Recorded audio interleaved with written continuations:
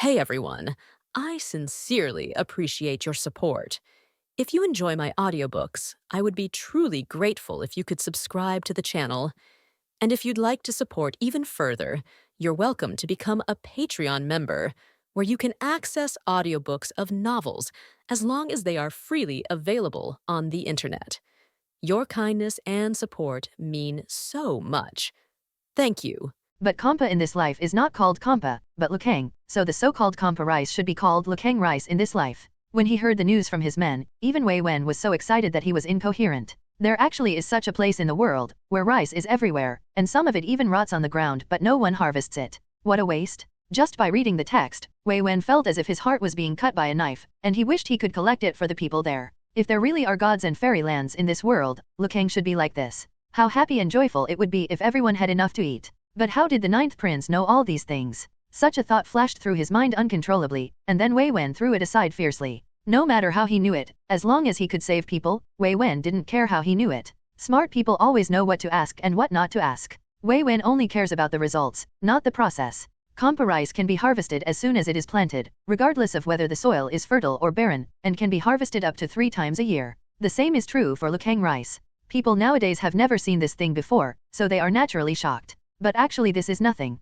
If Wei Wen were asked to go to South America in his previous life, it would be a real shock. In tropical areas such as South America, any seed you sow can grow, and there is edible food everywhere. The matter was of great importance, so Ye Shuo made a special trip to meet with his eldest cousin. He seldom mentioned his grandfather's family and visited them less than twice a year, so a visit after such a long time would not arouse suspicion. My eldest cousin is worthy of being the only hope of the whole family. He is really reliable in doing things and there will hardly be any mistakes in anything that goes through his hands. If it weren't for his adoptive father's suspicion, his achievements would have been far more than this. Thinking of this, Ye Shuo couldn't help but feel regretful. The conditions in ancient times were not as good as those of modern times. After several years of traveling back and forth, most of the first dozen people died on the road, and the rest have been replaced by 2 batches. Now there are only 5 or 6 old people left in the team. Hearing this, Ye Shuo couldn't help but fall silent. Then Ye Shuo took out a few silver notes from his purse and said, "Please distribute this money to their families." "No need." Wei Wen shook his head. "I have already given it to them before. Those who can take on such a job naturally don't come from very good families.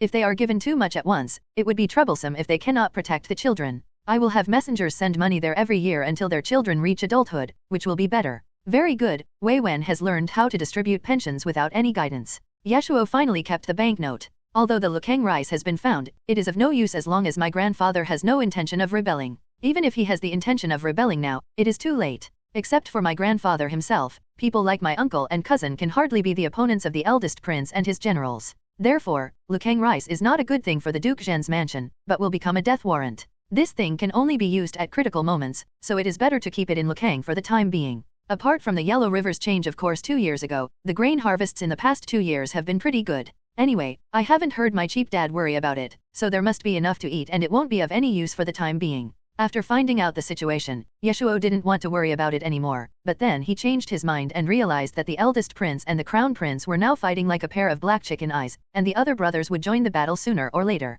It was true that when gods fight, mortals suffer. It would be fine if Ye Shuo didn't have the ability, but if he did, he would naturally think about taking precautions. It is not enough to just find a place. Ye Shuo is thinking about whether he can find a way to expand his power. It would be a waste if the rice in Lukang rots in Lukang. However, after hearing his words, Wei Wen shook his head. It is already extremely difficult to find Lukang. How easy is it to establish a force? This is no longer just a matter of whether those dozen people have the ability, it also requires a lot of financial support. Although the Duke of Zhen's mansion is rich, it is still very difficult to support such a team. The most important thing is that most of the money in the mansion is earned by grandma and aunts. Although grandma and aunts are unlikely to ask, how can't Wei Wen feel embarrassed to spend such a large amount of money every year? Ye Shuo laughed. "Now that we have food, are you still worried about not having money? The most important thing is that if those people can lay some foundations in Lu City, it will be a way out for them if they really reach the end of their rope." Yes, they do. Even if his mother has feelings for his adoptive father, they are not as deep as those for his grandparents. Ye Shuo couldn't bear to see his mother sad, so naturally he would go wherever his mother went.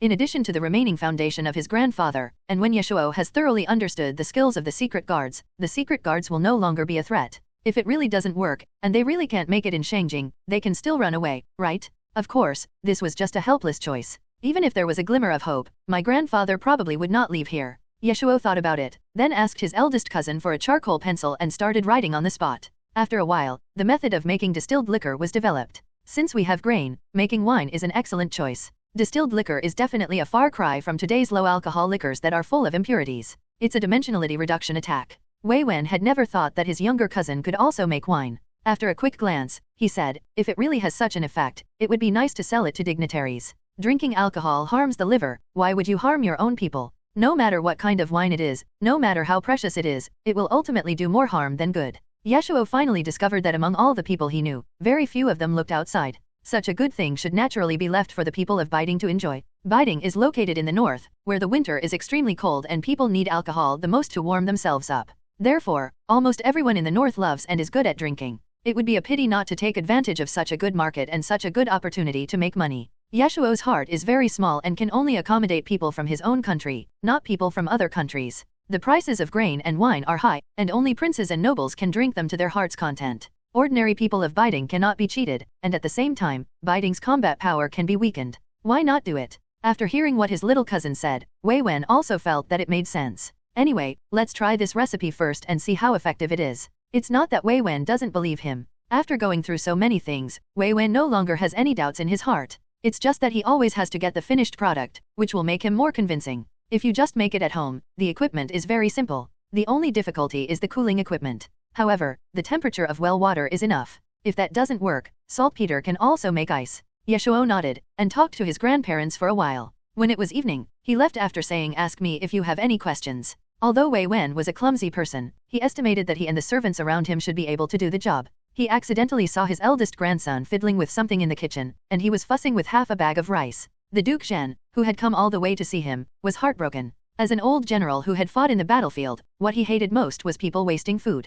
Doesn't he know how many soldiers could be saved by this small half bag of rice? If it weren't for the past, the Duke of Zhen would have taken action long ago. Half a month later, the rice had disappeared, and was replaced by a jar of wine. Is this what you have made these days? Wei Wen let the brewed wine settle for a few days and now felt that the time was about right. As a result, just as he opened the seal, he suddenly heard such a voice coming from behind him, and was immediately startled. Grandfather. Okay, stop talking so much, pour me a bowl and let me try it. The Duke of Zhen was not polite at all and sat down on the bench beside him. Wei Wen had no choice but to pour him a bowl. When the wine bowl was brought in front of him, the Duke of Zhen immediately smelled an extremely strong aroma of wine. The aroma of the wine was extremely mellow, and just by smelling it, he felt drunk. Looking at the wine soup again, it is not turbid in color, and there are not even many impurities. It is clear and transparent, just like well water. The Duke of Zhen immediately understood that this must be a good thing. No wonder the two people, one big and one small, are so troubled. The Duke of Zhen's mouth was watering and he picked up the bowl without hesitation. The wine first passed through the mouth, then the throat, and then the stomach. Wherever it went, it felt like fire. Almost instantly, sweat broke out on Duke Zhen's forehead.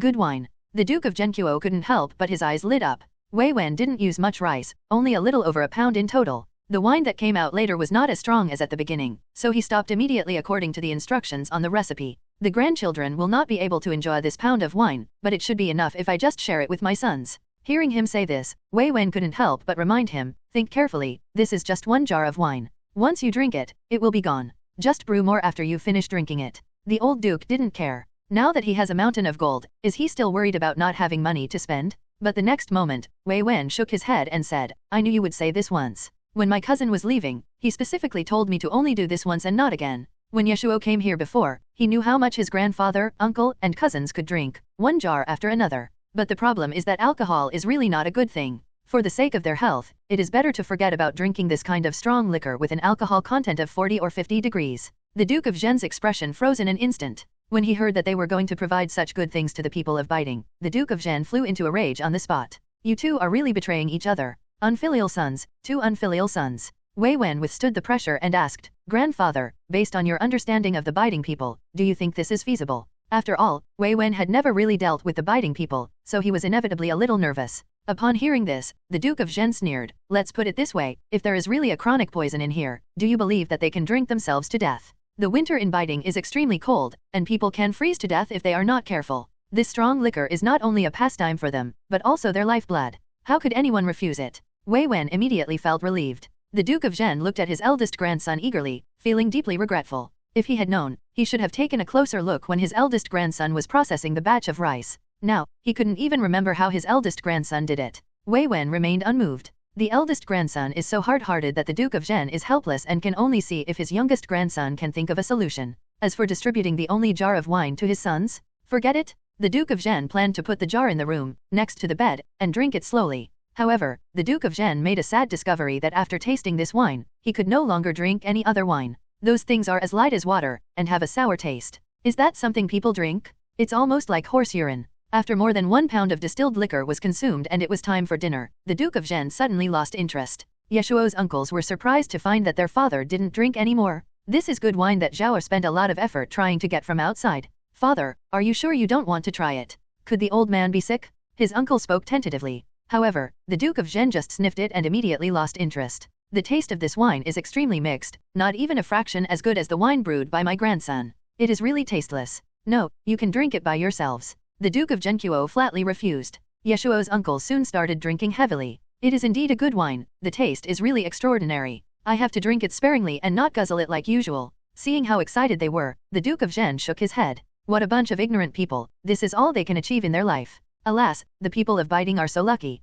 Gradually, the Duke of Zhen even quit drinking. About 5 months later, Wei Wen sent silver to Luking several times in advance. The dozen people set up stalls and produced a batch of finished products. Then a caravan set out from General Su and came to Luking, then bypassed the state of Chen and entered Biding with this batch of distilled liquor. Since it was being sold to the people of Biding, there was really no need to be polite. Ye Shuo just ripped them off, and the profit increased dozens of times. Even Wei Wen, a scholar who had little contact with the business in the mansion, had the urge to smack his lips in amazement. This is too dark. However, there is no way around it, the monopoly industry is so profitable. Not long after, the best distilled liquor brought by these merchants was brought to the Wolf King. Then, there was news that the 6th imperial concubine was pregnant. 9 months later, the 6th princess gave birth to a boy with great difficulty, and the 6th prince finally got his wish. Another year and a half passed, and the 6th prince's son, Ye Jin, finally learned to walk. It was an extremely sunny day. When Jian, who was already 8 years old, came back from the study room with Master Sen, she heard the sounds of creaking and creaking. Then there is a familiar hammock. The young man on the hammock has his eyes closed, his limbs are slender, and the corners of his lips are half-curled. The afternoon sun shines on his face, which is as beautiful as a painting. There was an uncontrollable flash of surprise in those sharp eyes. Then, the boy who looked like a god slowly opened his eyes. In an instant, the fog was thicker than before. Well, you're back. The boy who just woke up is not fully awake yet. The hoarseness mixed with the boy's unique clear voice creates a strange feeling, which makes people can't help but shudder, and even their hearts are trembling. The maid following behind Jian couldn't control herself and her cheeks flushed slightly. Ye Shuo leaned there, yawned lazily, and asked, "What homework did Master Sen assign today? Is it too much? If not, you can just help me write it." With a crack, something broke. Jian woke up immediately. Damn it! I was deceived by his face again. He does this every day, but I still get deceived every time. Why can't I learn my lesson? Why did God put this face on his head? Do your own things. Do your own homework. Jian, who is now 8 years old, is no longer as gullible as she was before. She deeply suspects that her brother did it on purpose and wanted to use this face to confuse her and achieve his ulterior motives. So, don't even think about it. Seeing her intense reaction, Ye Shuo did not force her. He sighed in his heart that his sister was not as cute as before, and said, "Then call Xing Yuchen into the palace and let Xing Yuchen help write it." Poor Xing Yuchen, he made one wrong step after another. Ever since he received the 5 taels of silver as a child, he has never lived a peaceful life. What's more, in the year when he became the top scorer in high school, Ye Shuo generously gave him a house, and Xing Yuchen couldn't even refuse. Over the years, the silver Xing Yuchen had saved had become a considerable sum. If he was discovered, according to the laws of the Great Zhou, beheading would be the least severe punishment. Perhaps the previous lesson was too painful. Xing Yuchen is now probably the most honest official in the entire Shangjing city, and he is now showing signs of PTSD. Xing Yuchen himself had good abilities and had made remarkable achievements in the 3 years he was in office, so he was soon transferred back by Emperor Jingguan. In addition, due to his honest and upright character, his career was naturally smooth sailing. Although Xing Yuchen may not be so willing to come back. "Brother, please spare Lord Xing." Ever since learning about this, Jian suddenly felt infinite sympathy for Lord Xing. He was a well-known genius before, and he won the top spot in the imperial examination. Now he is a 5th-rank official in Beijing, but he still cannot escape the fate of doing homework. We still have to give Lord Xing some face. Ye Shuo spread his hands, "Either he helps me write, or you help me write, you choose one. Then let Lord Xing write it for you." Jian has learned her lesson after being fooled twice. She now understands the essence of "it is better to let my friend die than to let me die." "Look, you, Hu." Ye Shuo wanted to say something, but he felt an itchy nose and sneezed as soon as he opened his mouth. "You deserve it? Who told you to sleep in the yard in May?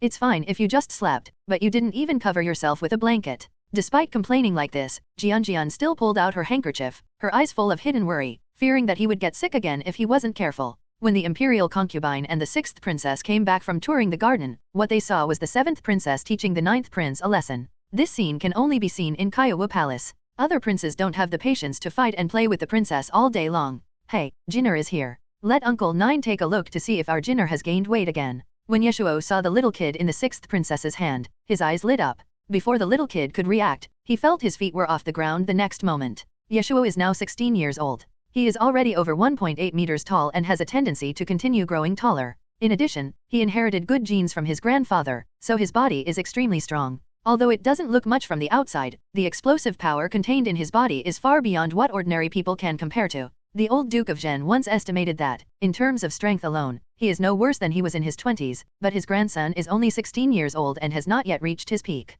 In this situation, it was naturally easy for Ye Shuo to lift a mere child. At first, the precocious little kid was still tense, but in the end he couldn't help it anymore and started to scream. The 6th princess was already used to all this. She was a little nervous when he did this for the first time, but after doing it many times she no longer thought it was a big deal. That's right. You're still so young, why do you always learn from your father? Keeping any emotions in your heart for a long time can easily harm your body, which is why some bad guys live longer. Because of Xiaoming, the child's health is not very good. If he becomes like his father again, it will be disastrous. Realizing that he was now so high from the ground, the little kid subconsciously hugged Ye Shuo's neck tightly. Ye Shuo couldn't help but burst out laughing. Let's go, Uncle 9 will take you to find your father. Looking at her brother-in-law with skillful movements and standard postures, the 6th princess couldn't help but sigh that if only her husband could be half as good as him, no, even 1/10 of him. It's not that the 6th prince is inconsiderate. After all, he is so smart, and the way he speaks and does things will not make people feel uncomfortable. If he were just a husband, the 6th princess would have no dissatisfaction. But his attitude towards his son was far less intimate than that of the 9th prince. Maybe it's because he is the only son and my husband has high hopes for him, so he is not as tolerant to his child as other fathers. In the entire Great Zhou, people like the 9th prince are actually a minority. The 6th imperial concubine subconsciously asked about her brother-in-law's marriage. Has Mother Rong arranged a marriage for my brother-in-law? Concubine Rong also wanted to do this, but the problem was that her son didn't have this idea at all, and the concubine was very worried now. But Shuo'er refused to give in, and there was nothing she could do. Maybe he hasn't met enough girls now. Maybe he will get the idea after he goes out and builds his own house. Ye Shuo has received too many preventive measures in recent years, so the imperial concubine's attitude has gradually softened. She is no longer as picky as before. Speaking of building a mansion, according to palace rules, he should have moved out as early as last year. But the imperial concubine was reluctant to do so, and the emperor was also reluctant to let him go, so the matter was postponed for another year. Regarding the 9th prince's residence, the Ministry of Internal Affairs spent nearly 700,000 taels of silver, the imperial concubine and the Duke of Zhen contributed 300,000 taels, and the emperor allocated 300,000 taels from his own private treasury, totaling 1.3 million taels of silver. Even in the capital city of Shangjing, where every inch of land is valuable, the area occupied by the 9th prince's residence is extremely impressive. Compared with the 6th prince's 200,000 taels, it is like heaven and earth. Even the eldest prince's mansion, plus the expansion after he was conferred the title of prince, cost less than 1 million taels in total. It is no exaggeration to call the 9th prince's mansion luxurious. Since the cost of building this mansion is so high, the workload is naturally much larger. 4 years have passed since Ye Shuo was 12 years old, and it is only now completed. This time, the imperial concubine and Emperor Jingguan really could not find any reason to keep their son. The 9th prince's palace was completed about a month ago. The Imperial Observatory gave a good date in June, so at most there were only about 10 days left. The imperial concubine couldn't help but sigh, feeling very reluctant. Of course, this was not what made her most angry. What made her most angry was that when this little bastard mentioned moving out of the palace, he was not sad at all. Instead, he was full of anticipation and looked impatient, which made the imperial concubine really want to give him a beating. He is such a heartless person. I gave birth to him in vain. The brother-in-law was really straightforward. He didn't even try to hide such a thing. The 6th princess found it both ridiculous and funny. The other side. Ye Shuo held the little kid in his arms easily, thinking to himself, these royal children are so easy to raise, each one is more obedient than the other. If it were an ordinary 1.5-year-old child, he would be so annoying when he makes trouble, but the children here are self-taught and are more well-behaved than babies. But behind this understanding, there is a price to pay. Ye Shuo couldn't help but ask, Jinner, Uncle 9 wants to ask you, have you listened to Uncle 9's advice recently and exercised more? The little kid had just started learning to speak, and right after that he started learning to recite poems. I really don't know what Xiaoming was thinking. The only consolation is that since Xiaoming discovered that exercise helps with having a baby, his physical fitness has finally improved. He changed his career late and the results were average, so the little Jinner had to start from childhood. The little bean nodded obediently. Yes, uncle. That'll do. It was too intense for him to bear right now. What Ye Shuo taught was nothing else but the second set of elementary school students' radio gymnastics. Young Eagle takes off. The little kid takes after his father, his hands and feet are uncoordinated, and the picture of him flapping his arms and legs like a duckling is so funny. But Ye Shuo didn't dare to laugh. Once he laughed, the little guy, who was just as concerned about his reputation as his father, would have to give up. Jinner is awesome. Ye Shuo was not stingy with his praise. The little boy's face quickly turned red. When Ye Shuo brought him to the gate of Qinzhen Palace, they had just caught up with the 6th prince and his men when they finished their business. I guess they are discussing some national affairs today, and a group of people will be gathered soon. The eldest prince, the 2nd prince, the crown prince, all the way to the 7th prince are all here. As for the 8th prince, he has not yet become powerful enough, so he is usually not included in meetings like this. Seeing Ziju coming over with the child from afar, the eldest prince and the crown prince, who had just been on the verge of a showdown, felt that the scene was weird. Why does he always like to deal with women and children? What kind of hobby is this? As for the 6th prince, he watched helplessly as his son, who looked so lovely when he was singled out, suddenly became much more mediocre in the contrast with his younger brother, and the corners of his mouth could not help but twitch slightly. Even though the princes don't care much about their appearance, they don't like to stand with their younger brother anymore. Due to the limitations of ancient conditions, there were very few tall people. But in terms of height, only the eldest prince could compete with Ye Shuo. In this case, how could others like him to get close? But God has always been fair. He gave him a good face and an excellent mother family, and he would make up for it in other ways. Thinking about what the emperor had just said, that Ziju would be leaving the palace soon, and that he would be assigned to the Ministry of Works and would only be given a nominal position, everyone subconsciously breathed a sigh of relief. It seems that the emperor is very sensible and what he said is true. Although he doted on Ziju, he also completely deprived him of the qualification to move forward. If you pamper someone but don't give him power, everything will be like a castle in the air or a bubble in the water, which will shatter at the slightest touch. Looking at it this way, the eldest prince and his companions suddenly felt that everything else was nothing, just some petty profits. Poor Ziju, he still doesn't know what he has lost. This child has never grown up carefully since he was young, and it's the same now. Since he was not a competitor, and Ziju himself was not annoying, the eldest prince and the others turned a blind eye and did not bother with him. Noticing the sympathy that flashed in the 5th prince's eyes, Ye Shuo was a little puzzled. What was going on? Ziju, since you are about to leave the palace, remember to come to Big Brother's house often. Before leaving, the eldest prince reached out and patted him on the shoulder to comfort him. Then came the 2nd prince. Even though he was the 2nd prince, he was not reluctant to show goodwill to people with whom he had no direct conflict of interest. Finally, there are the 4th prince and the 5th prince. As for the 7th prince, he was merely a vassal of the 5th prince and naturally had no right to sympathize with Ye Shuo. Ye Shuo couldn't free his hands because he was holding the child, and one of his shoulders was hurt by the patting. Looking at the backs of several people, Ye Shuo was confused. Then Ye Shuo looked at the 6th prince beside him. What's going on? The 6th prince was silent for a moment, then said, Go ask your father. Ye Shuo originally wanted to hand the child to him, but then he changed his mind and thought that since he had brought little Ye Jin here, he should go and pay his respects to his stepfather, so he said, Then you wait outside. I'll go in and ask father if he wants to come to Kaiwu Palace to have dinner with us tonight. What can the 6th prince do? He can only wait. Ye Shuo went in holding the child. Emperor Jingwen was writing something at that time. When he heard the announcement, he looked up subconsciously and saw his unmarried son taking care of the child. Emperor Jingwen felt a headache every time he saw this skillful posture. Ye Shuo first greeted his adopted father with the nervous little Ye Jin, then walked closer and asked, By the way, Dad, what did you just say to my eldest brother and the others? Why did they look at me like that just now? Emperor Jingwen sighed. When will the little bastard change his temper of saying whatever he wants? Stop being so blunt all the time. Some things should be treated as if they were not seen even if they were discovered. Although he thought so in his heart, Emperor Jingwen said, I just mentioned to your brothers that you left the palace to build a mansion. Oh my god, is he finally going to be free? He is not being ungrateful. After all, his mother and Jianjian are still in the palace. Filial piety and staying in the palace and with his mother every day are two completely different things. It is a very natural thing for people to grow up and then go out on their own. When animals grow up, they have to leave their mother's arms and go out on their own to explore the world. After so many years, Ye Shuo also wanted to breathe the air outside the palace.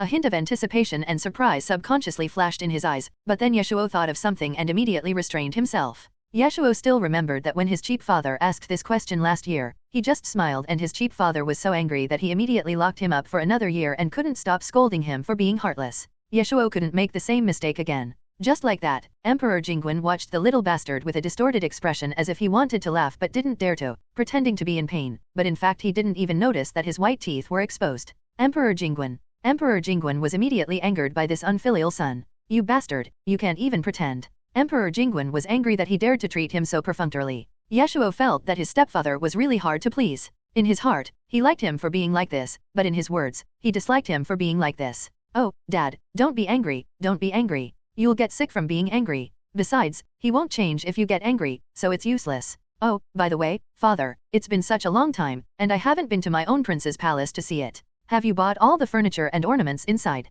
Speaking of which, his son is really something. He asked for leave twice before, saying that he wanted to go and see the progress of the construction of his mansion. If Emperor Jingwen had not been careful and asked the secret guards to follow him, he would have been fooled by him. What the hell did he do to go and check the progress of the construction? As soon as he stepped out of the imperial city gate, he disappeared in a flash and didn't come back until it was dark in the evening. From then on, this excuse was completely invalid for Emperor Jingwen. Compared to Ye Shuo, who was a hands-off boss, Emperor Jingwen, as an emperor, at least went to see him several times. Emperor Jingwen was not the kind of emperor who was lazy and ignorant. He naturally knew how serious the situation was in the imperial household department, where they deceived their superiors and bullied the weak. But that was human nature and he could not do anything about it, so Emperor Jingwen had to go there in person to alert them. Just because of the renovation of the 9th Prince's palace, the servants of the imperial household department had to deal with 2 batches of people, and finally stopped the servants from having the idea of massive corruption. Therefore, Ye Shuo's prince's mansion was built to be both large and luxurious, which was considered as compensation from Emperor Jingwen to him.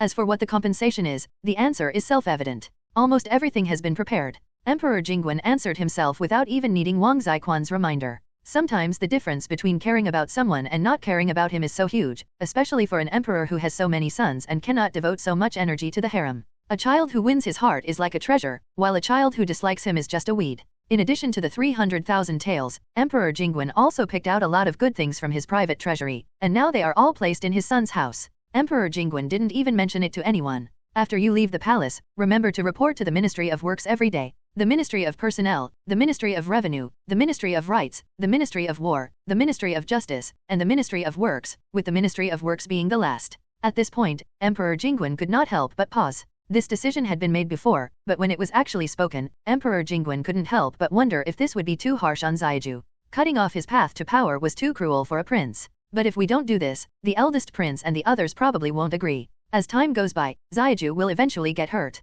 However, Ye Shuo's first reaction after hearing this was, isn't this completely liberating? You have to know that Xing Yuchen's father is now the Minister of Industry, the highest official in the entire Ministry of Industry. Knowing that Xing Yuchen is his companion, rounding it off, the Minister of Industry is also considered one of his own. Apart from anything else, there is no problem in helping to punch in and sign in. After all, Xing Yuchen has taken over the house. The 5 taels of silver given at the time was really a huge profit. Zhou Wu has now been promoted to the 5th rank of the Ministry of Works with her skills. She is below the Vice Minister of the Ministry of Works. Once the Vice Minister retires, she will be able to take over immediately. In this case, Ye Shuo can go if he wants to, or not go if he doesn't want to. Ye Shuo almost laughed out loud. Thank you for your consideration, father. This time, he even called out his father. For a moment, Emperor Jingwen suddenly didn't know what to say. His younger brother, the Prince of Jin, knew that he did not have the ability, so he gradually gave up the idea. But his own son, who was born not to love power, tried desperately to run away, as if power was more poisonous than poison. This was the first time that Emperor Jingwen had seen such a thing. In the past, Emperor Jingwen could say that it was because he was young and did not understand these things. But now that he is already 16 years old and is about to leave the palace to set up his own palace, this reason can no longer convince Emperor Jingwen. After a moment, Emperor Jingwen sighed. It's better this way. After all, there is a son with me who has nothing to do with imperial power, only the father-son relationship. Okay, I've finished speaking, you can go out first. Emperor Jingwen waved his hand. Ye Shuo was about to leave with little Ye Jin in his arms, and then he thought of something and asked casually, by the way, my 6th brother and the 6th royal concubine are here tonight. Dad, do you want to come back for dinner? Emperor Jingwen didn't think much about it and nodded casually. After so many years, he has almost gotten used to it. When Ye Shuo walked out of the gate of the Qinzhen Palace, the 6th prince's feet were sore and painful. The 6th prince was already very tired after standing for a whole afternoon, and he didn't expect that he would have to wait again. He was even more tired. Seeing this, Ye Shuo could only say, you deserve it. You said you were not feeling well, why don't you just ask eunuch Wang to move a chair for you? The 6th prince really wanted to beat up this brother who was ignorant of the sufferings of the world. Now, like the eldest prince, the more he looked at his younger brother, the angrier he became. If the prince doesn't sit down, how can we sit down first? Ye Shuo, then tell the prince. If you can't save face, just tell the prince. The prince won't be unwilling to cooperate with such a small matter. Ye Shuo has always wondered what the purpose of their mouths is. Is there any problem that cannot be solved through communication? The 6th prince was stuck. No matter what, he couldn't say it. No wonder Ye Shuo felt that most of the time they were just asking for trouble. And the same goes for Jin'er. He's still so young. Don't push him all the time. The sixth prince was powerless to do anything about this matter. He knew that his son was weak and only learned to walk at the age of 1.5. But the sixth prince could not do anything. He only had this one son, and he could not have as many sons as the eldest prince and the crown prince. This was the only way he could do it. His son must be smarter than all the other imperial grandchildren so that he won't fall behind. Fortunately, even though the sixth prince was anxious, he did not go too extreme and always controlled the situation carefully. However, little Ye seemed to have sensed his father's expectations and learned self-discipline without any instruction. Ye Shuo wanted to persuade him, but didn't know how. The two looked at each other in silence and walked along the way. In a blink of an eye, more than 10 days passed, and Ye Shuo finally waited for the day to leave the palace. The imperial concubine felt a pang in her heart, and she wanted to cry, but when she heard her son laughing so loudly, the imperial concubine thought for several times and really couldn't cry. All the sadness in her heart turned into anger, and the imperial concubine almost took action. When Emperor Jingwen arrived, Ye Shuo immediately stopped acting rashly. I have already performed 99 bows, and this one shutter is all that's left. I can't let anything go wrong. However, Emperor Jingwen felt unhappy when he saw his grown-up son. Emperor Jingwen is now old, and he would recall the past from time to time. I still remember that when I first saw the little bastard, he was only that big, staggering and unable to walk steadily. But now, more than 10 years have passed in the blink of an eye, and he has grown taller than me. A complex emotion flashed across his eyes, and Emperor Jingwen couldn't help but give him a lot of instructions.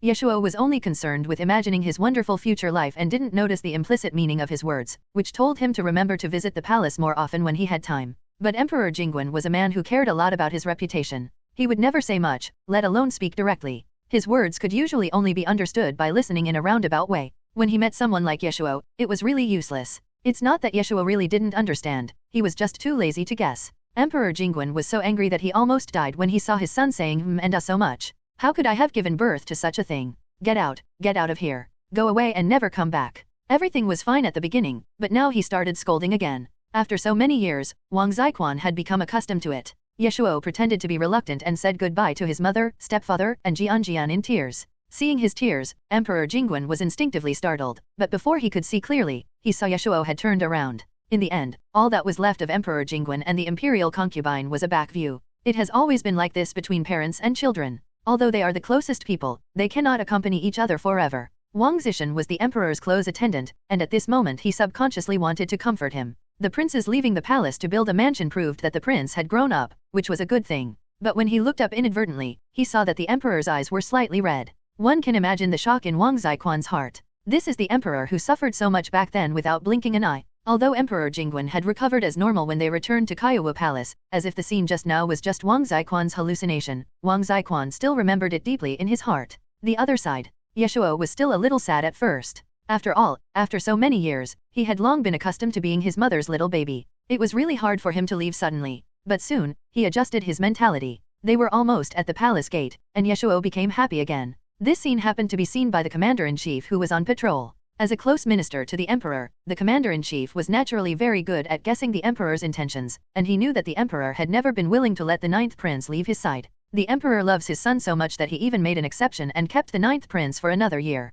However, the ninth prince did not seem to share the emperor's wishes. Looking at the overjoyed ninth prince, the commander-in-chief was silent for a moment, hesitating whether to report the matter to the emperor. Finally, the commander-in-chief sighed and decided to let it go so as not to add more trouble to the emperor. Having no idea what the commander-in-chief was thinking, Ye Shuo habitually greeted him when he passed by. Thank you for your hard work, commander-in-chief. Come on, commander. Although he didn't know what the so-called come on meant, the commander-in-chief could guess it from the ninth prince's performance. For some reason, the commander-in-chief suddenly felt a subtle sense of blockage in his heart. Before he could lead others to pay their respects, only the back of the ninth prince was left. When Ye Shuo walked out of the gate of the imperial city, he felt like a fish entering water, and he became a completely different person. Seeing him walking towards the small stalls in front of the imperial city, Xiao Lizi subconsciously asked, Your Highness, didn't you say you were going to the prince's palace? Why did it stop now? Why are you in such a hurry so early in the morning? Ye Shuo also asked for a bowl of noodle tea for Xiao Lizi, and while cleaning the chopsticks carefully, he said, That house won't run away again.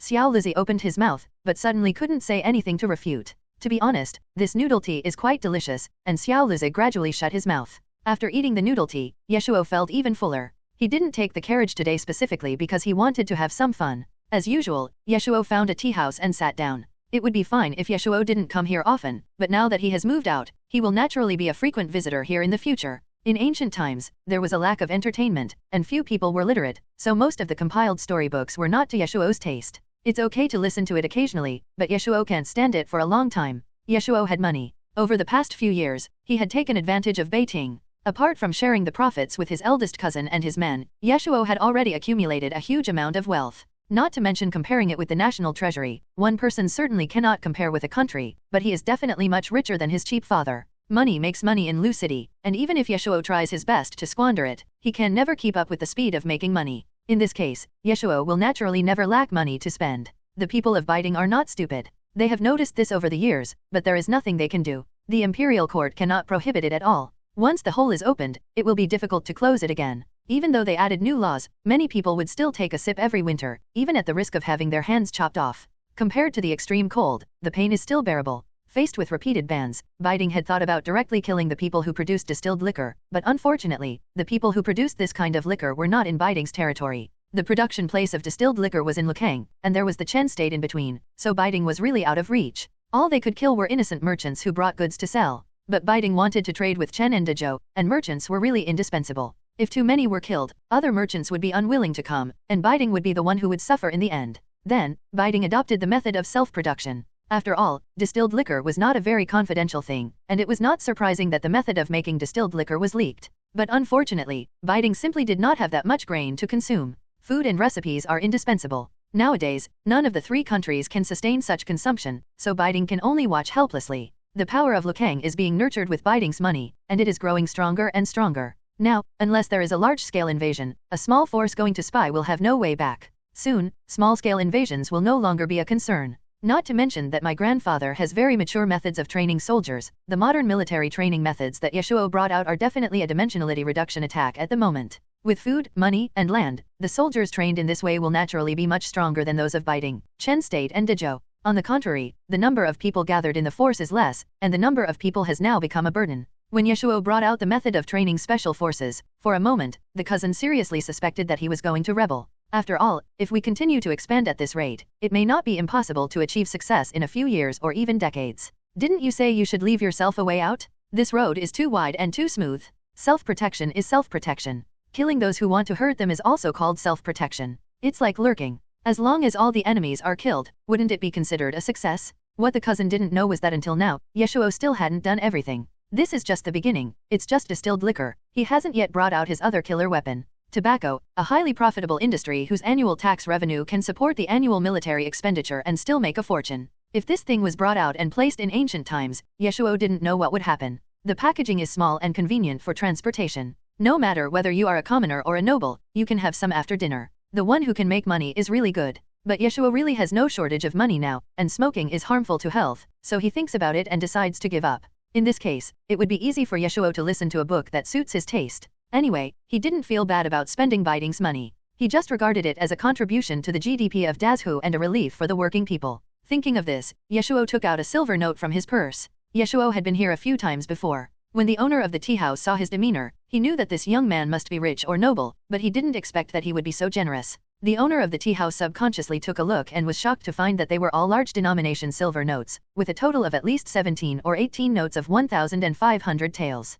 The smallest denomination among them was the 100 taels note in his hand. The shopkeeper almost bent over to take it. Ye Shuo didn't say much, just said, "Find a few people who are good at writing stories. I've been bored lately, I want to ask them to write a few books for me." Ye Shuo was too lazy to follow the crowd, so he planned to spend money to get a customized version. Since it is custom-made, Ye Shuo will definitely make it according to his own taste. As the saying goes, a man of courage will always be rewarded with a large sum of money. Moreover, the storybooks themselves are meant to entertain the public. It doesn't matter who you write for. 20 taels per copy. 4 copies first. If you can satisfy me, the remaining 20 taels will be your reward. Judging from the shopkeeper's attitude, he must be sensible and would not dare to default on his debt. Therefore, Ye Shuo did not hesitate and gave him the 100 taels of silver without even getting a written agreement. This money is so easy to make. The tea house owner accepted it happily without much hesitation. Xiao Lizzie on the side wanted to stop it, but it was too late. Oh my god, His Highness, is he crazy? He had only been out of the palace for half an hour, and 100 taels of silver, which is almost 40% of his monthly allowance, had already been spent.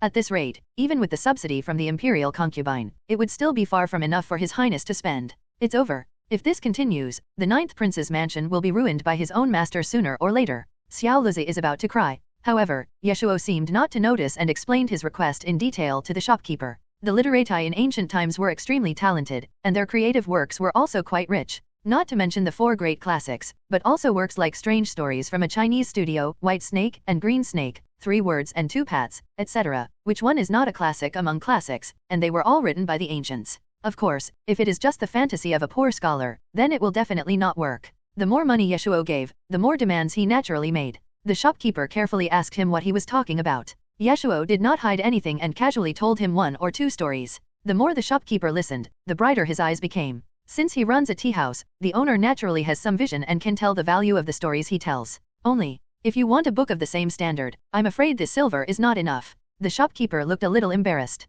Xiao Luzi was a little shocked when he heard this. 20 taels of silver was enough for an ordinary family to use for a year, so how come it couldn't buy a book? Back then, he was sold to the palace by his parents for only 6 taels of silver. 20 taels is enough to buy 3 of himself and he still has plenty? This shopkeeper, is he trying to trick his highness because he is young? However, Ye Shuo knew that classics are priceless. If someone could really write a classic like Strange Stories from a Chinese studio, its value would certainly not be measured by mere money. Therefore, Ye Shuo felt that the shopkeeper's request was very reasonable. If it is written according to my requirements, it would be this price. If it can really be compared with the ones I just mentioned, it will naturally be a different price. Since the other party is willing to take this job, he must be in financial difficulty at home. The only thing Ye Shuo can give is financial compensation. The shopkeeper was naturally delighted to see that the young man was so reasonable. Since this gentleman is so generous, I won't be stingy. Here is a pot of tea for you. Please enjoy it slowly. The shopkeeper was happy, but Ye Shuo's remarks, which seemed like he was being taken advantage of, made Xiao Luzi extremely agitated. You see, this is the benefit of learning and knowledge. As long as you read more, money is just a trivial benefit. The 9th prince himself does not like reading, but he always encourages people around him to read. After Xiao Luzi calmed down, he could no longer hold back and asked, Your Highness. In this case, then you see, I can. Xiao Luzi admitted that he was moved. As long as he could write it, Ye Shuo would certainly not object. After coming out of the tea house in the afternoon, Ye Shuo went to the most famous opera troupe in Shangjing City. Seeing that there were no seats left, he directly booked a whole theater. He was half lying on a recliner, swaying, feeling very comfortable. Before leaving, Ye Shuo repeated his previous action, spending money. Although Ye Shuo has not listened to all the songs that are popular nowadays and those that were popular many years ago, since he has come out, he will definitely listen to all of them sooner or later. If we don't let them create songs early, what if he gets tired of listening to them and can't catch up? How can that work? In the evening, when they went to Ziwixingla for dinner, Ye Shuo still did the same old thing. Spend money and ask the chef here to research new recipes. Dim sum, snacks, cold dishes, hot dishes, meat, or vegetarian are all fine. Ye Shuo just wants to try something he has never tried before.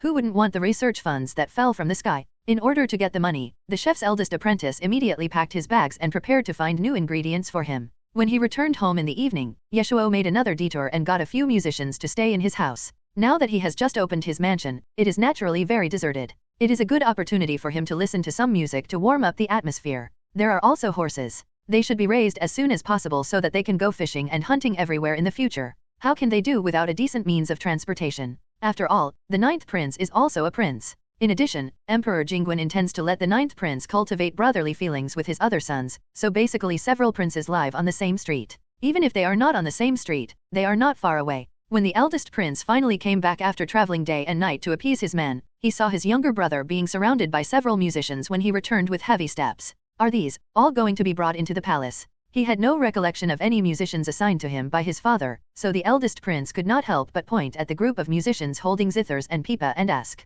Ye Shuo nodded, as if it was a matter of course. Of course. There are no mobile phones or speakers these days. If you want to listen to some music, don't you have to rely on manual labor? The eldest prince paused and said, 9th brother, as princes, you and I should set an example for the people and not be so arrogant and extravagant. This sentence always sounds familiar. Ye Shuo pondered for a moment, then turned his head and said in confusion, Brother, are you jealous? Thinking back to the time when my stepfather and the prince were just like this, they were exactly the same. Huh? Am I jealous of you, my 9th brother? The eldest prince retorted almost instantly. He, a prince, commands a large army, while Zaiju is just an oligarch prince. So there is nothing to be jealous of. Ye Shuo couldn't help but raise his eyebrows when he heard that. That look made the eldest prince feel uncomfortable. Forget it, let's not talk about this. Ye Shuo was worried about not being able to find a good horse, and now a good horse is delivered to his door. Brother, do you have any extra horses?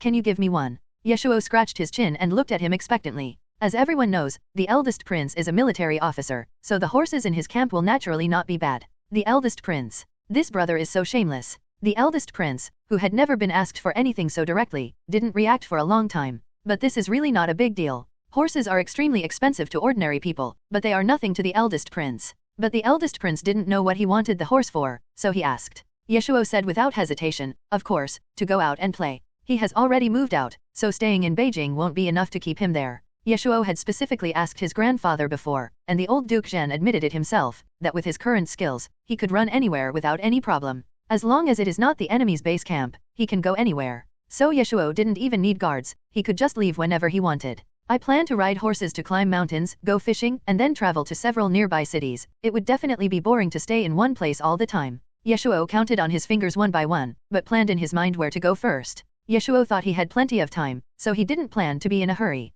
He would stop and go as he pleased, staying in an inn for 10 days or half a month in each place he arrived at. If the local scenery was good and the people were friendly, then staying there for a year or two would not be a problem. At this rate, he would be able to travel to all the famous cities in the Great Zhou within 10 years. This is the kind of life Ye Shuo has always wanted to live. The eldest prince was very worried when he heard this. How could he be so relaxed when he was also a prince? Didn't the emperor assign you a job? Even if it was an honorary position, it didn't matter whether you went or not. Generally speaking, everyone would go. Otherwise, if there was a commotion during court, it would be embarrassing. Then the eldest prince suddenly remembered that his younger brother was very shameless. Of course I have my own way. Ye Shuo cleared his throat and then blinked. To tell you the truth, brother, my study partner is Xing Yuchen. Do you know him? His father is the current Minister of Industry, so there is no need to investigate this matter. If you ask more, you will know. There is no point in Ye Shuo hiding it, so it is better to say it directly. The eldest prince. The eldest prince's eyes changed again and again. This should be the first time he saw his younger brother take the initiative to confess his power.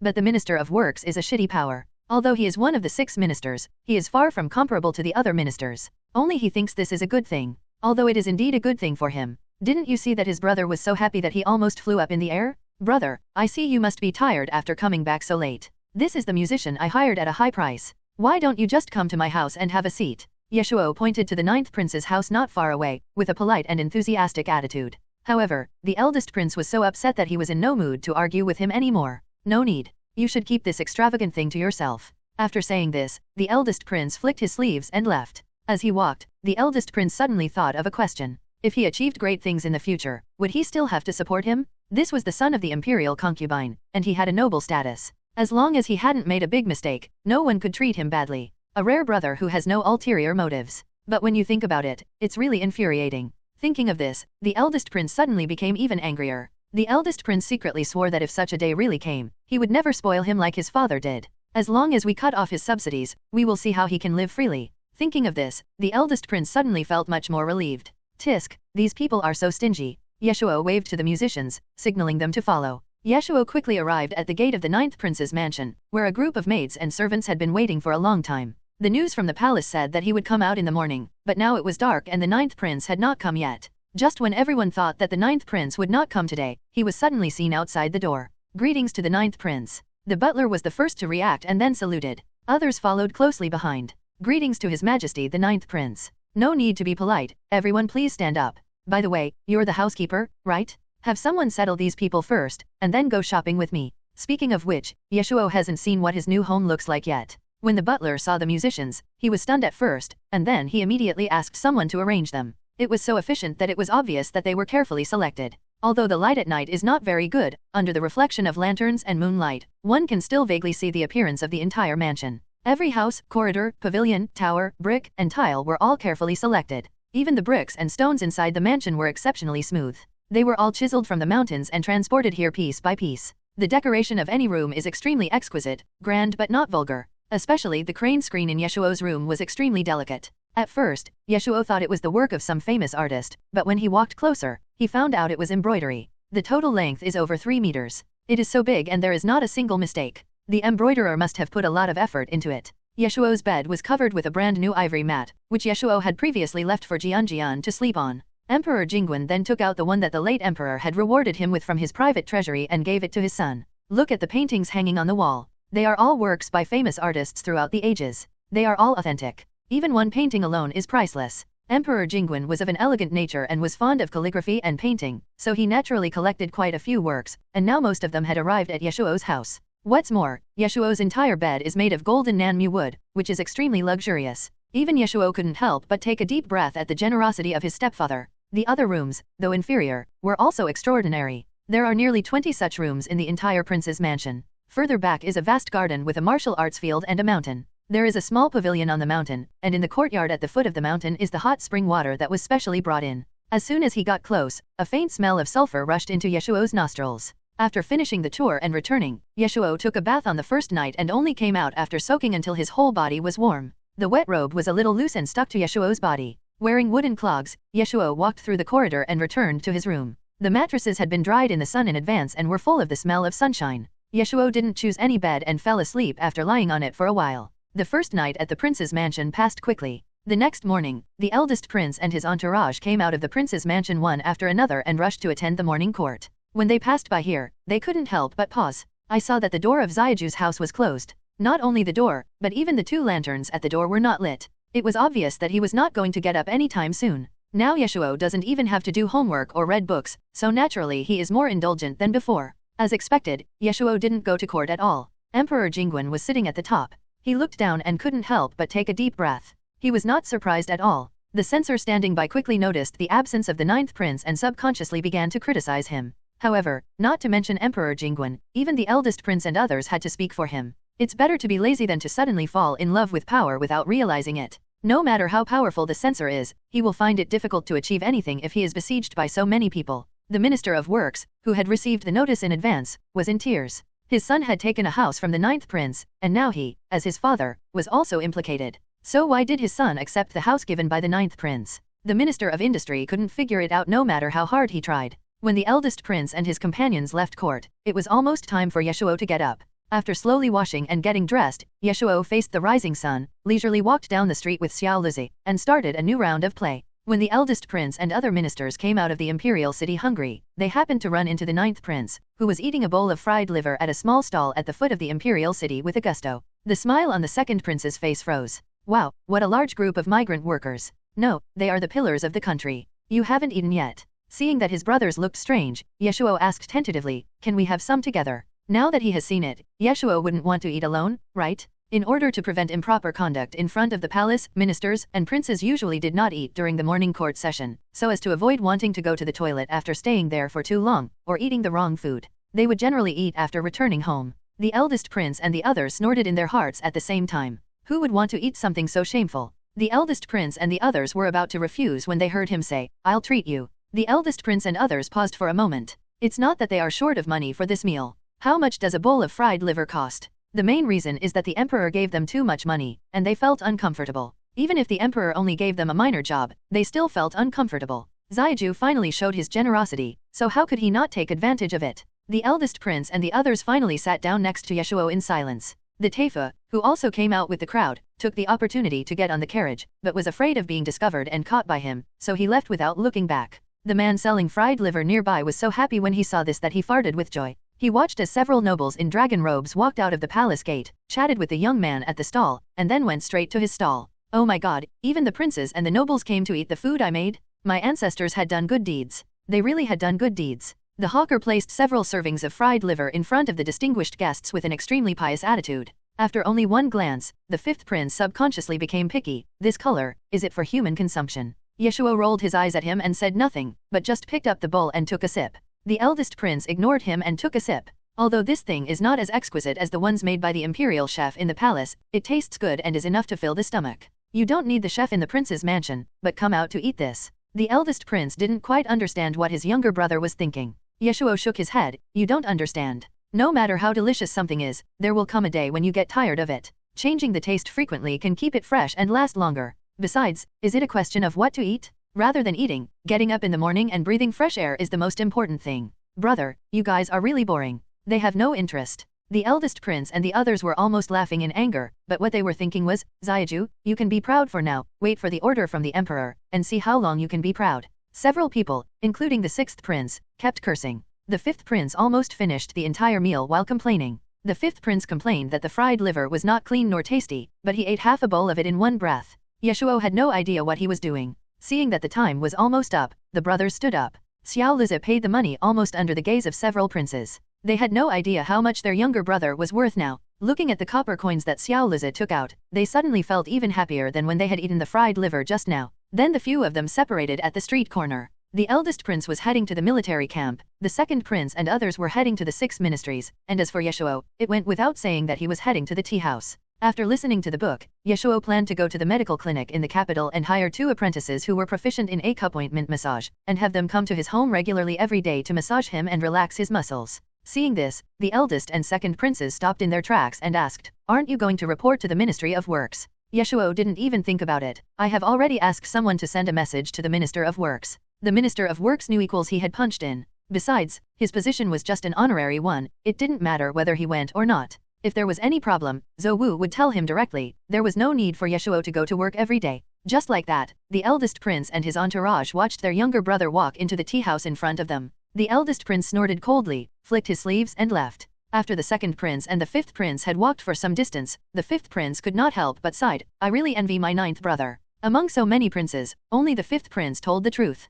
The second prince paused and said, "What is there to envy? Everything he has now is nothing but flowers in the mirror and the moon in the water. Sooner or later, he will pay the price for his temporary enjoyment." Ah, will he really pay the price? Looking at Ziju's personality, and with the imperial concubine and the Duke of Zhen behind him, it doesn't seem like he will pay a price. The fifth prince wanted to say more. "Second brother." "Second prince, shut up." "Oh, the other side." Just like yesterday, Ye Shuo ate and drank his fill today, then went home in the dark. With money paving the way, the tea house owner is very efficient. Of course, it may also be that there are more poor intellectuals. This afternoon, the tea house owner handed him a stack of bills. "If I finish writing everything and show it to him, and if he is not satisfied, the article will be discarded. It is better to let those people write the beginning first. If the boy is satisfied, then let them continue writing. If not, then forget it." In this way, Ye Shuo actually discovered several articles with great potential. It certainly can't be compared with the classics, but it's also quite interesting. This, and this. Tell them to hurry up and write. If they write well and quickly, they will be rewarded handsomely.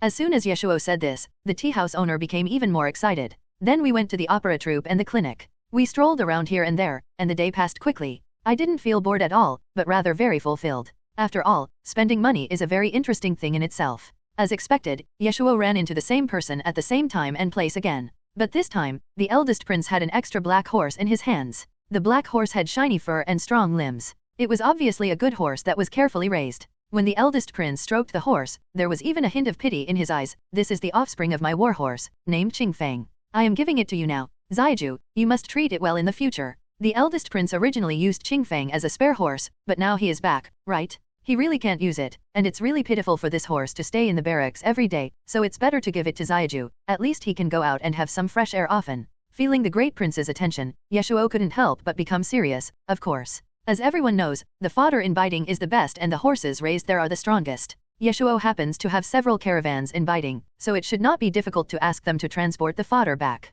So Ye Shuo asked, "Does your horse eat the grass in Baiting?" The eldest prince was stunned for a moment. After realizing what he meant, the eldest prince couldn't help but sweat. That's not necessary. Although the eldest prince had been taken care of carefully before, it was not to this extent. How much money would it cost to feed it with grass from Baiting every day? However, for Ye Shuo, money was really nothing. Besides, the caravan was his own, so the cost alone was much less. How much money would it cost to cut some grass in Baiting's fields? "Don't worry, brother. I know what's going on." The eldest prince suddenly began to sympathize with the imperial concubine, the Duke of Zhen's mansion, and his father. How much money does one have to put in to support such a wasteful thing? Just at this moment, Ye Yan and his brothers, who had just finished their homework, heard a noise outside. When the servant said it was the ninth prince, Ye Yan and his brothers rushed out without much hesitation. It just so happened that Ye Shuo had just got a new horse and was worried about where to go. When he saw them, he asked casually, "I'm going to the enclosure to hunt tomorrow. Do you want to come?" Knowing that his cheap father doesn't like entertainment, he hasn't been to the enclosure for 2 or 3 years, and the other princes are the same. Now the various free-range animals in the royal hunting grounds are giving birth one after another, and the grass is almost eaten bald. Every year, guards have to be sent to clean up a batch to maintain balance. Ye Shuo thought, since he is idle anyway, why not let himself help digest it? Otherwise it will be in vain to spend so much money on maintenance every year. Ye Yan and the others were excited and subconsciously wanted to agree, but when he looked up, he saw his father's eyes. Ye Yan and others suddenly woke up. They forgot that they have to report to the study room tomorrow. The study room only gives a few days of leave a year, New Year, birthday, and Tianchang festival, and that's it. No leave is allowed at other times without special circumstances. However, these are not a big deal in Ye Shuo's eyes. I'll ask someone to tell Lord Zhen tomorrow. Ye Yan and the others looked at their father expectantly. The eldest prince did not hesitate and shook his head decisively, saying, "Don't even think about it." Then the eldest prince looked at his younger brother and warned him, "Don't lead Yanner and the others astray." "Okay then." Ye Shuo shrugged his shoulders, gave them a helpless look, then took King Feng's hand and went back home. Ye Yan and his brothers were almost crying. Ye Shuo kept his word and rode his horse to the royal hunting ground on the outskirts of the city the next day. It is called a hunting ground, but it is actually very large. You can't even see the end of it at a glance. Not many people hunt in this hunting ground, so naturally no one wants the hunting dogs that are raised all year round. Ye Shuo was very interested in the group of hunting dogs, especially those fine dogs with long limbs and bright eyes. It was obvious that they were good hunters. Ye Shuo waved at them. The hounds were slow to react at first, but after being reminded by the trainer, they came over with their tails wagging. Adult dogs have already recognized their trainers as their masters after a long time, which is probably enough, but the puppies are just born now, so Ye Shuo had an idea and decided to raise a few of them at home. The house is indeed a little quieter now. The trainer naturally would not refuse. He was already worried because this group of hunting dogs gave birth to another litter 2 months ago, and all the dogs that could be donated from nearby areas had been sent here. If no one wanted this litter, they would have to be given to the nearby villagers. After all, following the villagers is not as good as following the princes and nobles to enjoy life. If possible, the animal trainer would like to let them live a wealthy life.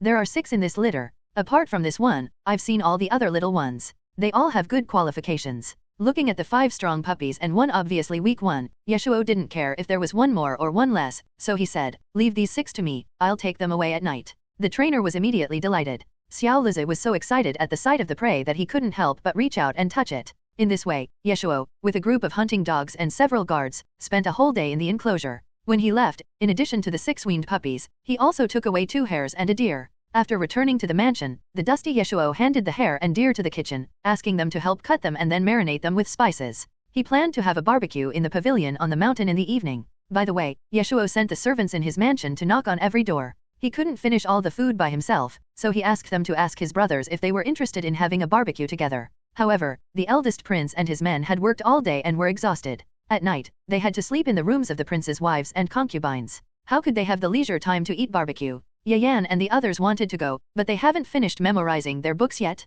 When Ye Shuo came out of the hot spring wearing a robe, he heard the news that he was rejected. Forget it, if they don't want to eat it, just eat it yourself. So Ye Shuo brought musicians and a few storybooks with him. They listened to the music, read the storybooks, and grilled meat at the same time. After a short while, the deer legs on the grill were sizzling and oozing with oil. Although the mountain behind the 9th prince's mansion is not very high, only about 100 meters, it is high enough for people around to see clearly. Especially the hanging lanterns swaying in the wind and the distant sound of the piano made the 6th prince's hand that was turning the pages of the book suddenly pause, and the 6th prince almost opened his mouth with gritted teeth. "Someone, close the window." The 6th prince was fine, but the people in the 1st prince's mansion, which was the closest to the palace, were suffering. The barbecue itself is not attractive, what is attractive is the leisurely feeling. Smelling the aroma of meat wafting in the air, Ye Yan and the others were drooling in their dreams that night. Ye Shuo did what he said, and now he is like a bird out of a cage, wandering and flying everywhere. But human nature is inherently mean. The more he behaved like this, the more the eldest prince and the others wanted to know what he did every day, and then they could not help but ask him about it.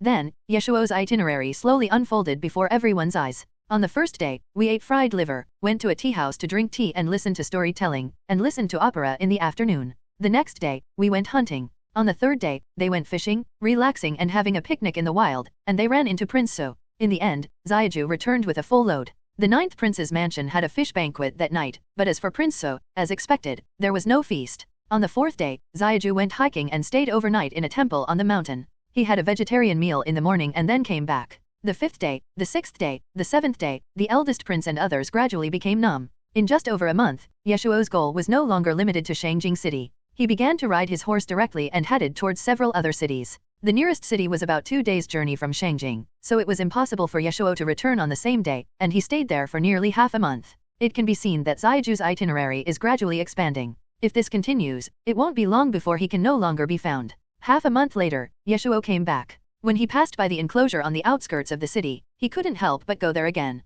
This time, he gained more than just the 6 puppies. What Ye Shuo didn't expect was that he actually encountered a little tiger that had albinism, was abandoned in the wild, and was now dying. This tiger is about the same size as a 3-month-old puppy. Ye Shuo thought about it, and finally picked it up and took it back. It's not that he felt pity or anything, it's mainly because this thing looked so cute that he really couldn't help himself. At worst, we can wait until it grows up and send it back to the wild. It is illegal to keep this thing in modern times, but nowadays, you can do whatever you want with it. After Ye Shuo returned home, he specifically asked the kitchen for goat milk. It took him a lot of effort to feed the goat milk to the little white tiger. The arrival of the little tiger made Ye Yan and others unable to sit still anymore. They stopped reciting books, and the first thing they did after school every day was to come and see this little thing. In addition to the little tiger, there were also 6 puppies, barbecued meat and fish to eat, and hot springs to soak in. Oh my god, is this a fairyland? The eldest prince almost watched helplessly as his sons, who he had high hopes for, became less hardworking than before. This is simply outrageous. The eldest prince eventually had an unprecedentedly violent quarrel with Ye Yan and his brothers.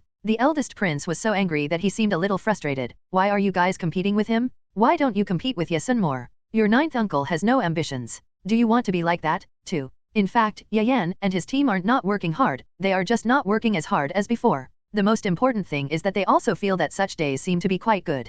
Thinking of this, Ye Yan said, but, I don't have to do anything. I just need to go out and play every day. It's really happy. As for Ye Yan's 3 younger brothers, they couldn't help nodding when they heard this. When the eldest prince heard this, his eyes went dark. It's over. My sons have been led astray by Zhou. After sending Ye Yan and the others to the study room to kneel as punishment, the eldest prince took a deep breath and decided that he could not go on like this. Coincidentally, other people thought so too. Zhou has only been here for a few days, and their house is already in turmoil. On the other side, in the first 5 days, Emperor Jingwen was able to keep his composure and resisted the urge to check what his son was doing. On the 10th day, Emperor Jingwen began to frown. On the 15th day, Emperor Jingwen finally couldn't help it and started cursing. Ignorant wolf? I really raised an ungrateful wolf. It's quite blatant. I am still healthy, but he is like this. Wang Ziquan, tell me, can I still count on him in the future? Wang Ziquan didn't dare to speak, thinking, Your Majesty, you can't count on the 9th prince anyway. In the end, Emperor Jingwen failed to fulfill the promise he had made in his heart.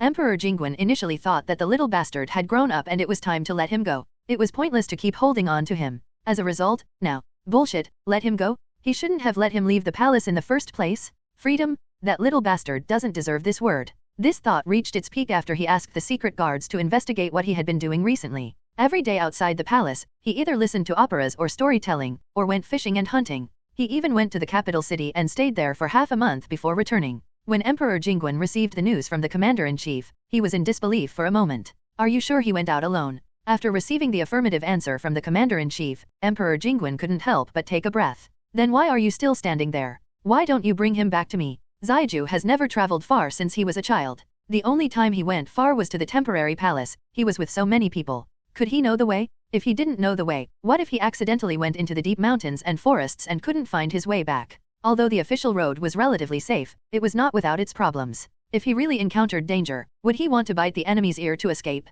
He had grown up so much, why was he still so ignorant? Emperor Jingwen was almost furious. However, it was too late for the commander-in-chief to chase him. Qing Feng was the eldest prince's precious warhorse. How could ordinary horses catch up with him when he really ran? By the evening of the 3rd day, Emperor Jingwen received news that his son was staying at an inn in Yuancheng near Shangjing. And the following half-month, when he spent lavishly in Yuancheng. If Emperor Jingwen didn't realize that the little bastard was enjoying himself here, then his reign would have been in vain. It seems that after the little bastard was left alone outside, he had completely forgotten about his father, the emperor, and his mother. He doesn't want to come back at all. Emperor Jingwen waited, and finally Ye Shuo came back. He thought that he would finally come back to the palace this time, right? As a result, a little tiger cub once again held him back. Just when Emperor Jingwen was planning to capture him regardless of the consequences, the eldest prince, the 2nd prince and the 4th prince, who had children and whose children were old enough to remember, came almost together. What's more, Prince So and Prince Jin were also among them. How could Prince So not come? There were only so many good places for fishing in the suburbs of Beijing, and he and his nephew would bump into them almost every time.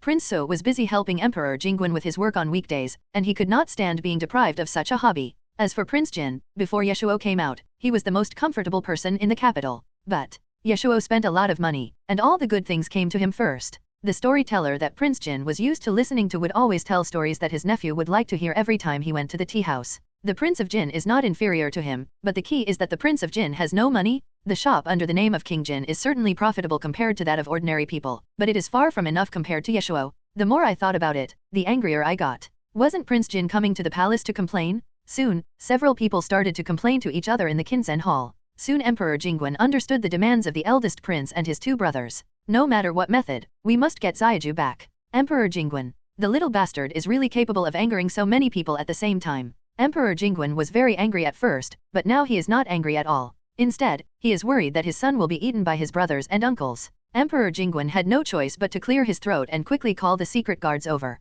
About an incense stick later, Ye Shuo was lying comfortably on a recliner, enjoying the apprentice's massage service while stroking his little white tiger and listening to songs. When he saw his chief master Wu Yi, Ye Shuo was stunned. Why is he here? What happened? Before Ye Shuo could react, Wu Yi spoke, "Your Highness, I am sorry for your wrongdoing." Then, Ye Shuo was taken back to the palace. Wow! Ye Shuo and Wu Yi exchanged 2 moves, and Ye Shuo was controlled by Wu Yi. Although Ye Shuo didn't use his full strength, it was obvious that Wu Yi didn't do that either, so there was still a certain gap between the two. It hurts, master, please spare my life." The captured Ye Shuo felt a sharp pain in his shoulder and couldn't help but scream. Wu Yi was stunned for a moment and subconsciously let go. "Your Highness, the Emperor has ordered that you please follow me." Ye Shuo had no choice but to be forced to obey. Along the way, Ye Shuo tried to find out what had happened. Suddenly, his chief father called him back and sent his chief master over. But Wu Yi was a secret guard after all, and he kept his mouth shut. He didn't reveal any information at all. Ye Shuo had no choice but to give up. Ye Shuo thought that he had behaved well recently and had not committed any crime.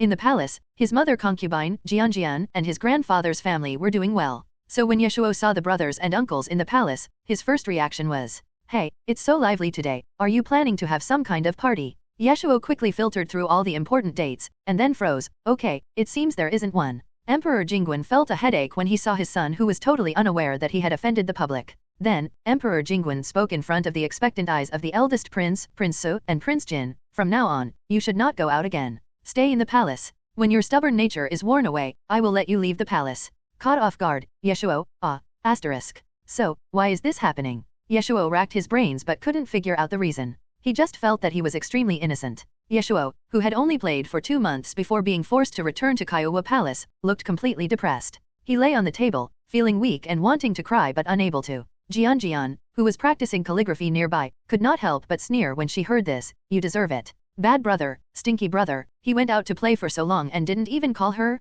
After listening to the whole process, Jian didn't feel pity for him at all. He was simply hateful. She would not be fooled by his pitiful face. For the first time ever, the imperial concubine held the same attitude as her daughter and was also critical of her son. After all, Ye Shuo had been away for 2 months and had not thought about coming back, so the imperial concubine was naturally unhappy. After being caught and scolded by 2 people, one big and one small, Ye Shuo could only run away in fear. "I don't want to do that either, but it's really fun outside. I've lived for 16 years and have only been out a few times. It's understandable that I couldn't control my emotions for a while. This palace looks big, but no matter how big a place is, you will get bored if you stay there for too long." When Ye Shuo was in modern times, he would fly here or there every day, whether it was domestic or foreign. He would drive away when he felt like it. It was quite good that he could be patient for so long without going crazy. He was quite restrained. "Okay, Mom, my son is so uncomfortable." The more he thought about it, the more aggrieved he felt. Ye Shuo lay on the imperial concubine's lap and began to sob. They don't play by themselves, and they don't let their son play either. They are too much. It was not that Ye Shuo was careless. He was so happy that he forgot about his trip. On the other hand, Ye Shuo would never have thought that he could continue to live in the palace after he became an adult. Apart from the prince, who else could have such treatment? No wonder Ye Shuo indulged himself a little. Well now, the impossible has come true. It turns out that he can't predict every situation. Ye Shuo became more and more sad. Even though she knew he was pretending and wasn't really crying, the imperial concubine still couldn't help feeling a little distressed. Indeed, staying in this square palace is not as free as being outside. Before the imperial concubine married Emperor Jingguan, she was the daughter of a duke. Coming from a military family, she did not have so many concerns. She often played polo, climbed mountains, and had parties with a group of young sisters. Naturally, she knew how happy the outside world was. The imperial concubine could still understand her son's current mood, but she couldn't do anything about it. It was all the emperor's will. "Shuo, don't cry, Shuo, don't cry, just bear with it a little longer." Alas, the eldest prince and his brothers are such fools. How could they do this? The imperial concubine suddenly felt that the eldest prince and his brothers were going too far. They were bullying him by relying on his age. Jian. Seeing her mother's attitude change so quickly, Jian was stunned. Put yourself in her shoes. If your brother was hunting, fishing, or listening to books while you were studying, you would also be angry. But your eldest brother and his brothers have good tempers and didn't even beat him up. "Mother, please don't spoil my brother too much," Jian couldn't help but say. But obviously, the current imperial concubine won't listen. As expected, my brother's current state is closely related to my father and mother. At the beginning, Jian's attitude was very firm. Just because Ye Shuo didn't come back to see her and her mother for 2 months, Jian would not easily forgive him. But soon, the little white tiger cub and 6 puppies were sent to the palace. How could Jian resist the attacks of the animal cubs? Especially the little white tiger, with its cute appearance, big paw pads, and fierce roar, almost no one can refuse it. Call me brother, and I'll let you touch it. Seeing Ye Shuo holding the little tiger by the scruff of the neck, Jian could no longer sit still. Jian, who didn't know the habits of cats, subconsciously felt that the little tiger must be in pain when she saw this scene. This is not Ye Shuo's first time, he is already considered a veteran. Jian almost pounced on the little white tiger and snatched it back from his brother's clutches. The brother and sister were playing and fighting. When it was time for dinner, Emperor Jingwen came almost on time. When he saw the little white tiger, he couldn't help but frown. You have been so busy recently that you can't even go to the tea house. Is it because of this little thing? Of course. Tigers are not easy to raise, especially a dying little tiger like this. In modern times, it would take professionals to rescue it. As a non-professional, you can imagine how much effort Ye Shuo would have to put in to revive it. Emperor Jingwen listened to what he was chattering on, but he didn't take it seriously. After all, Emperor Jingwen had only hunted tigers in his life and had never raised tigers, and he had no interest in such furry things. Emperor Jingwen simply reminded him, just raise it for a few months, and when it grows up a bit, put it back in the hunting grounds. A tiger is a tiger after all, and even a cub of a few months old is already capable of hurting people. Be careful with its claws, or it will scratch you and hurt you, Emperor Jingwen said with a hint of warning in his tone. Perhaps it was the instinct of a wild animal. The little white tiger sensed something, and then huddled in a corner and began to sniff at people. The more he looked at this thing, the more dangerous it seemed. Emperor Jingwen frowned more and more. If you really want to keep it, you can simply let the trainers in the palace train you for a few months, and then have them send it back to you when the time comes. They have forgotten that they are now members of the ruling class of the evil feudal society. How do animal trainers train? Cats are different from canines, especially wolves and dogs. No matter how much they are trained, their obedience is not high. In ancient times, there were not all kinds of methods to train big cats, right? Just when Ye Shuo was puzzled, he heard Emperor Jingwen say, of course, grind off the claws and teeth of the little thing. Without teeth and claws, no matter how big it is, it can't hurt people. He can keep it as long as he wants. Ye Shuo immediately shook his head upon hearing this. Forget it then. He really couldn't do this. As he said that, Ye Shuo picked up the little white tiger again, and then he didn't know how he did it, but after a few seconds, the little white tiger miraculously calmed down. When Emperor Jingwen saw the scab scratches on his son's hands, a character appeared between his brows. Dad, you scared it. Seeing that the little tiger he had coaxed with great difficulty was struggling again, Ye Shuo spoke helplessly. Emperor Jingwen was furious. I kindly reminded you, but he still didn't appreciate it? Seeing that his cheap father was about to lose his temper, Ye Shuo quickly changed the subject. By the way, father, why didn't you protect your son when you were in the Kinzen Palace this afternoon? Thinking of how he had been scolded by so many people, Ye Shuo couldn't help but look resentful. You even sent someone to bring this son back from the mansion. Please, he has only been out for a short time. Do you still have any humanity? How dare you say that? Emperor Jingwen was almost amused by his shamelessness. Don't you think about what you have done outside? Can your elder brother and others feel comfortable? Not to mention the eldest prince and others, Emperor Jingwen didn't feel happy at all. The emperor is the supreme ruler and should be the freest person in the world, but he ends up living worse than his own son every day. For a moment, Emperor Jingwen even felt that their roles were reversed. It would be fine if it was just your eldest brother, but you actually led your nephews astray, asking Yenner and the others every day if they want to eat barbecue, or asking them to go fishing. This is just now. If it was before your eldest brother, he would have lost his temper long ago. Do you think everyone has as much free time as you? Ye Shuo curled the corner of his mouth. Aren't I kind-hearted? If a child is locked up at home every day, he will probably get suffocated after a long time. Let's not talk about this. This time the tiger was no match for the wolves, so Ye Shuo accepted it. Dad, when are you going to let me out? I'm an adult prince, and I'm living in the palace all day. It's ridiculous. The censors will gossip about me. Emperor Jingwen realized that if he was released, he would really not want to go home at all. Therefore, Emperor Jingwen did not give a direct answer, but only asked, don't you want to spend more time with your father, your mother, and Jian in this palace? Under normal circumstances, almost everyone would answer yes. But the problem is that Ye Shuo dared to bet that as long as he said that word, his stepfather would definitely go with the flow and would definitely not let him leave. So Ye Shuo thought about it, and despite his mother's sharp, murderous gaze, he shook his head firmly. No. Since you want to, then you should be more.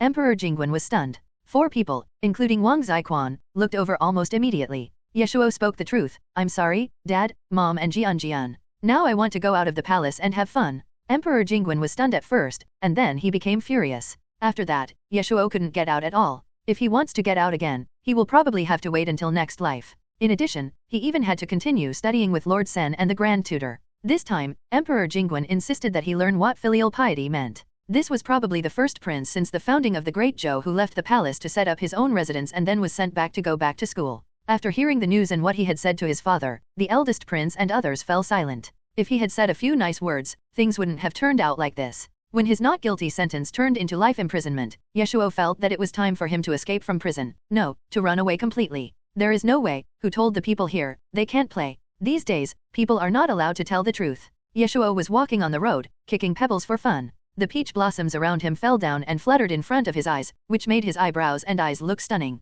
I don't know how many people were stunned by him, but what Ye Shuo was thinking about at the moment was the desperate expression on Lord Zhen's face when he saw him just now. I thought that after the 9th prince left the palace, I would finally be able to get rid of him. If I wasn't afraid of the emperor's anger, I would have wanted to buy 2 strings of firecrackers to set off. But he was not happy for long. The 9th prince came back after a walk. From what the emperor said, he would not be able to get out for a while. Lord Zhen felt that the road ahead was bleak and he wished he could resign on the spot, so that he could live 2 more years. As he thought about it, Ye Shuo's thoughts gradually shifted. Just when he was thinking about whether to run away, he saw a familiar figure walking hurriedly not far away. That person was none other than the always low-key 7th prince. The 7th prince looked extremely anxious, and was accompanied by the imperial physician. If it were anyone else, they would definitely not be willing to meddle in such trivial matters, but Ye Shuo was famous for being there wherever there was excitement, and no matter who it was, he would go up and ask questions whenever he saw them. Just when the 7th prince was getting anxious, he suddenly heard a voice, 7th brother. The 7th prince turned around and saw Ye Shuo walking towards him. What happened? Seeing the 7th prince open his mouth, Ye Shuo said, let's talk while we walk. Perhaps it was because his attitude was too natural, and the 7th prince was now somewhat confused, so he subconsciously agreed. After walking for a long time, he gradually reacted. Then Ye Shuo learned that the 7th prince's biological mother, Sugirong, was ill. Ye Shuo frowned upon hearing this. Is it serious? Do you need any medicine? If Ye Shuo has a situation where he can help with something that is easy to do, like this one, he will generally help. But his subconscious reaction made the 7th prince stunned. Although his mother had been living in concubine Shu's palace and he had been serving the 5th prince at all times, concubine Shu did not even care as much about his mother's illness as his 9th brother did. It's really funny. The 7th prince calmed himself down and did not show off. He just said, if there is any need, I will ask my 9th brother for help. Ye Shuo nodded. Okay, let's go see concubine Girong first. This was probably Ye Shuo's 2nd time coming to concubine Shu's palace. It could be said that he had a connection with concubine Shu, as Ye Shuo saw her as soon as he came in. Greetings to the concubine Shu. Concubine Shu first looked at him, then looked at the 7th prince and the imperial physician behind him, and she had a rough idea in her mind. This 7th prince is so capable that she doesn't know when he got in touch with the son of the woman in Kiowa Palace. Concubine Shu didn't say much, and Ye Shuo didn't delay any longer. He followed the 7th prince into Sugirong's room in the side hall. Ye Shuo took a look from a distance through the gap in the screen and was then startled. Ye Shuo remembered when he was just 1 month old. At that time, Sugirong was still young and a low-key person like the 7th prince. Even when he was punished, he kept his head down and remained silent. But now, perhaps because of her illness, Sugirong has become extremely thin and there is no trace of her former beauty. About half an incense stick of time later, the imperial physician and the 7th prince came out together. Both of them looked bad, and the situation was not optimistic. The imperial physician sighed. Guirong's illness has been delayed for too long, at least a month, I'm afraid. The 7th prince subconsciously tightened his grip upon hearing this. When he entered the palace more than a month ago, he noticed that something seemed wrong with his mother's complexion, but he did not take it to heart at the time. Now thinking about it, he really regretted it. What's more, Empress Girong's foundation was damaged when she was young. If she uses good ginseng to replenish her vitality, it would be better. When Ye Shuo heard the first half of the sentence, his heart couldn't help but pause slightly. When the imperial physician finished speaking, the 7th prince looked over and Ye Shuo nodded. No problem, my mother has some wild ginseng. I'll have someone bring it to you later. Ginseng is something that is extremely difficult to pick and grow. 1 or 2 stalks are fine, but if you want to use them for a long time, it is indeed difficult given the 7th prince's current financial situation. But in fact, although Ye Shuo said so, his mother didn't have much stock left. The only option now was to buy it outside. This was not a difficult task for Ye Shuo, so he didn't mention it. The 7th prince heaved a sigh of relief upon hearing this, and couldn't help but feel grateful. Thank you, 9th brother. The 7th prince said this sincerely. After all this ordeal, the 7th prince's forehead and body were covered in sweat. Ye Shuo noticed that his lips were a little pale, presumably because of his deep affection for Sugirong. It was the same back then. As soon as Sugirong knelt down, the 7th prince couldn't control his tears and burst into tears. Although it was partly because the 7th prince was still young, it was also because of the bond between mother and son. And Sugirong didn't tell the 7th prince even though she was so ill. She hired an imperial physician and got medicine prescribed for her, but it didn't work. She couldn't hide it any longer, so the 7th prince found out. This made Ye Shuo think of his mother. While the imperial physician was writing the prescription, he softened his heart and advised, 7th brother, don't worry. Concubine Girong will get better. The seventh prince was a very smart man and could naturally understand the meaning of this.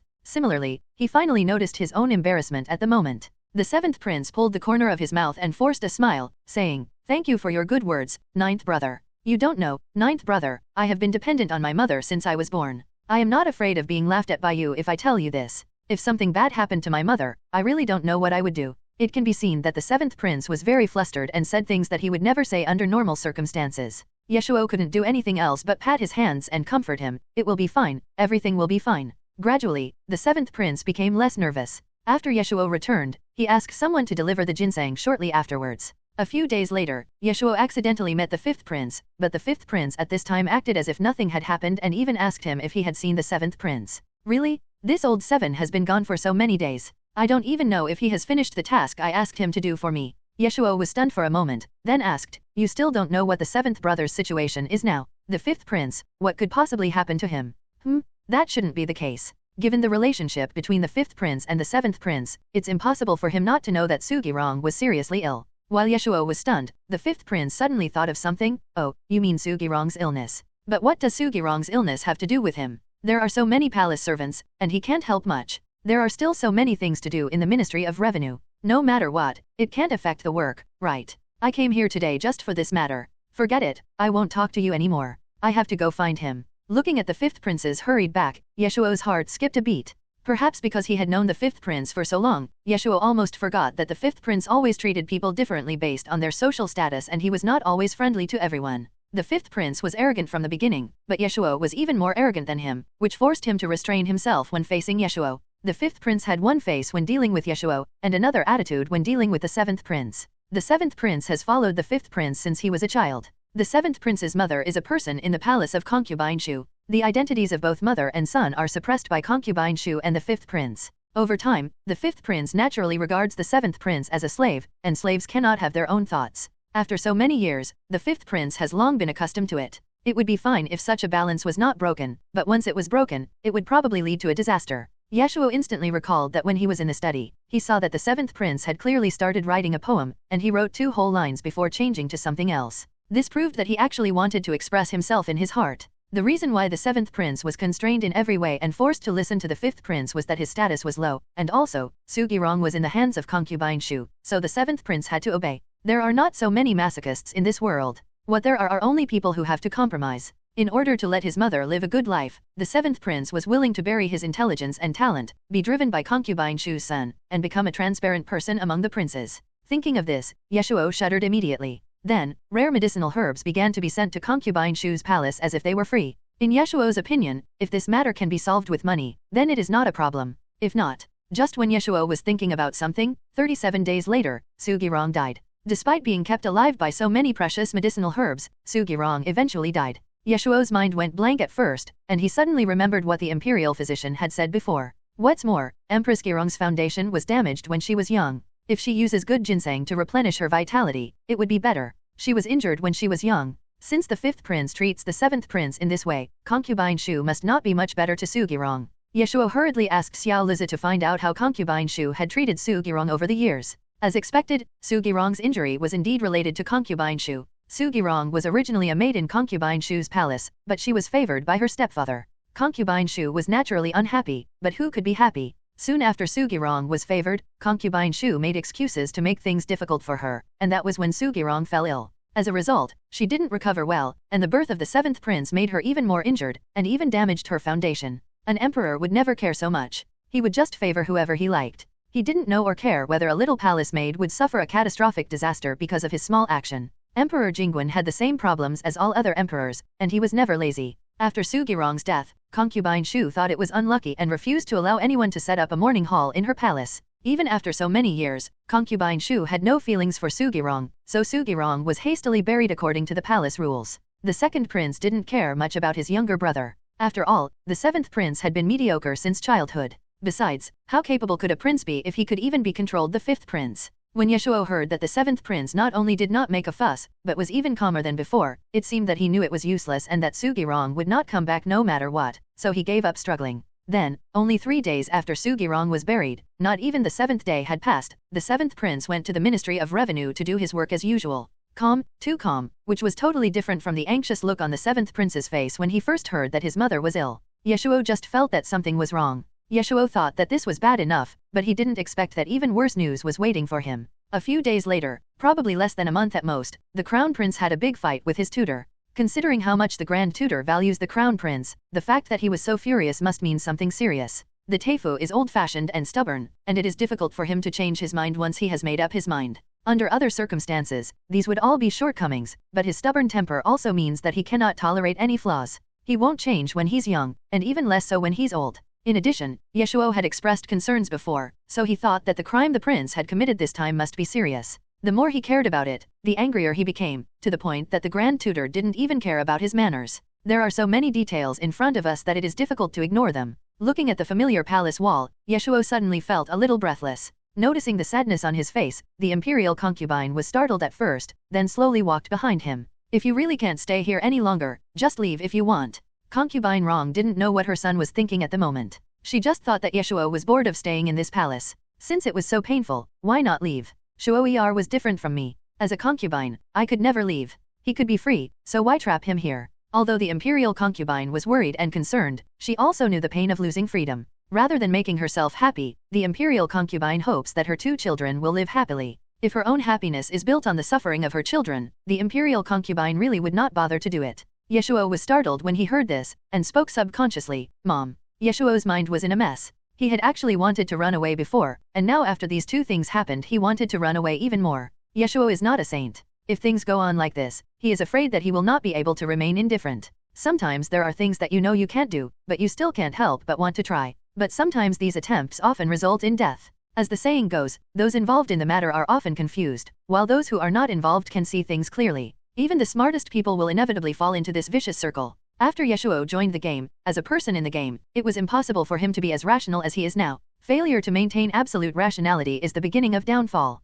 People who drown are usually people who know how to swim. Ye Shuo couldn't guarantee that he would be the exception. Ye Shuo believed that he was no better than his brothers in playing political games. In terms of playing political games, his brothers were naturally gifted. But in the current situation, Ye Shuo really didn't dare to leave. After all, his mother and Jian were still in this palace. If they were accidentally injured, it would be too late for him to regret. However, the imperial concubine could not understand why her son wanted to run away but refused. This was really unlike him. Don't give me excuses like you don't really want to go out or anything like that. How can I not understand you? Ye Shuo was just about to make up an excuse to get away with it, but the imperial concubine didn't give him a chance and exposed him right away. The imperial concubine is very slow in some aspects, but terrifyingly sharp in other aspects. Under the repeated pressure from the imperial concubine, Ye Shuo had no choice but to tell the truth. If I leave, what will happen to you and Jian? What do you mean? Jian and I can't live without you, right? I thought it was something else. When the imperial concubine heard this, she couldn't help but roll her eyes at him, feeling both angry and amused. My father is the Duke of Zhen, and I am the imperial concubine appointed by the emperor himself. Who dares to touch me? From beginning to end, concubine Rong was proud of her family, father, and brother. Concubine Rong knew even more that if anything happened to her, her parents and brothers would definitely not abandon her. Even after entering the palace for so many years, the imperial concubine has never doubted this. To tell you the truth, I personally agreed to your entry into the palace. If I hadn't agreed, I don't know what would have happened. Then the imperial concubine snorted, so, take care of yourself first. That's true. A lean camel is bigger than a horse. As long as my grandfather is alive, it is unlikely that anyone will set their sights on his mother. If my grandfather gets angry, most people will not be able to handle it. His mother is a royal concubine, and now he is even more loved by his stepfather. Although his stepfather can be truly ruthless when he cares about someone, he can still be considered reliable. After a long pause, Ye Shuo said, if that's the case, then I'll really leave. When the imperial concubine first saw her son's nagging manner, she felt a little uncomfortable. Just go, really. The imperial concubine was not a weak person from beginning to end. Seeing this, Ye Shuo couldn't help but feel a little relieved. Although Ye Shuo had made up his mind, it was impossible for him to be completely unprepared. The first person Ye Shuo found was his eldest cousin, who had been wronged, and asked him to take care of his mother and Jian more. Ye Shuo still has great confidence in his cousin's abilities. Especially the queen, you must be careful. Wei Wen agreed without much hesitation. The second group of people that Ye Shuo came to visit were his students. Over the past few years, Ye Shuo has had more and more students in the court. There are no longer just Zhou Wu and his friends. There are also some in local areas. Ye Shuo didn't pay much attention to them before. He basically let them roam free and occasionally gave them some guidance. You don't know until you see it, and you'll be shocked. This group of people are quite capable. Putting it all together, even if the teacher was Zheng Mohui, it would still arouse suspicion. As for why my cheap father didn't find out, it was because the population at the border was mixed, from all over the country, and as long as they were dispersed and then assigned back to their hometowns, they would not be so conspicuous. It is normal for a few young talents to emerge in local areas every year. Since it is so normal, no one would think of conducting such an in-depth investigation, and concealing the truth would be a piece of cake. After all, who would doubt a person who has risen step by step from the bottom? Then, Zhou Wu and others received orders to protect the imperial concubine and the princess. Zhou Wu and others. They spent the whole day speculating on the teacher's purpose. Some of them were even ready to sacrifice their lives for him in their fanatical worship. But, this is it. Suddenly, they felt that the image of the teacher as the wisest person was not so unattainable. Still feeling unsafe, Ye Shuo called Xing Yuchen into the palace again. Of all the people I know, you are the most capable and the smartest, so I'll leave this matter to you. Xing Yuchen had become numb to it. Ever since he met the 9th prince, he had to help him deal with all those little troubles every day. I used to help him with his homework, and now I help him take care of his mother and sister.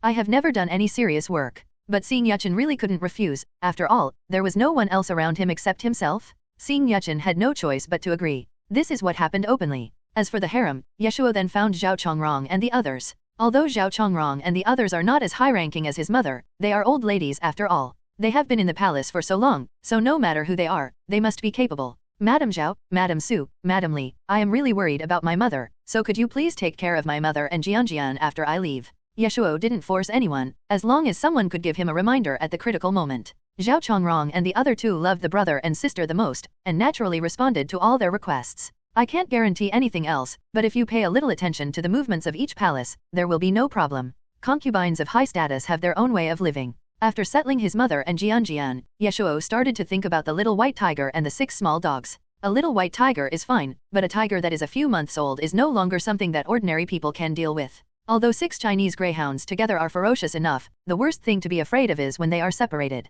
Ye Shuo still remembers Su Konggai's Persian cat. So many years have passed, and I don't know what happened to the person who did such a thing. For fear of hurting his mother and Jianjian, Ye Shuo planned to take the little tiger away and leave the 6 small dogs behind. Therefore, Ye Shuo specifically instructed Suyu to pay more attention to the 6 dogs. After hearing what happened with Su Chongyi, Suyu couldn't help but shudder. This method is really cruel. Since this was mentioned, Ye Shuo couldn't help but ask a few more questions. Has anything similar happened in the palace in recent years? Although Ye Shuo had asked around, he didn't find anything. It's possible that Suyu knew more. Then Suyu shook her head. It seems not. Let him think about it. Over the years, except for the Queen Mother, no one else in the palace seemed to have any obvious hostility towards his mother, so the harem was relatively peaceful. Apart from the rivalry in the harem, not counting his mother, there was one person who had a grudge against Ye Shuo, the Princess Biding who came to the Great Zhou to marry. Unfortunately, after becoming a concubine, the other party still seemed to be restless. She ran to the Queen's palace every few days. Not long after, just 1 or 2 months, the princess became more and more excessive.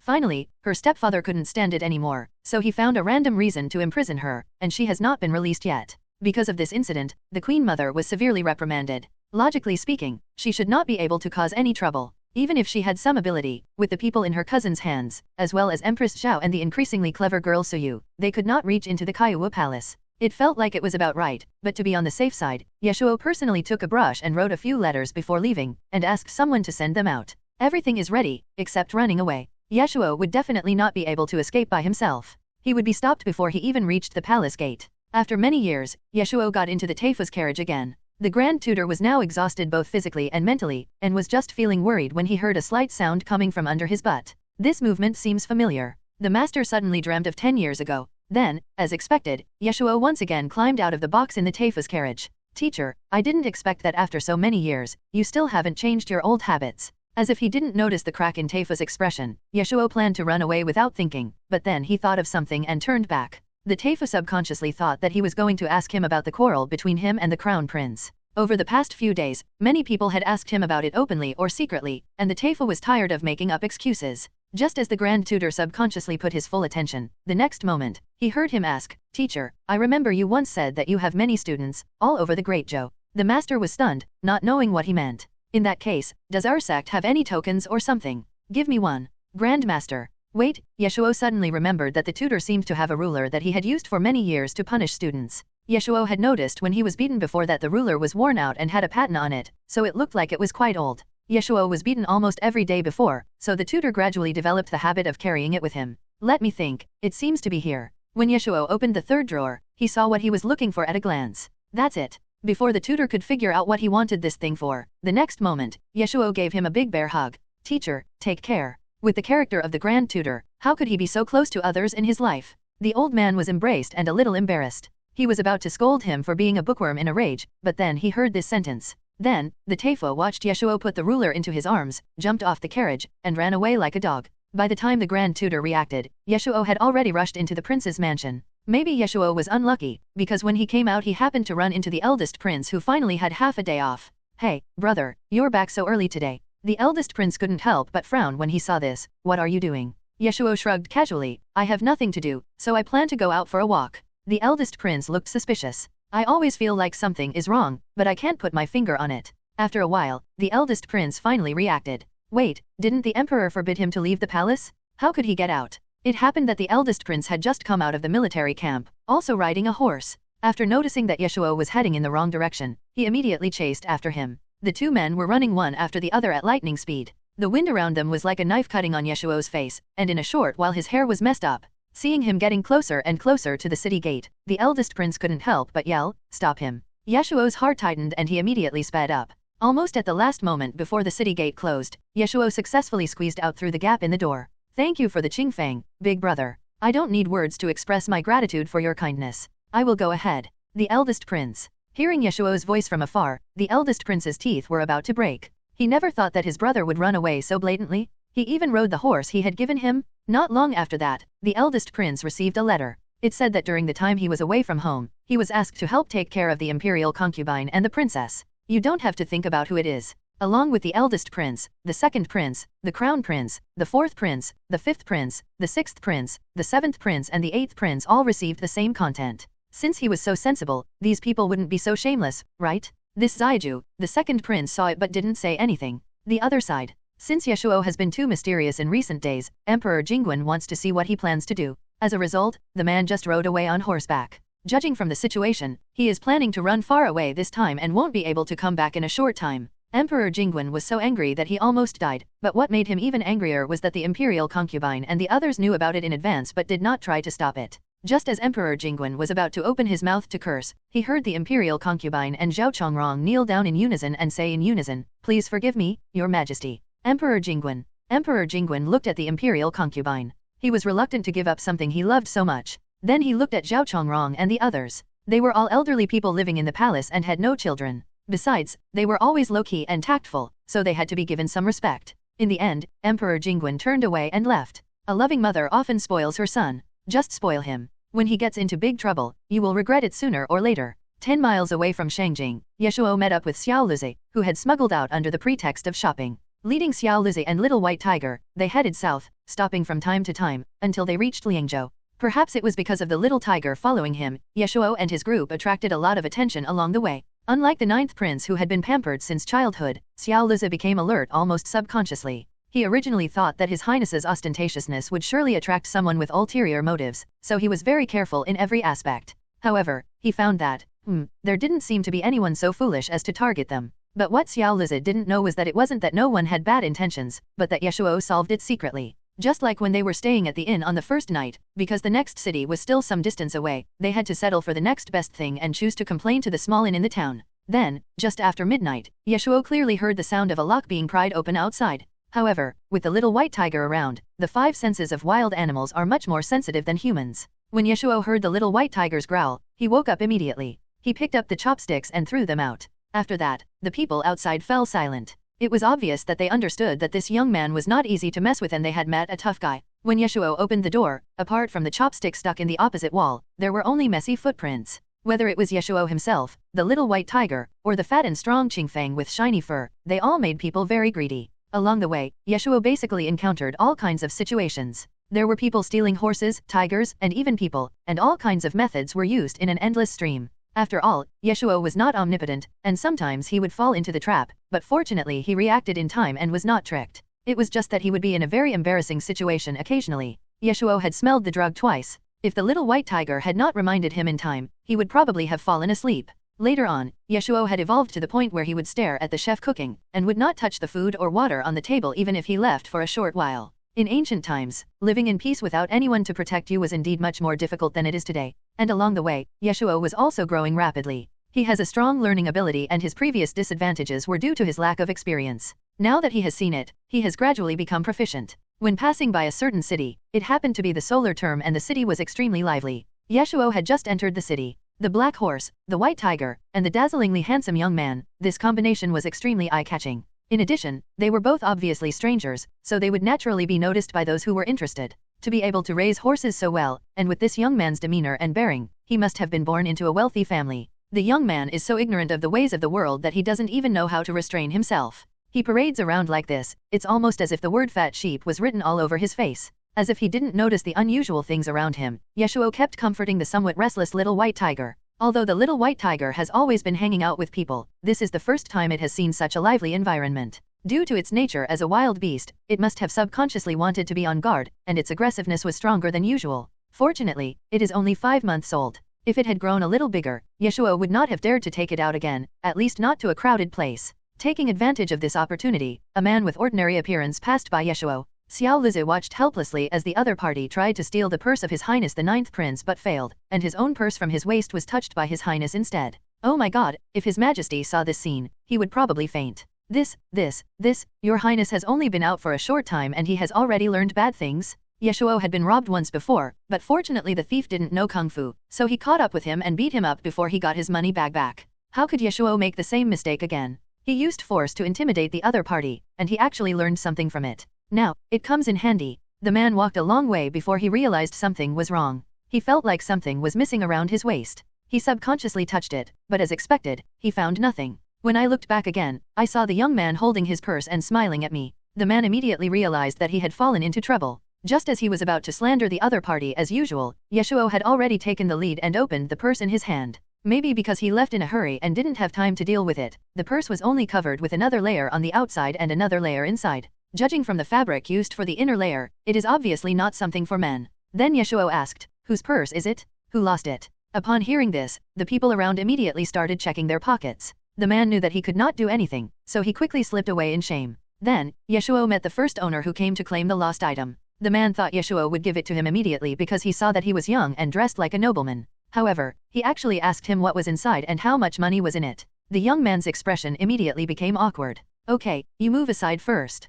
Come on, next one." In this way, Ye Shuo finally returned the purse to its real owner as he wished. Looking at the ninth prince who was already feeling very comfortable in his situation, Xiao Lizi's mood was extremely complicated. The two of them hurried along like this, and after almost a month, they finally arrived in Liangzhou. When he first arrived in Liangzhou, Ye Shuo clearly felt that the humidity of the surrounding air was different from that of Shangjing. It was fine and moist, with water surrounding it. Ye Shuo led the horse and looked at the small bridge and flowing water in front of him. Compared with Shangjing, it was less solemn and more tender and gentle. Although Liangzhou is not as noble as Shangjing, it is extremely rich. There are many merchants here and the economic level is relatively high, so the safety is naturally better than other places passed by. Ye Shuo immediately decided to stay here. If you want to settle down here, how can you not have a place to stay? When Xiao Lizi saw that Ye Shuo spent tens of thousands of taels of silver to buy an old house in Liangzhou city without blinking an eye, Xiao Lizi was heartbroken. Although Xiao Lizi didn't know how much silver the prince had brought out, he knew that if he lived off his savings, he would eventually become penniless. This place is not like the capital.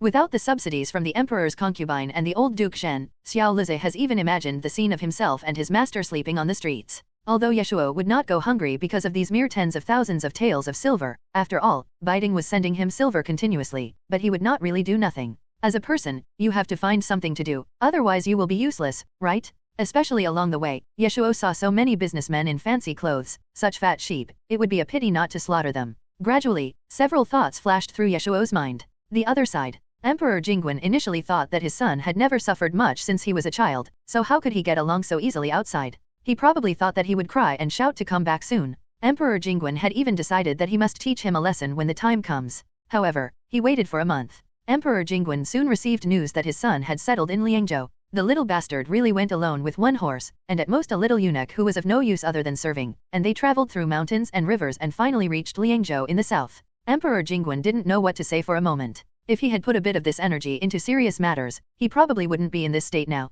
Emperor Jingwen originally wanted to find out what the little bastard was going to do next, but not long after, Emperor Jingwen no longer cared about him. About half a year later, Emperor Jingwen received a secret memorial. It's about the prince. After reading all the content above, Emperor Jingwen couldn't help but look pale. Emperor Jingwen could never have imagined that his most beloved son would do such a thing. Selling official positions and titles, exploiting the people, and forming cliques for personal gain. Each and every one of them is shocking. Emperor Jingwen suddenly thought of the quarrel between the crown prince and his teacher more than half a year ago. He didn't think much of it at the time, but now thinking about it, it seems that it was a foreshadowing. Emperor Jingwen was not unaware of the open and covert struggles between his eldest son and the crown prince. He just couldn't believe that the crown prince had no confidence in his father. It is really disappointing that you can't keep your cool. For a ruler, judgment is particularly important. He must know what is feasible and what is not. It is really stupid to insist on doing it even though you know it is a dead end. Emperor Jingwen's hands were shaking with anger. However, this was his most beloved son, the crown prince whom he had placed high hopes on since he was young. Emperor Jingwen naturally wanted him to turn back in time before a disaster occurred. So at the morning court session the next day, Emperor Jingwen scolded the prince mercilessly in front of all the civil and military officials in the court. Since the day he was appointed as the crown prince, the prince has never been as embarrassed as he is today. Emperor Jingwen thought that if he did this, the crown prince would change, but he didn't know that this would only make the crown prince, who was already in a precarious situation, even more panicked. After all, for so many years, Emperor Jingwen's favor was only on the crown prince. In the final analysis, the crown prince was just a title. He can be appointed as the crown prince today, and someone else can be appointed as the crown prince tomorrow. The position of crown prince seems to be extremely glorious, but it is ultimately subject to the fate of the monkeys scattering when the tree falls. Now that the destiny is with the eldest prince, and everything goes smoothly for the eldest prince, the crown prince will inevitably become suspicious over time and try desperately to grab something. He could not and dared not trust Emperor Jingwen. Even if his father really only cared about him, even if he really succeeded to the throne smoothly in the future, with the eldest prince's current power, he could easily overthrow him.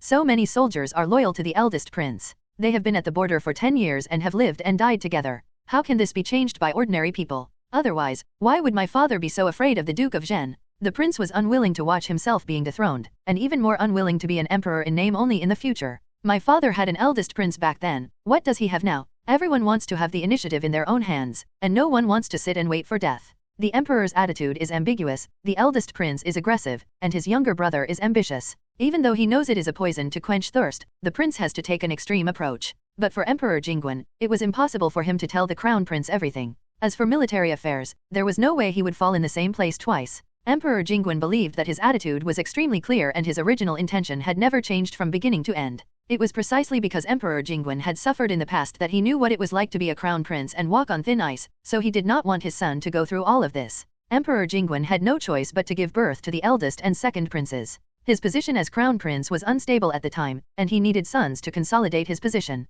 But after the birth of his legitimate son, the crown prince, Emperor Jingwen waited for a full 5 years before the fourth son of the Eastern Palace was born. Such an attitude can be said to be firm. Later, Emperor Jingwen appointed a crown prince at an early age when he was in his prime, which put an end to everyone's thoughts. When Zhe was born that year, he was worried that the concubine's son would threaten the crown prince's position, so he tried to kill him. Later, even though he gradually doted on Zhe, when Zhe was 16 years old, he still restrained himself and did not give him any special honors. He almost fed the prince every mouthful of food. Therefore, Emperor Jingwen could not figure out where the prince's doubts came from. The more a person lacks in his childhood, the more he will want to make up for it when he grows up, and compensate in a vengeful way. The emperor is also a human being, and the emperor is the same. Based on Emperor Jingwen's own experience alone, he would not let the prince suffer the same fate as himself. Rather than saying that Emperor Jingwen was doting on the crown prince, it would be more accurate to say that he was looking at his former self through the crown prince. However, the prince disappointed him in the end. Emperor Jingwen didn't understand why the crown prince still felt like he was in prison even though he had done so much.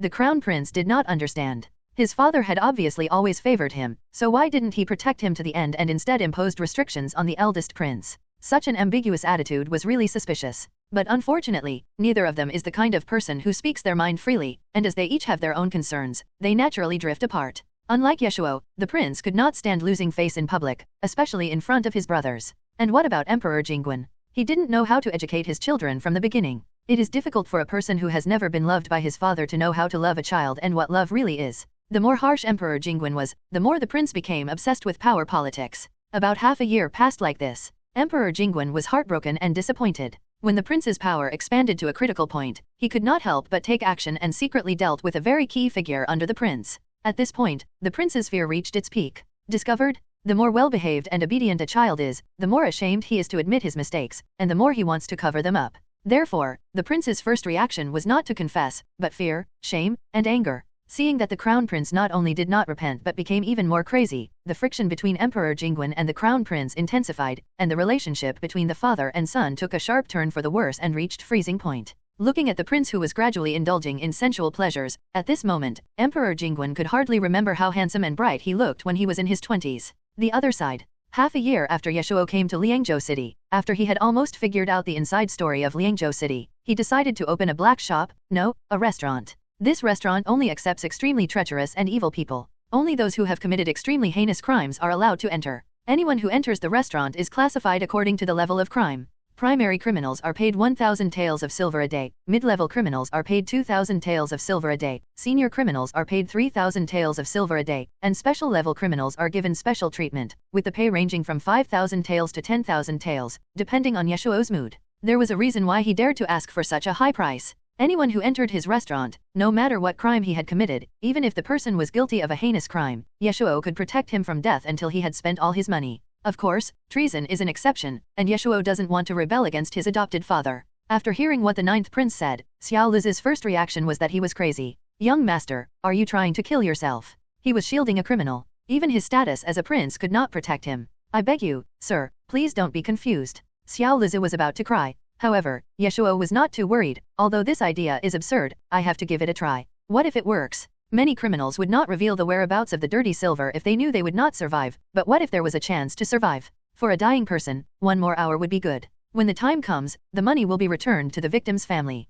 Even if someone is dead, at least they can get some compensation, which is better than losing both. I just don't know whether the government will agree. But the key to this matter is communication. What if it works? It will also be of great benefit to the government. Ye Shuo quickly took out the ruler he had snatched from the tutor. Ye Shuo is a man of great integrity. Since he has escaped from the palace, he does not intend to use the title of prince anymore. It doesn't matter. Doesn't he still have the identity of the Teifu student? After relying on your father, you can still rely on your teacher. Why should you work hard when you can rely on others? If the teacher is not bragging. The Teifu has been an official in the court for so many years, and the students he had taught before have already become local tyrants or famous figures. If they did not make it, they would naturally be just like everyone else. After asking around, Ye Shuo actually found out. The Teifu said that he had many students all over the world, and it turned out that he was not exaggerating. Even after so many years, students still feel scared when they see the familiar ruler. Wu Weiyang, who was considered one of the most powerful men in Liangzhou City, couldn't help but shudder when he saw the thing in Ye Shuo's hand. It's true.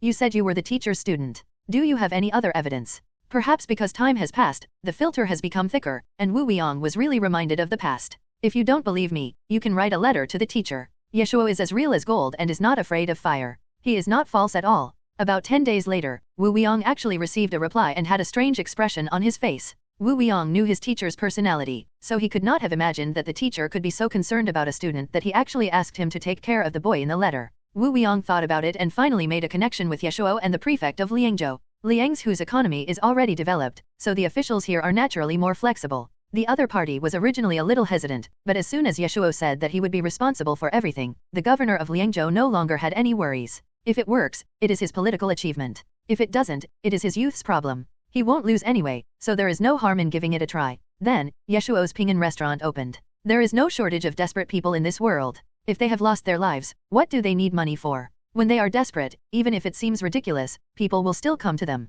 It didn't take long for Ye Shuo to make his first business deal. If there is a first, there will be a second. If the first deal is successful, how long will the second and third be? After people discovered that they would not be arrested by the government as long as they stayed in the Ping'an restaurant quickly became famous. There are naturally many people who spend a lot of money in this situation. Later, they found that the owner of this restaurant was really ruthless. He only gave them 1,000 taels of silver to eat this for a day. It was worse than the ordinary restaurants outside. However, Ye Shuo felt that this kind of food was a bargain for them. After all, they had done evil things, so how could they deserve to eat good food? These people protested, but Ye Shuo still did what he had to do. He looked like he was saying come if you want, get out if you don't want to. He was as arrogant as he could be, which made people wonder who was the evil one. Of course, since he is such a vicious criminal, with Ye Shuo's attitude, some people would occasionally want to kill him out of anger. But Ye Shuo is not a pushover after all. If he spends biting silver, naturally there will be masters following him. Over time, not only the wanted criminals of the government, but even the gangsters would come here to seek refuge. As long as there is money to be paid, unless it is an extreme situation, people who come to seek revenge will not mind waiting a few more days. Naturally, they will give Ye Shuo some face and agree with each other not to fight in the restaurant. The people hiding in the restaurant knew clearly in their hearts that they were just being taken advantage of, but they had no choice. When a person is extremely thirsty, even if he knows that the water in front of him is poisoned, he still has to drink it. This is what is meant by drinking poison to quench thirst. In just over half a year, Ye Shuo's nickname changed from the 9th young master to the current chief boss. His Highness is about to make a name for himself in this world. The path is very messy. But what Xiao Luzid didn't understand was, what good would this do to his Highness? He himself didn't make much money. However, Xiao Luzid didn't know that fame and fortune are inseparable. If a person has fame, money will naturally come to him. It just depends on whether you want to do it or not. Not long after, Ye Shuo applied to the governor of Liangzhou for permission to open a gambling house. It is called a gambling house, but in fact it is a place for the wealthy in the city to discuss business and relax. It is similar to the model of a casino, but Ye Shuo does not cheat ordinary people. Capital must be verified before entering. In order to prevent someone from losing everything they had, when only 30% of the money the gentry brought was left, someone in the gambling house would remind them and force them to log off. However, not many people bought into this model at the beginning. After all, the gentry were not fools. They verified capital and imposed this and that restrictions. Did they think they were made of clay? But they had no choice, because King Glufen had a good environment, good service, and most importantly, many things, many of which were new and novel things they had never heard of before. Even though there were many problems, it seemed that they could not be completely intolerable. One King Glufen equals gambling house. As time went by, and with the influence of Ye Shuo's reputation, King Glufeng's business really became booming. Then there is Intracity Express Delivery. Kung Fu exists in this world, and people who know Kung Fu can run errands much faster than modern delivery guys. As for the official teaching houses in Liangzhou, there were obviously better ways to make money. Most of them were the wives of officials, who were proficient in music, chess, calligraphy, and painting. Why would they be greedy for the money from selling their bodies? In addition to women, men could also sell their bodies.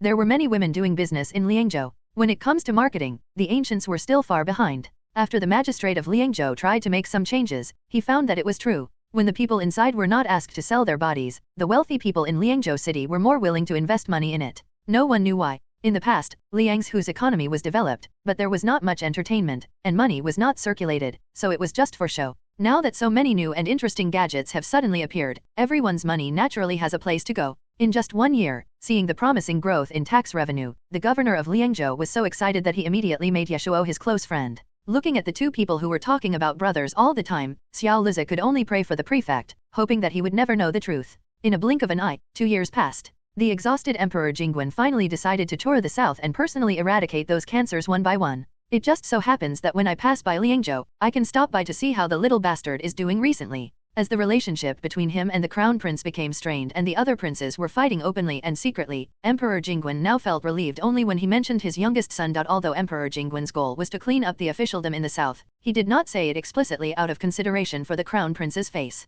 On the surface, Emperor Jingguan only said that the 9th prince had been away from home for 2 years and he wanted to see how he was doing and to take a look at the latest customs and practices in the south. The emperor has been doting on the 9th prince for a long time. There have been even more exaggerated cases in the past. More than 2 years ago, the emperor wanted to keep the 9th prince in the palace and raise him for the rest of his life. Now he just went to see him. What's so hard to understand? Hearing this news, everyone felt that the emperor seemed to be too doting on the 9th prince, to a level far beyond the ordinary. The 9th prince's favor has not diminished in the 2 years since he left the palace. The emperor still cares about him all the time. Such an honor is rare in ancient and modern times. Only the prince knew that his father's move to look for Zaiju was fake, but his intention to take action against him was real. My father took it seriously and showed no mercy at all. The prince looked up, with a look of dejection. A few days later, Emperor Jingguan drew up a list of names for the southern tour. Except for the crown prince, he did not bring any powerful princes with him. He only brought his 4th, 5th, 7th, and 8th sons. He left the eldest prince, the 2nd prince and the 6th prince in Shangjing city. After all, my father treats the prince differently. Upon hearing the news, the eldest prince couldn't help but sneer, but there was a hint of anger and sadness in his eyes. Even though the prince has behaved so absurdly, his father still refuses to give up. He still holds out hope for the prince and tries to bring him back on the right track. If I had done what the prince did, I would have died countless times. Children who have never received the love of their parents will never feel complete, no matter how old they are. There will always be something missing, and there will always be regrets. In the eyes of the eldest prince, Emperor Jingguan went to such great lengths to cut off the prince's escape route in order to save him. After all, after eliminating all the dirty and smelly people, after a few years, Emperor Jingguan would assign the prince some decent tasks, and the prince would become the innocent prince he once was. My father really put a lot of thought into this. But in the eyes of the prince, although his father took him with him on the southern tour, he kept him under house arrest in a room on the ship, not allowing him to go out or see anyone, and making him watch helplessly as his own empire was about to collapse. This was really too cruel. The prince didn't know when the sword hanging over his head would fall, and he was in fear every day. As time went by, he couldn't help but feel resentful. When the ship arrived at Bingzhou, Emperor Jingguan ordered people to place the prince there and sent someone to guard him. Before parting, Emperor Jingguan said, "After this matter is over, I hope you can learn some lessons." The reason why Emperor Jingguan brought the prince here was to make him remember his mistake so that he would not make the same mistake again next time. Emperor Jingguan originally wanted him to see with his own eyes what those people had done and how tragic their end was, but in the end, Emperor Jingguan really couldn't bear to do it, so he let the prince get off the boat early. "Just stay here and reflect on yourself." Concealing the complexity and sigh in his heart, Emperor Jingguan waved his sleeves and left. The strong wind from the river bank blew the prince's robe, making a rustling sound. The prince lowered his head under the scorching sun, making it impossible to tell his expression at the moment. The usually brave fifth prince stood on the boat and watched this scene. He couldn't help swallowing his saliva and didn't dare to make a sound along the way. After the prince left, no one dared to act rashly. The huge ship was eerily quiet. Everyone was very cautious, fearing that they might make a mistake and become a victim of the game between the emperor and the prince. The prince and the emperor no longer looked like father and son. The big ship went downstream, and in such an atmosphere, it gradually approached Liangzhou. The other side. He had no idea that the large army was gradually approaching him. After all, Ye Shuo only cared about his mother and Jian. He was too lazy to ask about other things, nor did he dare to ask, because the answer he might get would definitely be unsatisfactory, so it was better not to know. Although escape is shameful, it is very useful. Ye Shuo waved to Xiao Luzi as usual and asked Xiao Luzi for his schedule for today. After 2 years, Ye Shuo's life in Liangzhou had gradually returned to normal. Every day he only needed to inspect the places under his name and collect rent to make a living. Although Ye Shuo made a lot of money, he also spent a lot of money, especially for the construction of Liangzhou city. He was very generous in investing, spending a lot of money every day. As a result, the governor of Liangzhou could not help but have the illusion that the young man in front of him cared more about the development of Liangzhou than himself. The 9th young master is building Liangzhou as if it were his own home. No prefect would dislike a person who is willing to spend money without expecting anything in return. Even though the magistrate of Liangzhou was more than 10 years older than Ye Shuo, and was in his 30s and almost 40, when he looked at Ye Shuo now, it was no different from looking at his own brother. No, that's not right. He looked closer than a brother. Where can you find such a good person? This is the best pie in the sky. In just 2 years, the roads in Liangzhou city were more than doubled. The roads became wider and smoother, making it more convenient for merchants to travel. It is not easy to change the old city area of Liangzhou, but we can still develop new urban areas. Isn't this what urban expansion works like? Large tracts of vacant land in Liangzhou city were utilized. More neatly arranged and uniform houses, better road planning, wider roads, and a more beautiful living environment all attracted the attention of wealthy merchants. Especially the sewage and drainage in the new urban area and various infrastructure in the old urban area are completely incomparable. Needless to say, Ye Shuo must have participated in the construction of the new urban area, especially the commercial street in the new urban area, which was designed by Ye Shuo himself and built with his own money. Among them, shops and government offices accounted for 40%, and Ye Shuo accounted for 60%. At first, the magistrate of Liangzhou thought that his brother was really kind. Not only did he help them build houses for free, but he also gave up nearly half of the profits in one go.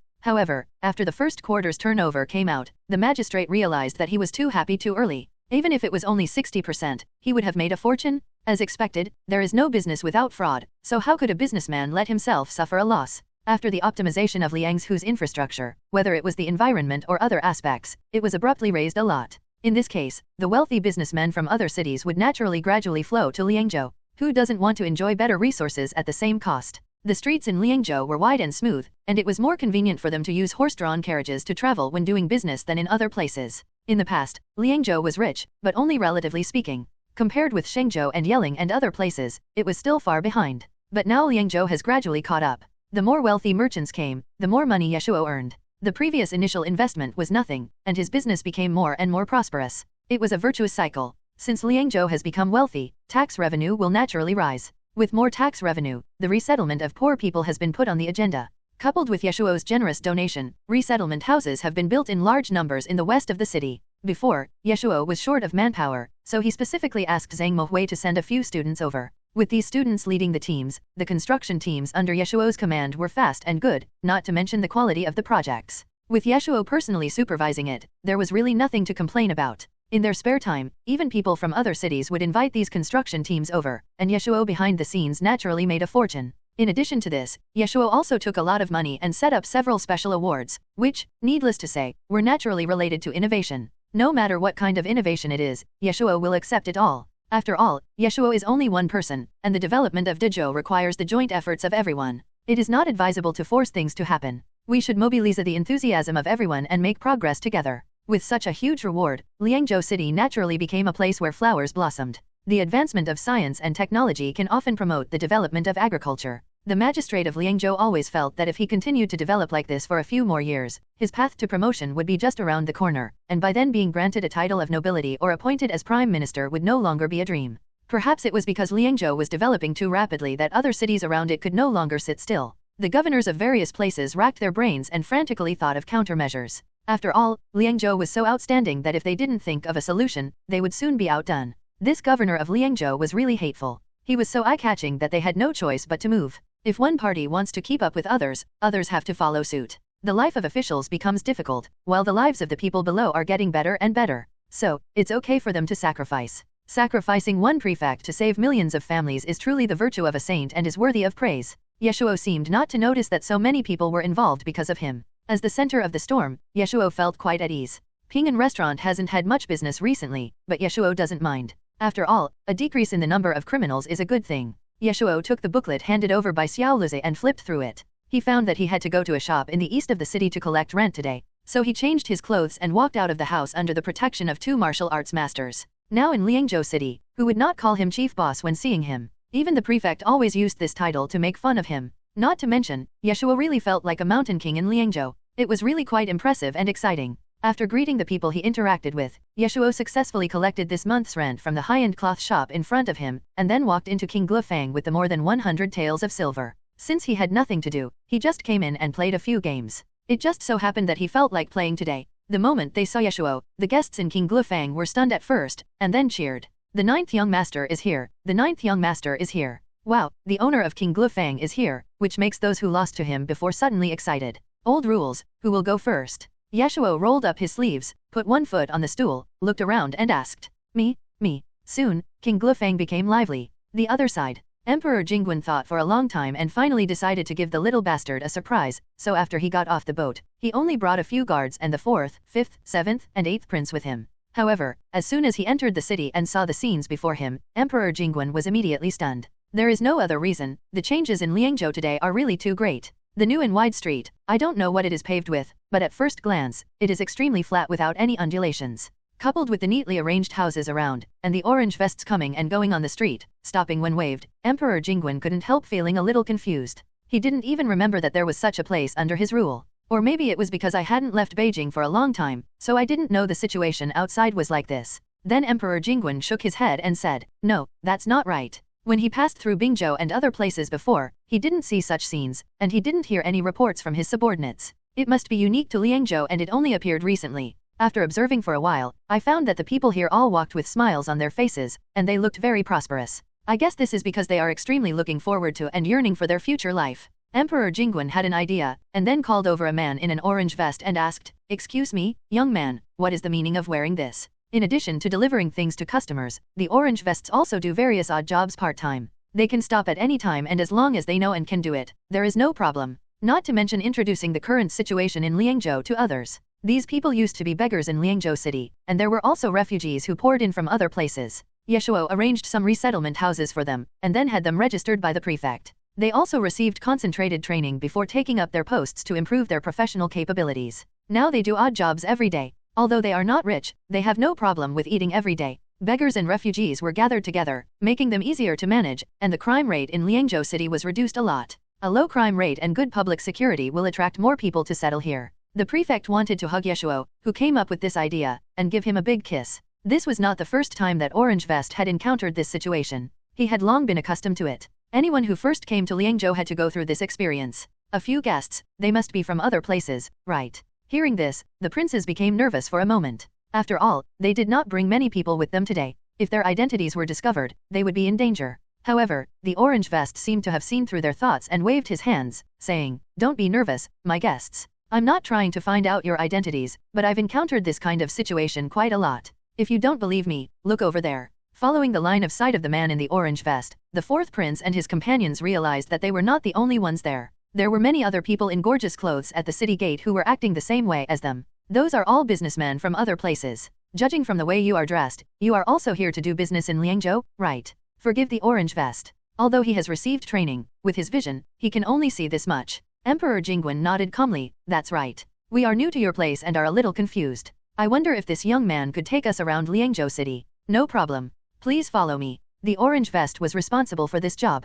When he heard the man in front of him say this, he naturally responded. Emperor Jingwen immediately forgot about his son and the only thing on his mind was the situation in Liangzhou. This is Longxing Street, the most famous commercial street in Liangzhou. This is Apricot Rain Road. If you had come a few months earlier, you would have seen the apricot blossoms on both sides of the river. Now the apricot blossoms have withered, which is a pity. However, if you wait a little longer, you might be been able to eat apricots produced in Liangzhou city. Emperor Jingwen subconsciously looked towards both sides of the river bank, and indeed saw the green apricots on the branches that were almost integrated with the leaves. And here, this is Dingxi Bridge. Legend has it that the immortals from heaven once stayed here. And here, this is the most famous Ping'an restaurant in Liangzhou. This is our boss's territory. Orange Vest is now Ye Shuo's employee. He has a job provided by Ye Shuo, so when he mentions Ye Shuo, he naturally speaks with enthusiasm. The chief scoop. If Emperor Jingwen remembered correctly, it should be underworld slang, referring to the head of an organization or force. When can such power be brought to the surface? Doesn't the governor of this place care? Seeing the orange vest praising him so much, Emperor Jingwen frowned slightly. Chief boss. The man in the orange vest did not notice Emperor Jingwen's displeasure. Whenever outsiders asked him about it, he would subconsciously start talking endlessly. Seeing the orange vest praising the other party to the sky, with an expression of extreme admiration and the desire to worship him, Emperor Jingwen frowned even more. From what the other party said, it seems that the other party has some connection with the government. In this case, isn't this a real collusion between officials and businessmen? What's more, there is also a dispute between underworld forces. This Liangzhou city seems to be much more complicated than I imagined. Thank you, young man. After spending most of the day and almost understanding the situation in Liangzhou city, Emperor Jingwen said with a smile. Thanks for your hard work. Upon seeing this, the fourth prince took out a piece of loose silver and placed it in the hand of the man in the orange vest. Orange Vest never thought that he would get so much reward money just for taking people to tour Liangzhou city for a whole morning. It was as much as 1 or 2 taels of silver, enough for him to eat for a month. But think about it, the luckiest people in the same industry as mine had earned as much as 5 taels of silver, so this 1 tael of silver was nothing. Thanks to Liangzhou, thanks to the chief leader, the orange vest left happily. Looking at the other person's back, the fourth prince and others couldn't help but look at Emperor Jingwen. Dad, should we go find Ziyaju next, or? When walking outside, the fourth prince and his entourage now address Emperor Jingwen by the common people's name. Upon hearing this, Emperor Jingwen shook his head and said, don't ask about Ziyaju's location first, go see the governor here first. In addition to what the orange vest said, Emperor Jingwen also wanted to find out whether the other party had any connection with the crown prince. After saying this, Emperor Jingwen walked towards the prefectural government office. The fourth prince and others hurriedly followed. Liangzhou magistrate Zhao Jinchuan was out patrolling most of the day today and only returned in the afternoon. When he came back in the sedan chair, he accidentally glanced to the side, and this one glance scared him to death. Zhao Jinchuan had met the emperor once a few years ago. The atmosphere in the Xianzheng hall was solemn and dignified. Due to the rules, one could not look directly at the emperor's face, so Zhao Jinchuan just looked up when he entered the Xianzheng hall. With just one glance, the emperor at the top seemed to be branded in his heart, and he dared not forget it at any time. And now, he actually saw a similar person at the gate of the government office, which made Zhao Jinchuan break out in cold sweat. If it was a mistake, it would be embarrassing at best, but if it was not, who knew what the consequences would be? Almost instantly, Zhao Jinchuan asked someone to stop the sedan. Seeing a stranger lingering at the main entrance of the government office, and the prefect just returning, the runner subconsciously wanted to shout to drive him away. However, before they could speak, they saw the prefect almost jogging over. The yamen runner was stunned, and then, under the pressure of Zhao Jinchuan's eyes, he retreated.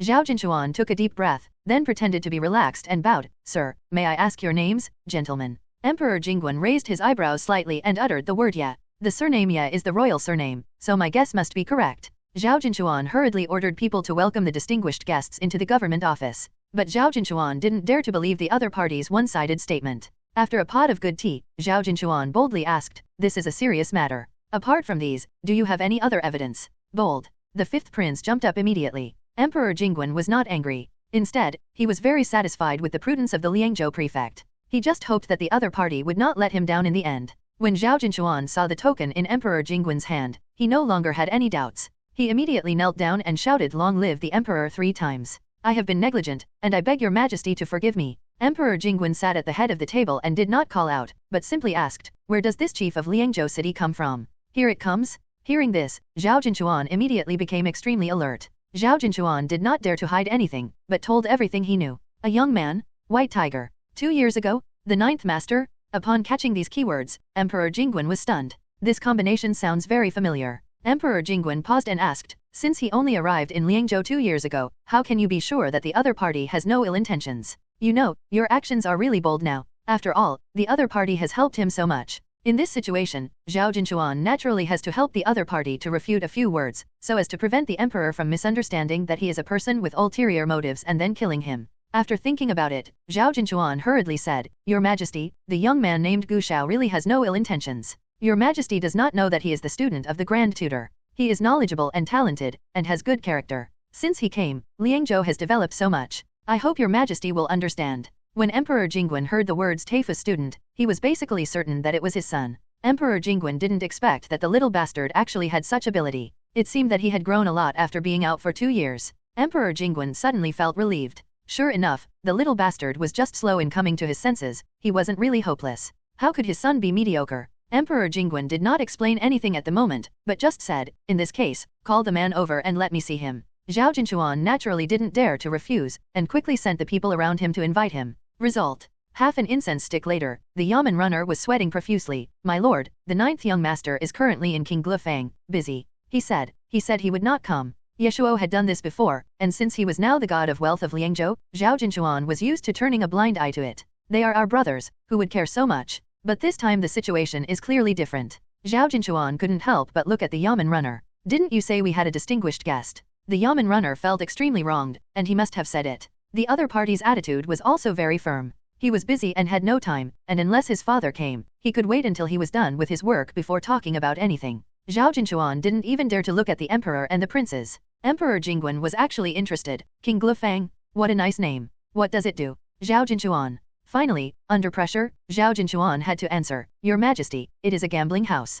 Caught off guard, Emperor Jingguan was stunned. Is this what you call erudite and well-behaved? When Emperor Jingguan heard the prefect's compliments just now, he was very happy, thinking that his son had made progress. It turns out that they were all deliberately exaggerated. Your Majesty, please forgive me. Zhao Jinchuan had never expected that his virtuous brother would make such a big mistake at such a critical moment. He couldn't help but wipe the sweat from his forehead. Apart from some minor flaws, he's a pretty good person. Emperor Jingguan did not comment. Zhao Jinchuan felt a sudden increase in pressure, so he looked at the yamen runner beside him and said, The noble is here, why don't you go and call him again? Just say it's the prefect's order, go now. Zhao Jinchuan was so angry at this yamen runner that he almost died. How could this be a normal situation? If he didn't come back, he would be tied back even if he had to be tied up?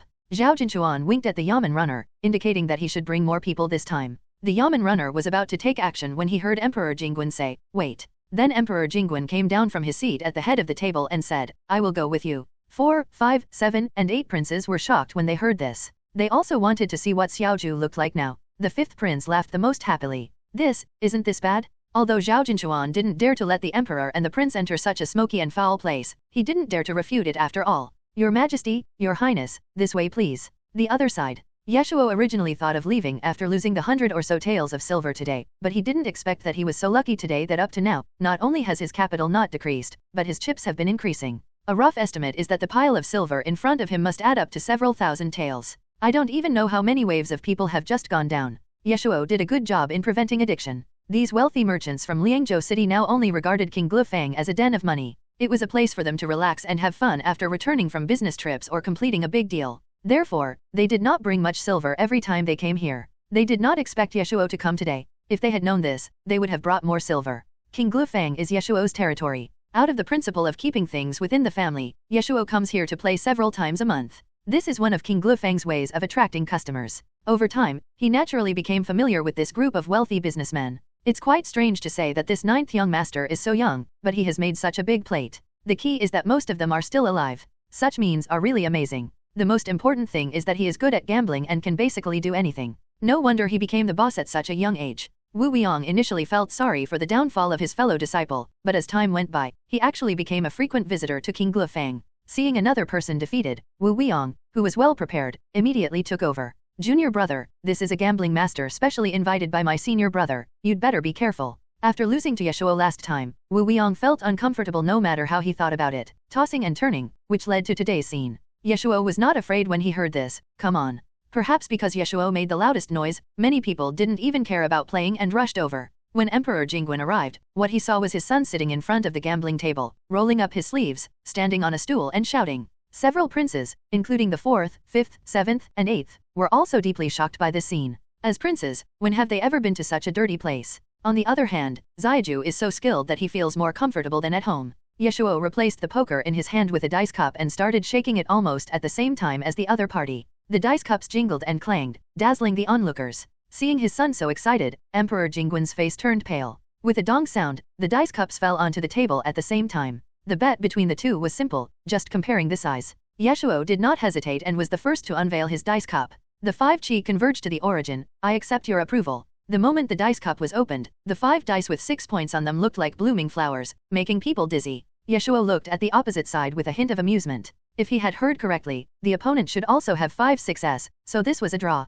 Obviously, the other party did not expect that the owner of King Glufang was also a master. This time he had met his match. It seems that some special means are needed. Seeing that the two men wanted to start the next round after failing to win the first round, Emperor Jingwen could no longer sit still. Zhao Jinchuan took a deep breath and hurried forward. Gushao. Ye Shuo turned his head subconsciously, and then his eyes widened. Why do those figures look so familiar? I'm afraid I'm just hallucinating because I rolled the dice too much. He saw Emperor Jingwen standing there with a dark face, and the 4th prince, the 5th prince, the 7th prince and the 8th prince. The 4 of them stood there like door gods, especially the 4th prince, who was looking at him with disapproval on his face. Zhao Jinchuan was totally unaware and was still hinting with his eyes. What are you still standing there for? Come over here quickly. The nobles want.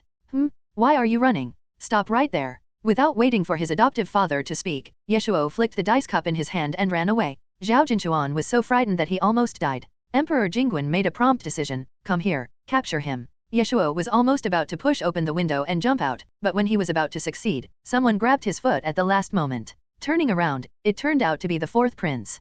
4th brother, please forgive me for once. Seeing the pleading in his brother's eyes, the 4th prince shook his head firmly. The monk can run away but the temple cannot. The sooner he dies, the sooner he will be reborn. Zhao Jinchuan had not expected that he would be so bold, and hurriedly advised, Your Majesty, to be honest, this man is my sworn brother whom I just recognized a few days ago. He is not like this on weekdays. Please understand, Your Majesty. Zhao Jinchuan is quite loyal and would not just abandon Ye Shuo and run away if nothing goes wrong. Although he is now ready to sacrifice his own relatives for the sake of justice. There were many people in King Glufang, and Zhao Jinchuan lowered his voice deliberately for fear of accidentally exposing Emperor Jingwen's identity. However, the 5th, 7th, and 8th princes next to him still heard everything clearly. Ziju actually recognized a brother randomly outside so easily. Aren't there enough brothers in the family? The 5, 7, and 8 princes all moved at the same time. At the side, seeing the chief leader being captured, Ye Shuo, who had hired 2 martial arts masters at a large price, subconsciously drew the sword at his waist. Seeing this, Ye Shuo was immediately shocked. No,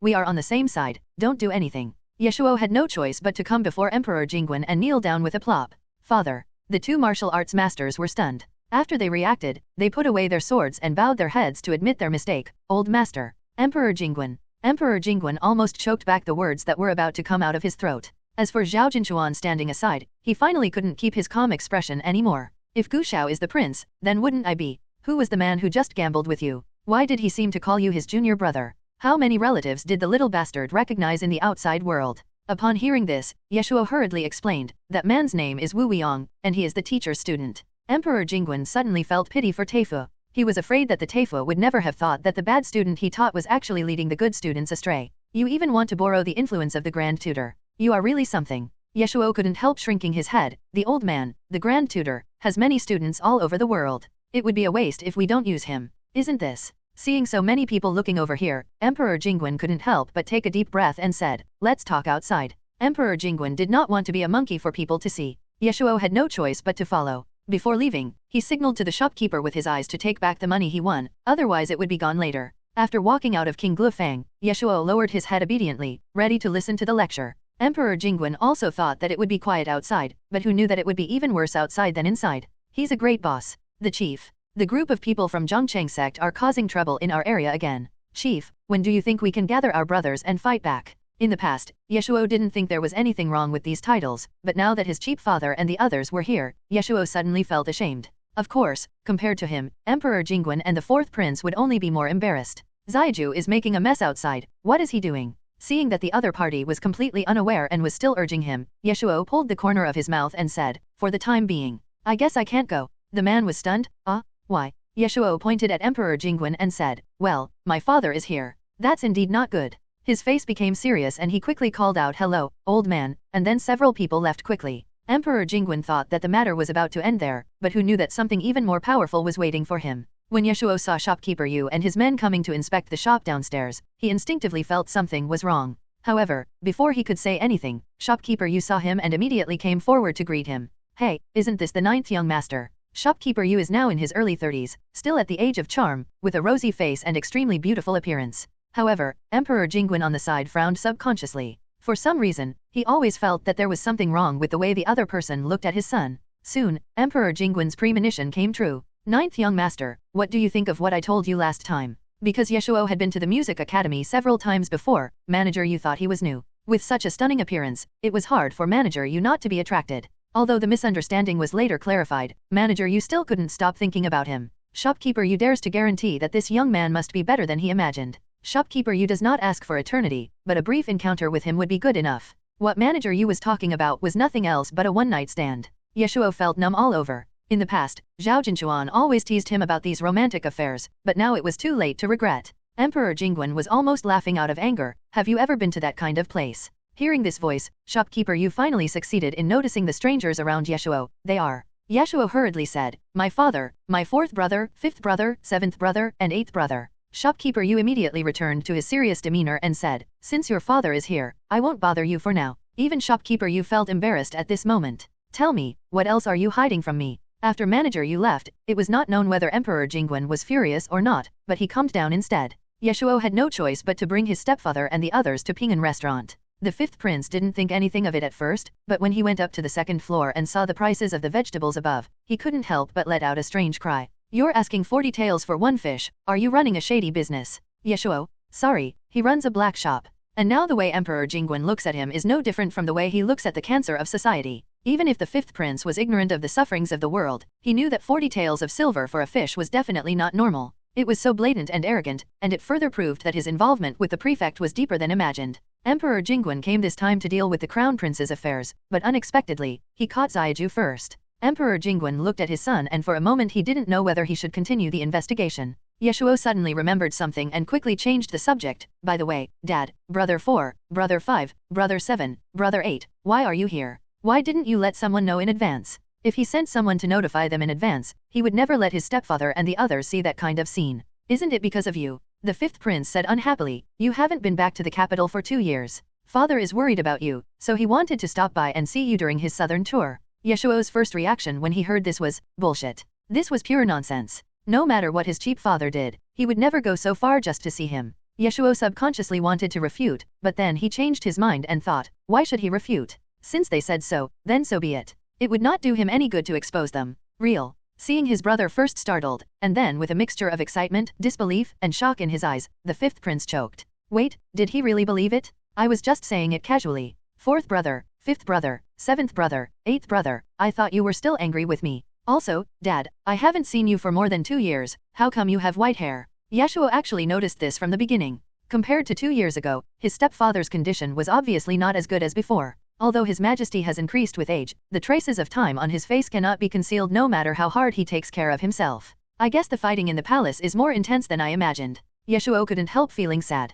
During the 2 years that Ziyaju was away, he became more and more unruly. The moment the words fell, the 5th prince and the others were horrified. You know, as an emperor, the most taboo thing is for others to say he is old. The same was true for Emperor Jingwen. His sons were in their prime, but he was aging day by day, like the setting sun. Whenever Emperor Jingwen looked in the mirror, he would feel powerless and angry. When Emperor Jingwen heard this, his first reaction was anger. His expression suddenly became a little bad. But just as he was about to speak, he saw the undisguised concern in Ye Shuo's eyes. Dad, how are you feeling lately? No matter who they are, including his closest friend Wang Ziquan, they are all very secretive about his aging and dare not mention it at all. Whenever they mention it, these people will try every possible means to praise his youth and say that he is more energetic than before. But old is old, that is the fate of man. Even if you are the emperor, you can do nothing about it. Emperor Jingwen was a little uncomfortable with the sudden appearance of someone who spoke the truth. After a while, Emperor Jingwen said, it is a little older than before. Then father, please be less angry and less prone to rage. Being angry can easily harm your health. Looking at the father and son arguing with each other, Zhao Jinchuan's eyes almost popped out. It turns out that there is such a scene in royal family. Zhao Jinchuan quickly lowered his head and drank tea to hide his shock. But his sudden change was still seen by the fourth prince and the others, and they all said in their hearts at the same time, no, they are not like this normally. At the very least, they would not dare to mention the fact that their father has white hair even if they were beaten to death. It was getting dark, and Emperor Jingwen and his entourage were originally going to have dinner in this restaurant, but Ye Shuo didn't dare to do that. Judging from the chef's cooking skills in this Ping'an restaurant, he could only say that the food would not starve him to death. If his cheap father ate this kind of food, he would probably be killed on the spot by the guards. This is my house in Liangzhou. Although it can't compare to the one you gave me, it's still good enough. About half an hour later, Ye Shuo brought them to his current residence. The old house that was abandoned 2 years ago has now been renovated into a new one. As Ye Shuo's wallet has gradually become fatter, he has expanded the house several times and the area of the house has been expanded again and again. The so-called richest man in Liangzhou is not just talk. Looking around, the fourth prince and the others seriously doubted whether his words not as good as going to the capital were just modesty. It can be seen with the naked eye that this house is larger than the ninth prince's mansion in the capital. Emperor Jingwen wanted him to quit King Glufeng at first. After all, it would be embarrassing for a prince to run a casino. It would be embarrassing for the old ministers and the noble families to know about it. But after arriving at the house, Emperor Jingwen suddenly hesitated. This casino seems to be more profitable than I thought. Do you have an account book? Bring it here for me to see. Hearing this, Ye Shuo subconsciously became alert. What a familiar tone. It was so similar to the tone his friends' parents used when they were giving out New Year's money when they were children in his previous life. Emperor Jingwen noticed the vigilance in his son's eyes and was both angry and amused. What's with that expression? Can I still covet your little money? Finished? More like it. However, the emperor's order was hard to disobey, and Ye Shuo had no choice but to ask the accountant in the mansion to fetch the account book of King Glufeng. Emperor Jingwen sat there and flipped through the book. Then he couldn't help but be a little surprised. So many. Coming. The next moment, Emperor Jingwen said, what about the others? Bring them up as well. It's okay for me to show it to you. Ye Shuo tried to struggle desperately, but Dad, you have to promise not to covet your son's money. Emperor Jingwen said nothing, but just looked at him with a smile. What happened to your promise not to be greedy for money? How can you, my cheap father, go back on his word? Ye Shuo gave the order with a sad face. After reading it, Emperor Jingwen was very satisfied. Think about the daily turnover of a modern casino, and then think about the backward productivity in ancient times. It is no wonder that even the emperor would be tempted and would sacrifice his face to snatch his son's things. Okay, the treasury is short of money, so I'll keep these account books with you for now. No way, it's so dark. Ye Shuo initially thought that his cheap father would only take 40% to 50% of it, but he didn't expect that he would not leave any for himself. Dad, you can't do this. When Ye Shuo thought about how so many things no longer belonged to him, he couldn't hold back his grief and anger, and cried loudly while hugging Emperor Jingwen's legs. You are the emperor. How can you take your son's things? Wouldn't that damage your image as a wise emperor? Emperor Jingwen didn't buy his words at all. Since you are my son, everything you have should belong to me. It turns out that parents in feudal society are unreasonable. Patriarchy and imperial power oppress people? Ye Shuo cried even more sadly. Although in most cases he didn't need to do it himself, and he spent a lot of money to have others do it for him, it was still his hard work after all. 2 whole years? Who wouldn't cry? Seeing that he was throwing tantrums like he did when he was a child when they disagreed, Emperor Jingwen almost laughed out loud. Why are you crying? I didn't take it for nothing. The little bastard is almost 20 years old now, and according to the rules, it is time for him to be promoted to a higher title. First the prince of a county and then the prince. If he wants to be crowned the prince, there must be a reason, something to show for it, right? Otherwise, his brothers would be unhappy. What's more, in the current situation, it's better for the little bastard not to have any extra things in his hands, so as not to attract people's attention. He doesn't have the ability to protect them, so he won't get into trouble later. When Ye Shuo heard this, he asked, then what are you going to exchange for? Since the things are about to be lost, it would be nice to get some compensation. Emperor Jingwen paused and said, how about a prince's position? 2 years of hard work in exchange for a prince title, it's a huge profit? Ye Shuo was immediately fine. Dad, you are so kind. I know that you love your son the most. Emperor Jingwen felt that the little bastard changed his expression faster than turning the pages of a book, and he didn't even try to hide it. Emperor Jingwen didn't know what to say about him. Then, Ye Shuo asked a question that made Emperor Jingwen's smile freeze instantly. By the way, where is my third brother? Didn't my fourth brother and the others just say that he was here too? Why can't I see him? Anyone who has a little knowledge of the court's developments would not ask this question. The fact that he asked this question proves that he really knows nothing about it. Seeing that the confusion in his youngest son's eyes did not seem fake, Emperor Jingwen's anger only lasted for a moment. Then he sighed, feeling worried about the little bastard's frankness and stupidity. It would be fine if he were like this to his biological father, but with his temper, he would suffer a great loss sooner or later if his brother took the throne in the future. Emperor Jingwen did not say it directly, but only vaguely said, when your third brother was in Bingzhou, I let him get off the ship in advance. Ye Shuo always felt that his cheap father's expression seemed a little stiff when he mentioned the crown prince. There must be something fishy going on, so he asked, then did you tell my third brother the specific reason for not bringing him along? Ye Shuo didn't know what happened between them, but his idea was very simple. From the child's point of view, the father took a group of children out to play, but left one of them alone. How could the one who was left alone not think too much? Emperor Jingwen did not care. Even if he was the crown prince, it was impossible for him to explain everything clearly. Seeing that his youngest son kept harping on such trivial matters, Emperor Jingwen became a little annoyed after a long time. Since you care so much about your third brother, why don't you go to Bingzhou to accompany him? Emperor Jingwen couldn't help feeling angry because he had taken so much trouble to help him plan, but his mind was completely on his brother. Even Ziyaju went against him. Hiss. My cheap dad himself was angry. After not seeing my stepfather for 2 years, his temper has become even weirder. Ye Shuo hurriedly said, I am not speaking for third brother, I am speaking for you, right? Emperor Jingwen sneered at him, wondering what nonsense he could come up with. Seeing this, Ye Shuo was very helpless. The son that dad values most is third brother.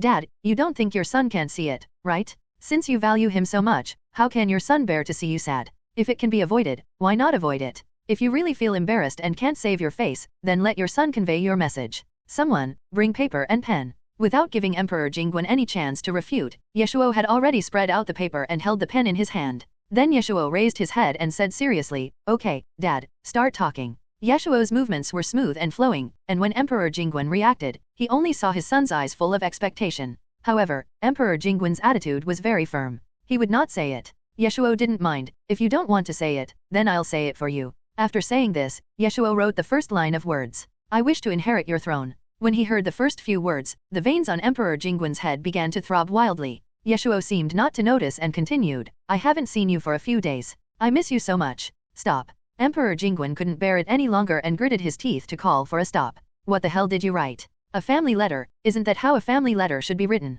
Ye Shuo said as if it was a matter of course. Who writes a letter like this? The words used are so artificial and disgusting. Emperor Jingwen's face turned green, as if he had eaten something indigestible. Seeing that he was about to continue, Emperor Jingwen made a prompt decision, give me the pen. Ye Shuo looked embarrassed, Dad, this is not good, right? Emperor Jingwen stood up and said, bring it here. When Emperor Jingwen sat there instead of Ye Shuo, he realized that the paper was empty and there was clearly nothing written on it. Looking at the mockery in his youngest son's eyes, what else could Emperor Jingwen not understand? Ye Shuo took a piece of dessert and put it in his mouth. He said slowly, since you care, why don't you say it clearly? Guessing all the time will only hurt others and yourself. Emperor Jingwen tightened his grip on the brush. His face was serious and looked exceptionally handsome. People who care about their reputation are generally like this, which shows that being too shameful is not a good thing. Seeing that he was about to get angry again, Ye Shuo didn't dare to provoke him again and quickly stepped aside. You keep busy, keep busy. I suddenly remembered that I have something else to do. I'm leaving now. See you tomorrow, Dad. After saying this, Ye Shuo immediately ran away. As an emperor, Emperor Jingwen would never bow his head first. The crown prince could not guess what he was thinking, so he was naturally anxious. But in fact, the difference between father and son is just a step. The problem is that no one is willing to give them this step. Everyone knows it, but no one wants to. After a whole stick of incense had passed, Emperor Jingwen finally made his first move. I wish to inherit your throne. I have a lot of thoughts about the trip to Liangzhou. I will personally remove all the officials in the southern bureaucracy. After this incident, I hope my son will think carefully in the future and not believe in the slander of villains. People with high status can be feared but not relied upon. Those who can be feared should be upright and behave themselves. If you fail to follow the teachings of the past, your crime will be greater than that of others. As the crown prince, you must be even more cautious. You should remember this lesson and never make the same mistake again. After half an hour, Emperor Jingwen took a deep breath, put down the pen, waited for the ink to dry, put it in an envelope, and handed it to the person next to him. Go and deliver this letter to Bingzhou and give it to His Royal Highness the Crown Prince. The man was startled at first, then said, yes. I just hope that the Crown Prince can listen to me. Looking at the sky that had already turned dark, Emperor Jingwen couldn't help but sigh. At night, before going to bed, Ye Shuo heard the sound of horse hooves and immediately breathed a sigh of relief. It's better to talk about it out loud. Only by talking about it out loud can the problem be solved fundamentally. Otherwise, it will just be scratching the surface. In a blink of an eye, a few more days passed. Ever since the people of Liangzhou city knew that they were the 9th prince's brothers, the attention paid to the 4th, 5th, 7th, and 8th princes when they were active in the city suddenly increased greatly. At the same time, they also saw how comfortable their younger brothers' lives were outside. No wonder he was so unwilling to go back. He is really cool. In Liangzhou city, the prefect was his sworn brother. The people in the underworld recognized him as their leader. The businessmen and wealthy people greeted him with smiles, and even the women who came and went frequently flirted with him.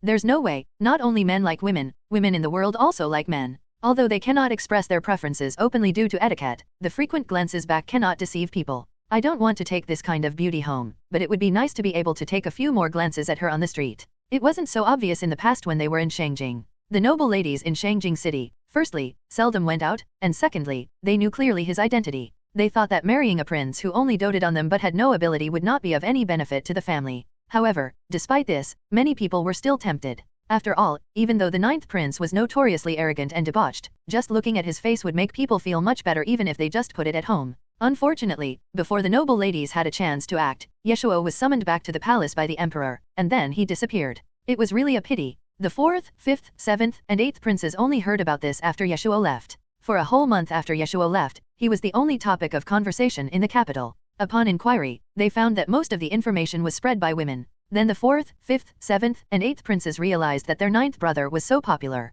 Then the 4th prince couldn't help but start worrying about his marriage. If I remember correctly, you will be 20 soon, right? How come you haven't met the girl you like yet? Oops. Upon hearing this, Ye Shuo was stunned and slammed the fan in his hand. I had forgotten about it. Ye Shuo had lived such a comfortable life in the past 2 years that he completely forgot to pay attention to other things. Seeing this, the 5th prince couldn't help but say something sarcastic. Be careful, father will just point someone to you when the time comes. Ye Shuo paused. No, not really. Although he said this, Ye Shuo was unsure in his heart. Let alone, this could really be possible. Sometimes, the more you fear something, the more likely it is to happen. After several days of investigation, Emperor Jingwen finally breathed a sigh of relief after carefully browsing through the things presented by his subordinates. Although his son was indeed involved with the prefect of Liangzhou, it was not what he thought. Most of the money his son earned was invested in the construction of Liangzhou. He used the construction of Liangzhou to drive his business. The two circulated and complemented each other, so he naturally made a fortune. Emperor Jingwen was unable to judge for a moment whether his son was capable or simply good at spending money, because his son did not do much by himself. He basically spent huge sums of money and then asked others to do the work. Such extravagance made Emperor Jingwen feel ashamed of himself. An idea like the Ping'an Hotel is not something a normal person can come up with. It is extremely dangerous. It only proves that he is brave and lucky, but nothing else. The only contribution he made was the cement used to pave the roads in Liangzhou City, which he made himself. The little bastard has loved playing in the mud since he was a child, and now he has really become famous for it. Emperor Jingwen wanted to praise him, but the problem was that various gambling methods and rules in his King Glufeng were emerging one after another. King Glufeng would launch a new gambling method every once in a while, such as mahjong and poker. Emperor Jingwen had checked and found that they were also invented by him. Compared with them, cement was nothing. The little bastard is not stupid, on the contrary he is very smart, but he doesn't use his intelligence in the right way. In addition, when they went to King Glufeng to capture him before, Ye Shuo left such a deep impression on Emperor Jingwen that Emperor Jingwen really couldn't believe that he really had any great abilities. He often goes in and out of gambling houses, and occasionally goes to the music school to hang out with the girls there.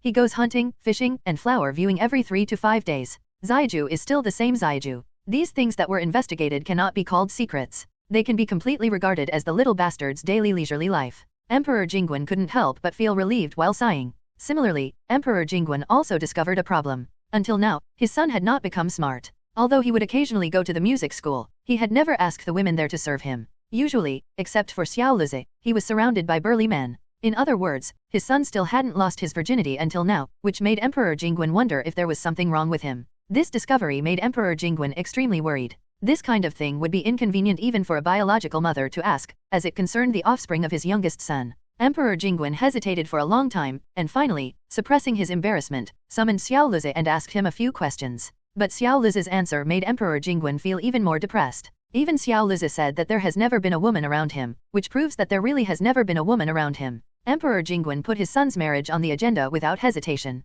Even he began to get anxious. The first person Emperor Jingwen visited was Zhao Jinchuan. The prefect is also an important official. Under normal circumstances, his status would not be worthy of that of a prince, but in the current situation, it is just right. When Zhao Jinchuan heard the emperor asking him if he had any unmarried daughters at home, he was stunned. Obviously, he also understood that there must be a deep meaning behind the emperor's question. In addition, the 9th prince had not yet married, so the answer was very clear. But unfortunately, it is a little late to bring up this matter now. After a fierce struggle in his heart, Zhao Jinchuan finally shook his head helplessly. I do have a daughter, who is now 18 years old, but my daughter is already engaged and will be married on the 8th day of the 10th month this autumn. You can't break off the engagement at this critical moment, right? That would be too embarrassing. Emperor Jingwen had no choice but to give up. There is no suitable one on Zhao Jinchuan's side. There is no one in Liangzhou City who is of sufficient status to be a match for the prince. We can't really let Zaiju marry the daughter of a merchant. What a disgrace that would be. Ye Shuo was extremely delighted to hear the news. Ye Shuo thought that the matter was over, so when Emperor Jingwen decided to set off, he followed him. What are you doing here? Emperor Jingwen frowned. Ye Shuo was stunned. Why can't I come? Isn't it about the southern tour? In Ye Shuo's eyes, southern tour equals inspection equals travel, and he also wanted to see what the ancient emperor's southern tour looked like. Dad, you have confiscated all my shops. What am I still doing staying in Liangzhou City? It would be too cruel for him to watch the change of ownership of King Glufang with his own eyes. You. Before Emperor Jingwen could finish his words, Ye Shuo squeezed forward. Normally he wouldn't come when he was called, but now he came even when he was not called. Emperor Jingwen felt a headache looking at his little son who was always so rebellious. But since he was already on the boat, Emperor Jingwen would not chase him off, but only reminded him, you can follow along, but remember not to cause trouble. What does making trouble mean? When has he ever failed to keep his promise? And what's with the cheap dad's coaxing tone? Although he was complaining in his heart, Ye Shuo nodded hurriedly. Looking at their naive younger brother, several princes couldn't help but shake their heads. At the same time, on the other side, Emperor Jingwen's letter finally arrived in Bingzhou after many twists and turns. When the prince heard the news outside, he was startled and subconsciously took the letter. Then, the inky black words above came into view. I have given a lot of thought to the Liangzhou trip. I will personally remove all the officials in the southern bureaucracy one by one. As the crown prince, you have violated the teachings of your ancestors, and your crime is greater than that of others. I hope you will think carefully. As the crown prince, you have violated the teachings of your ancestors, and your crime is greater than that of others. If he wasn't extremely disappointed, my father would not have used such words. And the purpose of my father's trip was indeed me. If the crown prince still had a glimmer of hope before, now he can no longer deceive himself. After repeatedly confirming that it was undoubtedly Emperor Jingwen's handwriting, the prince's face turned pale. Your Highness. Mo Shu, who was standing by, was horrified upon seeing this and subconsciously looked at his master. At this moment, the crown prince was already in a state of confusion. It took him a long while to find his voice again. The other side. 2 days later, Ye Shuo gradually realized that he was on a pirate ship. Although he vaguely felt that his stepfather's trip to the south was definitely not to see him as he said, and he must have other things to do, Ye Shuo did not expect that this matter would be so complicated. It didn't seem like an ordinary patrol at all. It seemed more like they had a target in mind and that's why they came here on purpose. As the group walked further away, the atmosphere on the ship became more and more solemn. Except for Ye Shuo, no one dared to say anything. Ye Shuo was almost suffocating himself. While the ship was docked, people were coming and going in my cheap father's room. None of them were people Ye Shuo recognized. Some of them were wearing official robes, some were wearing white clothes, and some were wearing, that should be the clothes of military commanders, right? The crowds were coming and going, and Ye Shuo was dazzled. As if he had noticed his brother's confusion, the fourth prince happened to be free, so he stood aside and explained casually, that's the governor of Shanzhou, the one dressed as a military commander is the garrison commander of Shanzhou, and that. Stop. Ye Shuo couldn't stand it after listening for a while. Why are there so many people? There are too many people. That's just the beginning. The fourth prince laughed. As a prince, he should remember some important people clearly. Ninth brother, you have to learn. Ye Shuo didn't care. Why would he learn this? He didn't plan to work in officialdom. Ye Shuo just didn't understand what his cheap father was going to investigate. Why was he going through so much trouble? Ye Shuo was confused, but he couldn't quite figure out the direction. After thinking it over, he finally took advantage of no one's attention and pulled the least troublemaking and most low-key seventh prince into a corner. Can you tell me what exactly did father come here for? The more Ye Shuo looked, the more uneasy he felt. He had a vague feeling that something big was about to happen. Being caught off guard by Ye Shuo's arm, the seventh prince was silent as he looked at his brother's face so close to him. He said, didn't I say before that I would visit you in Liangzhou while on my southern tour? Ye Shuo, forget it, just pretend I didn't ask. Ye Shuo turned around and was about to leave, but the next moment, he heard the seventh prince add another sentence behind him. Of course, that's what it looks like on the surface. That's what father told us at the time. Ye Shuo paused, then turned around and saw the seventh prince silently mouthing words to him. To prevent the guards around from overhearing, he didn't even make a sound in the middle. Crown Prince. When Ye Shuo saw these two words, his heart immediately tightened. Although he guessed that the palace would not be as peaceful as before in the next 2 years, he did not expect that things would have come to this point. Having come to this point, Ye Shuo did not ask any further questions. From now on, it is no longer something he can interfere with. Not long after Ye Shuo asked this question, the first official, the prefect of Shengzhou, was dismissed. Emperor Jingwen acted drastically and executed him on the spot after obtaining the evidence. Ye Shuo did not go to see the governor of Shengzhou on the day he was being questioned. About half a day later, Ye Shuo heard the news of the governor's death. Then, when my cheap dad walked in, he could not hide the smell of blood. Although Emperor Jingwen is no longer young, he has not lost his ambition at all. He killed all the people without blinking an eye. The fourth prince, the fifth prince, the seventh prince and the eighth prince followed Emperor Jingwen respectfully. Only Ye Shuo seemed so out of place at this moment. When he saw those people, Ye Shuo suddenly thought of something. The fourth prince knew all about the people summoned by his stepfather before. Perhaps he had an idea of it in his mind from the beginning. There were also the 7th prince and the 8th prince. Even the most arrogant 5th prince was not the least bit surprised when they saw what was happening before their eyes, nor did they have any questions at all. They were totally unlike Ye Shuo, who asked questions everywhere. Everyone knew that this southern tour was fake and that the purpose of investigating the crown prince was real, and everyone was cooperating silently. This made Ye Shuo wonder whether they were the same in the court. Everyone is looking forward to and pushing the crown prince step by step towards the abyss. Among them is not only the eldest prince, but also the 2nd prince, the 5th prince, the 6th prince, the 7th prince, the 8th prince, and even the 4th prince who seems the most indifferent may not be without that idea. Otherwise, he wouldn't have made such thorough preparations in advance. Ye Shuo had said before that the crown prince was like a piece of delicious fat meat, and the others were jackals. When these jackals grew up, once the fat meat fell to the ground, it would be torn into pieces in an instant. After figuring out the key, Ye Shuo realized that this time the prince must be dug out completely. What we see now is just the beginning. Just as Ye Shuo thought, as the ship went downstream, the number of officials being punished continued to increase. There are about 2 days left in the voyage and the ship will arrive at Yeling. That night, for some reason, Ye Shuo tossed and turned, feeling a little uneasy. He didn't have any seasickness problem, so it had nothing to do with seasickness. Unable to sleep, Ye Shuo put on a coat and went outside. At that time, the silver moon was like a hook, the river was sparkling, and both banks were pitch black.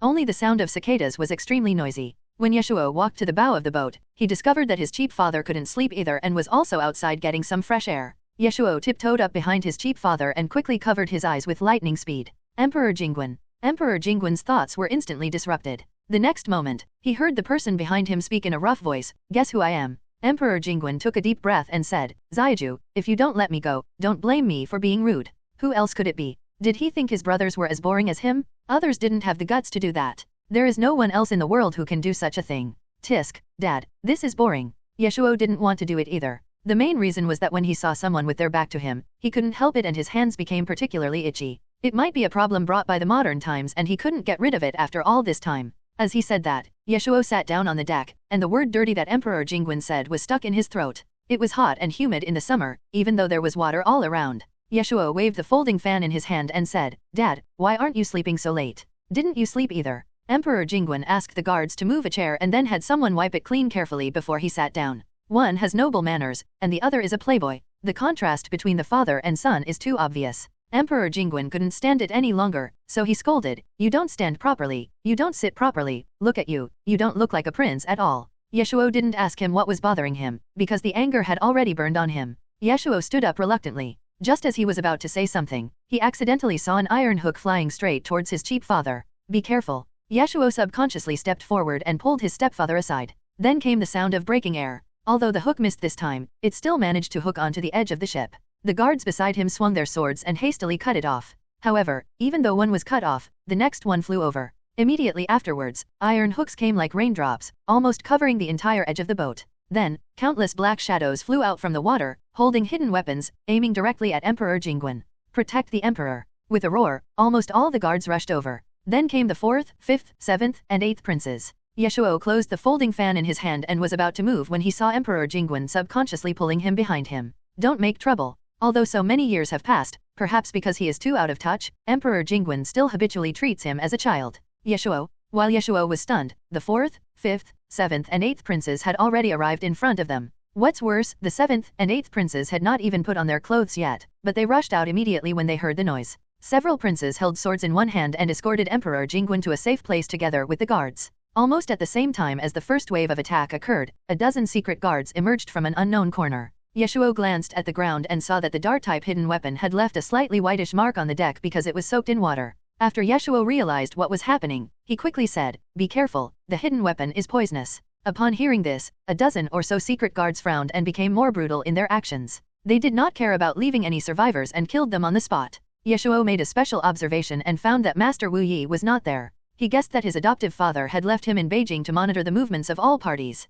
When the emperor left the capital city without the emperor naturally attracted more attention than the place where the emperor was. Ye Shuo's heart sank. Although the ships built for the emperor's southern tour were of considerable size, inland river transportation was not as good as sea transportation. Limited by the river channel, no matter how big they were, they could not be much bigger. Even if the guards and secret guards tried their best to stop them, there would still be some fish that slipped through the net and rushed here on the narrow and long deck. Fortunately, the few ships leading the way in front and the escorting ships in the back have noticed something is wrong and are hoisting sails and rushing over here. Seeing this, several princes also followed suit. Although it has been said before that there are few princes with great martial arts skills, that is only relative. If they are picked out alone, they are still capable of fighting. Emperor Jingwen and Ye Shuo were protected by the crowd in the center. Emperor Jingwen had a gloomy face and didn't seem to be very worried. That's right, it's impossible for my cheap dad to come here rashly without any preparation. I just don't know who sent these people, and who has such courage. Just when Ye Shuo was thinking about something, he saw from his peripheral vision that the assassin who was fighting with the fourth prince was using a dagger to block the fourth prince's attack while reaching his other hand to his waist.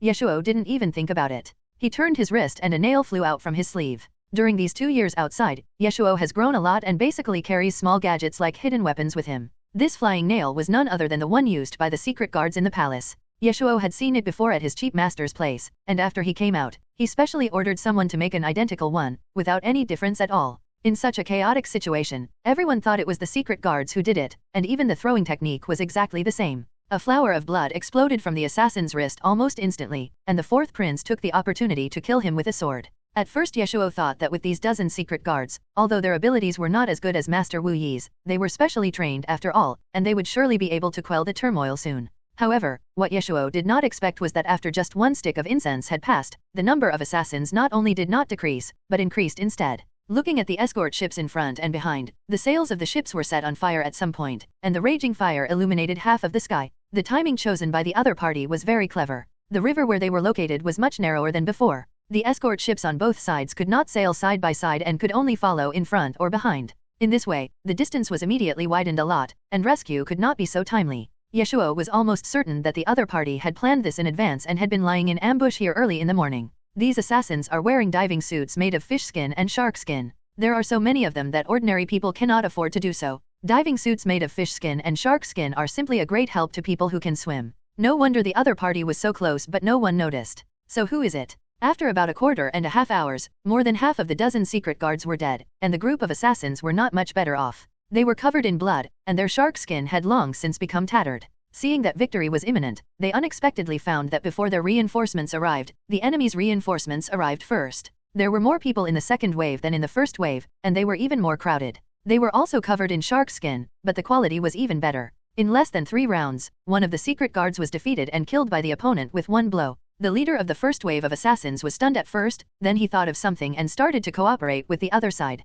Blood spurted out like a fountain, splashing less than 2 meters away from Ye Shuo. At this moment, Ye Shuo's eyes were also a little red. Emperor Jingwen felt a little depressed, and without waiting for the guard next to him to speak, he took the initiative to draw the sword of the dead guard. Ye Shuo had used up all the flying nails he carried with him just now. Since no one's attention was on him, Ye Shuo quickly flicked his hand over the assassin's body, and a large wave of flying nails came in. Emperor Jingwen and the fourth prince retreated step by step and did not notice that the people hiding in the dark and planning a sneak attack fell one after another. Between life and death, Ye Shuo no longer cared to hold back. His targets had long been the opponent's wrists, legs, temples, throat, heart and other fatal parts. Ye Shuo was not very good at using a sword, and had hardly ever used it. After all, neither his cheap master nor his grandfather taught him. His swordsmanship was far inferior to that of hidden weapons. It was enough for normal times, but now the number of opponents was too large. No matter how fast the hidden weapons were, they could only deal with a part of them. One of the assassins quietly went around to the back, and before he could make a move, a flying nail shot into his eye.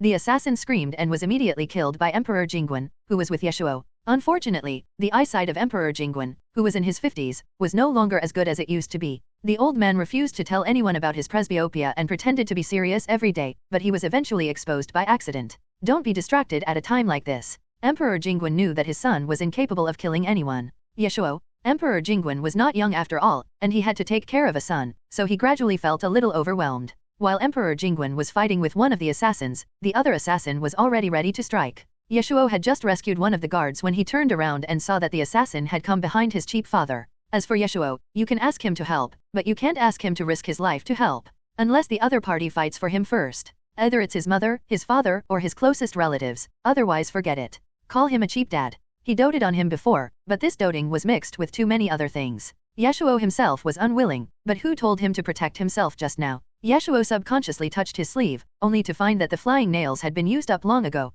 If the opponent's palm hits him firmly, my cheap dad may not survive. In a flash, Ye Shuo pushed his cheap father away, and when he wanted to retreat, it was too late. The other party's palm finally hit him. Emperor Jingwen staggered, and then he saw his son spit out a large mouthful of blood with a wow sound.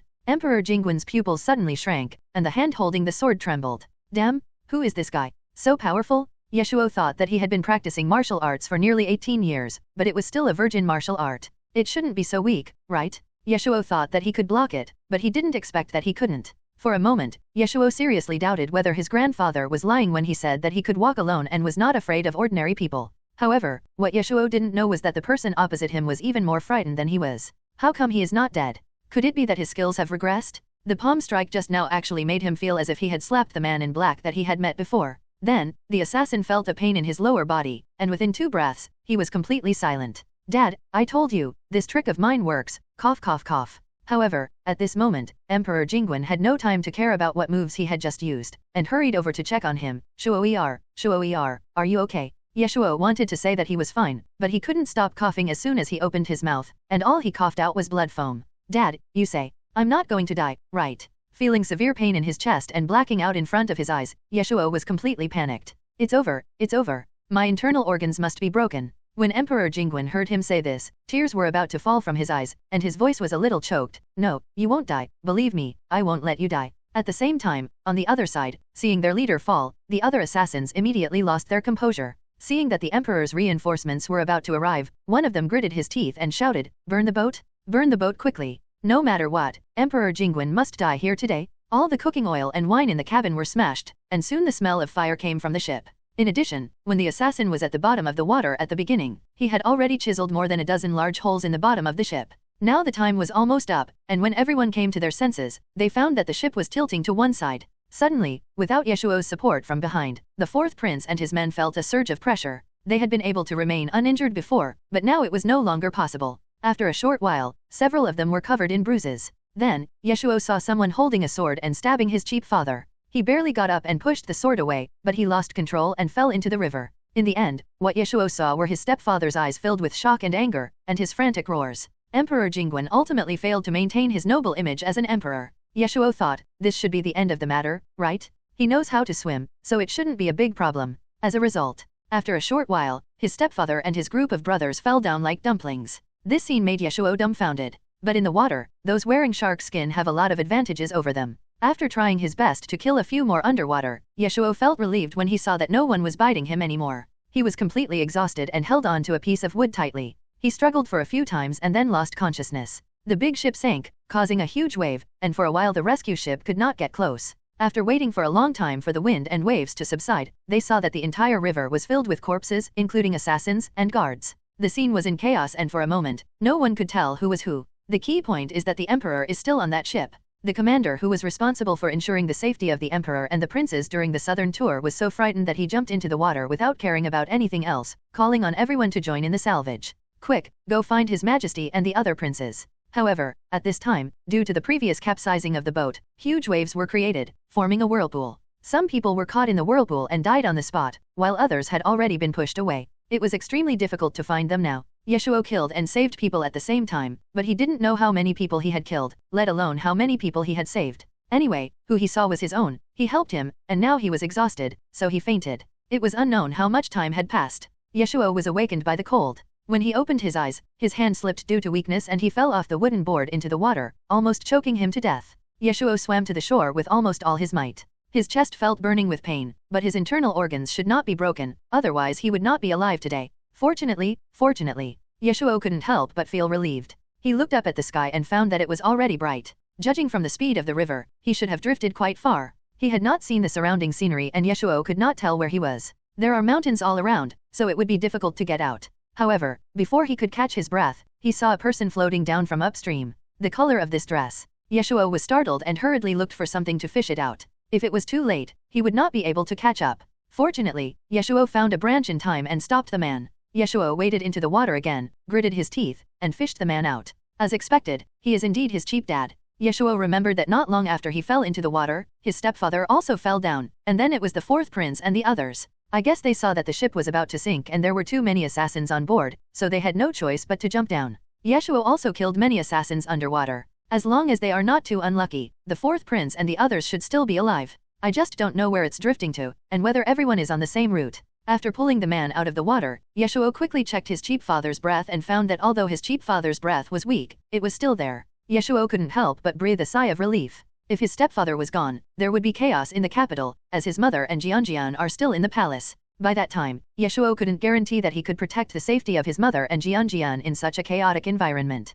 Carefully avoiding the wounds on his cheap father's body, Ye Shuo quickly performed chest compressions on him. If this were in modern times, Ye Shuo would probably have to give his cheap father artificial respiration. Although artificial respiration is for saving lives, it is still difficult to do it. Fortunately, this is ancient times, and there is such a thing like internal strength. Ye Shuo moved like a swimming dragon, quickly tapping on several acupuncture points on his cheap father's body. Soon the water in his cheap father's trachea and lungs slowly drained out. After a while, probably because Ye Shuo made a lot of noise, Emperor Jingwen finally opened his eyes with difficulty, and subconsciously, he was about to take action. Seeing this, Ye Shuo hurriedly stopped him. No, father, it is me. My cheap dad's physical fitness is really good. He can hit people as soon as he opens his eyes. Zaiju. Emperor Jingwen's voice was a little hoarse. Just as he was about to move, he was immediately held down by Ye Shuo. Don't move, don't move. Don't bother the wound. I'll help you to the shore. Ye Shuo himself was still a wounded man. The distance was only about 10 meters. During the whole process, Ye Shuo grinned uncontrollably.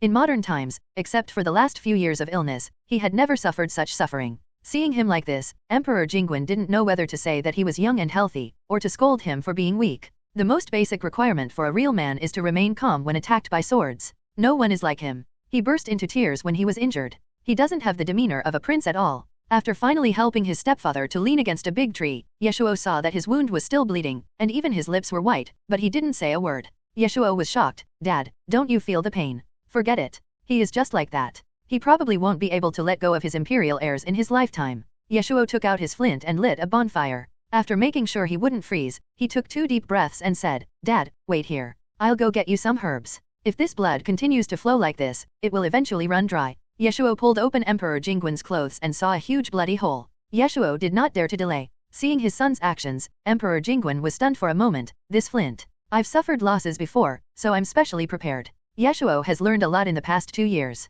Without waiting for his stepfather to speak, Ye Shuo put the flint in his pocket, broke a stick, pushed aside the grass, and went up the mountain. Looking at his back, Emperor Jingwen suddenly felt that he had grown up a lot. These 2 years spent outside were not in vain. About half an hour later, Ye Shuo emerged from the bushes again. In ancient times, the forests were too dangerous in the summer. No one came to develop them, and there were not even any roads. If one had a poor memory, once they walked in, they would probably not be able to get out. Emperor Jingwen was awakened almost instantly, and became alert. He was relieved to see it was him. At first, Emperor Jingwen was somewhat pleased with his son's growth, but when Ye Shuo mashed a handful of green leaves into a paste and lifted up his clothes to paste it on his wound, Emperor Jingwen immediately came to his senses. What is this? Ye Shuo said as a matter of course, it's the herbal mud that stops bleeding and reduces inflammation. Emperor Jingwen didn't know when he learned the medical skills. After hearing this, Ye Shuo immediately said, Dad, you forgot, when my mother was pregnant with Jianjian, I went to see the doctor for a while. I can't say that I can cure diseases, but I have no problem identifying medicinal herbs.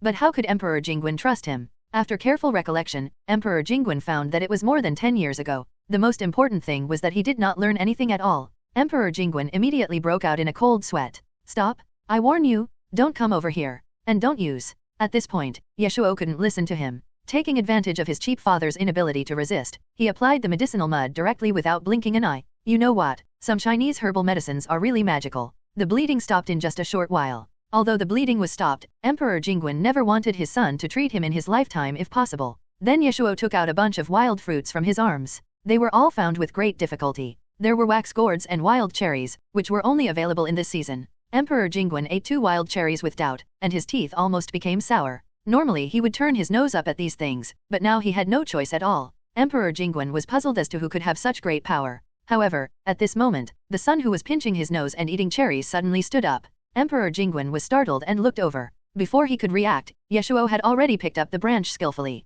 The one who fished out this time was the 7th prince. The 7th prince's injuries were also serious, even worse than those of his stepfather. Fortunately, Ye Shuo still had some herbs that he had picked for Emperor Jingwen, so he quickly used them on him. After all this trouble, Ye Shuo was almost exhausted. However, Ye Shuo was thinking that this was not a solution. Although the injuries of the 2 people have been temporarily treated, these few herbs alone are far from enough. In addition, they have been soaking in the water for such a long time. It is summer now, and it is hot and humid, so there is no guarantee that inflammation will not occur. In short, we must hurry up and leave here, find a village or a family to settle down as soon as possible. Besides, the deep mountains and old forests are not safe either. Ye Shuo just discovered traces of wild beasts when he was picking herbs. He was not afraid, but the key was his stepfather and his seventh brother. In their current condition, they would not be able to survive even if a few wild boars came. Ye Shuo is alone, and even if he could try his best to hold on, he couldn't take the two of them away. Just when Ye Shuo was in a dilemma, he suddenly heard an eagle's cry from the sky above his head. Thinking they were being pursued, the three of them immediately felt nervous.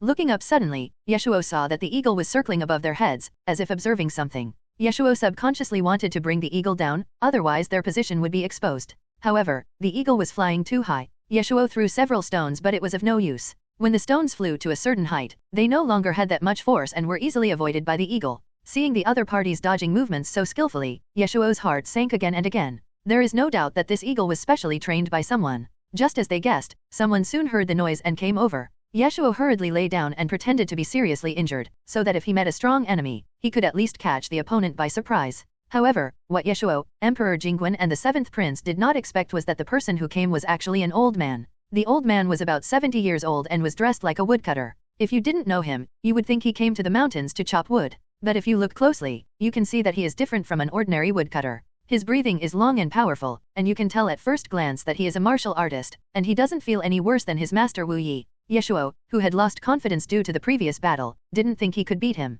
This valley has not been visited by outsiders for many years. When the old man heard Zixiao's call and came to check today, he thought he was some extraordinary person. It turned out that they were just 3 people who had walked in by mistake. Looking at the uninvited guests in front of him, the old man initially had no intention of paying any attention to them, let alone saving them. There are so many dying people in this world, how can he save them all? The old man was heartless, and after making sure the 3 people were not a danger, he planned to leave them here to fend for themselves. As a result, at this moment, a gust of wind blew from the riverside, and the hair blocking Ye Shuo's eyes was blown away. When he saw this scene, the old man couldn't help but snort. What a handsome face. Just when Ye Shuo was hesitating whether to ask for help, he saw the old man suddenly stop, turn around, and squat in front of him. However, even at such a close distance, the old man still couldn't find any flaws on his face. Having lived to such an old age, this must be the most beautiful person the old man has ever seen in his life. Not knowing what the other party was going to do, Ye Shuo tried his best to remain calm. There was silence all around for about half a cup of tea. Just when Ye Shuo thought the other party had left, he suddenly heard the old man's voice above his head. "Boy, I know you are awake. Open your eyes, I have something to ask you." Ye Shuo's heart tightened, and he was forced to open his eyes helplessly. "Senior." Ye Shuo was already quite stunning when he closed his eyes. The injured young man leaned against a big tree. The tree canopy was shady and mottled shadows fell on his face and body. Even though he was dirty, it couldn't hide his nobleness, but added a sense of abject beauty. That scene was really like a god descending to the earth. No wonder the old man was immediately interested. This was the first time the old man used the word beautiful to describe a man. He had never known before that beauty could also be used to describe a man. Thinking about how concubine Rong was so stunning and famous in the capital, there is no need to say more. He inherited the beauty of both concubine Rong and Emperor Jingguan, plus his own performance. Not to mention anything else, just Ye Shuo's appearance is so good that it would be hard to find a second person in the world who can compare with him. The old man was just thinking that such a face should only be used for appreciation. It would be a pity if is a vulgar person from inside. It's like a beautiful jade with a flaw, it's suddenly no longer beautiful. After Ye Shuo opened his eyes, the old man discovered that this man's eyes were also so beautiful. The young man was born with a pair of phoenix eyes with slightly upturned corners, which made him look extremely elegant and noble. His gaze was as clear as water, and for a moment, the old man felt that he was the vulgar man. Or maybe compared to him, everyone seems tacky. Quickly suppressing the thought in his mind, the old man stared into his eyes and asked, "Boy, let me ask you, are you married?" When asking this question, the old man didn't have much hope at first. After all, there were very few young men and women in the world who were still unmarried at this age. The old man asked this question out of exception because he was so handsome. Ye Shuo was stunned when he heard this. What the hell is this question? Thinking about the old man's intention in his heart, Ye Shuo shook his head and said, "No." "Then, do you have any concubines, maids, or any lovers outside?" The old man had a sharp eye. He knew from the way he was dressed that he was not from an ordinary family, so he asked this question. The old man was already prepared. If he mentioned any, he would immediately turn around and leave. Even though he is good looking, you can't accept him even if you already have someone in your heart. Ye Shuo vaguely heard something, but at this time, he could only tell the truth. To reply to your question, no, impossible. The old man denied it without even thinking. Unless there is something wrong with your body. Either he is a liar, or else how could such a man have never had a woman? The old man had also been young. How could he not understand the bad roots of men in the world? It is useless for a man to be good looking. It is all just a show. The inner qualities are also very important. After saying this, without giving Ye Shuo any chance to resist, the old man stretched out his hand like lightning and was about to touch his pulse. How could Ye Shuo just surrender like that? His stepfather and the seventh prince were both in a coma, so Ye Shuo fought without reservation. His move made the old man a little frightened. What a profound internal skill? He didn't even notice it just now. If he had attacked me when I was bending over to check, I don't think I would have gotten away with it. I've been in the mountains for too long and I've lost my vigilance. That's the trick. Why does it become more and more obscene the more I look at it? Stop, stop, stop. I don't want to fight with you anymore. If they continue fighting like this, it will be difficult to determine the winner for a while. The key is that I have the advantage now, so there is no need to fight him to death. Ye Shuo couldn't help but breathe a sigh of relief when he heard that. He had suffered internal injuries. After a night of sleep, although he had recovered some strength, his chest still hurt terribly. If possible, he didn't want to fight to the death. Noticing that he seemed to have an injury on his chest, and then looking at the other two seriously injured and dying people on the ground, the old man said, "Whether you have a physical problem or are lying, we will know the truth in a few days. Those people in the valley are not vegetarians either. I just ask you, are you willing to go with me?" Regarding this issue, Ye Shuo was definitely willing, but it was obvious that the other party did not seem to be so kind. "Senior, what do you want from me?" The brain is still quite flexible. The old man was satisfied and asked, "What do you have?" Ye Shuo paused and said, "Money? Power? Or, I don't want any of these." Before Ye Shuo could finish, the old man interrupted him impatiently, "I only want you." Sounds weird. Ye Shuo shuddered on the spot, his vigilance instantly increased, and he was also prepared to perish together with the old man in front of him. A gentleman can be killed but not humiliated? I don't agree. Hearing this, the old man was stunned at first, and then jumped up on the spot. "What are you thinking?" The old man also felt humiliated. As the mighty Ho Tianyi, how could he be such a dirty and disgusting person? If it weren't for his face, the old man would have taken action long ago if he had had the same temper as before. After taking a deep breath, the old man managed to suppress his anger. "It's not me, it's my disciple. She is 23 years old and still unmarried. Even if you are a man of the world, with a dignified sword, and claim to be free and easy, it is still difficult for you to break away from the current mainstream thinking." In the ancient times, when it was common for teenagers to get married, the old man's apprentice was now 23 years old.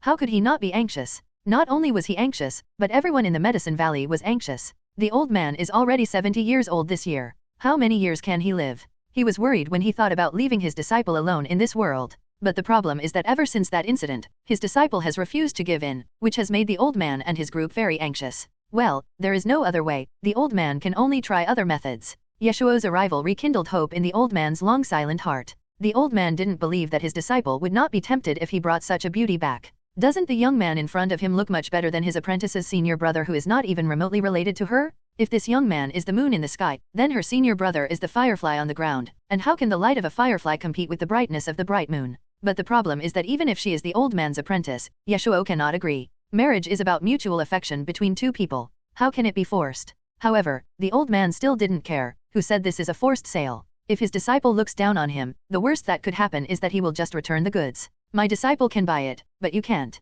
The old man had never thought that the young man in front of him would refuse, and he never gave him a chance to refuse. The worst that could happen is they can just kidnap him. Even though his kung fu is a little tricky, it's not a problem for them. It was just that the situation had not yet come to that point, so the old man was willing to talk to him a few more words instead of forcing him to do anything. Ye Shuo never imagined that he would actually meet someone in ancient times who would just twist the melon off without caring whether it was sweet or not. "Senior, this really can't be done. Stop talking nonsense." The old man glanced at the two people on the ground. "If you agree, I will rescue them. If you don't agree, then the three of you will stay in this deep forest. But I have to remind you that within this 100-mile radius, there is only one family in this valley. If you want to find someone to help, you have to go at least another 100 miles west. You can do it yourself. It is already afternoon and it will be dark soon. The temperature in the mountains will drop sharply after dark, and wild beasts will roam around at night. It is not certain that his cheap father and his seventh brother will be able to survive until tomorrow morning. Should he watch them die or be forced to compromise?" Such a dilemma was immediately placed in front of Ye Shuo. Ye Shuo used to have infinite dreams for his marriage, but he never expected to encounter such an accident.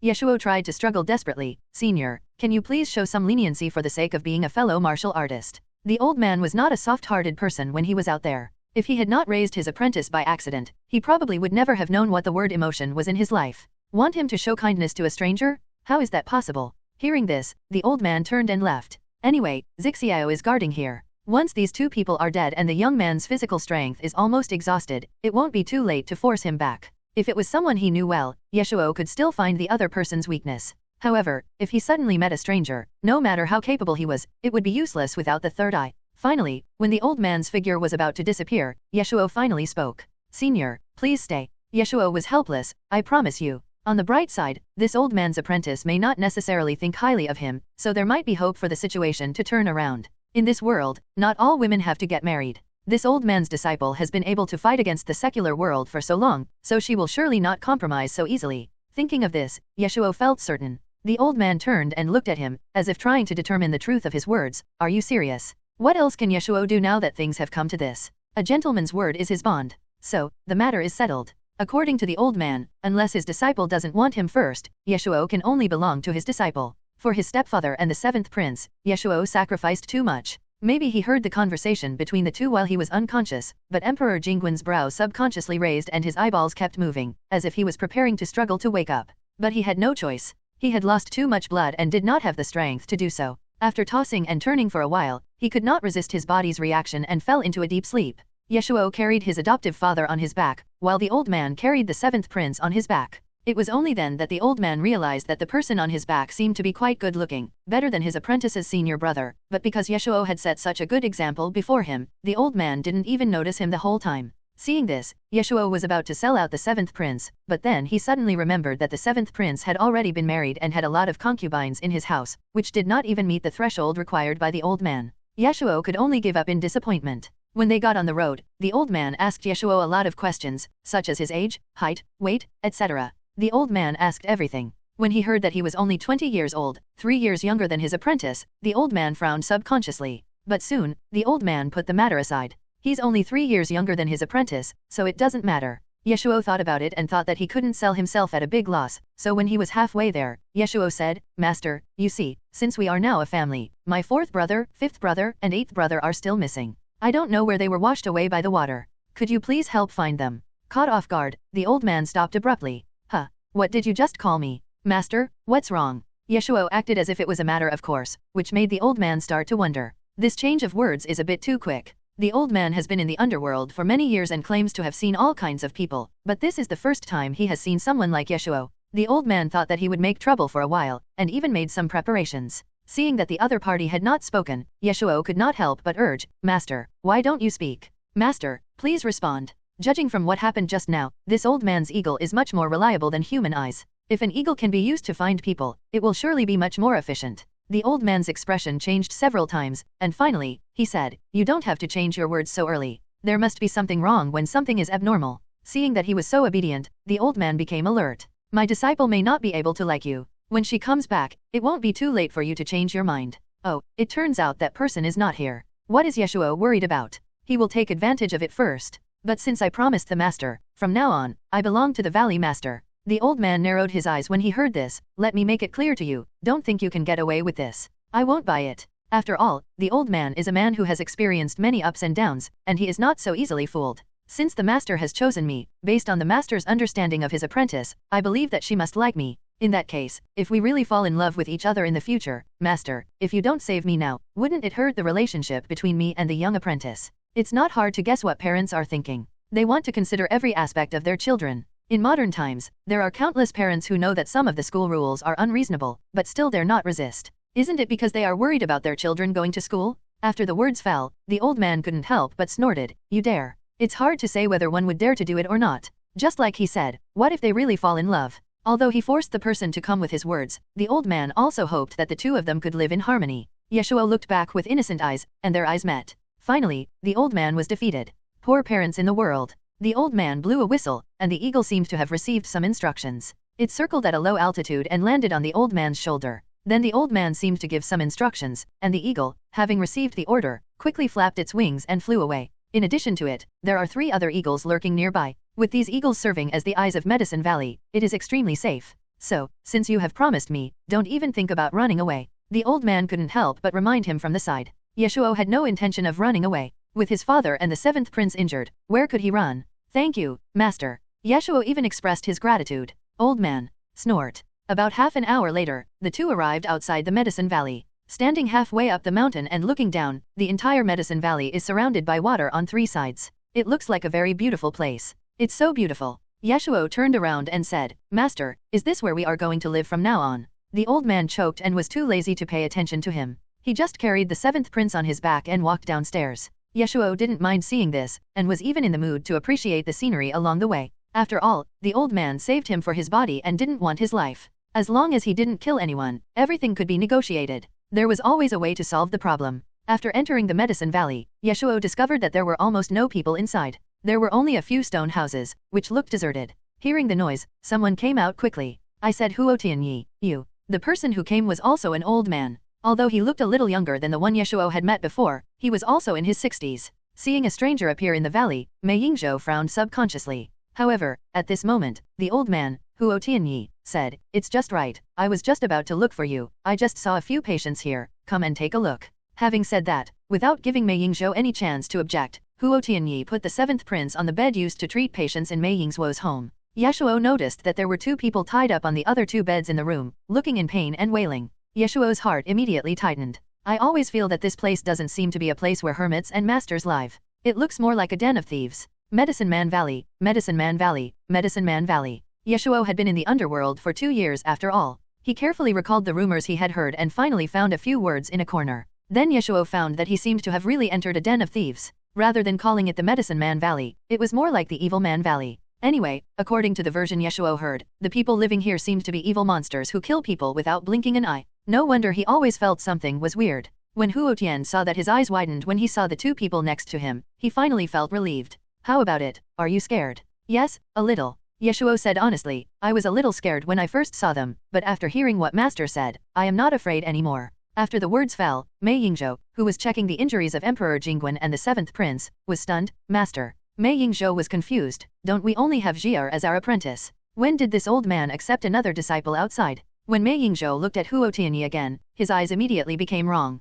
Huo Tianyi couldn't help but glared at Ye Shuo fiercely. Don't listen to this kid's nonsense. The thing is. Soon, Huo Tianyi repeated what happened before. I thought this boy was very good looking, so I brought him here. What do you think? Is he much better than Zhe's shitty senior brother? When Mei Yingzhou first saw Ye Shuo, he thought this boy was too handsome. Then, after hearing Huo Tianyi's plan, he thought about it and felt that this might really work. Zhe is already grown up, why is she still dragging her feet and refusing to get married? This kid is quite sensible. Obviously, Mei Yingzhou also felt that the attitude of the young man in front of him was too nice and he didn't seem like a good person. But it doesn't matter. No matter how evil this kid is, how can he be worse than them? There is always a way to deal with him. Since the 2 lying there were hostages, Mei Yingzhuo's attitude towards Emperor Jingguan and the 7th prince would naturally be slightly better than before. None of those who can be regarded as big demons are good people. After a few silver needles were applied, the fever of Emperor Jingguan and the 7th prince was immediately improved. Soon, Mei Yingzhou stretched out his hand towards Ye Shuo. Boy, I heard that you are also injured. Give your hand here, let me take a look. Ye Shuo did not resist and stretched out his wrist in front of him. As the saying goes, observation, listening, questioning and palpation are all important. When Mei Yingzhou probed Ye Shuo's danshan, his face changed immediately. Then he looked up at Huo Tianyi. This kid had such a deep inner strength, but Huo Tianyi was not afraid that he would put it into himself in the end. Don't let him fail to force it and end up putting himself in it. Huo Tianyi was not too worried. Although the young man was strong, he was young after all. Besides, he had his father and brother around, so Huo Tianyi was not afraid that he would disobey. After a moment of silence, Mei Yingzhou said, you are seriously injured, and you have been on the road for such a long time. I am afraid you will need to rest for a while. Ye Shuo naturally agreed to everything the doctor said. Soon Mei Yingzhou began to prescribe medicine and then went to get the medicine. Not long after, looking at the bowl of black medicine in front of him, Ye Shuo fell into deep thought. Then he looked up and asked in confusion, Masters, I think I have been obedient enough. Is there something I haven't done well enough that you two treat me like this and even tamper with this medicine? Huo Tianyi felt extremely uncomfortable with his accusing look and was a little annoyed. What are you talking about? Ye Shuo couldn't help but look at Mei Yingzhou standing beside him. Mei Yingzhou was silent for a moment, then asked, do you know medicine? Ye Shuo nodded, I know a thing or two. Mei Yingzhou couldn't help feeling a little embarrassed when he heard this. Hey, I'll go make you another bowl right away. After Mei Yingzhou left, Ye Shuo couldn't help but sigh, looking disappointed. It was a fair trade, but it's not fair at all. No matter how unreasonable Huo Tianyi was, he would never resort to such despicable means. This time he was implicated by the old poisonous man Mei Yingzhou. Huo Tianyi suddenly became less tough and couldn't help but curse the other party in his heart. What a waste of time. Can this kid still turn the tables in Medicine Man Valley? And Ye Shuo continued, Master is like this, I am sure that the disciple is not much better. It's a pity that I have a clean name, but in the end I have to fall into the hands of a witch. You're talking nonsense. Now, more than 20 years have passed, Huo Tianyi doesn't care what people say about him, but he absolutely cannot accept someone pointing out his apprentice. If it weren't for Zhe's request, do you think you could still stay here now? According to Huo Tianyi's own personality, if the young man in front of him didn't want to, he would just kidnap him directly. Why would he say so much to him? And he also treated the injuries of his father and brother. When his father and brother died, and he was injured and couldn't leave, wouldn't he still have to compromise? Why would he have to go to so much trouble? Also, you are not allowed to call Jie a witch. If you say one more word, be careful or I will chop you to death. If these 6 people were outside, everyone would hate them. But they ended up raising a kind-hearted female apprentice who likes to stand up for the weak. In this case, Huo Tian and his friends didn't want her to be tainted by mud because of them. Ye Shuo heard this and thought, so, the young apprentice is a good person. Ye Shuo pointed at the 2 people lying on the bed and said, if the young apprentice is a good person, how could these 2 be so miserable? I'm afraid you are not the only one who thinks she is good. Seeing the young man in front of him looking suspicious, as if he didn't believe what he said at all, Huo Tianyi couldn't help himself. I believe that when encountering such a thing, there are very few parents in this world who can bear it. What do you know? One of them is a rapist who has raped countless girls, and the other is a notorious bandit who has killed countless people. They deserve this fate. This old man is overbearing and cold by nature. He can explain so much, so I guess it must be true. Ye Shuo had a rough idea in his mind. Yes, master is right. It was I who misunderstood. Huo Tianyi was satisfied, this was good enough. When it came to the second bowl of medicine, Mei Yingzhou didn't tamper with it after all. After all, Ye Shuo said he understood a little, but he didn't know how much he understood. There was a long time to go, so he could just observe and see. It was only the first day, so there was no need to rush. By the time everything was arranged, it was already early morning. Huo Tianyi originally wanted to find a place for him to sleep, but Ye Shuo's words, I am a married man now. If I don't get enough rest, it will affect my reputation. What if I offend the young apprentice, made Huo Tianyi hesitate. He actually looked down on men who were so delicate, but when he thought about it, his face was indeed important at the moment. It's just a room. Ye Shuo finally got the single room he wished for, and was provided with a set of clean bedding. Master, please find a way to buy me a few servants tomorrow. This house has not been lived in for a long time, and many places need to be cleaned up. Ye Shuo is too lazy to do it, so it would be more convenient to hire someone. Since young apprentice is kind-hearted, that servant cannot be abducted. I just need someone to support me because my family can't afford food. Although the silver on Ye Shuo's body was washed away by the flood, he believed that the old man in front of him should have some. He really thinks he's somebody? Huo Tianyi was about to get angry when he heard Ye Shuo say, if we don't clean up this house, young apprentice won't be able to look after it when she comes back. Huo Tianyi. What he said seemed to make some sense. You're sensible. Huo Tianyi was very satisfied with his knowledge and taste, and was even more satisfied that he had already started doing what a husband does before even meeting his disciple. Huo Tianyi tried to find fault with it, but couldn't find any, so he left in disappointment. After he left, Ye Shuo blew out the light, lay down with peace of mind, and had a good night's sleep. The next morning, the 7th prince woke up first, and Emperor Jingguan did not wake up until the afternoon. When Emperor Jingguan saw the scene around him, his first reaction was that he must have been rescued, and he was still thanking this family in his heart. Seeing this, the 7th prince couldn't help but remain silent, thinking that it was too early for his father to be happy. The 7th prince immediately closed his eyes and pretended to be asleep, pretending he knew nothing. Upon hearing the news that his cheap father had woken up, Ye Shuo, who was busy cutting new clothes, immediately stopped and walked in. Dad, you're finally awake. Emperor Jingguan was lying there. After his mind became a little clearer, he was thinking about how to reward the people here after he recovered. But Ye Shuo shook his head after hearing his words. No need, Dad. I have already pledged myself to them. You can live here peacefully. Your son has everything. What? After realizing what his son meant, Emperor Jingguan couldn't help but almost jumped out of bed. Emperor Jingguan's originally relaxed mood suddenly became cloudy. The second reaction was that this group of people dared to threaten the prince. When he felt better, he would definitely notify the secret guards to kill all of these troublemakers, leaving no one alive. Emperor Jingguan had a gloomy face and was extremely angry, but now he was helpless and could only put up with him for the time being. Emperor Jingguan also knew that this kind of thing was a great humiliation for a man, so he immediately tried to comfort them. I'm sorry for wronging you. In a few days, I will make sure they die a miserable death. In the eyes of Emperor Jingguan, being able to save him and the other princes was a great blessing.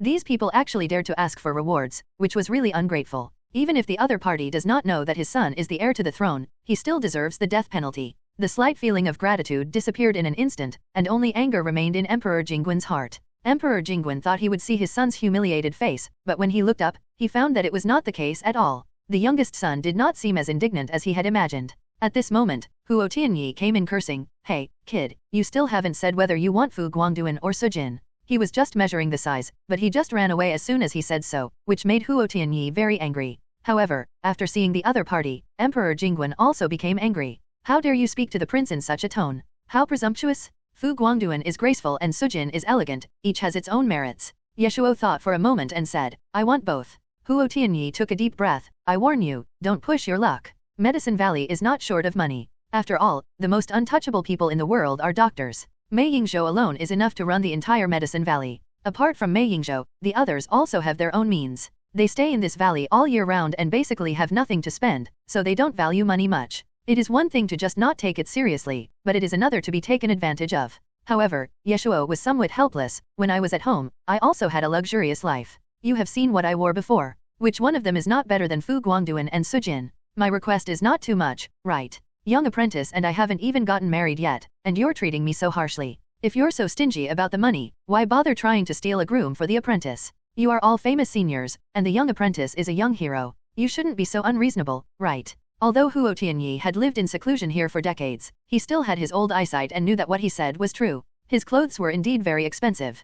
Huo Tianyi really had nothing to say. Ye Shuo changed the subject and sighed, but there is a saying that goes, if you marry a chicken, you follow the chicken, if you marry a dog, you follow the dog. Since the young valley master is so poor, I will have no choice but to live with her like this. Huo Tianyi was a man of reputation and didn't want his disciple to be accused of being stingy. After a while, Huo Tianyi gritted his teeth and said, just wait. It's just 2 sets of clothes, what's the difficulty? Ye Shuo heard this and looked at his cheap father and his 7th brother. Huo Tianyi felt bad at that time. As expected, the next moment, he said, filial piety is the most important virtue. As a son, how can I enjoy it alone? Huo Tianyi understood immediately. To be honest, Huo Tianyi himself is not that great, but he wants to find a husband for his apprentice who is good in every way. At the very least, this person cannot be a heartless and ruthless person. Huo Tianyi's expression changed several times, and finally he turned and left without saying a word. Without objection, Ye Shuo took it as his agreement. When Ye Shuo turned his head again, he saw that his cheap father was gasping for breath with his face flushed red. Ye Shuo hurried to support him, and only breathed a sigh of relief after making sure that his wound had not opened.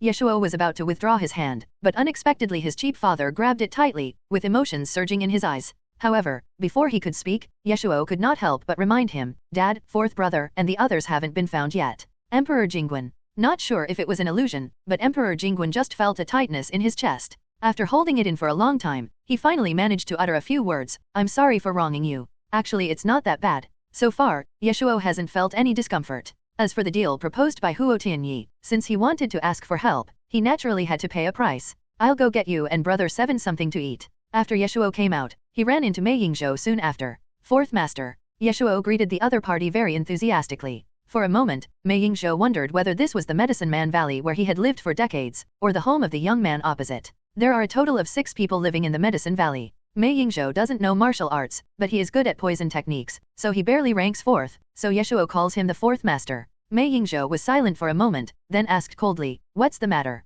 There's nothing else, I just want to ask 4th master, how are my father and 7th brother doing? Ye Shuo was very concerned about their health. Mei Yingzhou thought for a moment, then spoke without any emotion, the younger one is young and strong, there is no big problem, just rest for a while. As for the old one, seeing the other party pause, Ye Shuo hurriedly asked, how is my father? Although your father was only hit by 1 sword, the opponent was angry and stabbed him in the wrong place, almost injuring his heart. Plus, he is not young anymore, so his recovery is a little slow. In the future, remember not to let him get too angry or too sad, and maybe the problem will be solved. Mei Yingzhou is an extremely skilled doctor. If he had been replaced by a slightly worse doctor this time, with the amount of blood Emperor Jingguan had lost, he might not have been able to be saved. When Ye Shuo heard this, his expression changed slightly. He thought that everything would be fine as long as the person was saved, but he forgot that there was such a thing as hidden injury. Thank you, Master 4. I will remember it. Ye Shuo knew that a doctor's dedication and his inattention were 2 completely different situations. In this situation, Ye Shuo had no choice but to rely on the other party.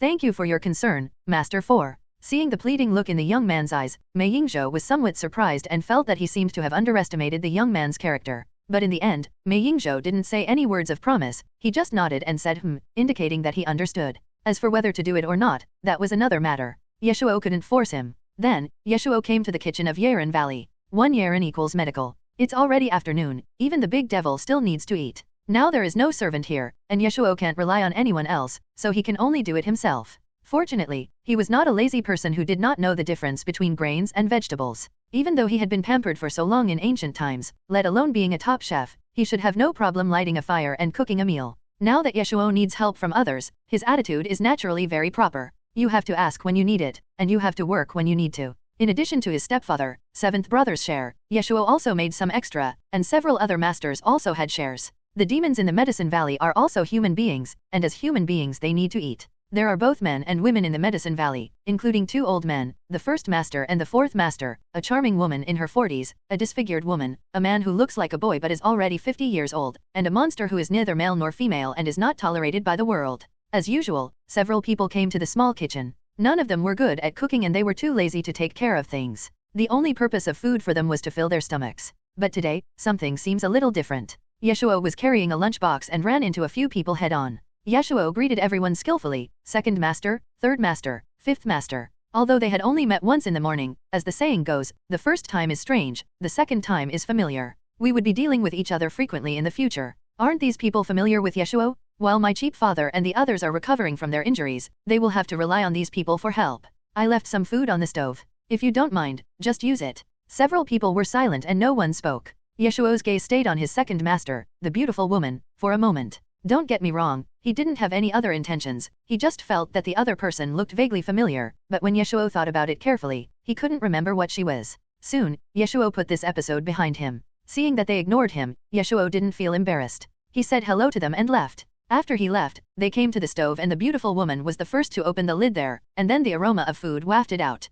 Go and call Lao Si over to see if there is any poison in here. The answer is obvious. Ye Shuo is not so stupid as to show off his little tricks in front of Mei Yingzhou, a professional. Everyone sat down around the table and looked at the food in front of them quietly. No one spoke or picked up their chopsticks. In the past, the disfigured woman, that is, the sixth master, would usually come over after everyone else had left. Today seemed a little special. When everyone came to their senses, they saw a woman wrapped tightly, leaning against the doorframe. Although she had not left the house during the past 2 days, she heard everything that happened outside clearly. Boss has brought back an incredible person this time. The beautiful woman paused and said, I'm afraid Huo Tianyi may have done something bad with good intentions this time. The boy-like man was puzzled, and the androgynous third master next to him said, we can't let Zhen see him. The fifth master finally asked, why? Although Master 5 is old, he has been a child all his life after all. He has never experienced love affairs between men and women, so naturally he does not know how serious it is. The 3 of them looked at each other, obviously thinking the same thing. Although this young man has a top-notch appearance, he is not fatal alone. If his personality and the way he does things are taken into account, their apprentice will not be able to beat him. If we really meet and get married, my heart will be devoted to him sooner or later. Add to that the handsomeness of the young man. Where had the young girl seen anything like this? How could she resist such a great temptation? Just now, the scene of the young man washing his hands to make soup and standing under the sunset with a smile was enough to make the beautiful woman's heart beat faster, not to mention the young disciple. As expected of an old hand, the beautiful woman saw through Ye Shuo's true nature at a glance. This kid is definitely not a good person. Just because the 2 old guys don't understand doesn't mean they don't understand. So, the next day, when Huo Tianyi finally came back with 2 servants and a pile of clothes, he heard the news that the beautiful women demanded that Ye Shuo and his party be driven out of the valley. Why? When Huo Tian heard this, he immediately became angry. I worked so hard to get him back, why are you letting him go just like that? He definitely couldn't agree with Huo Tianyi's busy schedule. You 2 are so good at talking. Huo Tianyi's attitude was extremely firm. If he said he disagreed, he meant he disagreed. The beautiful woman at the side could not help but snort coldly, then you will lose both your apprentice and your army. Huo Tianyi didn't care. In his opinion, it didn't matter if Ye Shuo and his party were born rich. Even if they were officials, since they came to Yeren Valley, they could only be the meat and he would be the butcher. That young man is disobedient, so I naturally have plenty of ways to make him obedient. Although this kid is good at martial arts, our Zhen is no pushover either. Huo Tianyi was naturally very confident in the disciple he had taught personally. Although Zhen is only 23 years old this year, she is even better than her teacher. The thing that Huo Tianyi was most proud of in his life was that he had taught such a talented apprentice and passed on all his martial arts to her. Seeing how outstanding the other party was, Huo Tianyi was filled with satisfaction. But how could the beautiful woman explain this to him? Being good at martial arts didn't mean you would have the upper hand. Was he treating it like a fight? Whoever had the stronger fist would be the winner. He is too naive. Huo Tianyi has always been stubborn. Unless the beautiful woman fights with him and wins, Huo Tianyi will naturally not say anything more. But the problem is that it is difficult for the beautiful woman to win under normal circumstances, otherwise she would not be just the second master. In addition, Mei Yingzhou stands with him this time, making it even more difficult for the beautiful woman to win. Seeing that she really couldn't convince him, Master 6 couldn't bear it any longer, so she turned around and left without saying a word. The beautiful woman also warned, just wait, Huo Tianyi, sooner or later you will regret it, and by then I'm afraid you won't even have time to cry. Huo Tianyi snorted and laughed. Soon, the crowd dispersed. When Huo Tianyi arrived at the medicine house with 2 servants and a bunch of clothes, Ye Shuo had just finished feeding his stepfather. Since his stepfather was in poor health and could hardly get out of bed, Ye Shuo could only feed him slowly, 1 spoonful at a time. Emperor Jingwen had been served by countless palace servants in his life, and there were many who were more dedicated than Ye Shuo, but they were not his sons after all, so the feeling was completely different. Emperor Jingwen did not expect that the little bastard, who seemed to be out of touch on weekdays, could be so reliable at the critical moment. Emperor Jingwen drank the porridge smoothly without choking or burning his mouth. This inevitably moved Emperor Jingwen. However, what he didn't know was that Ye Shuo had acquired this skill when he was with Mr. Gu. Mr. Gu was bedridden for a long time and finally couldn't get up. Ye Shuo fed him one spoonful at a time every day. So sometimes, the most ruthless things are the most touching. The little bastard has sacrificed too much this time, and Emperor Jingwen has decided that when he returns, he will directly skip the title of Duke and confer the title of Prince on him. With this in mind, I think his group of brothers should have no objection. I'm sorry for wronging you. While Ye Shuo was clearing the dishes, he said, it will only take 2 days. When the master returns with his servants, they will serve you. Ye Shuo always says what he thinks and rarely tries to be sentimental. Emperor Jingwen's emotion did not last long before he choked. Bastard? He didn't even bother to pretend. If it were someone else, I'm afraid they would want to show him their loyalty. They would show 10 out of 10 loyalty. However, it was precisely because of this that Emperor Jingwen felt at ease. Dad, if you need anything, I'll go talk to the master. When Ye Shuo said this, his expression was very natural. Emperor Jingwen suddenly felt very uncomfortable. You don't have to act so deliberately in front of Dad. Heaven and earth are all sincere. What Ye Shuo said was all true. How could he say it deliberately? Seeing the little bastard in a daze, Emperor Jingwen immediately had a bad premonition in his heart. Xiaoju, you are not really planning to marry this woman, are you? What else? I have already promised them. Ye Shuo is not so tasteless as to use sweet words when he needs someone and kick them away when he doesn't need them anymore. Since Ye Shuo has spoken, he will naturally keep his promise. Regardless of Ye Shuo's own wishes, exchanging 2 lives for a marriage is considered quite fair. Unless the woman doesn't want this son first, then I will have no choice but to accept her as my wife. Emperor Jingwen almost fainted. At this moment, Huo Tianyi outside finally couldn't help but said, okay. When he looked at Ye Shuo again, his eyes were filled with satisfaction. It's good that you have such awareness. Huo Tianyi was very satisfied with the other party's tact, and he didn't take the words of the beautiful woman and others to heart. Emperor Jingwen felt relieved when he saw him. The little bastard said that just now, he must have discovered that the other party was eavesdropping outside, so he must have said it on purpose for the other party to hear. In this way, Emperor Jingwen suppressed his uneasiness. Emperor Jingwen and Huo Tianyi looked at each other, both of them with anger in their eyes. Emperor Jingwen thought to himself that when his health got a little better, he would make sure that everyone here died a miserable death and would have them torn into pieces by 5 horses. Huo Tianyi was thinking that this young man was obedient, but he, as his father, was a restless person. After his disciple got married to the young man, if he dared to act like an evil father-in-law, he would definitely teach him a lesson. One is the supreme ruler, the other is a swordsman. They dislike each other so much. Ye Shuo didn't care about them. There was no way they could fight anyway, so he carried the food box and came to the side of the 7th prince who was pretending to be dead. Okay, stop pretending, I know you're awake. Hearing his brother's voice, the 7th prince looked embarrassed and slowly opened his eyes. It really wasn't that he pretended to be unconscious on purpose, it was just that he didn't dare to speak just now. The 7th prince knew very well how important he was in his father's eyes. If he didn't get what he wanted, the father and son would have a big argument and then take the blame on him. Ye Shuo took out the food and asked, do you want me to feed you or do you want to eat it yourself?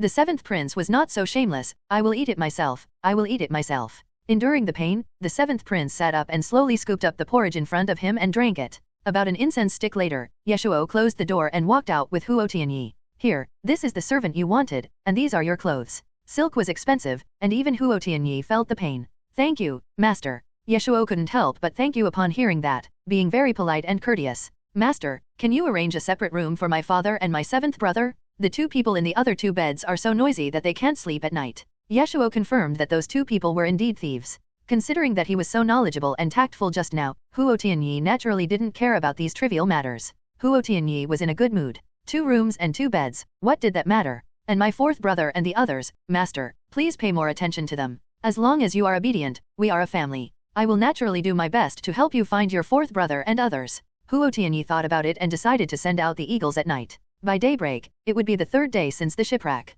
If the 4th prince and his companions could not be found, they would be in great danger. Now that Huo Tianyi is satisfied, he will naturally pay more attention to it than before. Later, Ye Shuo discovered that compared to Huo Tianyi, other masters who had never had conflicts with him were more hostile towards him. Ye Shuo had clearly cooked for them, so why was this happening? Especially the beautiful woman, who directly told him where the exit of Medicine Valley was and asked him to run away quickly. On the surface, it seemed to be for his own good, and she even promised to help send his father and brother away. Ye Shuo was very happy at first, after all, it was the other party who gave in voluntarily. But after thinking carefully, his adopted father was in such a state now, and he might not be able to get good medical treatment if he was sent away. There were still so many assassins outside, and if they came back again, Ye Shuo could not guarantee that he and his father could escape again this time. After much thought, he decided that it would be safer to stay in the Medicine Valley, especially with the ghost doctor here. It would be difficult for my cheap dad to die. Ye Shuo weighed the issue and decisively refused. Second Master, my father's injuries are quite serious and he can't be moved easily. It will take a day and a night to go back and forth from here.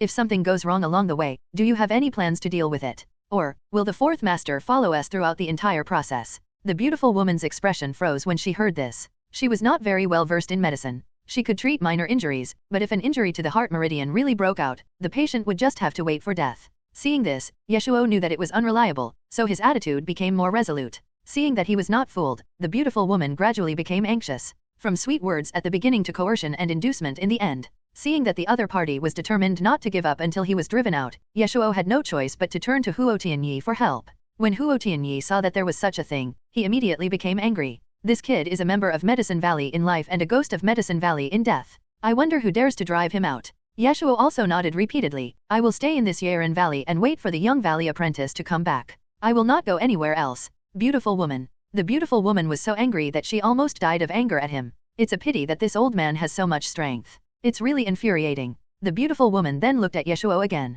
He used these seductive tricks before Zhi'er came back. If Zhi'er came back one day, she would be tortured to death by him sooner or later. After glaring at the two men fiercely, the beautiful woman left in a rage. Just when the second master, the third master, and the sixth master were trying their best and racking their brains to get rid of the person, the fourth prince and his men finally got the news. Facts have proved that Ye Shuo's choice was right. When human power was beyond their reach, several eagles worked day and night, as tired as dead dogs, patrolling everywhere within a radius of 100 miles without stopping for a moment. Finally, they found traces of the two people more than 30 miles away. Ye Shuo originally wanted to go there in person, but firstly, his internal injuries had not healed yet. He could still go about his daily life, but he couldn't be too tired. Secondly, although what he said sounded good, what if he ran away during the journey? After much deliberation, Huo Tianyi finally decided to go there in person. Huo Tianyi personally brought back the fourth prince and the eighth prince. As for the fifth prince, no trace of him was found within 100 miles. It was estimated that he was either dead or ran away. Ye Shuo is more inclined to the latter.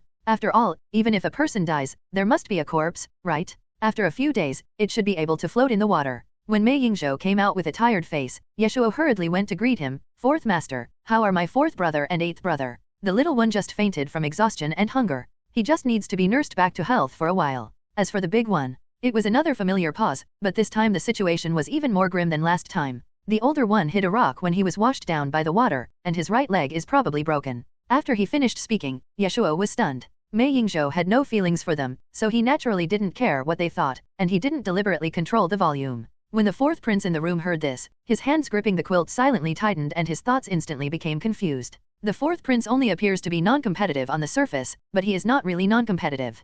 Concubine Zhen only gave birth to one son, so how could she not have high hopes for him? It was just that compared to the other princes, Concubine Zhen and the fourth prince were not so aggressive. The emperor is in his prime, and the position of the crown prince is shaken. It is still unknown who will take the throne in the future. The first bird to stick its head out gets shot. It is better to slow down for the time being, and perhaps you will reap miraculous results. Being born in a royal family, sometimes, not fighting is fighting. But no one expected such a mistake to happen along the way. Whether for his future or for his own face, the fourth prince would not allow himself to become a cripple. Not to mention the civil and military ministers, the fourth prince could not accept even the gazes from his brothers. Even though the fourth prince looked harmless on weekdays, he was a member of the Ye family after all, and had the same paranoia as the other members of the Ye family. Ye Shuo hadn't figured out what to say yet, but when he looked up, he saw the fourth prince struggling to get up from the bed, and walking to the door while enduring the severe pain. Fourth brother. Ye Shuo hurried to help him. However, the fourth prince's mind was in a mess, and he was in no mood to pay attention to him. He just stared at Mei Yingzhou and asked, "Is there any way to cure me?" He would rather die than be a cripple for the rest of his life. However, Mei Yingzhou was too lazy to pay attention to him. After all, it was the another young man who was going to marry into their Medicine Valley, not him. Ye Shuo had no choice but to help him ask again. If it could be cured, that would be great. After all, too many lice wouldn't itch, and too many debts wouldn't worry. Since the wound had already been opened, it would be better to just eat this bowl of soft rice to the end, instead of being hesitant and ending up losing both sides. Thinking of this, Ye Shuo couldn't help but look at Mei Yingzhou. Mei Yingzhou. Not only him, but his whole family. It is rare to be so thick-skinned. But the problem is that since Mei Yingzhou has already taken action, if he regrets now, would all his previous efforts be in vain? With such a huge sacrifice on my side, Medicine Valley will soon become Saving People Valley. If this kid dares to treat Zhi badly, Mei Yingzhou swears to heaven that he will poison his entire family. Taking a deep breath, Mei Yingzhuo's tone was unprecedentedly cold. He can be saved. Hearing these words, the fourth prince's eyes suddenly lit up, and infinite hope suddenly surged in his heart. But it's very dangerous. The next moment, Mei Yingzhou shattered his hopes with his own hands. It would be better to just amputate the right leg, and save your life. Extraordinary circumstances call for extraordinary measures. Unlike ordinary doctors, Mei Yingzhou is best at using poison to treat poison. Many people have been saved by him, but many have also been killed by his treatments. That's why Mei Yingzhou is not tolerated by the secular world and has stayed in these deep mountains and forests for so many years. Normally, when encountering such a difficult patient, Mei Yingzhou would definitely want to encourage the other party to treat the patient. As for whether the patient was cured or killed, that was the other party's problem, and he didn't care about that. It was only for the sake of his apprentice's future husband that Mei Yingzhou wanted to be cautious and save his life, but he didn't expect that the other party would not appreciate it at all. Almost the moment the words fell, the fourth prince made a decision. I want to save my legs. You have no say in this matter. Mei Yingzhou rejected him mercilessly. The fourth prince had no choice but to look at Ye Shuo beside him, his eyes full of pleading. This made Ye Shuo suddenly feel troubled. If it were him, he would definitely save his life rather than his leg. Even if he lost his leg, as long as he was still alive, there was still infinite hope. What was the point of saving the leg but losing the body? But the key is that the fourth prince is not him, and the fourth prince simply cannot accept his own imperfections. As a prince, he should be perfect. Ye Shuo could only advise, fourth brother, since fourth master said so, it must be very dangerous. Otherwise, you should think about it again. It's not too late to make a decision after you think it through. No need. The fourth prince shook his head. If I can't save my right leg, then I would rather die. Now that things have come to this, what else can Ye Shuo say? The two stood there in silent confrontation. The fourth prince's face turned pale, and he was shaky, but he didn't even take a step back. Ye Shuo really had no choice but to look at Mei Yingzhou on the side. Please, Master Fourth, help me and save my fourth brother. Mei Yingzhou frowned. Obviously he didn't understand why the young man's brother was so stubborn, but since the other party had spoken, he was happy to study his broken leg. After getting a positive answer, the fourth prince felt relieved and fell down all of a sudden. Fortunately, Ye Shuo was quick-witted and prevented him from falling to the ground. In the end, he carried him to the bed. The fourth prince was the most seriously injured, so Mei Yingzhou naturally focused on him. Since it was an unconventional method, the whole process was naturally extremely painful. However, it was not known whether it was because of the presence of his stepfather or the presence of the seventh and eighth princes, but in any case, the fourth prince did not utter a word during the entire process. The sheets and quilt covers were torn by him, and several towels were bitten to pieces by him, but the fourth prince never cried out in pain. Such a performance surprised Mei Yingzhou. Ye Shuo really couldn't bear to look at it, so he only stayed in the medicine house for 2 days and never came back again. Now, the favor he owed became even bigger. As he, his adoptive father, the fourth prince, the seventh prince, and the eighth prince were walking on the road, Ye Shuo couldn't help but sigh. It looks like I have to sell myself to pay off my debts. Zaiju. When passing by the seventh prince's residence, Ye Shuo suddenly heard the other party calling him. The seventh prince did not keep the secret and simply asked, fifth brother, should have been rescued, right? Ye Shuo knew about the conflicts between the seventh prince, the fifth prince, and concubine Shu, and he also knew that his purpose in asking this question must be not simple. Ye Shuo opened his mouth, wanting to persuade, but he didn't know how. The facts were there and he couldn't deny it even if he wanted to. Ye Shuo could only avoid giving a direct answer. Master found no trace of fifth brother. Even the eagles with such good eyesight didn't notice it, and there wasn't even a corpse. It was almost certain that the fifth brother was lucky. As to whether it was just luck or someone was helping him, it's hard to say. The seventh prince's eyes flickered slightly, and when he raised his head again, he had returned to normal. Ninth brother, thank you again this time. The seventh prince meant what he said. If it weren't for him, he would have been washed away by the water long ago. The seventh prince didn't think he could have the same luck as the fifth prince. Ye Shuo waved his hands to show that he didn't care. Except for Ye Shuo, who was still able to move freely, everyone else was injured or lying down, and no one could run or jump. Ye Shuo was really bored being alone, and the medicine valley in front of him was too simple. When he was in Liangzhou, Ye Shuo had worked in design and decoration. Due to limited conditions, he couldn't make any big moves, but there was no problem with a small renovation. It just so happened that although the fifth master was small in stature, he was extremely good at carpentry. The third master had a good aesthetic sense and could draw, and with Ye Shuo as the advisor and the increasing number of servants, it was not difficult to renovate several houses. The second master just glanced away and found that the third master, who had originally stood with her, had betrayed her. The second master could not help questioning the other party, and the third master finally woke up from his dream and told the truth. I have been in the valley for so many years, and he is the only one who appreciates me. The others used to fight and kill, going through wind and rain, and each one was more arrogant than the other, and most of them mocked and ridiculed each other. They all just said that her paintings were shit, and that even shit was better than this. Only Ye Shuo would praise her and say that her paintings. The third master recalled carefully and then remembered that what the other party was talking about seemed to be abstract art. Although the third master did not know what abstract art was, she was sure that this was not a phrase that the young man had made up to fool her. So I couldn't help myself, just. The third master lowered her head slightly in shame. Seeing this, the beautiful woman became even more wary of Ye Shuo. The young man can praise such ugly things under the third master, he is really a tough guy. In addition to these, Ye Shuo also has the responsibility of cooking every day. There is no other way. The cooking skills of the several masters are really too poor. My cheap father and the others can't get out of bed now. Even if they get out of bed, it will be useless. They can't be relied on. No matter how you look at it, Ye Shuo is the only one who can take the leading responsibility. After eating the food he cooked for a few days, even the beautiful woman couldn't help but have a thought in her mind. It would be nice if my disciple could find such a good match. It's just a pity that a man like this is destined to not be able to stay with a woman for his entire life. The beautiful woman had seen too many people like him. He would devote himself to her when he needed her, and discard her like a piece of trash when she wasn't needed. Most men in the world are unfaithful, it's just a matter of time. The beautiful woman soon came to her senses. In addition to 3 meals a day, Ye Shuo would go out fishing, picking mushrooms, catching rabbits, etc. in his spare time.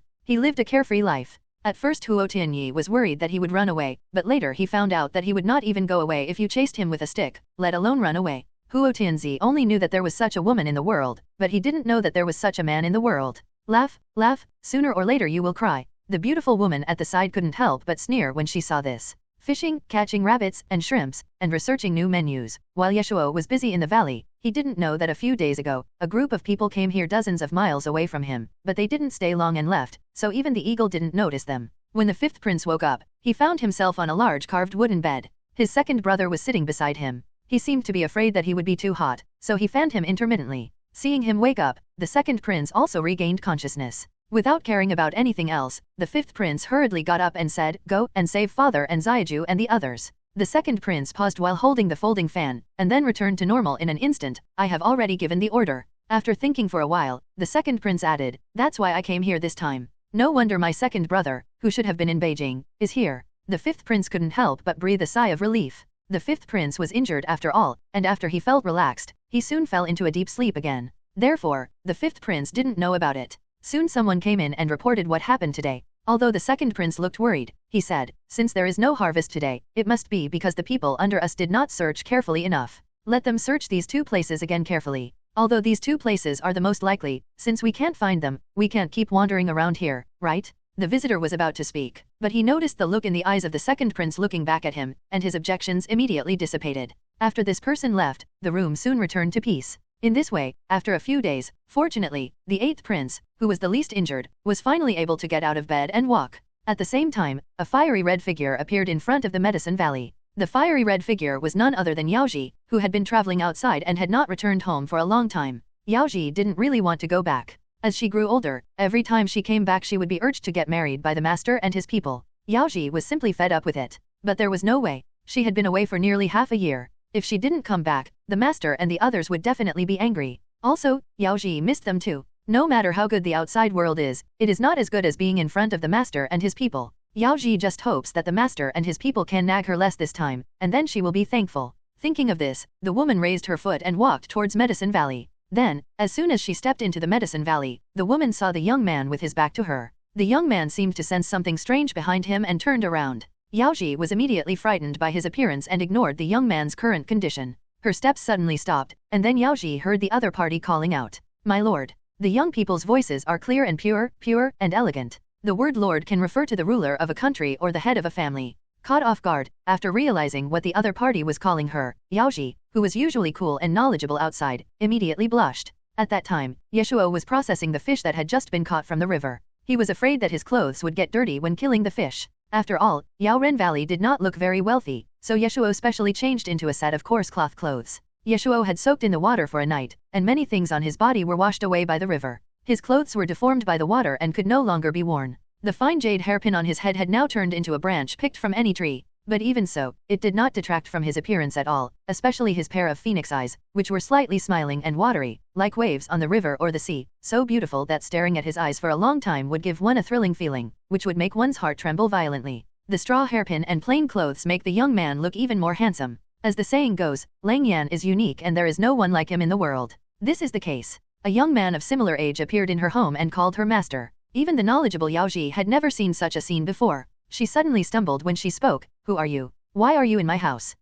Ye Shuo just opened his mouth, and before he could say anything, Huo Tianyi and others who heard the noise came out of the house one after another. After seeing the disciple he had personally brought up, even Huo Tianyi, who was naturally cold-hearted, couldn't help but relax his brows.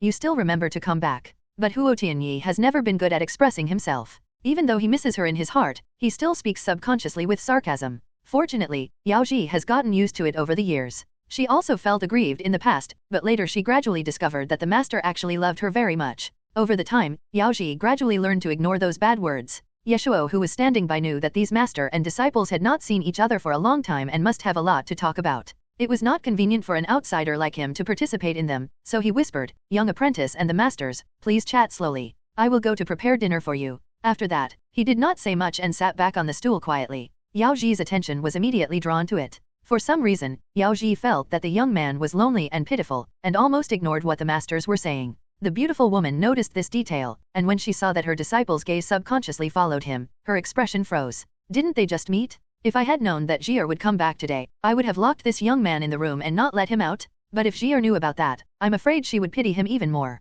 The beautiful woman was so angry that when she turned around and saw Huo Tianyi standing there completely unaware of anything, she became even angrier. Looking at Huo Tianyi again, he didn't feel any sense of crisis at this moment. He was still looking his apprentice up and down. Seeing that his apprentice was not injured, Huo Tianyi immediately breathed a sigh of relief. While talking about something, several people came to the yard where Huo Tianyi lived. At the last moment, Yao Ji's gaze was still on the young man with his head lowered, processing the fish and shrimp in his hands. About half a minute later, Yao Ji could no longer hold back, and while the masters were asking questions, she quickly asked, "Who is that young man at the door just now?" At this moment, even the most silent Master 6 could not drink the tea in her hand anymore. She just felt very upset. Huo Tianyi heard this. Not only did he not feel ashamed, but he was very proud. "This is something that I found outside the valley with great difficulty, and I specially found a way to get him into the valley to be your husband. How about it? Isn't he much better than your senior brother? If you are satisfied, the master will choose an auspicious day for you two to get married." Yao Ji had a vague premonition from the beginning. Based on her understanding of the masters, they would not easily let strangers in. Now, after listening to the whole process, Yao Ji felt a surge of anger rushing to her forehead. In the past, the masters only forced people with words, but now they directly lure people into the Medicine Valley? No wonder the young man looked like that. Now it all makes sense. Yao Ji was furious. "Master, didn't you promise me that you wouldn't do bad things again?" Huo Tianyi didn't care when he heard this. "We both agree. How can it be considered a bad thing?" In Huo Tianyi's opinion, it is fair for the young man to marry his apprentice and for him to rescue his father and brother. How can it be considered a bad thing? Indeed, to be honest, Huo Tianyi's behavior cannot be said to be bad, but he is definitely taking advantage of someone in distress. Besides, he himself agreed to it. As for how Ye Shuo himself felt, Huo Tianyi didn't care. This is probably what Yao Ji cannot understand. Even if the master does not save her, she will not say anything. It is her own business if she wants to save him. Even Yao Ji cannot force the master to have a chivalrous heart. But forcing people to sell their bodies, how is this different from being a bully? A choice with options is a choice, and a choice without options is not a choice at all. There is only one path in front of you, and it is a joke for others to tell you that it is your own choice. This can only be a sacrifice that is forced upon us. I'll send him out of the valley right now. This young man was indeed born with a good-looking appearance, and Yao Ji was indeed bewitched by him just now, but she still couldn't accept it. Yao Ji stood up and was about to leave. Then, Huo Tianyi said behind her, "It's useless. His father and brothers are still here. Even if you chase him away now, he won't leave." Upon hearing this, Yao Ji paused, bit her lower lip, and finally wanted to listen to what the young man himself had to say. The beautiful woman was worried about the two of them being alone together, so she followed them immediately. Looking at the old man who looked so calm and composed, sitting there leisurely drinking tea as if he had everything under control, the beautiful woman really wanted to eat him alive. When Yao Ji went out again, she found that Ye Shuo, who had been there just now, had disappeared at some point, while smoke was rising from the kitchen not far away. Yao Ji walked into the kitchen at a very clever time, just in time to catch Ye Shuo putting the fish into the pot. With a sizzle sound, as soon as the fish in Ye Shuo's hand was put into the pot, the big black pot in front of him immediately began to emit billowing smoke. Ancient stoves were like this, good in every way except that the smoke from oil and firewood could not be controlled. Ye Shuo would be choked every time. In addition, his internal injuries had not healed yet, so when he coughed, it would inevitably affect his injuries. After a while, a thin layer of sweat appeared on the tip of Ye Shuo's nose. Ye Shuo took after his mother, with naturally fair skin. When he coughed and frowned, he looked even weaker and more pitiable. When the beautiful woman saw this scene, her teeth were about to break. Sure enough, my premonition was right. This young man was indeed a demon. I had never seen him so delicate before, but when my apprentice came back, he immediately became delicate. The beautiful woman hurried to see her disciple, and as expected, all of her disciple's attention was now attracted by him. Yao Ji didn't think much about it and immediately tried to snatch the spatula from Ye Shuo's hand. However, Ye Shuo seemed to have sensed it already. After dodging, he gently pushed her aside with one hand. Young apprentice, there is a lot of fumes in the kitchen, which is not good for a girl's skin. Young apprentice, please wait outside. The food will be ready soon. Ye Shuo is a grown man, so naturally he is not worried about this. Since Huo Tianyi had found his fourth brother and eighth brother one after another, and Mei Yingzhou had tried his best to treat his fourth brother's leg every day, Ye Shuo returned the favor. Seeing that the disciple that several people had talked about had returned, he specially spent some extra effort and prepared a big meal. In summer, clothes were thin, and Yao Ji only felt a slight heat on her back before he pushed her away. Yao Ji saw that the second master was staring at this place non-stop. Yao Ji had just returned and was unsure of the second master's attitude for a moment. After thinking for a while, Yao Ji finally whispered, "Come here, I want to tell you something." "Wait a moment." Ye Shuo took some boiling water from a stove next to him and stewed the two fish. He then picked up the towel next to him and wiped his hands before walking to Yao Ji's side. It was obviously a cheap coarse cloth, but in his hands, it seemed like expensive silk. His every move revealed an indescribable pride. "Young apprentice, what do you want me to do?" When Ye Shuo came closer, Yao Ji suddenly realized that he was much taller than her. Especially since the kitchen was dim, Yao Ji felt as if she was completely enveloped by this young man. The next moment, a refreshing breath like pine and cypress, which was unique to young people, came.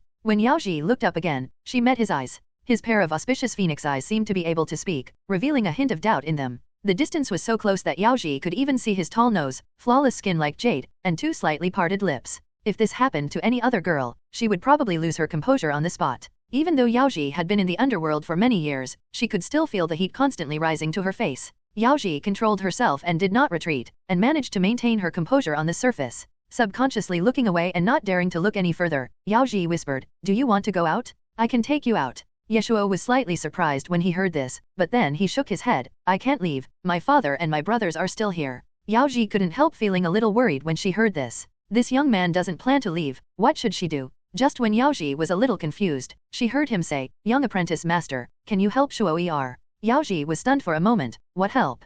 Grand Master and the others value the young apprentice very much, and Shuo must now depend on the young apprentice. If the young apprentice is unwilling, then for Grand Master and the others, Shuo will have no value in existence. In short, the woman in front of him is the key to everything. So Shuo would like to ask the young valley apprentice to stay in this Medicine Man Valley for a while longer. Yao Ji watched the young man in front of her and it seemed that she found it difficult to speak when he said this. Her eyelashes trembled slightly at first, and then quickly drooped. Yao Ji immediately got excited and said, "No problem." Realizing that her voice seemed a little loud, Yao Ji quickly lowered her voice and said, "Don't worry." Even if the young man didn't mention it, Yao Ji couldn't just leave without resolving his problem. The beautiful woman watched the whole process. Although she did not hear what the two people discussed, her heart sank to the bottom. In addition to the two fish, Ye Shuo also cooked shrimps, grilled mushrooms, roasted lamb, etc., and soon filled the table. In addition, to express his gratitude, Ye Shuo specially steamed the yam, mashed it into a paste, poured wild honey and jam on it, and made a special dessert for Yao Ji. No one else, including several female masters, has this position, only Yao Ji has it.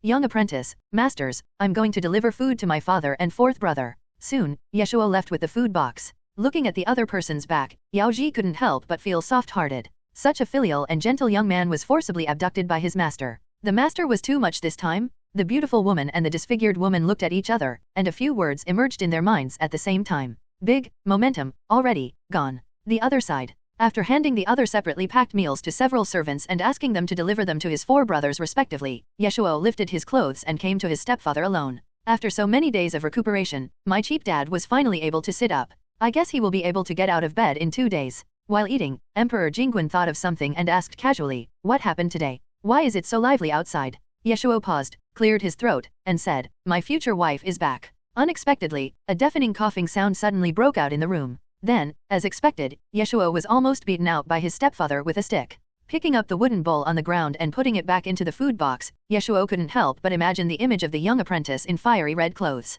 I have to say, this girl is quite cute when she blushes. After a moment, Ye Shuo chuckled. When Ye Shuo returned to the kitchen, there was no one there. Only a few servants were dealing with the leftovers. After handing the food box to them, Ye Shuo left quickly. It was getting dark, and Ye Shuo went back to his room to sleep.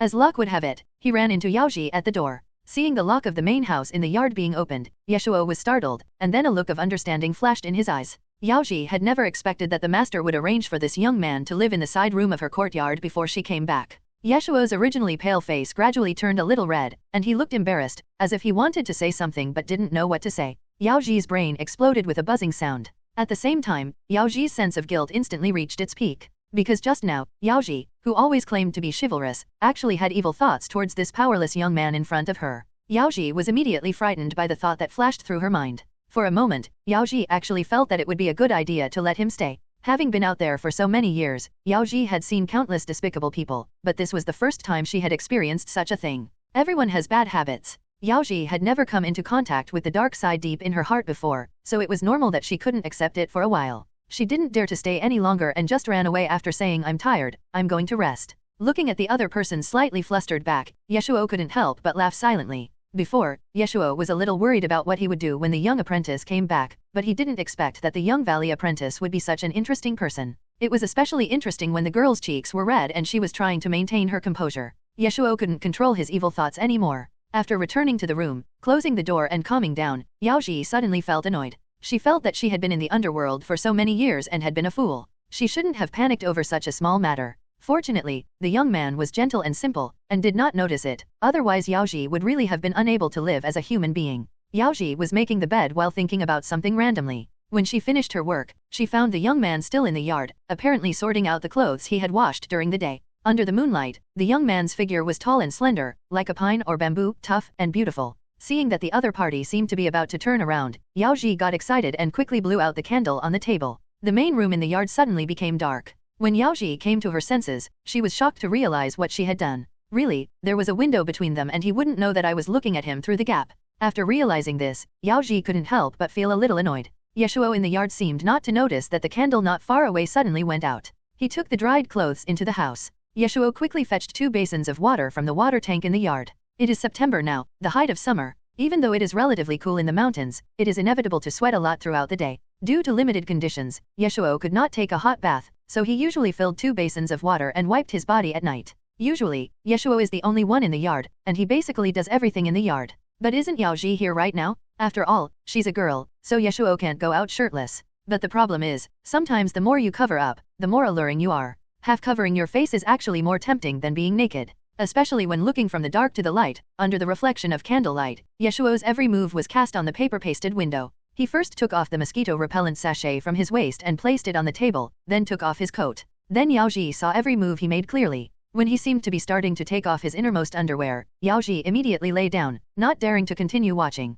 Lying on the familiar bed, Yao Ji tossed and turned, unable to sleep, her mind filled with the silhouette on the window. After about an incense stick of time, she heard the sound of a door opening in the side room. There was a squeak, followed by the sound of splashing water. It seemed that his evening wash was over. By the time Yao Ji fell asleep again, it was already the second half of the night. Compared to her, Ye Shuo slept soundly. I don't know if it was because she had something on her mind or if the shock she received that day was too great, but poor Yao Ji had dreamed all night. The dream was full of strange things and everything. In the end, Yao Ji woke up half an hour earlier than before. It was still dark, and after Yao Ji opened her eyes she couldn't fall asleep. There was no choice but for Yao Ji to get up. At this time, as expected, Ye Shuo's room door was still closed. Unlike Yao Ji and other standard martial artists, although Ye Shuo also practices martial arts, he still has to sleep until dawn before getting up. After all, this yard belongs to Yao Ji. In the past, Yao Ji was used to putting her toiletries in the side room. Some things needed for martial arts practice, such as sandbags, were also placed in the side room. However, now another person has moved into the side room. Yao Ji feels a little regretful. If she had known earlier, she should have taken out those things she needed last night. Yao Ji felt inexplicably awkward, as if she was not the owner of this courtyard, but Ye Shuo was. Yao Ji hesitated at the door for a long time. Just when she was about to give up and endure for a day, she suddenly heard the voice of a young man coming from inside the house. Who is it? Perhaps because he had just woken up, his voice was a little hoarse, but still very pleasant to hear. Yao Ji subconsciously stopped. Yes, it's me. What was she doing here so early? Ye Shuo didn't think too much about it and asked. When he learned that she was here to get something, Ye Shuo couldn't help but say, "Come in." Only then did Yao Ji realize that he didn't even lock the door when he slept. Was he too unguarded towards others? No wonder he was easily lured back by the master. Yao Ji was about to remind him, but when she turned around, she saw that the young man was so sleepy that he could not open his eyes. His soft undergarment made of fine cotton was loose. If he made any big movement at this moment, the undergarment would probably no longer be able to cover it. The young man was about to wake up, looking drowsy. From his defenseless posture, one could tell that he must have lived in an extremely stable and wealthy environment since he was a child. Yao Ji quickly gathered what she needed and left without even looking back. Ye Shuo opened his eyes a little, but soon he could no longer resist the sleepiness and fell into a deep sleep again. After Yao Ji finished practicing martial arts in the open space outside, she ran around the valley several times and even finished her breakfast, but Ye Shuo was still not awake. Could something have happened? On the way, Yao Ji even ran into the 8th prince, and thought that Ye Shuo was just like his brother, with almost the same schedule. In addition, there were not many entertainment activities in ancient times, so everyone went to bed early and naturally got up early. It's rare to find someone as sleepy as Ye Shuo. Seeing that her disciple seemed inattentive and looked into her garden from time to time, the beautiful woman could hardly maintain her expression. Because Huo Tianyi brought many servants during this period, although these servants could not cook as well as Ye Shuo, they had no problem making porridge in the morning. Ye Shuo did not have to get up early and even had to prepare breakfast himself. Huo Tianyi and his friends finished eating quickly, and Mei Yingzhou subconsciously ordered the servants to clean up the kitchen. However, just as he finished speaking, Yao Ji next to him said, "Wait." Yao Ji pointed at the steamed buns and porridge and said, "Don't you need to leave some for Mr. Gu? Everyone has eaten, but the young man seems to have not eaten yet." The beautiful woman, the 6th master, and the 3rd master put down their bowls and chopsticks almost at the same time, and then all looked at Huo Tianyi, who was in the lead. For some reason, even Huo Tianyi, who never cared about these little things, felt something inexplicably uncomfortable in his heart. But he didn't know why he was so uncomfortable, and his tone became a little bad. Who asked him to get up so late? We are not his servants, why should we leave food for him? Yao Ji was stunned for a moment, then reacted, "So, he didn't have breakfast before I came back." That being said, Huo Tianyi always felt something was odd. When Yao Ji looked at the master again, there was a hint of condemnation in her eyes. Forcing people to make such a choice and abducting them is one thing, but not only not giving them enough food, but also asking them to help cook for everyone. The master is really too harsh. However, all this was done for herself. Anyone could say that the master was not good, except Yao Ji. Yao Ji could only tell him that what he did was wrong, but she could not force him to do what he thought was right. Yao Ji was unable to change the master's attitude towards Ye Shuo, but she could secretly save a portion of her own rations for Ye Shuo. The beautiful woman noticed this scene and her teeth were about to break. Seeing that the flowers she had raised for so many years would soon belong to someone else, the beautiful woman thought about it and felt that she couldn't go on like this. The beautiful woman made a prompt decision and decided to have a talk with her apprentice, and to tell her how sinister the men like the young man were. The beautiful woman only hated that when she let her apprentice go out to explore the world, the man only mentioned how he would use sweet words to deceive the woman, what means he would use to force the woman to obey him, and how unfaithful the man would be, what kind of words he would say and what kind of things he would do, but forgot to tell her that there were such means. Not to mention Yao Ji, it was the first time for the beautiful woman to see Ye Shuo like this.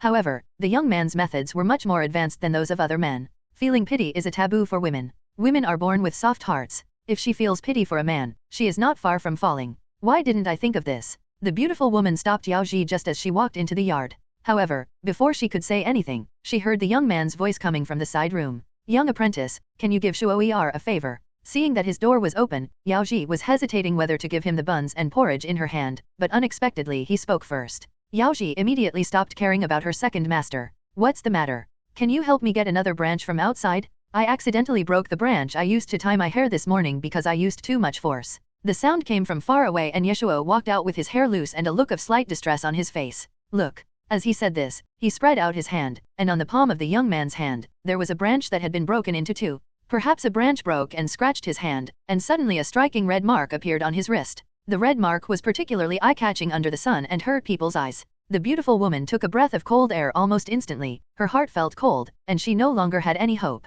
Finished. It's all over now. It was just a branch. There were many of them everywhere in the mountain. Yao Ji quickly picked one for him. But when Yao Ji gave him the branch, she quickly regretted it. The branch that was picked at random was too sloppy, and it really didn't match him. It was fine when viewed alone, but when the branch was inserted into his hair, it didn't match at all. She didn't even pick all the buds off the branches, and the creases were very rough. She should have shaved them smoother. Yao Ji was used to hanging around in the underworld, and she no longer had the carefulness and gentleness of an ordinary girl. In addition, Yao Ji's temperament was also rough, so why would she care about this? But now, Yao Ji's mind kept flashing back to the hairpin that the young man used to tie his hair. She always felt that everything about it was not good, and she always felt that she should give him something better. At least, it can't be like it is now. It's a bit too shabby. "Jier, Jier." Just when Yao Ji was distracted, she suddenly heard Huo Tianyi calling her. Yao Ji suddenly woke up.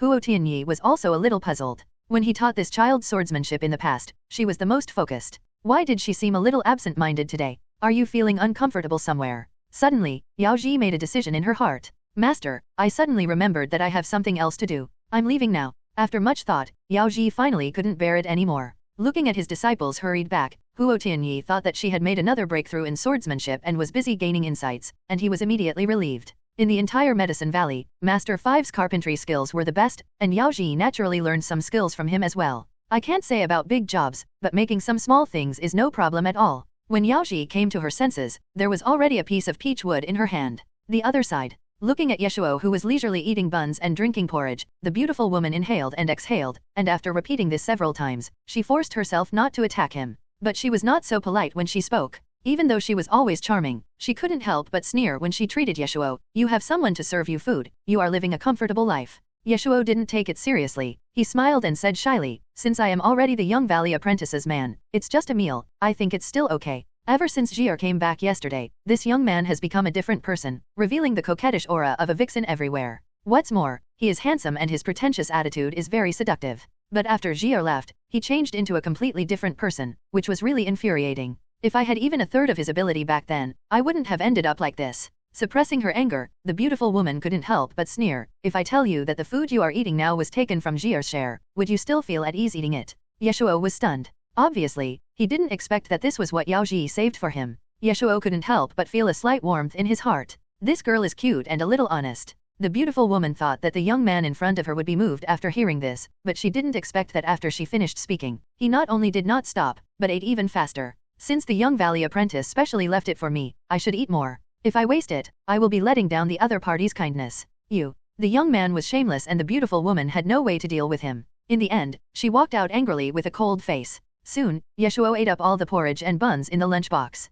As usual, after visiting his cheap father and the others, Ye Shuo prepared to go to the mountains to collect some wild honey. A few days ago, he discovered traces of bees in the forest, but the sudden arrival of the 4th prince and the 8th prince interrupted his search. Now that they have settled down, it is time to look for the beehive. Ye Shuo went up the mountain carrying a long knife. Master, I'll be back before lunch. Looking at the young man who knocked on the door, walked in, picked up the long sword in his collection and left, Huo Tianyi couldn't help but twitch his mouth slightly. Isn't he too much of an outsider? Ye Shuo's attitude was very natural. When Huo Tianyi nodded, he didn't even bother to be polite to him. About an hour later, sitting alone in the corner of the valley, looking at the peachwood hairpin in her hand, Yao Ji felt extremely satisfied. The red mark on Ye Shuo's wrist unconsciously emerged in her mind, and Yao Ji polished the edges of the wooden hairpin to make it smoother. Yao Ji used all her skills to carve this peachwood hairpin into a delicate and beautiful shape, especially the cloud pattern on it, which is both elegant and noble. In addition to this peachwood hairpin, she also made a peachwood hair crown for Ye Shuo. When Yao Ji handed the branch to him, she noticed that the young man only had a piece of cloth tied on his head, which looked too shabby.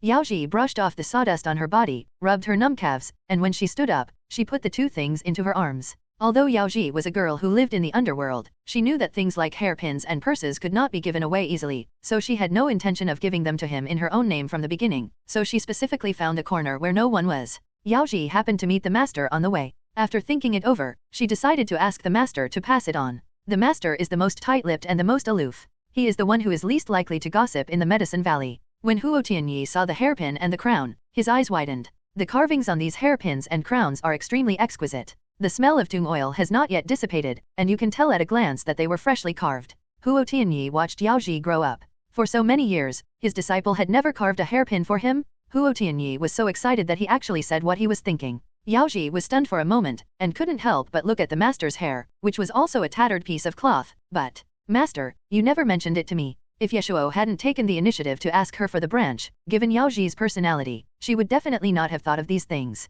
Huo Tianyi was originally reluctant to give up his old face, but after thinking about it, he felt really depressed, so after a while, Huo Tianyi finally spoke up, then you also carve one for me. No problem, Master. Yao Ji was very good-tempered and nodded immediately. It was just a hairpin, and it didn't take much effort for her. One is a handsome young man, the other is an old man in his 70s with a face full of wrinkles. One is gentle and tactful, the other opens his mouth directly to ask for it. Such a contrast is really tragic. Fortunately, Yao Ji didn't mind. If it were someone else, he would probably have cursed. How can an old man compare with a young man in his prime? It's good enough to have a piece of cloth. After handing the hairpin and crown to the master, Yao Ji looked around, but did not see Ye Shuo. She subconsciously asked, "Where is Master Gu?" Huo Tianyi was happy for just a moment before the anger returned and he felt even more uncomfortable. Go up the mountain. Yao Ji couldn't help but frown when she heard this. The mountain was full of wild animals and it was so dangerous. What was he doing there? Ignoring the master's anger, Yao Ji asked with a little concern, did he say where he was going? When will he be back? Huo Tianyi. Huo Tianyi spoke almost word by word, dig wild honey, and be back at noon. Yao Ji stood up in an instant. Judging from the way Ye Shuo and his companions were dressed and behaved, they must have come from a wealthy family. How could a young man from a wealthy family know the dangers of the mountains? If he wasn't careful, he might be eaten by the tigers and wolves in the mountains. He had just arrived and didn't know the dangers. She even forgot to inform him in advance, not to mention that his injuries hadn't healed yet. Yao Ji felt a little annoyed. Master, why didn't you stop him? Forget it. This was not part of the master's job. Yao Ji walked outside without thinking, intending to go look for him herself. Zixiao? Come on, take me to find him. Watching his disciples' actions, Huo Tianyi couldn't help but widen his eyes. In Huo Tianyi's opinion, before his apprentice came back, the boy was running around the mountains and fields freely, so how could he be so pampered? How come in the eyes of his apprentice, that boy is like a porcelain doll, who can't be touched here or there? I can only say that Huo Tianyi doesn't know what a male demon is. You have seduced his soul away, so what the other party says is what it is. When the beautiful woman next door heard the noise and came out, she saw Huo Tianyi sitting there stupidly. The beautiful woman sneered on the spot. You deserve it. Just when Huo Tianyi was full of confusion, Yao Ji quickly found Ye Shuo's trace under the guidance of several eagles. Ye Shuo had been here for some time and was no longer unfamiliar with the movements of eagles. When he heard the eagles cry above his head, he didn't even raise his head. He carefully cut off the beehive and put it into a box. In ancient times, there were no professional protective tools like those in modern times. Although Ye Shuo had covered himself tightly in advance, he was still stung by the bees several times. Fortunately, these are just ordinary bees. They are not poisonous at all. They just hurt, but there is nothing else to worry about. By the time Yao Ji arrived, Ye Shuo had already finished his work. He didn't expect the other party to come over at this time. Ye Shuo was stunned for a moment, then quickly put the gauze dress wrapped around himself on her, and without waiting for the bee to react, he pulled her hand and ran away. Yao Ji only felt her vision being blocked by the gauze dress, and then her hand fell into his hand. The young man's hands were big and hot, with distinct joints. Yao Ji almost forgot that she knew martial arts. When the two of them ran all the way to the river at the foot of the mountain, Yao Ji looked at the young man who was panting with his hands on his hips, and the sweat on his forehead kept dripping onto the stones under his feet. She didn't know if it was because of tiredness or something else, but her heart was beating so fast that she could not hear any other sound. In the end, Ye Shuo was the first to speak. Leaning over and gently lifting the gauze covering her body, Ye Shuo asked, "Are you okay?" "No, it's okay." Yao Ji dodged and didn't dare to look the young man in the eye. She had none of the heroic spirit she had outside. After she calmed down a little, Yao Ji quickly realized that something was wrong. "Ah, your neck." Yao Ji noticed 2 bee stings on his neck. When she thought of the gauze dress he had just given her, she immediately became anxious. But in fact, the bees had already found Ye Shuo before she came, and it had nothing to do with her. Ye Shuo told the truth, but Yao Ji didn't believe it at all. She just thought he said it on purpose to make herself feel better. The timing of her passing was so unfortunate. Yao Ji didn't know when she became so reckless, messing up even the smallest things. Yao Ji felt extremely guilty. But now is not the time to talk about this. Yao Ji said quickly, "Don't touch these 2 places. Wait here. I will find some herbs for you." Yao Ji is still very intimidating when she is serious. Ye Shuo thought about it and finally sat down obediently. About an incense stick of time later, Yao Ji brought back a huge pile of herbs. The number was so large that even Ye Shuo was shocked. Perhaps because she walked too fast, Yao Ji was sweating and her peach-like face turned red. Ye Shuo was about to speak, but he saw her raise her chin without saying a word, and then took out a few needles from her waist. Seeing this, Ye Shuo immediately shut his mouth. Carefully picking out the 2 bee stings, Yao Ji crushed the dandelion leaves and applied them to the 2 places that were covered by the bees. After everything was done, she breathed a sigh of relief. "I hope it doesn't cause heat poisoning." Ye Shuo blinked. Yao Ji then noticed how close the 2 of them were. The young man looked at her with pure kindness in his eyes. She looked at her hand again, which was now placed on his chin. As the young man swallowed, his Adam's apple rolled up and down. Yao Ji felt as if she was scalded and quickly retracted her hand. Ye Shuo smacked his lips, and actually felt a little moved. Then Ye Shuo cleared his cough, and Yao Ji immediately woke up. "The wild honey has been collected, and it's time for you to return." But, Ye Shuo couldn't help but raise his hand. "I haven't finished preparing the food for today yet." The valley was too far away from the outside world. It would take Huo Tianyi a whole day to go back and forth using his lightness skills, so there was naturally no way for him to get fresh fruits and vegetables. Fortunately, Master 5 is very good at making traps, and the surrounding natural resources are extremely abundant, so the people in the entire Medicine Valley can meet their daily needs by relying on these mountains and rivers. Nowadays, Ye Shuo is basically in charge of the food ingredients in Yiren Valley. "I plan to catch some fish and pick some mushrooms and wild vegetables." Before Ye Shuo finished speaking, he saw Yao Ji picking up a few stones from the ground. She noticed some movement in the water not far away and immediately threw one of the stones out. Then, a fish floated up with its belly turned upside down. Yao Ji has lived in the Medicine Valley for more than 20 years. She knows everything here very well, and is especially familiar with how to hunt. Ye Shuo had only been outside for 2 years, so he was naturally far inferior to her in this regard. This move by the opponent made Ye Shuo's eyes light up immediately, and he did not hide his curiosity and amazement. How did you do it? Young apprentice, can you teach me? This is actually a very simple skill, but in the eyes of the young man, it seems like something extraordinary. Although Ye Shuo thought it was indeed amazing, if it were placed in modern times, it would be a unique skill and one would have no problem making a living from it. For some reason, under such gazes, Yao Ji suddenly felt a little overwhelmed. When Yao Ji woke up, there were 6 fish, a pile of wild vegetables and mushrooms, and a little wild boar lying at her feet. Ye Shuo and Yao Ji took great pains and moved all the things back in 3 trips. Previously, in order to treat Ye Shuo's bee sting, Yao Ji collected too many herbs. She had no place to process them, and it would be a waste to throw them away, so in the end she gave them all to Mei Yingzhou. Mei Yingzhou looked at these herbs that were picked in a rather rough manner and couldn't help but feel puzzled. Didn't he teach his apprentice medical skills a long time ago, and even taught her how to prepare medicinal materials? Why did she forget them after growing up? Ye Shuo lit the fire skillfully. While he was cooking, Huo Tianyi walked in and threw something into Ye Shuo's arms. Ye Shuo hurriedly caught it and it almost fell to the ground. Ye Shuo took a closer look and found that it was actually a hairpin and a hair crown. Although both were made of peach wood, they were extremely delicate, especially the cloud pattern on them, which showed the ingenuity of the person who made these 2 things. Huo Tianyi didn't want to give it at first, but there were only so many people in Yiren Valley. If he didn't give it, his disciples would soon know about it. Putting the things into Ye Shuo's hands, Huo Tianyi couldn't help but said angrily, "Here, these 2 things are for you." After all, it was his disciple's good intention. Huo Tianyi felt uneasy, and emphasized, "Protect it well, if it is damaged or broken, I will hold you accountable." Ye Shuo didn't expect that the girl would specially make these 2 things just because of his words. As for why Ye Shuo knew that these 2 items were from Yao Ji, he had just finished talking about the hairpin when he got up in the morning, and the hairpin was in his hand at noon. Who else could it be if not her? The master didn't have the leisure to do that. Ye Shuo pondered for a moment and temporarily handed the work at hand to the servant beside him. Then, under the gaze of Huo Tianyi, he untied his hair that he had tied up with great difficulty and put on the peachwood hair crown and peachwood hairpin. "Thank you, master. I have received your kindness." Huo Tianyi always felt weird when he heard this. "Just take it, why are you talking so intimately?" Ye Shuo smiled but did not answer. Seeing her disciple suddenly becoming uneasy, the beautiful woman's hands under the table creaked. When his adoptive father and the others were around, Ye Shuo usually didn't eat with the people in Yiren Valley. The 8th prince was able to move freely now, and his injuries were almost healed, so Ye Shuo was not as careful with him as he was with his adoptive father. "Look at this crown and hairpin on my head. What do you think?" The 8th prince was caught off guard and was stunned. After he realized what was happening, he didn't know whether to laugh or cry. "Xiaoju, it seems that you have been doing well these days." None of his other brothers, including his father, lived as freely as he did. Even in these deep mountains and forests, Xiaoju feels like a fish in water. At first, the 8th prince was a little worried that carrying such a heavy burden on him would make him depressed, but now he is relieved. However, the 8th prince still has to remind him what needs to be reminded. "Okay Xiaoju, stop playing." The 8th prince and others were not used to dealing with these people from the underworld, so they basically just stayed at the other end of the Medicine Valley.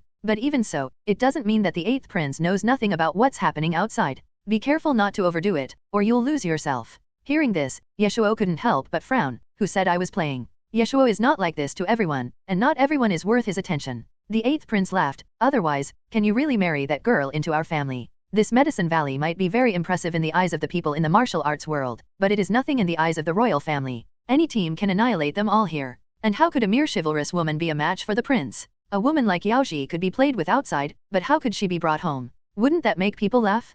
Play is play, but don't make it too ugly. It's best not to have children, otherwise it will be very troublesome." The 8th prince rarely reminded someone like this, and this was considered earnest advice. In an instant, the dream was shattered. Ye Shuo returned to reality almost instantly. Perhaps to my cheap dad and the others, everything that happened in the Medicine Valley was just a dream, and they might even regard it as a shame. Ye Shuo alone may never be able to change their minds. Ye Shuo said word by word, 8 bearers in a grand sedan chair, with a formal matchmaker, what's wrong with that? Zaiju. Ye Chen. Ye Shuo took a deep breath and said, "If you say this, you only say it once, and I only listen to it once." Over the years, except for the time with the diplomatic corps, the 8th prince had never seen him really get angry with anyone. At first the 8th prince thought he was playing tricks again and wanted to laugh, but he unexpectedly met his eyes. There was not a trace of frivolity in those Rufeng eyes which were always bright and cunning, but a terrifying depth. The 8th prince couldn't help but widen his eyes. "Are you crazy? If he really married a woman from the underworld as his principal wife, he would basically have no chance of becoming the emperor, and there might even be other punishments.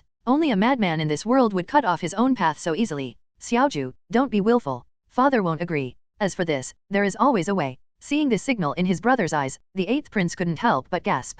Seeing this, Ye Shuo didn't say much and left quickly. Yao Ji soon found out that Ye Shuo was showing off his hair crown and hairpins everywhere. For a moment, Yao Ji really wanted to give him the best things in the world. Yao Ji felt a little regretful. If she had known this would happen, she would have been more careful when traveling around to see if there were any good jade materials. After all, peach wood is not as precious as jade. In addition, all the work that originally belonged to Ye Shuo was taken over by Yao Ji, such as going up the mountain to hunt and going to the river to catch fish every day. These were no problem at all. Ye Shuo was a late riser, and sometimes Yao Ji had already prepared food for the next 2 days by the time he got up. When Emperor Jingwen was able to move around normally again, what he saw was a girl in a bright red dress piling all kinds of things in front of her son as if they were free. Today Yao Ji brought back a basket of crabs. September is the season for eating crabs. Seeing that the weather was getting cooler, Ye Shuo mentioned it inadvertently. As a result, when Yao Ji left the valley this time, she bought a basket of crabs. In the deep mountains and forests here, the crabs are basically wild and rarely artificially raised, so the sizes vary greatly. Some crabs looked to weigh less than 1 or 2 pounds, while others were more than half the size of a palm. In addition to hairy crabs, there were also some blue crabs mixed in. All of them were lively and looked particularly pleasing to the eye. Crabs don't need any special seasonings or complicated cooking methods. Simply steaming them is delicious enough. About a quarter of an hour later, the lid of the big iron pot was opened, and the rich aroma of crabs immediately spread out. Yao Ji didn't hesitate much and gave the largest ones from her share to Ye Shuo. The masters who saw this scene couldn't help but feel a little heartbroken. Ye Shuo was still dividing and packing crabs, but when he looked up, he saw his cheap father standing not far away, looking at him from afar. Obviously, Emperor Jingwen also saw Yao Ji's actions just now. How could he have the nerve to ask a girl to accommodate him? However, Ye Shuo was not only embarrassed, but also extremely shameless. Dad, I just happened to be looking for you. Since you came by yourself, why don't we have something to eat together? Although Huo Tianyi and others were also prominent figures, people in the martial arts world were not that particular after all. Just as Emperor Jingwen was about to refuse, Ye Shuo pulled him to the table without any explanation. Then, a big hot crab was stuffed into his hand. After asking the 4th master, he was told that it was okay to eat 1 or 2 less, so Ye Shuo felt relieved. Yao Ji looked at the young man's father curiously. Although Emperor Jingwen was already in his 50s, he was an emperor after all. He had an aura of majesty without even getting angry, which was really out of place in this countryside. Huo Tianyi, who was standing by, couldn't help but feel a little frightened. When the young man's father was injured before, he didn't pay much attention to him at all. All his attention was on Ye Shuo. In addition, Emperor Jingwen couldn't get out of bed before, so Huo Tianyi hardly saw him. Now looking at it, it is not so ordinary. Huo Tian had seen many dignitaries while traveling around the world, but none of them could be compared with the middle-aged man in front of him. Huo Tianyi finally began to guess the identities of this group of people. Not knowing what the old man in front of him was thinking, Emperor Jingwen paused, said sorry for bothering you, and finally lifted up his clothes and sat down. Then, Emperor Jingwen began to search around. Everyone was confused and didn't know what he was looking for, but Ye Shuo reacted and leaned close to his cheap father's ear and said,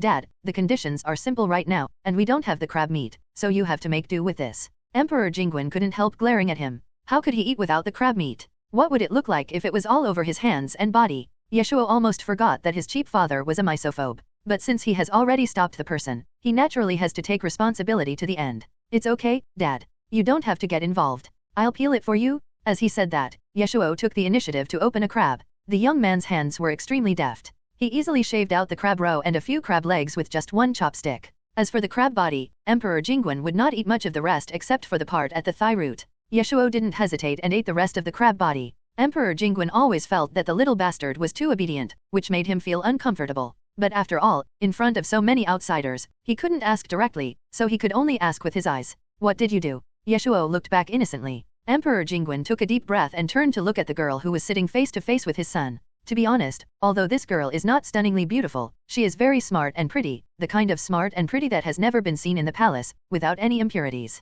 No wonder the little bastard fell in love with her. However, such a woman could be favored, but was far from qualified to become the prince's consort. Emperor Jingwen still hoped that his son could find a well-educated and well-mannered lady from a noble family. Emperor Jingwen was the emperor after all, and not showing his emotions on his face was a basic skill, so no one noticed what he was thinking at the moment. During the meal, Emperor Jingwen's every move revealed an indescribable nobleness, which made Huo Tianyi and the others feel uncomfortable. Ye Shuo on the side couldn't help but hold his forehead. Even at this time, his stepfather still couldn't let go of his pride. Ye Shuo finally gave up completely. After Emperor Jingwen left, Ye Shuo wanted to get some crabs, but found that there was only a mess on the table. Where were the crabs? Although the young man in front of him was the son of the man just now, for some reason, it was extremely easy to get along with him. Huo Tianyi couldn't help feeling a little proud when he saw this. He was so slow and still wanted to eat crabs? He must be dreaming. Don't leave him any. Ye Shuo was silent for a moment, then looked at Yaoji who was standing beside him. This was something Yaoji bought specially for him from the market outside, but he ended up only eating the crab bodies that his cheap father wouldn't eat.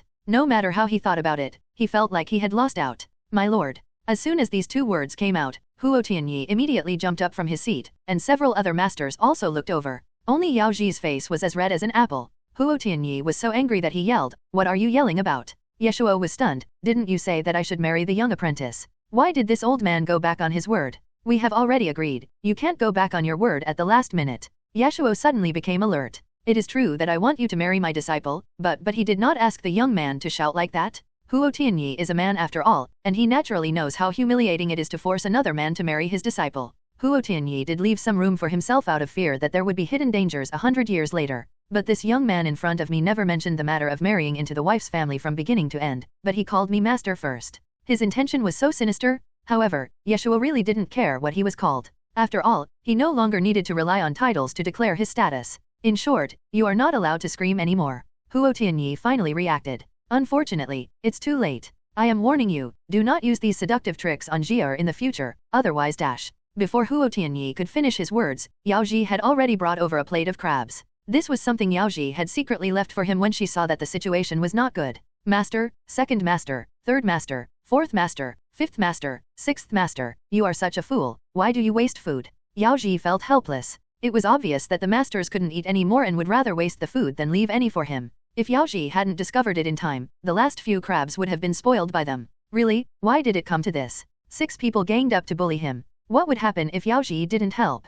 The beautiful woman immediately realized that the more they acted like this, the more pitiful this young man looked. But what else could she do? Just watch? Ye Shuo didn't care what they were thinking and started eating happily. He opened the crab shell, picked up the crab roe with chopsticks and put it in his mouth. The delicious taste made Ye Shuo forget everything else. In Yaoji's opinion, the young man in front of her was too easy to feed. A little bit of delicious food could make him so happy. Yaoji unconsciously focused all her attention on him. She just watched Ye Shuo for as long as he ate. She didn't even notice that several masters had left one after another. But even though he liked it, Ye Shuo was not the kind of person who would make a fuss for no reason. It was fine if crabs could be bought at the market, but he could forget about other more rare things. In particular, Ye Shuo discovered that in the past 2 days, she had been staying in the mountains for longer and longer periods of time. In the past, Yaoji would basically come back when he got up, but now, she would not come back until noon, and when she came back, she would even bring back some fresh wild fruits. You know, it's already the end of September, and it's almost October. Autumn is here, where can we get so many fresh wild fruits?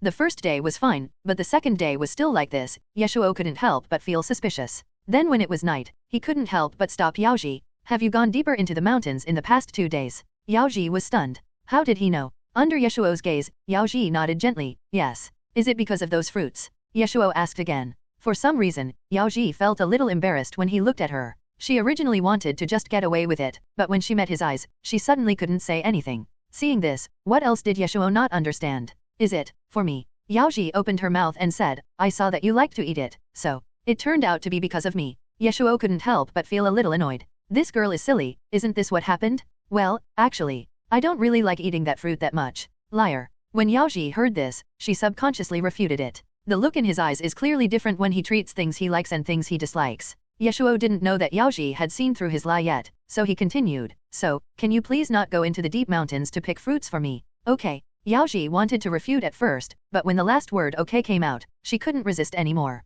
Although Yaoji agreed, Ye Shuo still felt uneasy and suddenly had trouble sleeping. The next day, Ye Shuo got up early for the first time and secretly followed Yaoji up the mountain. If Emperor Jingguan saw this scene, his eyes would probably pop out. Yaoji is a trustworthy person. Since she promised Ye Shuo not to go deeper into the mountains, she naturally won't go there again. But unexpectedly, today, she actually found traces of wild fruits on the outskirts of the mountain. However, the location of the fruit tree was not very good. It did not grow vertically but horizontally, sticking out from the middle of the mountain. Although the location of the fruit trees is relatively steep, it is nothing for Yaoji, who has been growing freely in the mountains for more than 20 years. In addition, Yaoji's lightness skills were outstanding, so she was able to succeed easily. So she didn't think too much about it and immediately flipped over and jumped onto the fruit tree. When she jumped down again, she saw the young man's angry eyes. Of course, Ye Shuo was not angry with her, but with himself. He ignored the impact that his words would have on the silly girl in front of him. Despite this, Yaoji was still very panicked. Ye Shuo tried his best to restrain himself, but he didn't know that the slight abnormality still caught Yaoji's eyes.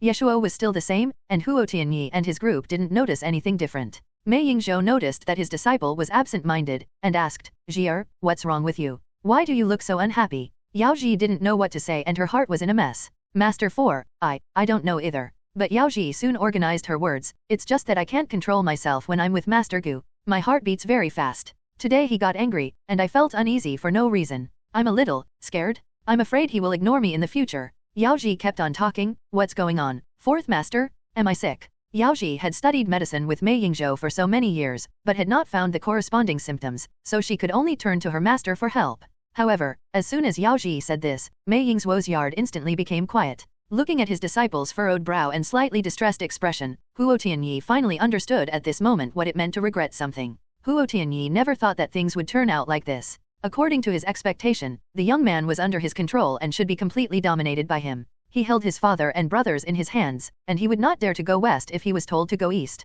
But the current situation is completely reversed. How come he ended up losing his own apprentice? Huo Tianyi couldn't figure it out no matter how hard he tried. Meanwhile, Yao Ji kept asking questions, and with every question she asked, the beautiful woman and the others became uglier. Feeling something vaguely, Yao Ji walked away dejectedly. It was she who said she would let him go at the beginning, and now she is the one who goes back on her word. Yao Ji feels that she is really despicable. After the yard returned to silence, the beautiful woman could no longer hold back. Huo Tianyi, look at what you have done. Let alone them, Huo Tianyi is also very annoyed now. How could I know that things would turn out like this? It's only been a few days and I can't eat or sleep because of him. But the beautiful woman knew that with the young man's tricks, it would be strange for Zhi not to be tempted. The sixth master at the side said coldly, that's why you shouldn't pick up a man who lives in the mountains. He might be a vixen. But there is no way, things have come to this point, it is too late to regret. Huo Tianyi would rather suffer a loss than not want to drive Ye Shuo and the others out, but the problem is that they have to be willing to leave.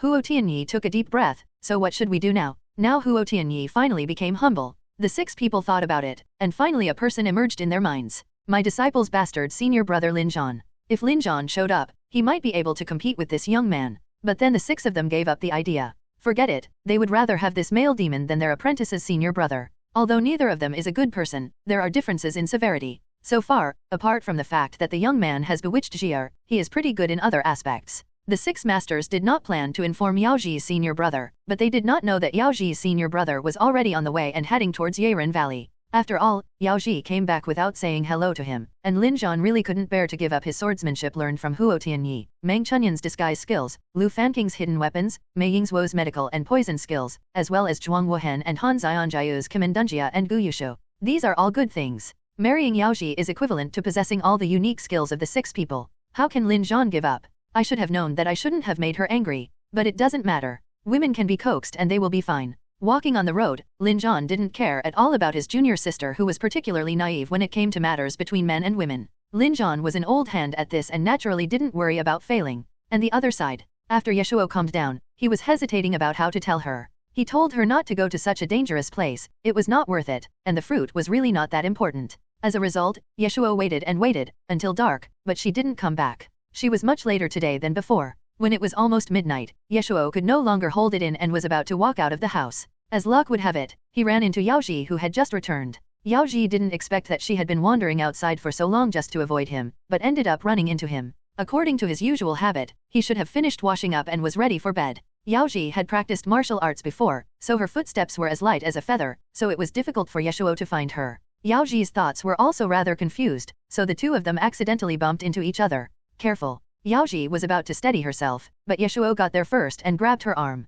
Ye Shuo wanted to speak, but his eyes accidentally met hers. What kind of look does she have now? Panic, confusion, and a little bit of trepidation. Ye Shuo was stunned, and then the two of them spoke almost at the same time. I'm sorry, Are you still angry? She knew he was angry. Ye Shuo was inevitably shocked. He had concealed it very well, and no one else had noticed. How could she? Then Ye Shuo knew why she was so nervous. I kind of want to hug you, okay? Ye Shuo inevitably said this, and then he remembered that the ancient feudal ethics were so strict. I'm afraid. However, before he could react, he fell into a warm embrace. At this moment, Yao Ji was as fiery and hot as her clothes. Ye Shuo vaguely felt that he was about to be burned by her heat. But soon, the two separated. For Yao Ji, it was unbelievable that she could do such an outrageous thing, but at the same time, she felt extremely guilty. It was pitiful that he was taken captive to the valley, but he actually... Yao Ji felt extremely guilty. Yao Ji couldn't help but explain, those fruits are really nothing to me. It is no exaggeration to say that it is within easy reach. But Ye Shuo was still worried and expressed his concerns very seriously. I don't know why, but Yao Ji not only didn't feel like she was being disciplined, but instead felt very sweet inside. It was really strange. Seeing that the two people not only had no bad impact after their quarrel, but became even closer, Huo Tianyi and others felt so uncomfortable in their hearts, don't even mention it. It's bad enough that the flowers you grow are picked, but the pots they grow are also taken away. That's probably how it feels. But there is no way, you can only bear the consequences of your own sins. However, Huo Tianyi was not completely deceived. He still remembered his doubts about the identity of the young man's family when he saw the young man's father. Huo Tianyi thought about it and finally decided to find out the identities of these people. The other side. A month has passed since the emperor disappeared, and the capital city is now in chaos. Wu Yi's original order was to stay in Shangjing and monitor the movements of all parties, but now a month has passed and the emperor has not returned yet, and Wu Yi can no longer sit still. Compared with the current chaos, the safety of the emperor is more important to the secret guards. They didn't care about the rise and fall of the Great Zhou, they only ensured that the emperor was alive. Once Emperor Jingguan died, this group of secret guards would be buried with him. After waiting for another 2 days, there was still no news from the front. Wu Yi immediately put down all the tasks at hand, led all the secret guards, left Shangjing, and headed towards the place where Emperor Jingguan fell into the water. The secretly trained secret guards left one by one, causing turmoil in the entire Shangjing. Now that the secret guards have come out in full force, I'm afraid something bad has happened to His Majesty. For a time, all the nobles in Shangjing were in a state of panic. Everyone felt threatened and was fully prepared to face the great changes that were about to happen. The second prince, who was far away, had ordered people to expand the search area 3 days before the secret guards set out. Such a long time has passed, if something happened to my father and his entourage, there should have been a result long ago. If not, then I can only say that my father is blessed by God and this is God's will. The second prince was such a smart man, how could he be caught by others? When the time was almost up, he immediately started to act. Just when the second prince had vaguely grasped the clue, he received news that the secret guards in Shangjing City had come out in full force, and the second prince immediately breathed a sigh of relief. Fortunately, I took action in advance, otherwise I would have been caught and criticized.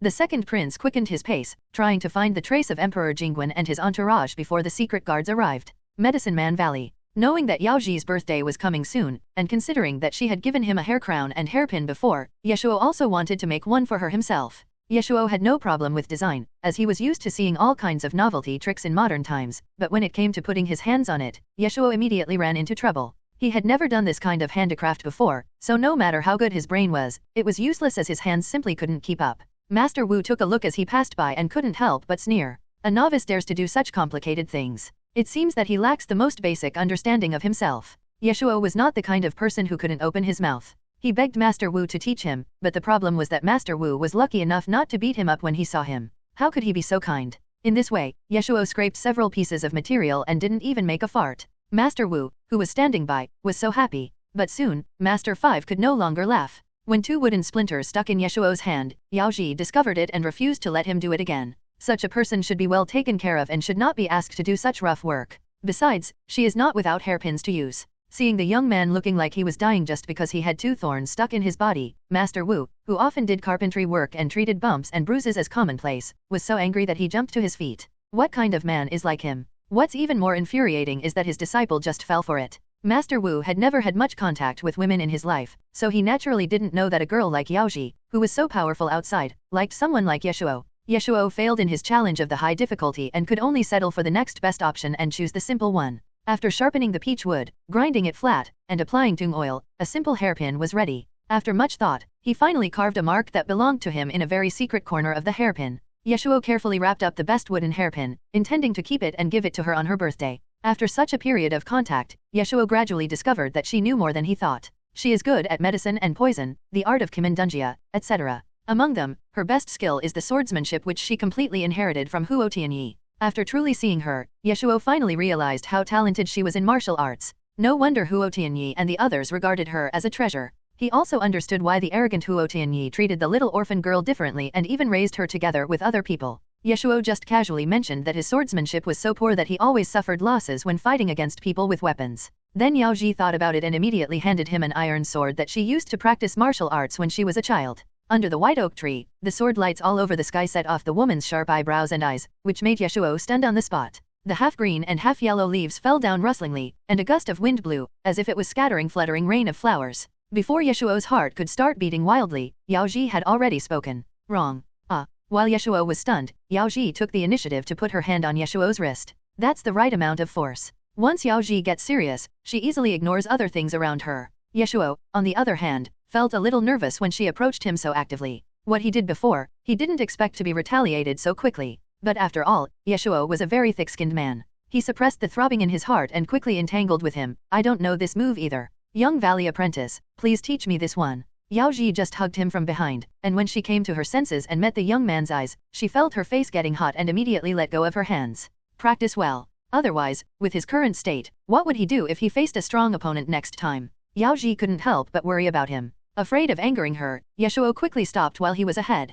Just like that, Yao Ji quickly practiced the Tianyi sword technique taught to her by Huo Tianyi. The scene was extremely dazzling and murderous. Looking at Ye Shuo again, he was still repeating the basic movements of chopping, cutting, and picking. The 7th and 8th princes took a look when they passed by. When they saw their younger brother learning something from a woman, they felt ashamed. Ye Shuo didn't blush or feel nervous, but the 7th and 8th princes were terribly embarrassed. As for Huo Tianyi, there is no need to mention him. Fortunately, his disciple had some sense and only laid the foundation for him, and did not teach him the Tianyi swordsmanship, otherwise Huo Tianyi would be so angry that he would die. Just as Ye Shuo was gradually immersed in the quiet and peaceful life in the mountains, the second prince, Wu Yi, and others were gradually approaching here. After thousands of people searched day and night, someone soon found the path leading to the Medicine Valley. However, compared to them, the other person was much faster. The next morning, when Ye Shuo was about to go to the mountains, he arrived at the gate of Yiren Valley and coincidentally ran into an uninvited guest. Then, Ye Shuo saw the jade ring hanging around the young man's waist. Ye Shuo was obviously stunned for a moment.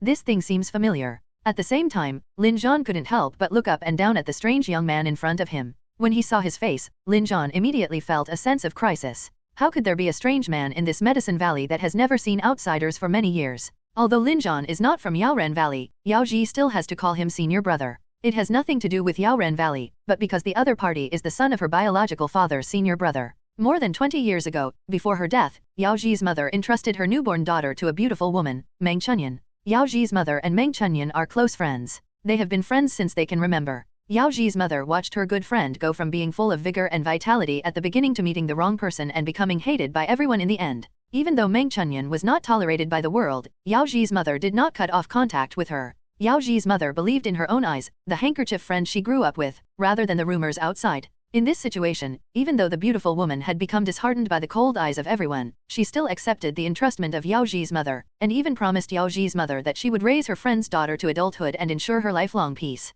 At that time, Yao Ji's mother was already at the end of her strength. Not long after receiving the beautiful woman's affirmative answer, she passed away. Before her death, Yao Ji did not leave much to her daughter, only a few things, among which was the jade pendant with double spirit fish. Because the beautiful woman had been out of touch with worldly affairs for a long time and lived in a daze all day, she did not know the current situation of Yao Ji's mother, nor did she know when she got married. She only knew that the jade pendant belonged to Yao Ji's father. At first, the beautiful woman thought that her best friend was just like her, having met a scumbag who was not even by her side when her wife gave birth. After investigation, it was discovered that Yao Ji's father did not deliberately abandon her and her daughter. A few months ago, when he learned that his wife was pregnant, Yao Ji's father picked up a sword and died together with his enemies. In this way, Yao Ji's mother could live a peaceful life for the next few months. However, what Yao Ji's father didn't know was that his death had caused his wife great grief. After desperately giving birth to a daughter, she also followed him, and so Yao Ji became an orphan. Although Yao Ji's mother was unable to raise Yao Ji herself and was unable to take full responsibility for her, in the end, she did find a reliable master for her. Although her disciple's father was not very capable, he was still a man, so the beautiful woman did not have much prejudice against him, and she was not so averse to the disciple's father's school. In addition, as she was the only child who had stayed in the Medicine Valley, she was bound to feel lonely after a long time. So when Yao Ji grew up a little, the beautiful woman took her to recognize her father and mother's home. It was not a big deal to go there, but after knowing what happened afterwards, the beautiful woman regretted it so much that her intestines turned green. At first the beautiful woman thought that she and her brother were of similar age, so they could play together and practice martial arts together. It would always make her less lonely to have someone to keep her company. Who knew that bastard looked like a decent person, but in fact he had all sorts of tricks in his mind. When Jier was beginning to fall in love, the beautiful woman even wanted to bring them together, but in the end, as a result, this bastard kept wavering between Jier and his junior sister, and was never willing to give a definite answer. After a while, the beautiful woman realized something was wrong. Well, it turns out that this young man looks decent, but he is actually a dishonest person. The beautiful woman immediately gave up the idea of marrying her to him, but Jier and him grew up together, so they had feelings for each other. Lin Zhan has not married yet, and Yao Ji has no intention of getting married either. However, Yao Ji did not show any rejection of her senior brother. Over time, the beautiful woman and the others misunderstood and thought that Yao Ji had been waiting for him. Although Ye Shuo didn't know the hidden truth, he had a photographic memory after all. Basically, he would not forget anything he had seen. Especially, the pair of jade pendants with spirit fish had a very unique shape, and Ye Shuo naturally remembered them clearly. He remembered that when he was 7 years old and went out of the palace to be a beggar, he was rescued by a little girl and picked up an identical piece. In addition, Ye Shuo felt that the beautiful woman's figure was somewhat familiar from the beginning, and the little girl back then loved to wear red clothes, and now Yao Ji also likes to wear red clothes, and the ages of the two seem to match. Could Yao Ji be the little girl who saved him in the dark alley that year? If this is true, then the young man who has a jade pendant with the same pattern as Yao Ji must have a very deep connection with her. The fact that the two people do not have any common genetic characteristics means that the possibility of their blood relationship is low. Young men and women of similar age who are not related by blood. Ye Shuo immediately became displeased with the young man in front of him. However, before Ye Shuo could say anything, Lin Zhan spoke first. Who are you and why are you here? Listening to the tone, those who didn't know would think that Yiren Valley was the young man's home. I was just about to ask you, what is your relationship with Yao Ji? When facing Lin Zhan, Ye Shuo had a completely different face. Ye Shuo's tone was much more natural than Lin Zhan's. Plus, Ye Shuo was born tall, 9 feet tall, almost 1.9 meters tall. Although he didn't show any bad expression, for some reason, Lin Zhan still felt angry when he was looked at by him. Lin Zhan was not actually close to Ye Shuo, he was also 8 feet tall, a full 1.8 meters, and if he stood outside he could be said to be able to kill anyone in seconds, but if he stood face to face with Ye Shuo, he was not even close enough. Just as the two were sizing each other up, Yao Ji vaguely heard some noise outside. She heard that Ye Shuo seemed to be talking to someone, so she subconsciously walked out. When she saw Lin Zhan, Yao Ji couldn't help but be a little surprised. Brother Lin, why are you here? Senior brother Lin? Lin Zhan? Did he run into that young man? Now, even Huo Tianyi didn't bother to wipe the sword in his hand. The 6 masters almost pricked up their ears in the garden at the same time. Emperor Jingguan was silent for a moment, then quietly opened the window a crack. The moment he saw Yao Ji, Lin Zhan quickly smiled, as if he was bathed in spring breeze and was a gentleman. Junior sister Jier. Lin Zhan pulled something out of his sleeve and said, it's junior sister's birthday, and I specially ordered someone to make this for her. I came all the way here to give it to her. I hope she won't dislike it. This shape, could it also be a hairpin? Yao Ji opened it subconsciously, and inside was indeed a jewel hairpin. Ye Shuo's expression suddenly fell, and he said in a dark tone, hairpins are women's personal belongings, and cannot be given away easily. Yao Ji naturally knew this truth, but before she could speak, Lin Zhan said, junior sister Jier and I have been childhood sweethearts, so we are not considered outsiders. Green, plum, bamboo, and horse. These 4 words flashed through his mind, and Ye Shuo couldn't help but laugh at himself. Brother Lin is right, the friendship between childhood sweethearts is naturally incomparable to others. Compared with brother Lin, Shuo Er, who just met Yao Ji, is naturally an outsider. The latter sentence was spoken in a very light voice, but for some reason, it made Yao Ji's heart suddenly tighten.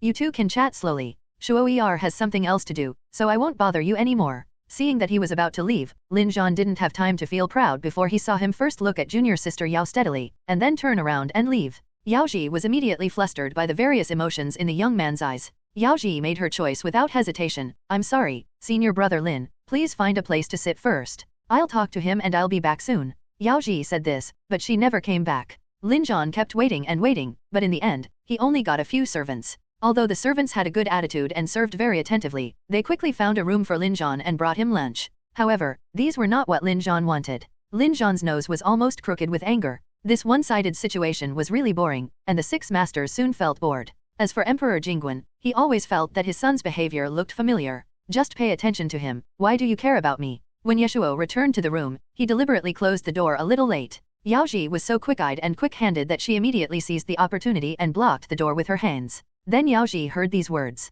Perhaps the jealousy on Ye Shuo's face was too obvious, even Yao Ji could sense it. For some reason, seeing him like this, Yao Ji felt inexplicably happy. After all, in this world, who doesn't want to be extremely important in front of the person they like? Therefore, Yao Ji subconsciously explained, listen to me, there is really nothing between me and senior brother Linear. Senior brother Lin likes junior sister Yu. He and junior sister Yu are a perfect match. If senior brother Lin didn't have someone in his heart, and they were the same age, Yao Ji wouldn't be able to communicate with him so naturally. But the behavior of the other senior brother didn't seem like he only had feelings for the junior sister Yu she mentioned. Ye Shuo did not doubt Yao Ji's words, but since he could see it, senior brother Lin must have been very obvious in his expression. He is clearly committed to his lifelong love with his junior sister, but he wants to give Yao Ji a hairpin. The most likely possibility is that this senior brother is playing two-timing. Well, this kind of scum is also worthy of competing with me for someone? Ye Shuo sneered in his heart, but said on the surface, but he is obviously interested in you too. Impossible. Yao Ji refuted without thinking. However, Ye Shuo didn't give her this chance at all. Just now when you were not here, he asked me why someone like me was here.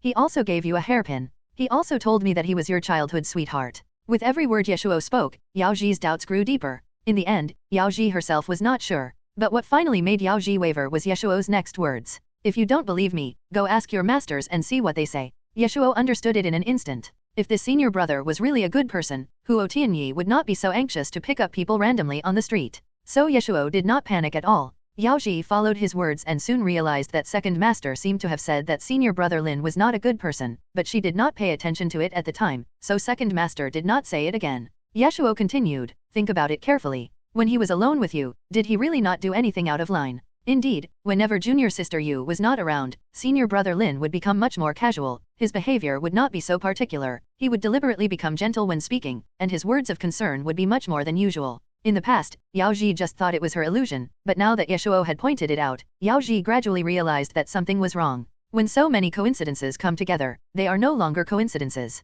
Seeing that the situation was getting heated, Ye Shuo immediately raised his voice, since you two love each other, why bother to provoke me? The young man's brows were filled with pain, and for a moment he looked a little miserable. However, before Yao Ji could take a closer look, Ye Shuo quickly drove her out. I was planning to give you this hairpin on your birthday, but now that you have something better, I guess you don't need it anymore. So, just throw it away. He actually made a hairpin for himself? Yao Ji was excited, and then a parabola passed by. Without thinking, Yao Ji immediately raised her hand to take it. With Yao Ji's skills, it was no problem for her to catch a hidden weapon with her bare hands, so catching a small wooden hairpin was naturally a piece of cake for her. Although the peachwood hairpin in his hand was simple in style, it was polished to be extremely smooth and flat, without a single burr on it. One could tell at a glance that it was carefully made. Looking at the closed door in front of her, Yao Ji's heart immediately became empty. After pacing for a while, Yao Ji first clenched the wooden hairpin which still had residual warmth in her hand, then placed it solemnly in her arms, and finally Yao Ji walked towards the second master's yard. It was obvious that she had made up her mind at this moment and wanted to ask the second master for clarification.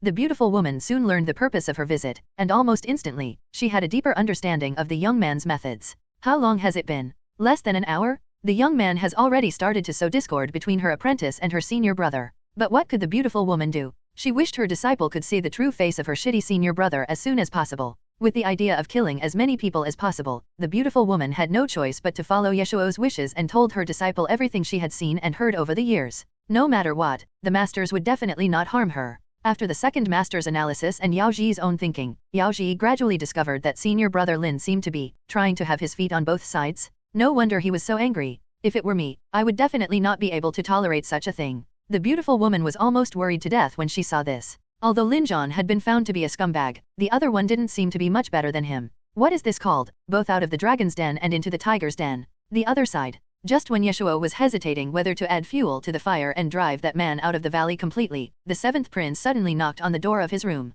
At first Ye Shuo thought it was Yao Ji who had returned, and immediately said, if you don't settle your two affairs, don't even think about coming to see me again. The moment the words fell, there was a sudden silence outside the door. Just when Ye Shuo was wondering if he had gone too far, the person outside finally spoke. Ninth brother, it's me? Oh, it turned out to be the seventh brother. Only then did Ye Shuo open the door. Why are you looking for me? Ye Shuo looked suspicious. The seventh prince couldn't understand how he could remain calm after saying such shameful words. This younger brother always surprises and shocks him. The seventh prince had a strange look in his eyes, as if he wanted to say something but hesitated, and yet wanted to say something but was still reluctant. Then, he pointed to the yard not far away and said, it's not me, it's our father who's looking for you. Emperor Jingwen had never taken the current petty quarrel seriously, but now he really couldn't hold it in any longer. Thinking of his father's expression just now, the seventh prince couldn't help but kindly remind him, be careful. No problem, watch me. Ye Shuo made an okay gesture, then walked in under the seventh prince's admiring gaze. The moment the door closed, Emperor Jingwen could be heard gritting his teeth, what the hell are you doing?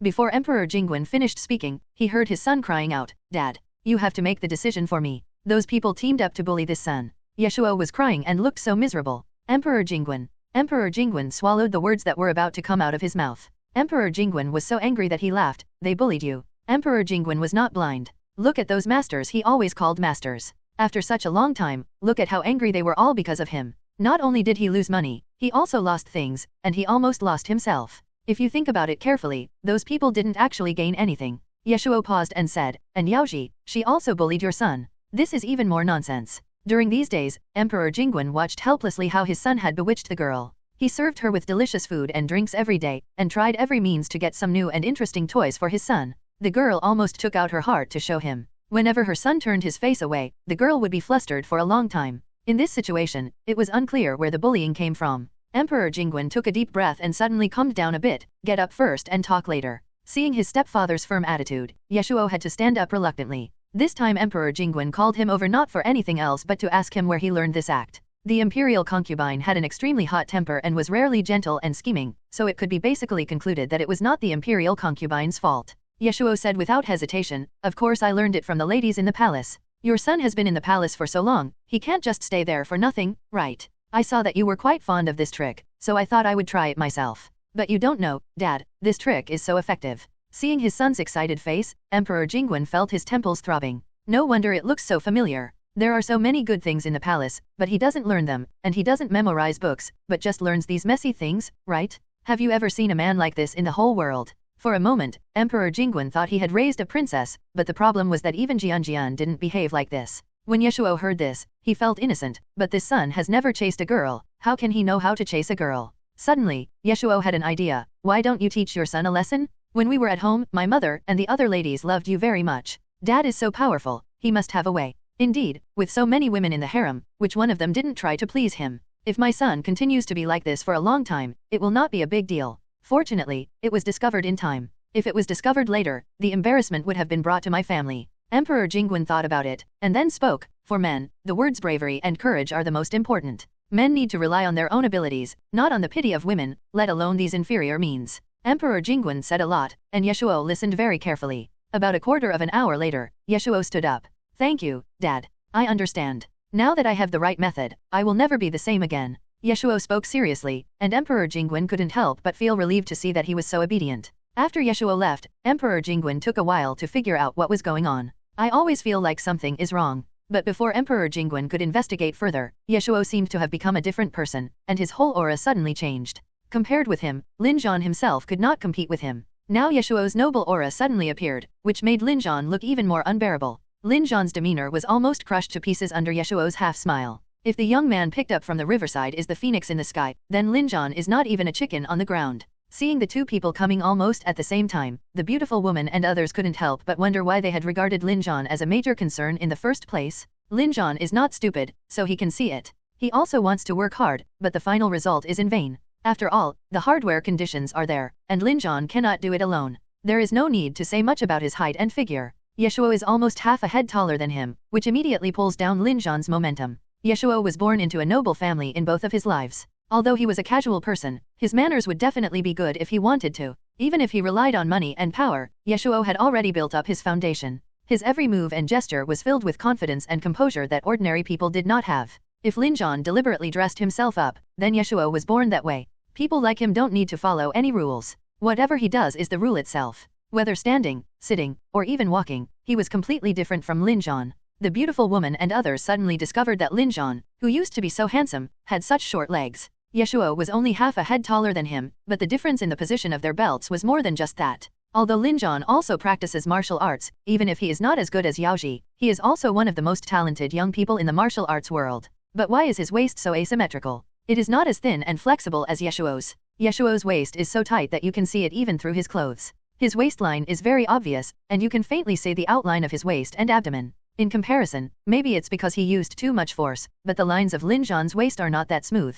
Although Lin Zhan's waist is much rounder than Ye Shuo's, his back is narrower than Ye Shuo's. I don't know how he can hook up with so many girls. As for appearance, forget it, there's no need to mention it. Ye Shuo has deep facial features and clear lines. If the two of them were compared to a painting, then God must have used thick ink when he drew the picture. The Ye Shuo in the painting is sharp and extremely aggressive, which makes people feel thrilled when they see it. Looking at Lin Zhan again, his was painted bland and tasteless. Thanks to the good genes from his stepfather and his royal mother, Ye Shuo didn't get a single acne during his entire adolescence. His skin was as smooth as ice, without a single pore on his face, and even if you looked closely, you couldn't find the slightest flaw. The few small moles not only did not detract from his appearance, but instead made him more mysterious and alluring. But Lin Zhan doesn't have such capital. To be honest, his skin is not bad, but there is no way to deal with acne marks, acne pits, pores and blackheads. When the two of them came together, Ye Shuo was almost glowing under the sun. Looking at Lin Zhan again, he suddenly seemed so ordinary. Even someone like Huo Tianyi, who didn't pay much attention to other people's appearance, subconsciously turned his eyes to Ye Shuo, and suddenly had a clearer understanding of Ye Shuo's good looks.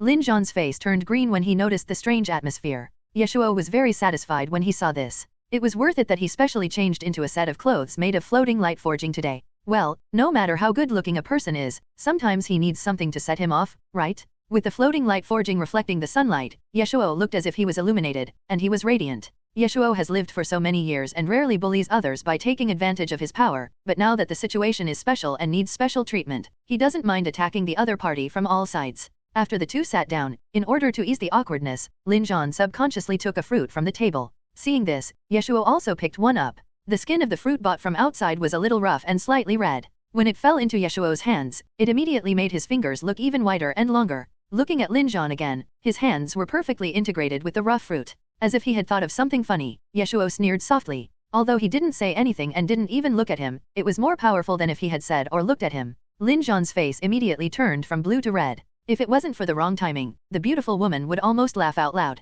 In the past, she only knew that women would make such comparisons, but now she finds that the competition between men is even more interesting. Thinking that it has been almost 2 days since I arrived here, and junior sister Jia has not said a single word to me, if this continues, the cooked duck will fly away. Lin Zhan had already regarded Yao Ji's unique skills as his own, so how could he allow others to interfere? This young man, it seems that he is also a martial artist. For a man, what's the use of being good-looking? You must have real kung fu. Once junior sister Jia sees his useless side, she will naturally change her mind. How could Ye Shuo not understand his thoughts? But Ye Shuo could be afraid of anyone but him. Nature. Lin Zhan was obviously very confident in his kung fu. Seeing that he actually responded, he was immediately delighted. Since Mr. Gu is so confident, I think his kung fu is not bad. It's a good time to be free in the mountains. Why don't we practice together? Then we can ask a few seniors to take a look and give us some pointers. Lin Zhan not only wanted to embarrass Ye Shuo, but also wanted to embarrass him in front of Yao Ji's masters.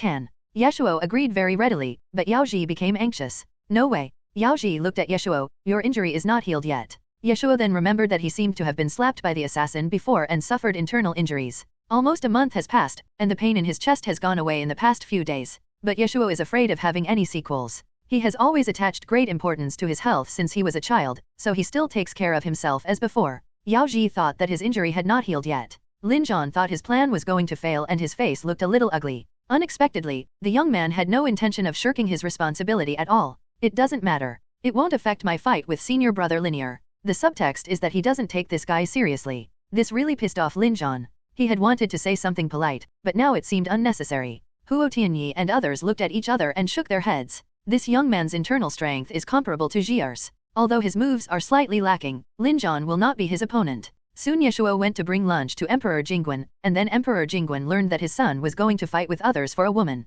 Dad, what do you think of my learning? Am I brave enough? As a result, when Emperor Jingguan heard this, he couldn't eat anymore. Which prince would fight to snatch women? Only people of low status would do that. You are not an uncivilized barbarian who needs to show off your fists to win a woman's heart. Emperor Jingguan was about to curse, but then he changed his mind and thought that even using fists would be better than using tricks on the concubines in the harem. Ignoring his cheap father's extremely depressed look, Ye Shuo walked out with the lunchbox in a good mood. Almost immediately after he left, Emperor Jingguan called the 7th and 8th princes over and said, "Go and keep an eye on him. Don't let anything happen to him." The 7th prince. The 8th prince. Forget it, since it is the order from their father, they naturally dare not disobey. In the afternoon, seeing that Ye Shuo did not have a sword in his hand, Lin Zhan also threw away his sword. In a situation like the current one, if Ye Shuo wants to win beautifully, he certainly can't just attack the opponent's lower body, as he thinks it's dirty. But it doesn't matter. Without those special moves, doesn't he still have the boxing and palm techniques he learned from his grandfather? The 7th and 8th princes were not surprised at all that their younger brother could use these moves.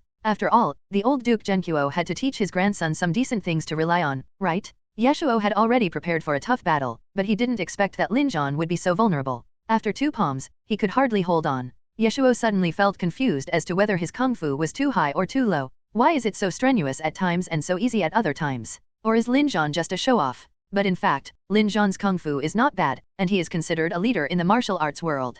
However, he is completely incomparable to a 1 in a million genius like Yao Ji, and naturally he is not Ye Shuo's opponent. Just when Lin Zhan was retreating step by step, he accidentally saw Huo Tianyi and others. Although Huo Tianyi and others did not show any mockery, their eyes were extremely indifferent. From the very beginning they didn't take Lin Zhan seriously. If he wasn't Ji or senior brother, they wouldn't even look at him. This made Lin Zhan, who was trying hard to show off in front of several people, suddenly feel angry and embarrassed. Seeing that Lin Zhan was about to be defeated, his expression suddenly changed, and then all his ordinary moves turned into killing moves. Lin Zhan actually had the will to kill. Yao Ji grew up with him, how could she not tell whether he was fighting or killing? Yao Ji's face changed immediately, and before Ye Shuo could fight with him, Yao Ji jumped down from a big rock nearby, and rushed towards Lin Zhan with sword lights all over the sky. Before the 7th prince and the 8th prince had time to admire their brother's excellent palm skills, they saw him being rescued by the woman again. Lin Zhan, what are you doing? Yao Ji protected Ye Shuo behind her, her eyes as sharp as knives. It was clearly me who had just received 2 palm strikes from him, and my junior sister didn't say anything at that time.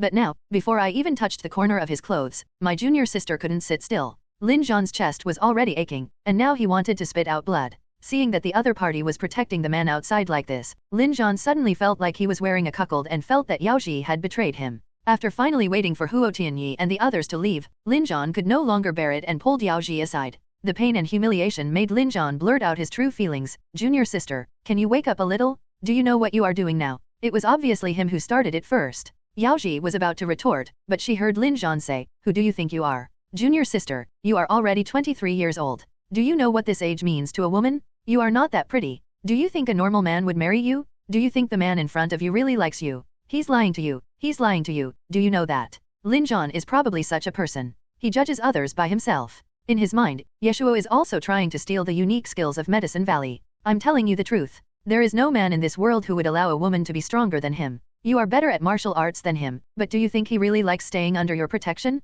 Once he's done using you, he'll just throw you away. Junior sister, you don't expect that a person like this will stay with you forever, right? Don't dream. Yao Ji was confused by the other party's series of words. Impossible. Lin Zhan smiled. Otherwise, tell me, why do you make him like you? From childhood to adulthood, besides me, have there been other men who have liked you? Yao Ji suddenly clenched the sword in her hand. Lin Zhan took a deep breath, and his tone gradually softened. Junior sister, listen to me, don't expect things that don't belong to you. You are not gentle, you have no interest, you don't understand men's minds, and you hang out with men all day. Junior sister, in this world, no one will want you except me. Lin Zhan had a good idea. He wanted to marry Yao Ji first, and then after 2 or 3 years, find a way to take junior sister Yu as his concubine. From the very beginning, as their senior brother, Lin Zhan had the intention of enjoying the benefits of having 2 women, and he even regarded them as his forbidden delicacies. And Lin Zhan really did as he said, and he believed from the bottom of his heart that a girl like Yao Ji, who was already over the age of marriage, would not be attracted to any other man. Lin Zhan had been pretending to be a gentleman for so many years, and when his true face was suddenly exposed, Yao Ji was a little confused.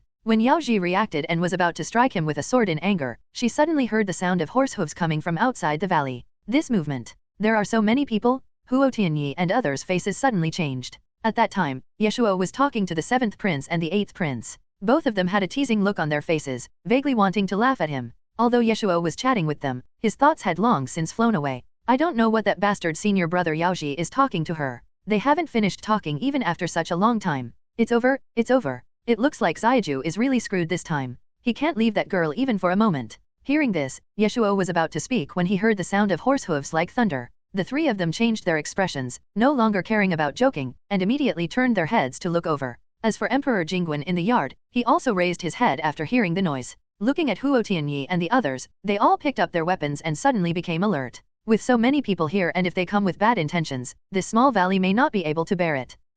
The 2nd prince received news this morning that there was a family here. He immediately set off in the afternoon, trying to find his father's whereabouts before everyone else. Looking at the rows of houses in front of him that looked like a peaceful mountain village, the 2nd prince's heart paused. When he approached, he ignored the stone with the words Medicine Man Valley carved on it. He thought for a moment, then dismounted and walked forward. Excuse me, is there anyone here? After seeing the other party dismount, the group of people following him also rolled down in unison. Their movements were so uniform that the faces of everyone in Yeren Valley changed. Suppressing her vigilance, the beautiful woman smiled and greeted him. Excuse me, sir, what brings you to this little Medicine Man Valley? I wonder if you have ever seen a middle-aged man with extraordinary bearing and several young men. A month has passed. If the younger brothers could have escaped, they should have done so long ago. No bodies have been salvaged from downstream, so the 2nd prince judged that the men were most likely together. The 2nd prince was polite and had the demeanor of a noble young man. Middle-aged man, young man. I'm afraid the other party wasn't talking about Ye Shuo and his group. Just when the beautiful woman was feeling confused and uncertain, Ye Shuo heard a familiar voice and immediately wanted to go over.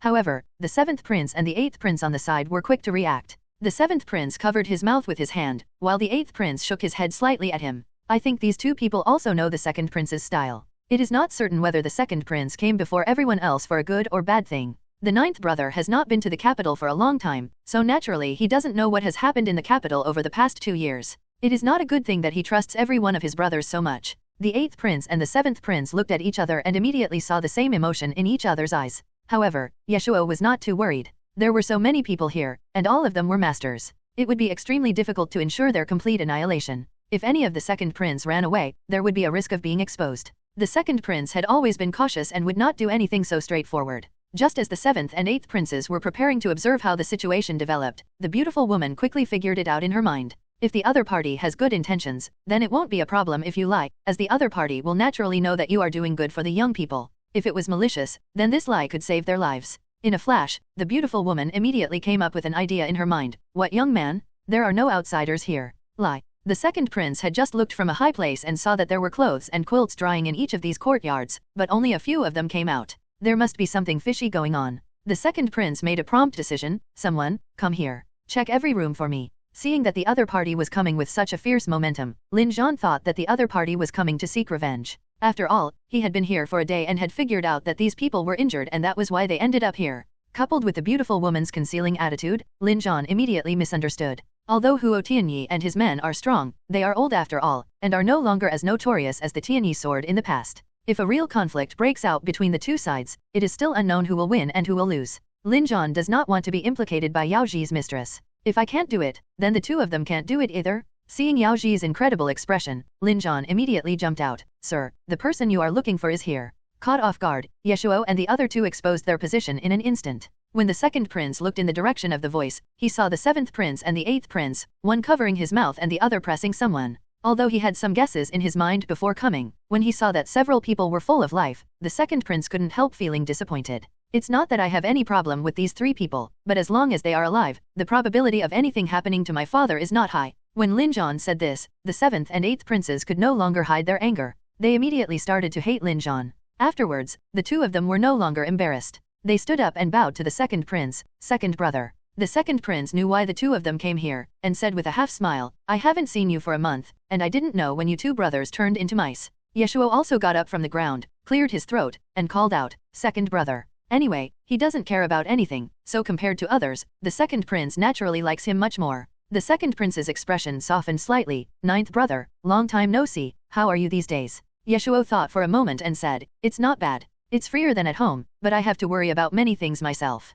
You are very honest. The second prince laughed. Seeing the two of them chatting like this, Lin Zhan on the side was immediately dumbfounded. How could he, the two of them, be brothers? Yao Ji heaved a sigh of relief upon seeing this, and when she looked at her senior brother who had grown up with her, in addition to disappointment, there was also undisguised disgust in her eyes. She had never known before that senior brother Lin was such a person. The second prince only spoke a few words to the three people and quickly got straight to the point. Where is father now? I'll take you there right away. Ye Shuo and the other two led the way. When they arrived at the courtyard where Emperor Jingguan was, the door was not even opened yet, but the second prince knelt down with a thud. I am late in coming to your rescue. Please forgive me, father. The seventh prince paused when he saw this, but then quickly returned to normal. Although the other party called him father, the words like rescue are worthy of people's deep thought. Huo Tianyi suddenly thought of the news he had heard in the past few days, which said that the current emperor was attacked on his way to the south and his whereabouts are unknown. No normal person would have thought that the person they pulled out of the water was the emperor, and the same goes for Huo Tianyi. Huo Tianyi didn't know the list of people on the emperor's southern tour. He was still guessing whether it would be the officials accompanying him. The result. The door opened with a creaky sound. Before Emperor Jingguan could open his mouth, a loud whistle was heard in the valley at the same time. It turned out that when Wu Yi and his men arrived near Yeling, they heard from people outside that the second prince had brought the local elite troops to rescue people. Wu Yi didn't dare to delay at all and followed him over. The secret guard was very skilled, and with a few quick jumps, he was moving quickly towards Yiren Valley. A group of black dots were seen from a distance, and in a short while, they were already in front of him. What's more, Wu Yi and his two men were each holding a struggling and miserable eagle. The eagle's claws and wings were tied tightly with ropes, and its mouth was entangled with something. Ye Shuo then realized that it was no wonder that Zixiao did not return to the valley to report the news today. It turned out that he was captured by his chief master. Only after seeing Wu Yi and the others did Emperor Jingguan feel completely relieved. When he saw Emperor Jingguan, Wu Yi knelt on one knee without hesitation and said, I am late in coming to your rescue, Your Majesty, I hope you will forgive me. Emperor Jingguan called for people to get up without much hesitation. Emperor Jingguan originally wanted to ask what was going on outside, but when he turned around, he saw his son standing there stupidly. Looking at Yaoji and Lin Zhan again, Emperor Jingguan suddenly remembered the martial arts competition between the two. Judging from the time, the two people should have finished their fight. To be honest, Emperor Jingguan had little confidence in his son's abilities, so naturally he thought that he had lost. It was one thing that Emperor Jingguan looked down on Yaoji, but it was another thing entirely if the girl his son liked was snatched away by someone else. Emperor Jingguan thought for a moment, then waved at Wu Yi and whispered something to him. The second prince's heart tightened suddenly upon seeing this. He thought that his father was so mysterious and must have something important to tell Wu Yi. The second prince almost instantly became extremely alert. However, he didn't expect that when his father finished speaking, he saw Wu Yi coming straight to the ninth prince. Ye Shuo. Ye Shuo was confused, and then he saw his chief master kneeling on one knee like he had just done to his chief father, shouting, "Greetings to the ninth prince." As Wu Yi moved, the other secret guards followed suit, and in the blink of an eye, a large group of them knelt in front of him. "Your servant pays respects to the ninth prince." Ye Shuo, help, help. Ye Shuo's mind went blank for a moment. After he realized what had happened, he looked at the huge group of people in front of him and half of his body went numb. I really want to pretend I never existed. Ye Shuo felt that he should not have believed his words in the first place. His chief father's words sounded nice, but if he thought about it carefully, how could he, an emperor, know how to chase girls? Almost in an instant, everyone's eyes were focused on Ye Shuo. The second prince was wondering why his father suddenly asked this group of secret guards to pay their respects to his ninth brother. As for the seventh and eighth princes, after a rough thought, they roughly knew the reason, so they watched the fun from the sidelines. However, things have come to this point. Ye Shuo has no choice but to bite the bullet and raise his hand pretending to be calm. Well, everyone get up. Wu Yi then stood up with a group of secret guards. The moment Wu Yi stood up, Huo Tianyi and others almost subconsciously stared at him. Although Wu didn't reveal any of his aura, a thought flashed through Huo Tianyi's mind quickly. Unfathomable. Similarly, Wu Yi also noticed Huo Tianyi, who was old and introverted but had an extraordinary feeling, and the woman in fiery red clothes not far away. Out of instinct, Wu Yi almost instantly locked onto these two targets in his mind. When Emperor Jingguan was present, Wu Yi was only at the disposal of Emperor Jingguan, so naturally all the attention was on him. Seeing so many strangers around, who seemed to be people from the martial arts world, Wu Yi couldn't help but look at Emperor Jingguan, asking his master with his eyes how to deal with these people. Emperor Jingguan obviously understood what he meant. As he was hesitating, he saw his youngest son looking at him pleadingly. Emperor Jingguan's brows suddenly frowned, and after considering for a moment, he finally shook his head slightly at Wu Yi. Forget it, considering that they are still diligent later, I will forgive their previous offense. Seeing this, Ye Shuo couldn't help but breathe a sigh of relief. They had no idea that in just a few breaths, they had been to the gates of hell. Now Huo Tianyi and others have not yet reacted to the change of these people's identities. As for Lin Zhan who was standing aside, his eyes widened. He never imagined that the young man in front of him who was posing coquettishly would actually be the prince. This is impossible. Lin Zhan almost shouted out. However, almost instantly, he closed his mouth, lowered his head, and tried his best to reduce his presence. Lin Zhan was flustered, and all kinds of emotions flashed through his mind. In the eyes of the second prince and others, Lin Zhan was just a small character after all, so no one paid attention to this place for a while. Now that Emperor Jingguan has been found, the secret guards will naturally escort Emperor Jingguan and others back to the capital. Soon, the Medicine Valley became the territory of Emperor Jingguan and several princes. The secret guards were well trained, with a guard every 5 steps and a sentry every 10 steps. Any one of them was as good as anyone except Huo Tianyi in terms of kung fu. If they started fighting, without any special means, they would be wiped out in less than half an incense stick of time. They claim to be masters in the martial arts world, but it turns out they are just so-so. No wonder the word Jianghu has existed for so many years, but no force has been able to gain popularity. It turns out that the root cause lies here. During his lifetime, Huo Tianyi had a good understanding of the royal majesty. You have really good taste. The beautiful woman couldn't help but tease when no one was around. Huo Tianyi smiled bitterly, feeling that God was playing a trick on him. How could he have imagined that the person he picked up casually by the river would be a prince? No wonder this young man is so handsome. Ordinary families can't raise such a guy. Even though these people are from the underworld and are evildoers that everyone wants to kill, they are not fools after all, and they will not rush to seek death for no reason, so they naturally remain silent when facing so many secret guards. The beautiful woman didn't know whether she should be happy or sad at this moment. It seems that his marriage with Jier will not be successful. It was a blessing in disguise. The beautiful woman was not stupid. Given the young man's identity, it was absolutely impossible for him to marry a woman from the underworld. Huo Tianyi felt very complicated when he heard this. It won't work out. It won't work out. As for the agreement, the 6 of them were very tactful and never mentioned it again. Including Mei Yingzhou, they just thought that their hard work was wasted, which was better than being targeted by the royal family. Since Huo Tianyi and others would think so, Lin Zhan would naturally think so too. Although he was very unwilling and jealous of Prince Ye Shuo's identity, when Lin Zhan reacted, he couldn't help but feel happy. If you think about it carefully, this is actually a good thing. Given the young man's identity, he will definitely not marry her, so he still has a chance. While no one was paying attention to him, Lin Zhan quickly made another small move. Yao Ji's mind was in a mess because of this sudden news. She didn't care about being angry with Lin Zhan at all. When she finally noticed someone in front of her, she heard Lin Zhan say, "How is junior sister?" Was what senior brother said before true? It was impossible for the young man to marry her before, and it was even more impossible for him to do so now. Do you think that for someone like him, he will miss his days here after he gets out? No, he won't. He will only feel humiliated. It must be said that Lin Zhan had a very accurate grasp of the psychology of Emperor Jingguan and several princes. Emperor Jingguan did think of killing them after he got out. Think about it, a prince has to live in the hands of a woman. Can he be really happy? Junior sister, you should know yourself and not aim too high. If he were a prince, with mountains of gold and silver, and endless beauties to enjoy, how could he really be attracted to a country woman? He was just forced by the situation and endured it for a while. Although Lin Zhan had never witnessed the extravagant scenes of the royal family with his own eyes, he had seen high-ranking officials taking concubines. Lin Zhan had once taken a look at the concubine and found her so beautiful. If this is the case even for officials' backyards, let alone the royal family, Lin Zhan felt drooling just thinking about it, so he was certain in his heart that the young man would definitely not admit it. I just don't know if these two people who are so close have ever had sex. Thinking of this, Lin Zhan's expression couldn't help but freeze, but for the good things about Yao Ji, Lin Zhan finally decided to hold his nose and endure it. The worst that could happen is that after he has coaxed those things into his hands, he will kick her out. An unclean woman is naturally not worthy of him, so Lin Zhan feels at ease. However, just as Lin Zhan finished speaking, he heard the sound of gnashing teeth not far away.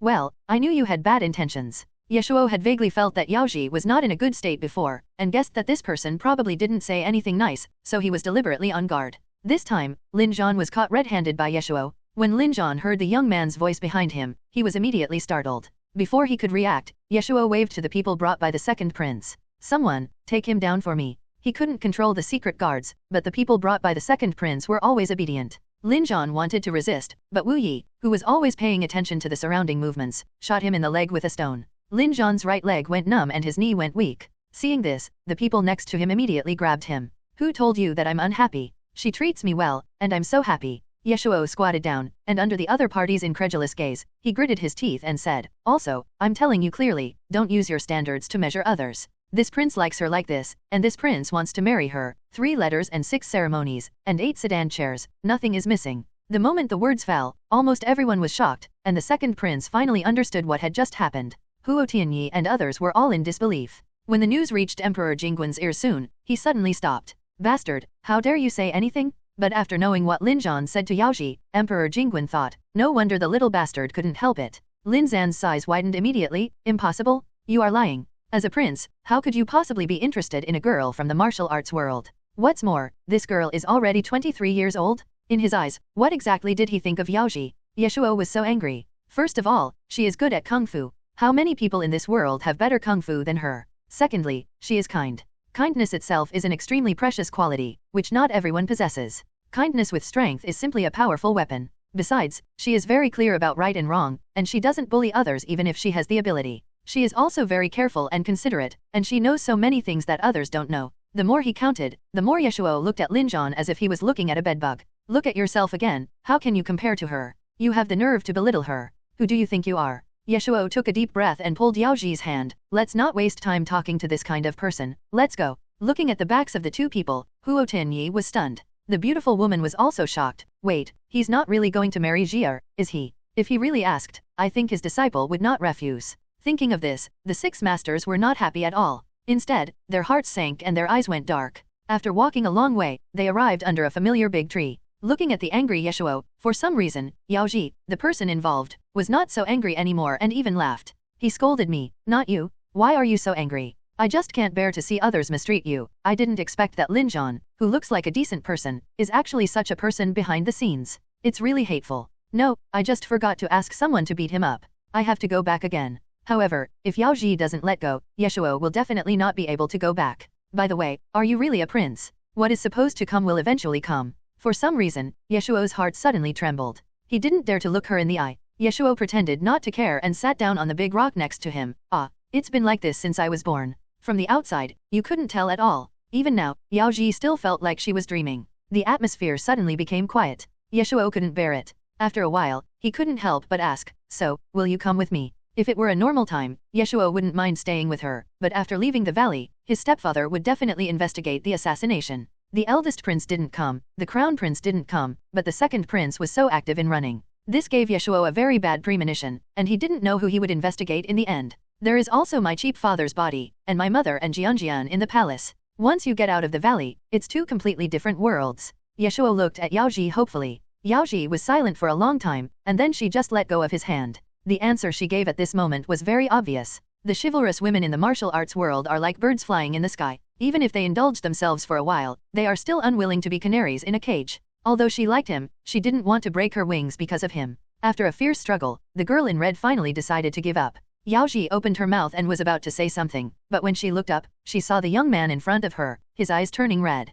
Even so, Yao Ji still had no intention of wavering. When she likes someone, she will naturally be like a moth to a flame and treat that person with all her heart, but when she has made a decision in her heart, she will act decisively without any hesitation. Life in a large mansion may not be suitable for me. After all, Yao Ji is not a child anymore. She can afford an ordinary man, but if it is a prince, it is really beyond her ability. Yao Ji simply couldn't imagine what it would be like for her to become one of the women in the harem begging for her husband's mercy. The thought was terrifying. This is not good, so forget it. It would be nice if this relationship could stay at its best moment. Just think of it as a beautiful dream. At this moment, Ye Shuo still had a glimmer of hope in his heart. Is it because of what Lin Zhan said? I can assure you that there will be no backyard. Although I am a prince, I am not the kind of prince you imagine. Until now, I have no wives or concubines in my family, nor have I had other girls. If you don't believe me, you can ask my 7th and 8th brothers. Ye Shuo didn't care much when he first met her, but now, he suddenly wanted to fight for himself. How could it be because of Lin Zhan? Yao Ji wanted to refute, but after hearing his next words, she was stunned. Never had a girl before, how is this possible? At first, Yao Ji instinctively felt a flash of anger in her heart, and suddenly she felt a little cold, thinking that the other men outside that he and second master had talked about were no different, they were all lies. But after seeing the sincerity and seriousness in Ye Shuo's eyes, Yao Ji couldn't help but feel shaken. Even if he was lying, he wouldn't tell such a low-level lie, so it seems more like the truth. But what does this have to do with her? Perhaps the word prince is extremely noble to others, but it is troublesome to Yao Ji. Yao Ji was used to being free, and the birds flying in the sky could not behave like house sparrows. Honestly, he was a good person, but not good enough for her to make her give upon her freedom. Seeing that Yao Ji was still shaking her head, for a moment, Ye Shuo suddenly had the urge to force her to stay by his side. Ye Shuo is also a human being, and he also has his own bad qualities. He never considers himself a saint, so when he is forced into a corner, he also wants to control and manipulate others. But in the end, looking at the girl in red who was unaware of anything in front of him, Ye Shuo still endured it. After waiting until the turbulent emotions in his heart gradually calmed down, Ye Shuo half compromised, half pleaded, if that's the case, then you can stay with me for the last 2 months, just 2 months, okay. Before Yao Ji could refuse, he continued, my 4th brother's leg injury has not healed yet. It takes 100 days for a broken bone to heal. It's only the 1st month now, and there are still 2 months left. The 4th master used some unconventional methods before. Father estimates that he will let 4th master accompany him for a while before letting him go. 4th master is old, and it's not good to ask him to travel back and forth. It has to be said that Ye Shuo really understands his adoptive father, and Emperor Jingguan really thinks so. Since it concerns the 4th prince's leg, Emperor Jingguan doesn't care whether Mei Yingzhou agrees or refuses. He always finds a way to make him nod. Most of the imperial physicians in the palace were from aristocratic families and had a fairly complete inheritance of medical skills. Their abilities were no worse than Mei Yingzhuo's. After all, there was a saying that went, learn both civil and martial arts, and serve the emperor. The top talents in the entire Great Zhou were concentrated in the royal family. But skills are skills alone, and most of the doctors in the palace prefer the golden mean. If something happens to the noble, the whole family will die, so they are not as brave as Mei Yingzhou. In this case, if you want to cure the 4th prince's injured leg, you still need Mei Yingzhuo's help.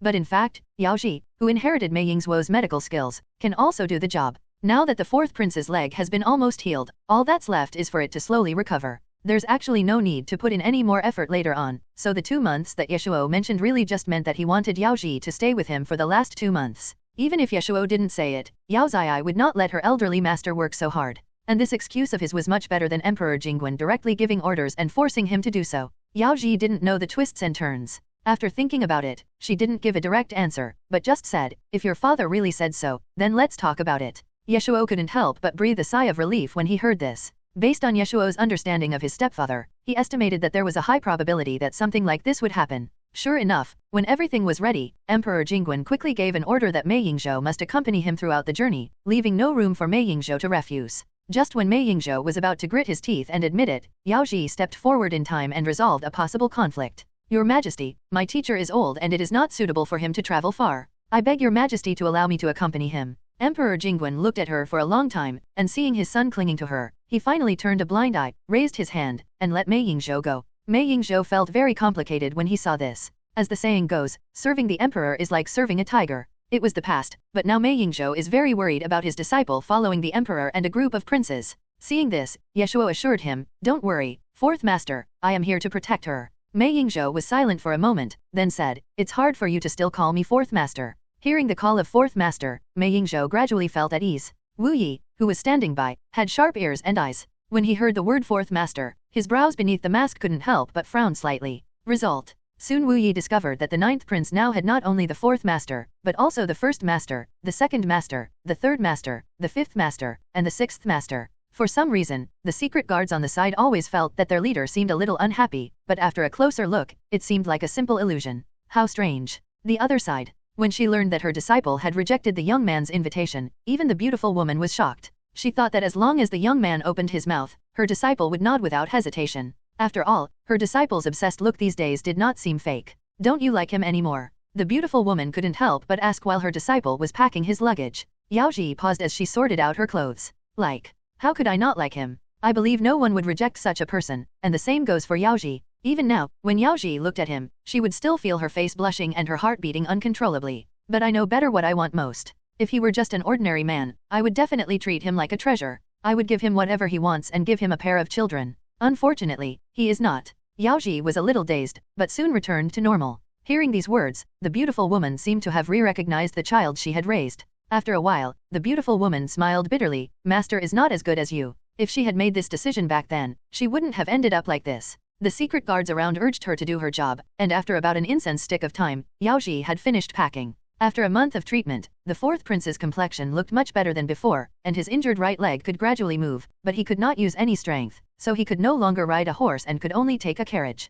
When it was time to say goodbye, Ye Shuo, sitting on the horse, couldn't help but wave to the masters. "Don't worry, I will come back to visit you when I have time." Huo Tianyi. Huo Tianyi's old face immediately fell, and his expression almost said the words "you'd better not come." Huo Tianyi didn't expect that he had picked up a piece of toffee and couldn't get rid of it. For a moment, he even thought of moving to another valley. Or maybe we should just stop staying here. Ignoring Huo Tianyi's depressed look, Ye Shuo had to tighten the reins after his cheap father gave him the order, "Go." Compared to Ye Shuo, who kept looking back with a look of nostalgia, Yao Ji was even better. After all, she had been traveling frequently for so many years and had gotten used to it. If someone didn't know, they would think this was Ye Shuo's home. From that time on, Emperor Jingguan only knew that the princess was extroverted, but he didn't know that the prince was also like that. Emperor Jingguan endured for a while before he barely managed to suppress the urge to scold him. Of course, Ye Shuo did not forget to beat Lin Zhan up before leaving. It was a bargain for this bastard to be beaten up. However, what Ye Shuo didn't know was that after he left, the group of people following him did not leave with him. Under Lin Zhan's horrified gaze, the leader drew his sword and, without even frowning, ended his life without hesitation. Until his death, Lin Zhan never figured out why he suddenly suffered such a misfortune. Obviously, the ninth prince had already said that he would let him go, right? Before Lin Zhan could figure out the problem, he lost consciousness forever in just a few breaths. What Lin Zhan didn't know was that he was already doomed when he made the sound and exposed the locations of the 7th and 8th princes. The reason why he was not killed in public was that the 7th and 8th princes left Lin Zhan behind for the sake of their younger brother. As the saying goes, the majesty of heaven is such that if you are not careful, you will suffer a catastrophic disaster. I'm really sorry for dirtying a few of you guys' places. Thinking of the 9th prince, the leaders were naturally polite to Huo Tianyi and the others, but their actions were not as gentle as they said. After confirming that Lin Zhan was no longer breathing and could not be deader, several people casually threw him into the woods. They didn't care at all whether they would provoke revenge from Lin Zhan's family. After completing the task, they quickly rode away. Dust rolled up, and in a short while, the figures of several people disappeared from sight.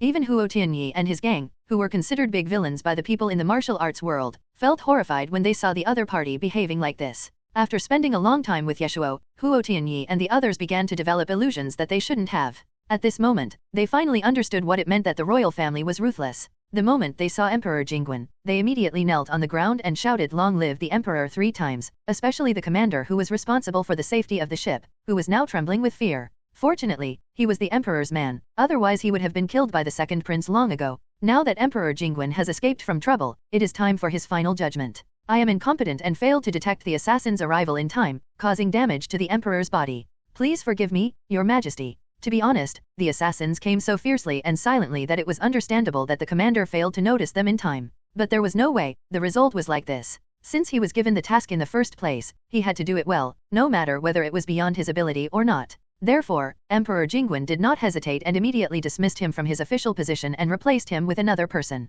This is the best outcome for the commander. The emperor was injured, several princes were injured, and he was lucky enough to be able to save his family. The rest of his life was saved for nothing. The commander straightened his back and kowtowed 3 times to Emperor Jingguan, his eyes full of gratitude. Thank you for your grace. Except for the commander, no one else in charge of this area could escape. They all knelt in front of Emperor Jingguan, waiting for his decision with anxiety or nervousness. Yaoji, who was in the team, was immediately frightened when she saw such a scene. When she was in Yiren Valley before, she only knew that the young man's father was extraordinary and not like an ordinary person. Now she has truly seen his side as an emperor. The same was true for the others. Almost the moment they left the valley, they stopped all their ease and joking and suddenly became cautious and tense. These are referring to the 7th prince and the 8th prince. Yaoji instinctively looked at the young man beside her and saw that he was still the same. For some reason, she felt inexplicably relieved. As if he could see her emotions, Ye Shuo whispered to comfort her, "Don't be nervous." Yaoji was used to storms after all, so she nodded quickly. It just so happened that the secret guards were all here.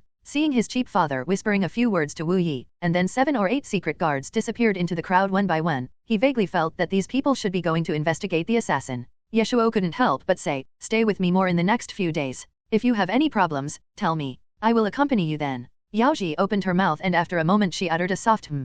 The 4th prince in the carriage nearby. They can talk, but can they not say it in front of me? After reorganizing the team, Emperor Jingguan and his entourage quickly set off again. Having learned from the last lesson, this time, in addition to the people brought on the southern tour and the secret guards, the newly appointed prefect of Shengzhou heard that the emperor was now in his territory and immediately sent garrison troops over. When Emperor Jingguan came, he was only accompanied by 1,000 men, but when he returned, he was accompanied by a large group of 4,000 or 5,000 men. Looking at the young man in the team, Yaoji had previously thought that he did not come from a good background, so he could so casually say that he wanted to marry her. But 2 days later, from the information revealed by people around, it seems that this is not the case at all. The son of the imperial concubine, the emperor's favorite son, the grandson of the Duke of Zhen. He was the former richest man in Liangzhou, and also the chief leader who has become famous in the underworld in the past 2 years. Apart from the crown prince, the 9th prince is the most noble one. In the entire team, everyone was respectful to him, including the other princes, who were all polite to him. Yaoji gradually gained a better understanding of his identity, but when she was with him, she couldn't tell at all.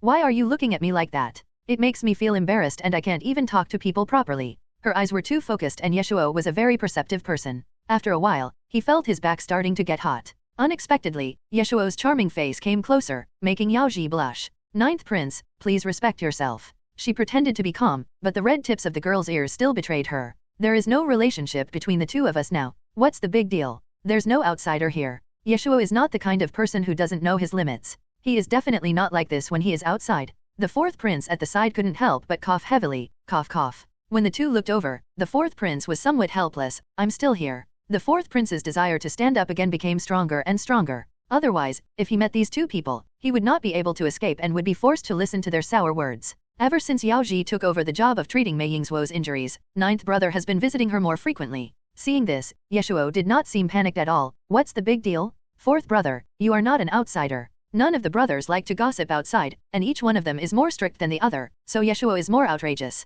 The 4th prince said that he would definitely not tell anyone, but the problem was that even if that was the case, he was too confident in himself. The 4th prince was speechless and could only make arrangements later, asking the people around him to pay more attention to the movements around them when the 9th prince came, in order to avoid being noticed by someone with ulterior motives without his knowledge. Today is already the 3rd day since leaving the valley. According to the cycle, it is time to give acupuncture to the 4th prince, but the problem is that the 4th prince's injury is in his right leg. As a girl, Yaoji naturally cannot do it herself. But this is not a difficult thing. It's just acupuncture. Any doctor with some skills can do it. It's not a big problem. "Let me do it." Ye Shuo on the side suddenly spoke up, looking eager to try. Apart from anything else, Ye Shuo was absolutely great at identifying acupoints. However, just these 3 short words made the 4th prince's hair stand on end. If I let the 9th prince take action, will I still have a chance to survive? However, Ye Shuo's subsequent words made the 4th prince even more desperate. "But you have to teach me how to give acupuncture first." The 4th prince lost all his composure and shouted without even thinking, "I don't want you to come. Where is the imperial physician in the team? Send him over." The 4th prince was ready to crawl out even if he had to. Perhaps because he screamed too miserably, the imperial physician rushed over soon. After Yaoji explained the acupuncture points, sequence, and strength, the imperial physician quickly had an idea. "4th brother, Can't you trust your brother just once? Ye Shuo looked disappointed. The fourth prince was so afraid that he would attack directly if he was late that he wished his neck would be broken. Oh well. Seeing that the young man was in a low mood, Yao Ji hesitated for a while, but finally spoke. Come here, I'll teach you. It's just acupuncture techniques, some basic stuff, so Yao Ji didn't care that much about it. In the past, when encountering something like this, Yao Ji would usually teach him step by step, but now it is different. She just gave guidance from the side and didn't even touch him. Zaiju also has this day. The fourth prince smiled unconsciously, but his expression soon twisted because of the sudden pain in his leg. Compared with Ye Shuo and the fourth prince, the atmosphere on Emperor Jingguan's side was much more tense. Emperor Jingguan would be unable to sleep or eat well if he could not find the source of such a large number of assassins. By now the main force had already arrived in Shengzhou. 2 days later, news came from Bingzhou that the crown prince had learned that they had escaped and was determined to come no matter what. Seeing that the crown prince was no longer as lifeless as before, Emperor Jingguan's mood finally improved a little. At this time, Emperor Jingguan also remembered the letter he had sent to the prince when he was in Liangzhou. He believed that after reading the letter, the prince would not be the same as before. When the second prince saw this, his eyes suddenly darkened. On the surface, my father seems to favor my ninth brother the most, but this favor is ultimately just superficial. In the end, the one he values most is only the crown prince. For so many years, the second prince could not figure out why the crown prince was so good when they were both his father's sons. The only thing that made the other party better than them was that they could be reborn into the empress belly. It's a waste that the emperor loves him so much. I'm afraid the prince will disappoint the emperor this time. The second prince lowered his head, hiding the resentment and unwillingness that had emerged in his eyes, and raised his lips in a sarcastic smile. Emperor Jingguan's good mood was eventually halted by the news coming from the secret guards. After reviewing the evidence presented by the secret guards, Emperor Jingguan's expression suddenly changed. He never imagined that his legitimate son, whom he had always placed high hopes on, would actually do such a thing as killing his father and brother. The so-called father-son relationship is nothing but a joke. Emperor Jingguan felt a tightness in his chest and had difficulty breathing. What? Third brother is coming. After hearing about this, Ye Shuo sat up from the bed at once. He hasn't seen the prince for almost 3 years, and he misses him a lot. The next morning, hearing the noise outside, Ye Shuo got up early on purpose. The moment he saw the prince, Ye Shuo couldn't help but be stunned. Why have you lost so much weight? In Ye Shuo's impression, the prince has always been a gentleman, gentle as jade, but now he has lost his charm and looks emaciated, almost unrecognizable. For a moment, Ye Shuo almost couldn't recognize it. Seeing that it was him, the prince subconsciously smiled. Xiaoju. For some reason, these 2 short words almost made Ye Shuo cry. That's good, that's good. Seeing that his brother was healthy and seemed to have no serious health problems, the prince couldn't help but breathe a sigh of relief. After observing for a while, the prince couldn't help but say, Zaiju seems to have grown a lot taller. The prince remembered that when he left the palace, he was only about the same height as himself, but now he is almost half a head taller than him. Third brother is now completely incomparable to you. There's no way. If you play outside every day and get a lot of exercise, you'll grow fast. Feeling somewhat embarrassed by the other party's teasing gaze, Ye Shuo was about to say something when he heard a voice of notification coming from not far away. The emperor has arrived. Greetings to the emperor, long live the emperor. The prince knelt down subconsciously, but he didn't know that when Emperor Jingguan looked at him again, his eyes were first filled with anger, then resentment, and the Buddhist beads in his hand kept tightening. His expression was extremely unfamiliar, as if he had just met him for the first time. I was extremely worried when I heard that my father was in danger. I wonder if he is doing well now. The prince was silent for a moment when he saw that there was no sound from above for a long time, and then he spoke. However, before he finished speaking, Emperor Jingguan was already extremely angry. When he heard the word "in," Emperor Jingguan could no longer restrain himself and kicked him. You bastard! The prince only felt a sharp pain in his shoulder. As he fell to the ground gasping for breath, the last glimmer of light in his eyes finally turned into complete numbness. This day finally arrived. From the scolding in the beginning, to the surveillance later, every word was heart-wrenching. Now, the emperor started to beat him in public as soon as they met, treating his reputation as nothing and stomping on him hard to the ground. What happened next? What happened next? I'm afraid the crown prince will be deposed soon. It was not known whether it was pain or despair, but veins bulged on the back of the prince's hands. All the panic and helplessness he felt when he learned that Emperor Jingguan had been assassinated disappeared, leaving only a blank expression. No one expected that the emperor would suddenly become furious. Everyone around was stunned at first, and then they all knelt down. As for Ye Shuo, he was completely dumbfounded. What's going on? What happened? Why are you so desperate the moment you meet? After all, my stepfather is the emperor. Thunder, lightning, rain, and dew are all grace from the emperor and cannot be resisted. Seeing that he was about to attack again, Ye Shuo on the side gritted his teeth, protected the prince behind him, and took the blow for him. Shit! This hurts so much. How could the prince endure this anymore? Ye Shuo's back felt burning and he felt like his shoulder blades were about to be broken by the kick. Father, why do we have to use force if we want to talk? With so many people here, how could the prince bear it? Emperor Jingwen was already furious after seeing the crown prince, and now seeing his youngest son grimacing in pain and about to cough out his lungs, Emperor Jingwen subconsciously hesitated. Ye Shuo took this opportunity, completely disregarding his face, and immediately hugged his stepfather's legs to prevent him from kicking anyone again. Dad, calm down, Dad. Emperor Jingwen was now completely helpless. Emperor Jingwen took a deep breath and said coldly, let go. Ye Shuo said with a bitter face, Dad, please don't do it again. Look at my third brother's body now. How can he withstand this? Emperor Jingwen then noticed that the prince now seemed extremely haggard. He was hunched over with the spine on his back protruding. Emperor Jingwen failed to kick the second time. Ye Shuo hurriedly said, we are all family, why can't we talk it out? Communicate? Ye Shuo was almost tired of saying this. However, it would have been better if Ye Shuo had not said it. As soon as he said this, especially the word family, Emperor Jingwen felt like someone had stabbed his lungs and became even angrier. And within this anger, there is also a hint of unspoken sorrow. You treat him as your own brother. Ask him if he treats you as his own brother. Has he ever been a real son to this emperor? Qinzhuo, ask yourself, are you worthy of your brother risking his life to protect you? Xiaoju, take a look at what your brother, the prince, has done. As he spoke, Emperor Jingwen took a stack of papers from the secret guard and threw them in front of the two men without saying anything. Ye Shuo didn't know what was written on it, but since it concerned the crown prince, he definitely couldn't let anyone else know. Therefore, Ye Shuo quickly picked up all the papers before anyone else looked over. Soon, he was attracted by the contents on them. The assassination was arranged by the governors of Yeling and Xianghu, and the governors of Yeling and Xianghu were the prince's men. This is impossible. Ye Shuo's first reaction was disbelief. Father, there must be something wrong here. Ye Shuo believed that the prince might make a wrong choice because of his younger brothers who were eyeing him covetously, but he absolutely did not believe that the prince would kill his father and brothers. Emperor Jingwen did not believe it at first, but now all the clues pointed to the prince and he had no choice but to believe it. None of the other princes made any unusual moves, and who else could have such great power except the crown prince? How could the governor of Shenyeling Xianghu have such ability?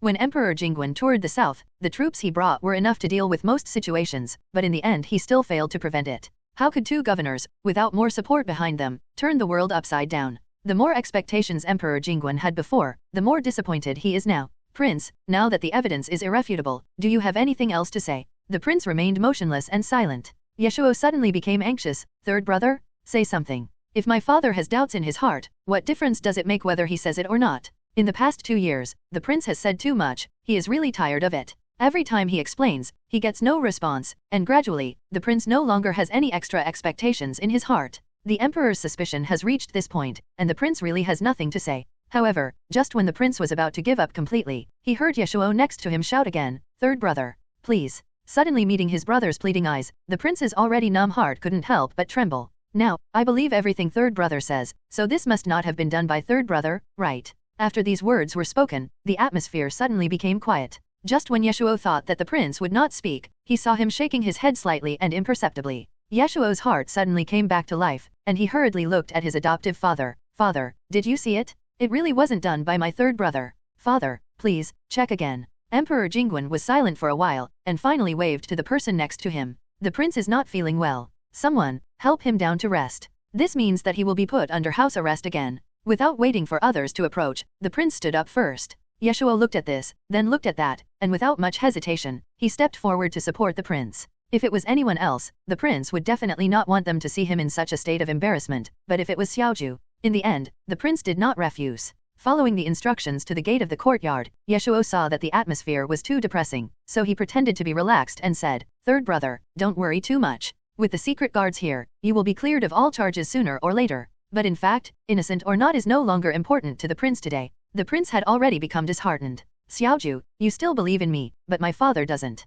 It's really boring for me to be the crown prince. Third brother. Before he could finish, the prince walked in. With a creaky sound, the door closed, completely isolating the prince. Ye Shuo watched helplessly, but felt powerless. Yaoji watched this scene from afar, unable to tell what she felt. Before today, she thought that the princes were as glamorous and proud as they appeared on the surface, but it turned out that they also had hardships that others never knew about. It was hard because he was smiling all the time before, which made Yaoji mistakenly believe that he was always as carefree as he appeared to be. Ye Shuo also saw her, and their eyes met. After hesitating for a while, Yaoji finally walked over. When Ye Shuo returned to his yard, before he could say anything, Yaoji said, lift up your shirt and let me see your injury. This is not good, the injury was on the back, and it seemed a little strange for a girl to see it. Seeing that he became reserved at this time, Yaoji pursed her lips and pulled his collar off without saying anything. Ye Shuo almost cried out in pain. The back of the young man's neck was very delicate and smooth, just as beautiful as his face, except that his shoulder blades were now dark blue, making him look particularly scary.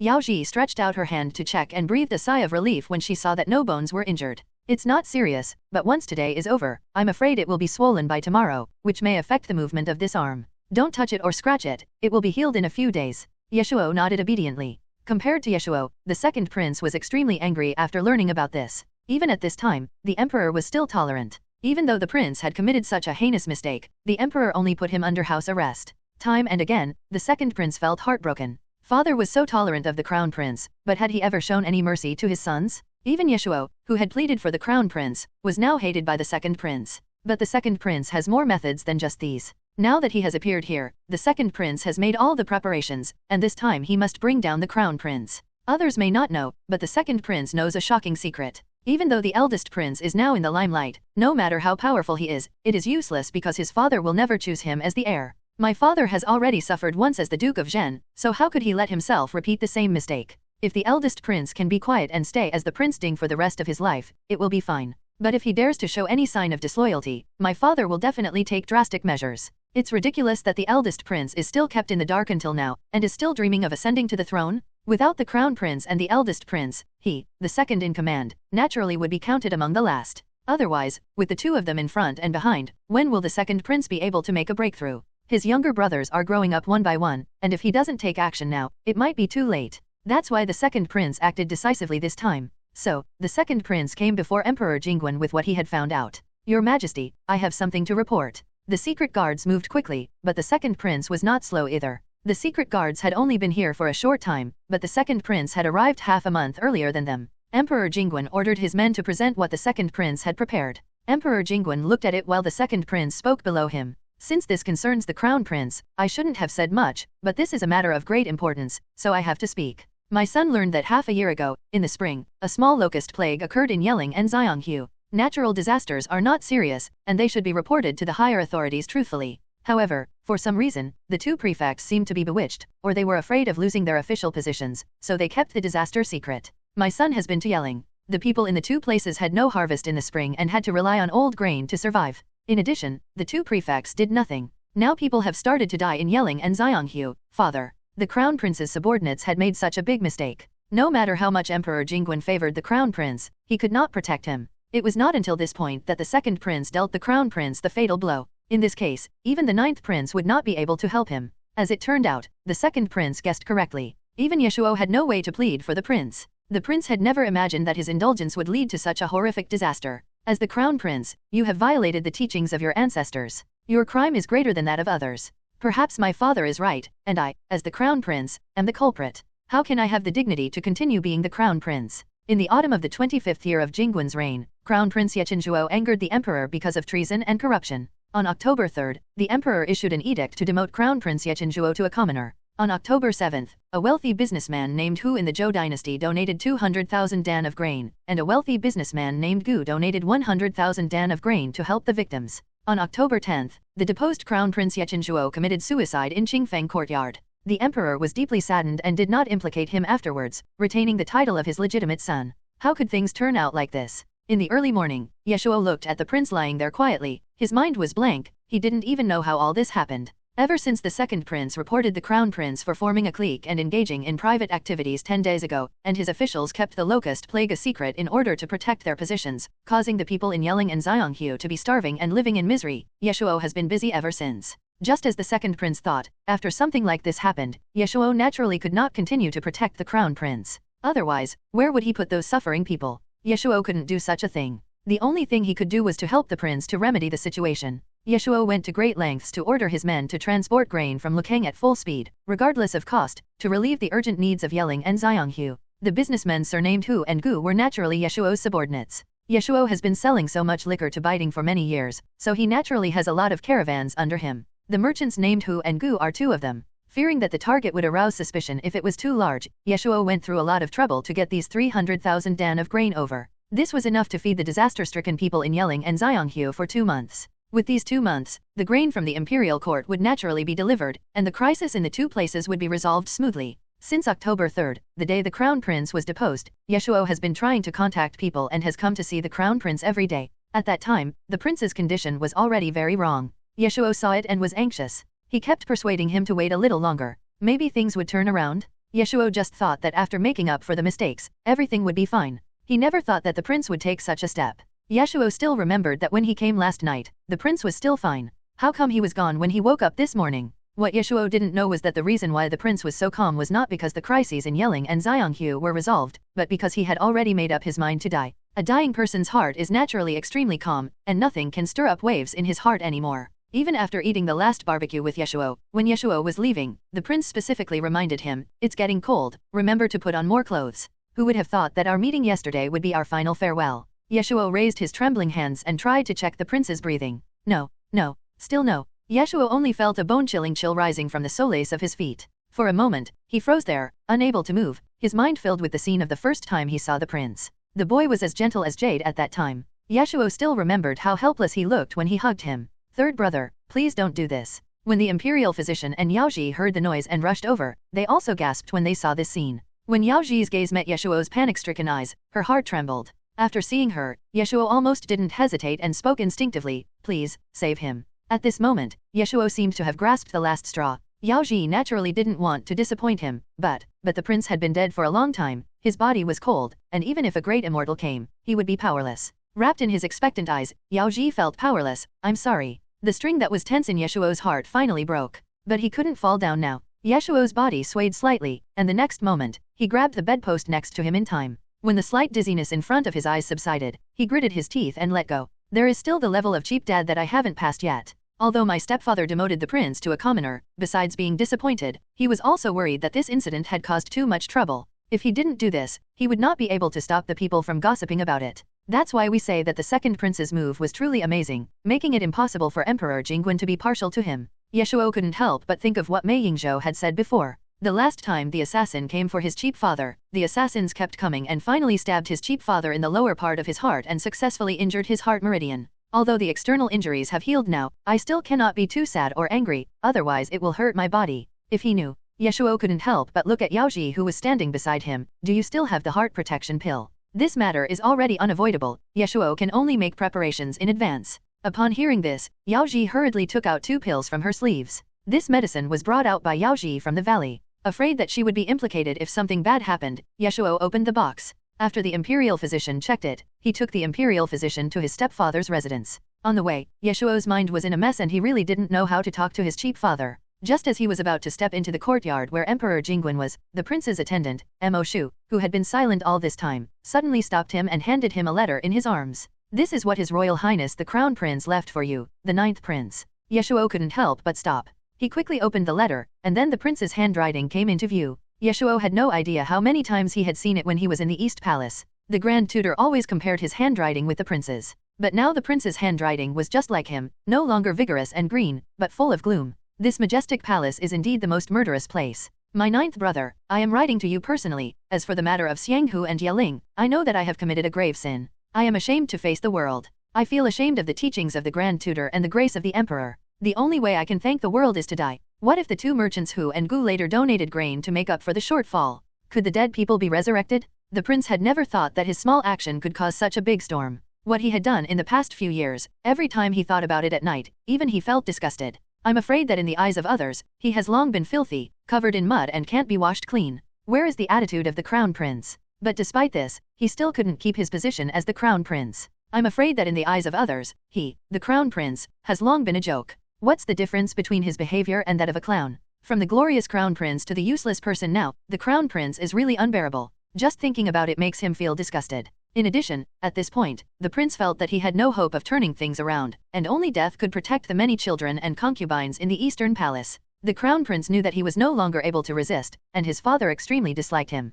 The prince had no choice but to risk his life to win the last bit of sympathy from Emperor Jingguan. "Perhaps only by taking this life can I reawaken the remaining kindness in my father's heart." To this day, the prince no longer has any bargaining chips in his hands. No matter from which perspective, only when he dies can everyone live comfortably. Forced by circumstances, the prince had to die. Yes, the child is innocent. Before the prince died, he was particularly reluctant to let go of the crown princess of the Eastern Palace, who also had several children. Daughters would be fine, and no one would make things difficult for the princesses, but the same could not be said for the emperor's grandsons. Everyone is eyeing the Eastern Palace, and the Crown Prince has no one to trust, so before he dies he can only leave his orphan to Ye Shuo. I hope that my 9th brother will help me take care of Ye Sun for the sake of our brotherhood. What the prince is most worried about is his own legitimate son. Ye Sun has just turned 16. The situation of the Eastern Palace has been bad in the past 2 years, and Ye Sun's marriage has not been decided yet. But the prince will never see that day. With a plop sound, a drop of water finally fell on the letter paper. You really know how to cause trouble for others.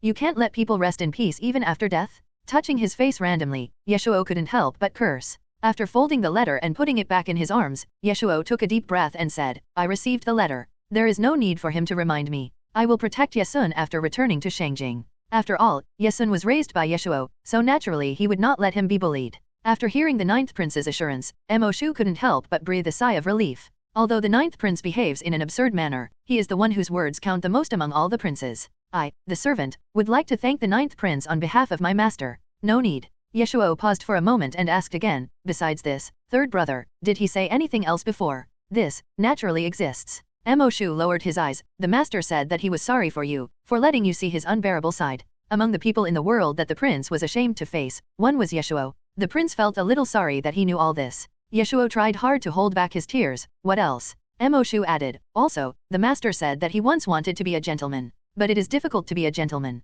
In the end, he took the wrong path and ended up like this. Mo Shu will never forget the sad and resentful expression on his highness's face under the bleak moonlight. The prince was unwilling to accept his fate, but no matter how unwilling he was, it had now disappeared with his death. The moment the words fell, the atmosphere around them suddenly became quiet. Mo Shu had to remind him, Your Highness, the Emperor is about to get up, and I should leave. I have said everything I need to say, and I will take my leave. Ye Shuo opened his mouth and asked out of the blue, Can I not leave? Ye Shuo added, Ye Sun hasn't grown up yet. It was Mo Shu who suddenly spoke that year, causing the red pill in the midwife's hand to fall by accident. After so many years, Ye Shuo still remembers it vividly. The other person's face was exactly the same calm as the prince's last night. What else did Ye Shuo not understand? As long as you want, I will guarantee your innocence. Mo Shu was stunned for a moment, then he shook his head and said, The little grandson of the emperor has his own servants. And he was just a servant of his royal highness the crown prince. Thank you, 9th prince, for your consideration. Because of his relationship with his royal highness the crown prince, Mo Shu kowtowed 3 times and bowed 9 times. Then, Ye Shuo watched him leave. Although 20 years have passed, Ye Shuo can still vaguely see the other person's appearance back then. After a while, Ye Shuo walked into the courtyard where Emperor Jingguan was, waiting to face his next fate. But obviously, because of his subordinates, Emperor Jingguan had already received the news before Ye Shuo could speak. Emperor Jingguan felt a headache when he woke up early in the morning. He was inexplicably irritated and everything he saw was unpleasant to the eye. Therefore, when he heard the noise outside, Emperor Jingguan immediately got angry. What's going on outside? Why is it so noisy? The servant next to him was frightened when he saw the emperor getting angry. I'll go ask right away. A moment later, when the servant came back, his face was pale. Seeing his pale face, Emperor Jingguan felt even worse and said coldly, Speak. The servant finally couldn't bear it anymore and fell to his knees with a plop. Your Majesty, the deposed crown prince, he committed suicide by swallowing gold last night. With a bang, the teacup in Emperor Jingguan's hand fell to the ground and broke into countless pieces. For a moment, Emperor Jingguan couldn't even react to what the people in front of him were saying. That was the prince. How could he die? And in such an undignified way as swallowing gold. How dare you? Emperor Jingguan stood up suddenly. Even if the crown prince is deposed, he is still my son. How dare you maliciously curse my son? Come, drag him away and beat him to death. No matter who you are at this moment, you will inevitably be implicated. The servant was horrified and said, Your Majesty, please spare my life. Everything I said is true. Please spare my life, Your Majesty. However, the more he did this, the more he had to die. When Ye Shuo heard such noise when he entered the room, his heart couldn't help but tremble. Without thinking too much, he knew that his stepfather must have known the news of the prince's suicide. When he saw Ye Shuo, Emperor Jingguan was filled with anger and had nowhere to vent. He cursed Ye Shuo fiercely for the first time. Xiaoju, you came at the right time. These bastards saw that the prince had lost his power and treated him so badly. These cunning slaves are really hateful. Zaiju, weren't you eating meat and drinking wine with the prince in the courtyard last night? Go tell those people that the prince is still alive and well, and tell them to watch their heads. Although the crown prince had been deposed, this statement showed that Emperor Jingguan was still paying attention to him and even knew that he ate meat and drank wine with others. Ye Shuo's heart suddenly felt very blocked. Under the expectant gaze of Emperor Jingguan, Ye Shuo gritted his teeth, lifted his clothes, and knelt down. Silence is better than words at this time. Only when the death is announced will the visitors kneel as soon as they see them. Emperor Jingguan's head buzzed and he was even a little unsteady for a moment. Ye Shuo knelt silently, almost choking with sobs, and finished what he wanted to say. My 3rd brother committed suicide in Qingfeng courtyard last night. I hope that father will mourn for him. Then, Ye Shuo only felt the sound of wind passing by his ears, and when he turned around again, he only saw a dark figure. Not caring that his adoptive father hadn't called him yet, Ye Shuo hurriedly followed. Emperor Jingwen walked very fast. The wound on his chest was very stuffy and uncomfortable. Ignoring the suffocating feeling from his heart, Emperor Jingwen arrived at the gate of Qingfeng courtyard in a short while. However, when they really arrived at the place, Emperor Jingwen began to hesitate. Until now, he still didn't think the prince would do such a thing. How could a proud prince choose to leave in such a way? However, Emperor Jingwen did not know that the prouder a person is, the less likely he is to allow others to see his miserable appearance, even his own father.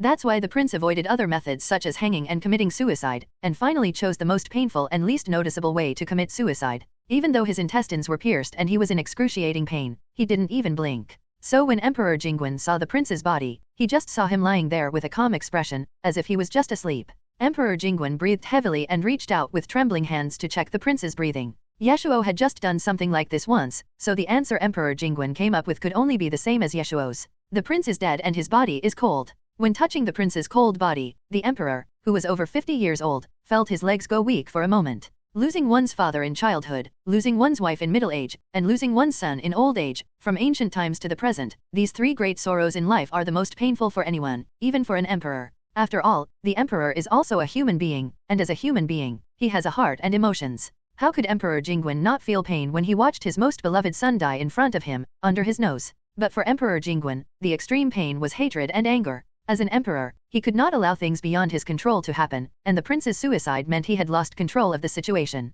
According to Emperor Jingwen's idea, the prince should take a brighter and smoother path than his own. He should be appointed as the crown prince in his childhood, and when he is old, he should inherit his position smoothly. Even if there are occasional setbacks in the process, it doesn't matter, as they are all insignificant trifles. But now the prince's ending is even more miserable than his own. He managed to survive those dark and difficult years and finally ascended the throne, but his son, whom he had high hopes for, died early. The prince has really let me down a lot. The prince is only 35 years old this year? He is still young. Emperor Jingwen hated him for giving up on him so easily, and was even more annoyed that he had been the crown prince for so many years, but was still so vulnerable. Seeing his adoptive father staring at the prince's body for a long time without saying a word, Ye Shuo, who was standing by, subconsciously reached for the small box in his arms. Ye Shuo thought his stepfather would collapse like this, but unexpectedly, instead of crying, he laughed softly. Ye Shuo's heart tightened immediately. At first, Emperor Jingwen's voice was not loud, but later he actually laughed out of pain and laughed out loud. Ha ha ha ha ha ha, ha ha ha ha ha, good death, good death.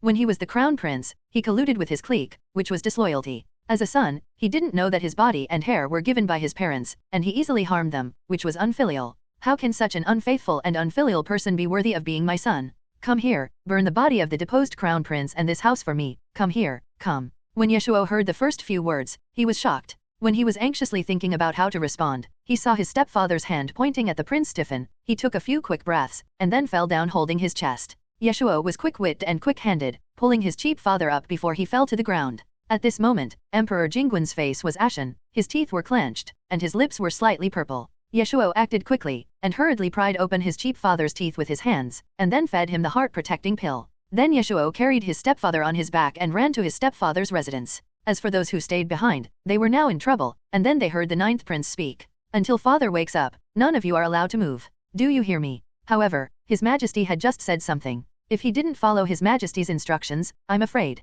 The leader was about to speak when he met Ye Shuo's eyes. The sharpness in his eyes was like a knife, causing his heartbeat to accelerate. As expected of a prince, even though the ninth prince is a playboy, he still has great aura. Seeing that the other party was shocked, Ye Shuo disappeared without waiting for the other party to answer. Ye Shuo put his stepfather on his bed as quickly as possible, not caring that he was sweating profusely, and hurried to call Yaoji and the imperial physician beside him. Come and see how father is doing now. At this time, the other princes in the team also heard the news of the crown prince's suicide. The fourth prince, the seventh prince, and the eighth prince were immediately shocked. The death of the prince is a big deal. Once the news comes out, it will probably cause a shock. As for the second prince, his eyes were full of disbelief. The second prince didn't believe that the crown prince died so easily. He was the crown prince? The eldest son of the empress, who had been like a mountain pressing down on his brothers since childhood, couldn't be so weak. For some reason, the second prince felt inexplicably panicked, as if something beyond his control was about to happen. The second prince took a deep breath, and when his panic calmed down, he didn't care about anything else. He immediately stood up, put on a robe, and walked towards the courtyard where Emperor Jingwen was staying. After they realized what was happening, the other princes also started to move. Even the fourth prince, who was recovering from his injuries, asked people to carry his sedan chair here. The other side. Fortunately, Ye Shuo fed the emperor the heart-protecting pill in time, and with the help of the imperial physician and Yaoji, Emperor Jingguan woke up after a short while. The first thing Emperor Jingguan did when he opened his eyes was to look at the bed curtain above his head. He spoke in a hoarse voice, word by word, "Come here, draft an edict and convey my decree to depose the crown prince for being disobedient and unfilial. From today on, his name will be removed from the imperial book of documents. The crown princess, the crown princesses, and all the emperor's grandchildren will also be removed. Since the prince doesn't even care about his own wives, concubines, and children, then let these people follow him. There is no room for them in the royal family or the imperial palace anymore." Ye Shuo had never expected his adopted father to be so impulsive and heartless. He was going to punish everyone involved? The prince probably never expected that his suicide would not only fail to arouse the Emperor Jingguan's sympathy, but instead make him hate him to the core.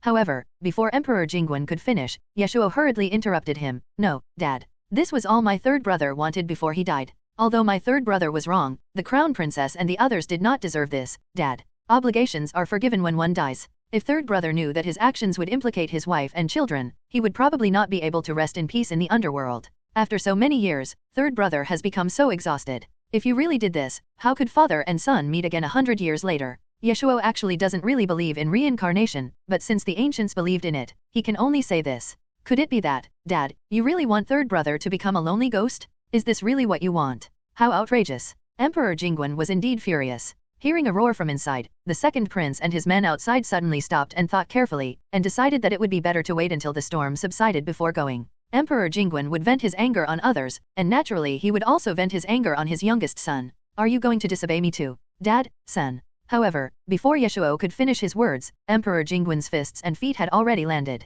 Under normal circumstances, Ye Shuo would have run away long ago, but there was no way now. His stepfather was angry, so Ye Shuo could only wait until he calmed down. Now Ye Shuo can't retreat at all. Seeing his youngest son kneeling there without saying a word, Emperor Jingguan became even angrier. Finally, Ye Shuo couldn't bear it anymore. His face turned pale, he groaned, and fell down. His back and shoulders were in so much pain that Ye Shuo curled up like a shrimp. Emperor Jingguan froze, and looking at his little son who was gasping for breath, he finally couldn't hold back his tears. Seeing this, Ye Shuo knew that no matter what, the crown princess and the others were saved. As for the prince's body, it is estimated that it cannot be entered into the imperial mausoleum, and it is not realistic to open a separate tomb for him. The prince can only be wronged and live in the place prepared for him first. Ye Shuo had been working hard in recent days and was already exhausted physically and mentally. He was shocked by the prince in the morning and then became the target of Emperor Jingguan's venting in anger. When everything calmed down, Ye Shuo could no longer hold on as soon as he walked out of the yard. As if she saw that he was having trouble going on, Yaoji walked forward silently, finally put her arms around his waist, rested her shoulders against his armpits, and gently lifted him up. Then, there was news that Emperor Jingguan issued an edict to retain Ye Sun's title. Although the prince is dead now, the stigma on him cannot be let go. Whether it is clear or turbid, you will only know after checking. The one who is supposed to be the prince cannot escape, and Ye Shuo will not cover up for him. The one who is not supposed to be the prince cannot have everything good or bad thrown on him. Ye Shuo has some roots in Liangzhou after all, so it shouldn't be difficult for him to find out the specific situation of Xianghu and Yeling. While Ye Shuo was lost in thought, Yao Ji had already taken off his shirt. The young man's originally smooth and beautiful skin was now covered with blue-black scars, which looked extremely scary. The shoulder blade on his back had not yet healed fully, and now it was even more injured. It was almost swollen higher than a steamed bun. Yao Ji felt a pang in her heart, and her eyes couldn't help but feel hot. She couldn't imagine that this always cheerful and active young man would now have to endure this. When her eyes met the tiredness on his face, Yao Ji felt mixed emotions and it was quite complicated. In Yao Ji's opinion, he should have lived happily forever. But his life was not as happy as he imagined. He basically hasn't laughed since he left the Medicine Valley.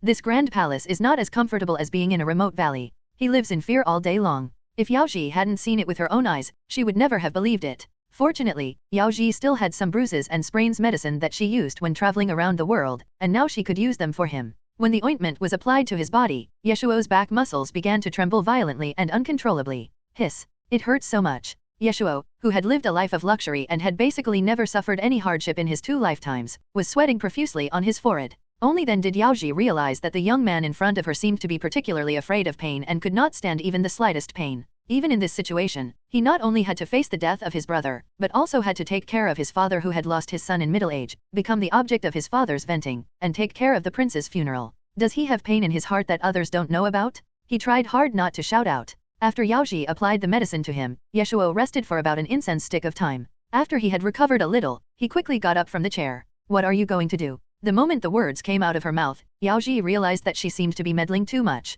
I promised to draw a clear line with him, but I kept breaking my promise. When did I become the kind of person who doesn't keep her word? However, Ye Shuo's attitude was very natural. He walked out with a grin and didn't forget to explain to her, I have to quickly notify someone to get ice. Although it is already autumn, the prince's body cannot be exposed to the air for a long time, as it will easily breed a foul smell over time. My cheap father is in that state now. He is angry and I can't rely on him. I dare not mention the prince in front of him. What if my cheap father gets angry and yells that he wants to burn the prince? As for the second prince and others, the prince is a time bomb now. There is no benefit in helping him. It may even implicate then. I guess no one wants to get involved. Not to mention the people under my cheap father, they all follow orders. What if they fall down without orders? After thinking about it, I can only lend a hand. Upon hearing this, Yao Ji couldn't help but fall silent for a while, but when he walked out, she finally followed him. When they returned to Qingfeng courtyard, Ye Shuo gave an order. In addition, the emperor did not mention the use of fire after waking up, so the people in charge of guarding immediately notified everyone to go to the ice storage places in Shengzhou to get ice.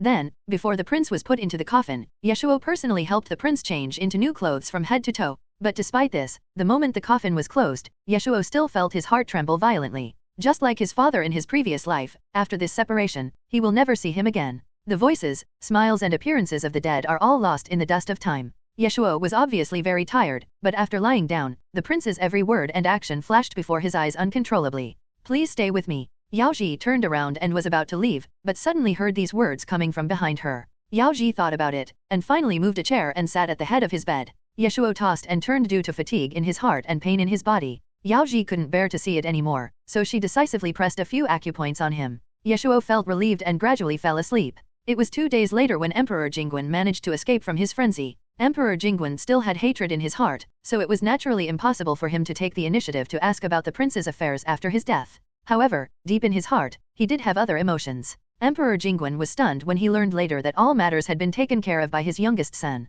Emperor Jingguan suddenly remembered the scene when he went crazy 2 days ago. As the person involved, Emperor Jingguan naturally knew how hard he had hit his son. According to his original expectation, his youngest son would probably be unable to get out of bed for several days, but he did not expect that he had not stopped for a moment in the past 2 days. Emperor Jingguan had always hoped that his youngest son would grow up and become sensible, but he never expected that it would end up like this. What's more, even the prince's clothes were changed by the youngest son himself. Hearing this, Emperor Jingguan couldn't help but ask, didn't the second prince and the others think of lending a hand? The secret guard paused, and Emperor Jingguan immediately understood something. The prince has just lost his power, and these brothers are just standing by and watching. They are truly a bunch of heartless people. Emperor Jingguan suddenly felt a chill in his heart. Emperor Jingguan was angry with the second prince and others, but that didn't mean that Emperor Jingguan was not angry with Ye Shuo. Emperor Jingguan is now in a very complicated mood. He refuses to admit that he still has feelings for the prince and hates that the prince abandoned him so easily, but he will not tolerate others humiliating the prince. After experiencing the pain of losing his son, Emperor Jingguan's temper became more and more strange. On the one hand, he felt comforted by his youngest son's affection, but on the other hand, he felt that his youngest son had betrayed him, so he was very angry. You know, although the prince is no longer with us, the suspicion of treason has not yet been cleared from him. It was just a coincidence that Ye Shuo came at the wrong time and happened to run into the muzzle of the gun. Upon seeing his figure, Emperor Jingguan immediately lost his temper, and even his eyes became fierce. Since you care so much about your third brother, and you want to bury him in your own tomb, why don't you go and keep him company? Ever since the death of the crown prince, my stepfather's temper has become more extreme. His stepfather wouldn't sentence him to death outright. If he was just going to guard the mausoleum, Ye Shuo wasn't too worried. It didn't matter where he stayed. Hearing this, Ye Shuo couldn't help but sigh, Dad, don't say these angry words. Even if I hear them too much, I will take them seriously. Ye Shuo can now understand his stepfather's feelings at the moment, but some things would hurt feelings if said too much. Seeing that he had the courage to threaten him, Emperor Jingguan immediately became angry, and his eyes became even more vicious. However, before Emperor Jingguan could speak, Ye Shuo opened the food box in his hand and placed the food on the table one by one. Ye Shuo said, you haven't eaten properly for 2 days. If you continue like this, you will be hurt. These are all cooked by me. They are all appetizing and easy to digest. Dad, please consider it as a favor and use some of them. Seeing that he was still ignoring his anger, Emperor Jingguan was just about to overturn the table and the dishes together, but he slowly raised his head after he finished speaking. Dad, I feel so tired these past few days. Ye Shuo's tired voice was not fake. After such a busy schedule, he was almost exhausted. Emperor Jingguan then noticed the dark circles under his eyes and the visible haggardness, and he could no longer lower his raised hand. Ye Shuo moved a stool for him. Emperor Jingguan looked at him for a long time with a serious look. Ye Shuo seemed completely unaware. He tested the food in front of him for poison one by one before carefully placing the bowl and chopsticks in front of Emperor Jingguan. Please, father, please open your mouth and have some food. As a son, he could do this, so even the current Emperor Jingwen could not find any fault with him. Emperor Jingwen finally sat down. During the entire lunchtime, neither the father nor the son spoke. Although they didn't speak, the atmosphere was much better than before. Perhaps he finally realized how sad his youngest son was, and Emperor Jingwen stopped venting his anger on him or finding fault with him. However, his appetite was still poor. He barely ate half a bowl of porridge and took 2 chopsticks of the refreshing side dishes, and then he couldn't eat any more. That's fine, it's better than not eating anything. Hearing his youngest son mumbling there, Emperor Jingwen remained silent and did not say anything. It was not until Ye Shuo was carrying his lunchbox and preparing to leave that he suddenly said, "I'll ask Han Ji to come find you later." Han Ji is the commander-in-chief who was just promoted by his stepfather. What did his chief father mean by saying this for no reason? What could Han Ji do by coming to him? After thinking about it for a while, Ye Shuo realized that his chief father couldn't save face and saw that he was too tired to directly ask for help, so he beat around the bush and did this. Ye Shuo added casually, "Okay, I'll come over in the evening. Cold cabbage and chicken leg pine mushroom porridge, right?" This son remembers it. The cold cabbage and chicken leg and matsutake porridge were the only 2 things that Emperor Jingwen had picked up his chopsticks just now, before Emperor Jingwen could open his mouth, as if he wanted to say something, but in the end he just moved his lips but didn't say anything. Ye Shuo was already used to this and didn't care and left soon. Ye Shuo did not hide anything when he investigated the assassination later. He wanted to investigate the prince's affairs, but he could not hide it from his adoptive father no matter what, not to mention there was no need to do so. Seeing this, Yaoji at the side couldn't help but say, "Maybe I can help with this matter." Yaoji has been in the underworld for so long, so naturally she has 2 or 3 close friends. It would be no problem for her to help him get some information. However, in the eyes of Emperor Jingwen, the actions of the 2 people were no different from playing house. What could they find out with the help of those people? Emperor Jingwen thought about it and finally summoned Wu Yi. The reason why the prince was deposed was not because of the regicide, but because the locust plague was exposed later, forcing Emperor Jingwen to give an explanation to the people of the world. The crown prince had already been deposed, the matter was a foregone conclusion and could no longer be reversed. There was no need to pursue the issue of whether it was regicide or not, and Emperor Jingwen was also afraid of getting a bad answer. Now that the prince is dead, the situation is completely different. If the assassination was really done by the prince, then it would be fine. But if it wasn't done by the prince... Suddenly, Emperor Jingwen slowly closed his eyes. Around the 4th day, Ye Sun received the news and rushed over on horseback, with the news that Mo Shu had died for his master. Ye Shuo had no way of giving Mo Shu the same treatment, so he could only have him burned, collect his remains, put them in a jar, and have someone place it next to the prince's coffin. This was what Ye Shuo had promised him, and Mo Shu was very satisfied with this plan. At first, Mo Shu thought that he would follow the prince to death, but he didn't expect that he would be buried in the tomb with the prince. It was really a great surprise. From this perspective, the master's end was not so miserable. At least, the 9th prince saw him off for the last time. Ye Shuo had just gotten up. When he heard the news of Mo Shu's suicide, he sat there quietly for a while, then waved his hand and asked someone to handle it according to the previous agreement. As early as a day ago, Xiao Lizi also came back. Because he had to stay in Liangzhou to handle the handover matters, Ye Shuo did not take him on board. Xiao Lizi was very lucky to miss the assassination. Then came the news that Ye Shuo and his group were stabbed and disappeared. Now, more than a month has passed, and everything has changed. When Xiao Lizi hurried over from Liangzhou, he was heartbroken when he saw the current 9th prince. Mo Shu treated the crown prince like this, so why not Xiao Lizi? After helping Ye Shuo wash and dress like before, he heard the announcement from the front, put down the half-eaten breakfast, wiped his mouth, and went to meet people. It's been more than 2 years, almost 3 years since I last saw him. Ye Sun has grown into a handsome young man. Looking closely, he actually looks a bit like the prince back then. Ye Shuo's heart suddenly skipped a beat. But Ye Sun was only 16 years old, still a little immature. It goes without saying that he was completely panicked when he heard such bad news. If he hadn't been influenced by the palace for so many years, he would not have been able to stay calm like he is now. However, the confusion in his eyes after losing his father's protection could not be concealed no matter what. The incident happened suddenly. As the eldest son, his brothers were young, and it was impossible for him to have servants follow him as usual. He could only come here alone on a fast horse. Children who have not yet grown up have to face the storms early. Perhaps because of the long journey, Ye Sun was exhausted and felt helpless as to what to do. When he saw Ye Shuo appear, Ye Sun felt inexplicably relieved. It stands to reason that when the grandson of the emperor comes, he should go to see Emperor Jingwen as soon as possible, but in this situation, how can Ye Shuo let his nephew go to see his stepfather?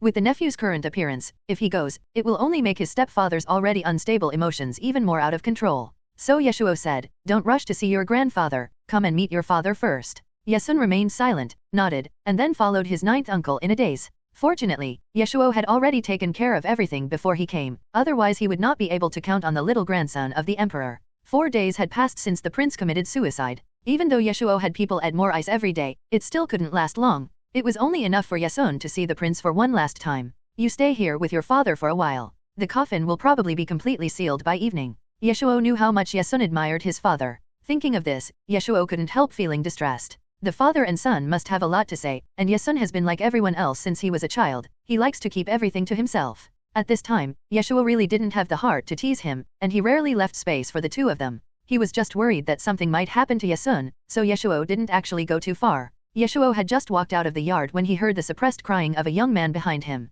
Hearing this noise, Ye Shuo's heart also felt sad. Ye Shuo quickly looked up at the sky, thinking in his heart, third brother, your death will be the end of everything, but how will your wife and children cope with their lives? The other side. Emperor Jingguan also learned that Ye Sun had traveled thousands of miles from Shangjing to come here to attend the prince's funeral. After secretly glancing at his majesty, the people below asked cautiously, Your Majesty, do you want to summon the emperor's grandson to see you? After a while, Emperor Jingguan shook his head, no need. What's the use of seeing him? It will only cause you sorrow. On the 8th day, the group finally returned to Shangjing. As for the prince's coffin, it parted ways with the main group a few dozen miles away and went to the mausoleum prepared for Ye Shuo by the Ministry of Internal Affairs. The emperor's words were his bond and he would not take them back, so the prince was still deposed and his burial was naturally extremely shabby. Compared with Ye Sun who was panicked and helpless, Ye Shuo had sent someone to inform the crown princess in advance a day ago. The crown princess and the crown prince have been married for many years and they are deeply in love. She must be allowed to meet the crown prince again, otherwise she will feel regret every time she thinks of it in the future.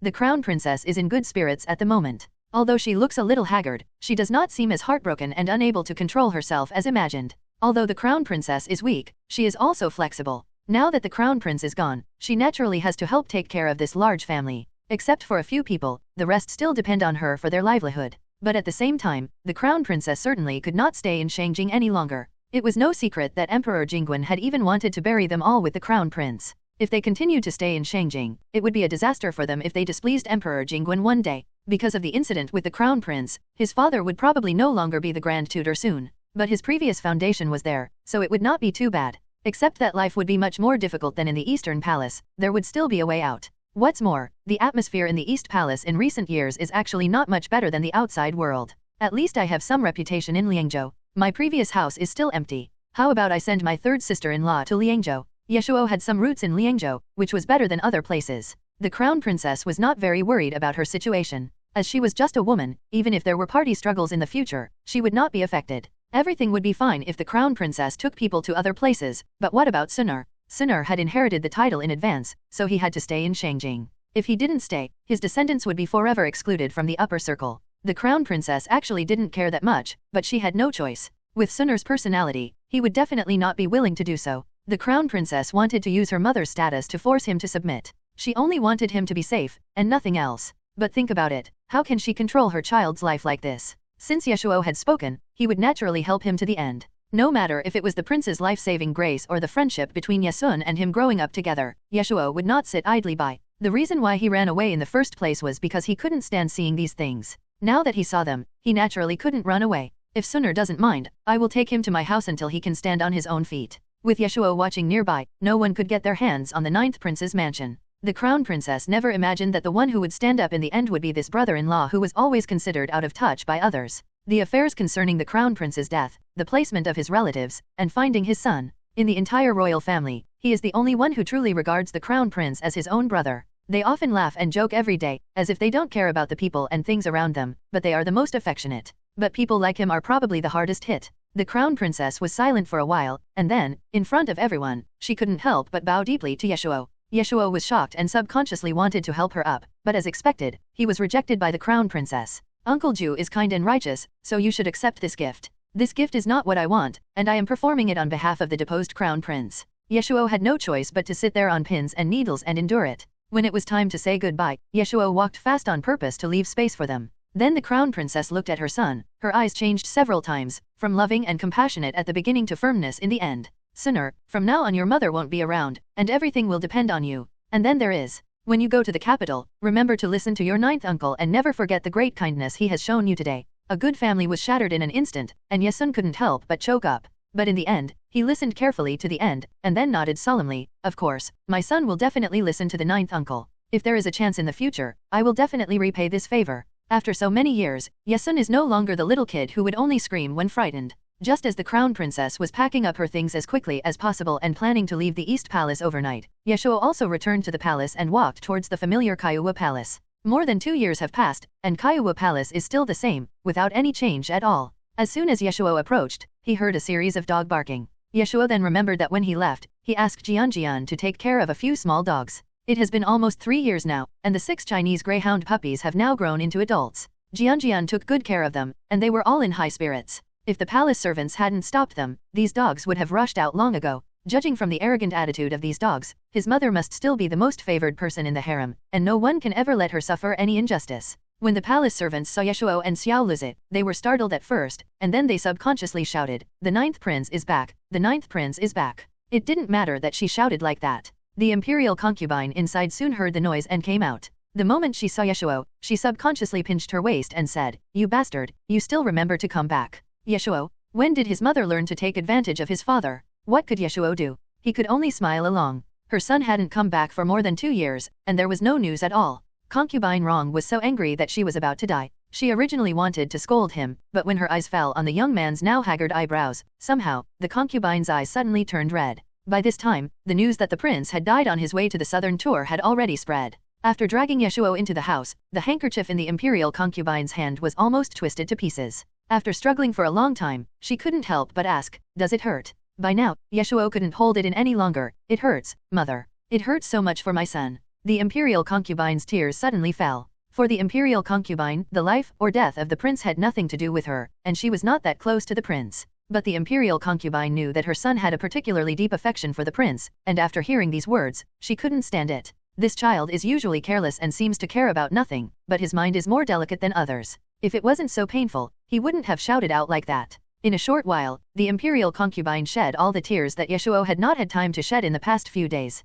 Don't worry, Mom is here." Regardless of the fact that Suyu and the others were still there, the imperial concubine hugged him in her arms like she did when they were little, and patted his back continuously. Only the familiar scent of the imperial concubine made Ye Shuo feel at ease. After a short while, a large area of the imperial concubine's shoulders was wet. When Jian came back from the study, what she saw was the scene of mother and son hugging each other and crying. To Jian, her brother was too weak to be a prince. In her life, she had never seen a prince like him who could cry at any time. He was not worth anything at all. I don't know why. Jian looked disgusted on the surface, but she felt sour and uncomfortable in her heart. Jian. After not seeing her for more than 2 years, Jian has grown much taller than before. The 12-and-a-half-year-old girl has already begun to show her beautiful appearance.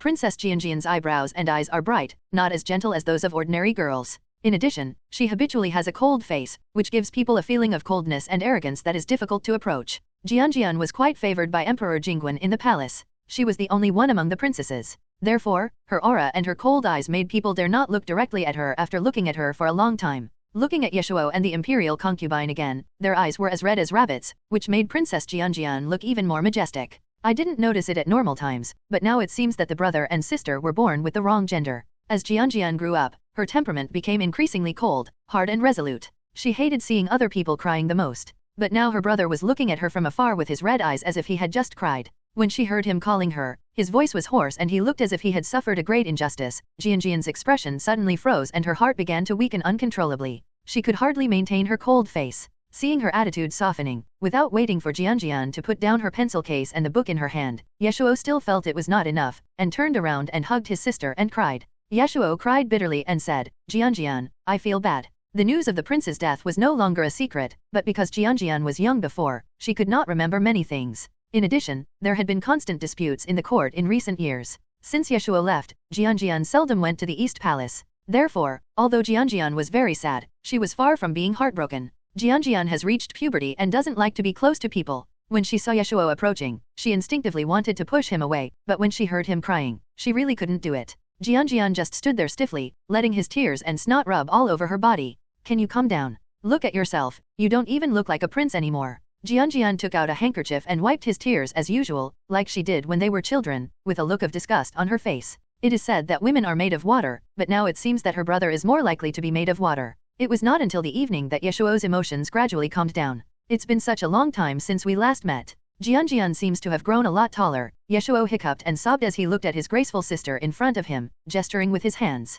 It was only this small before, but now it's this tall. Jian had almost finished the homework that Master Sen had assigned her. When she heard this, she couldn't help but roll her eyes. You just saw it. That's right. You've been living a carefree life outside, and I'm afraid you've completely forgotten about me and my mother. It's already very rare that you know I'm taller than before. After not seeing her for 2 years, the little girl has become even more talkative. Looking up inadvertently, Jianjian saw that Ye Shuo's eyes, which had finally calmed down, began to turn red again, and Jianjian's smiling expression instantly froze. Oops, she's pissed him off again. Jianjian hurriedly stumbled as she tried to change the subject, no longer daring to use her usual tactics to deal with her brother. That's about right. Ye Shuo quickly sucked back his tears. Ye Shuo hasn't been back for a long time. Today, the small kitchen cooked all his favorite dishes, and Jianjian had no objection to this. As long as her brother doesn't cry, she can do anything. It's just a few dishes, it's really a small matter that can't be any smaller. What's more, after finishing dinner, Jianjian kept accompanying Ye Shuo to the palace gate. When Ye Shuo's figure gradually disappeared, a trace of worry flashed across Jianjian's eyes.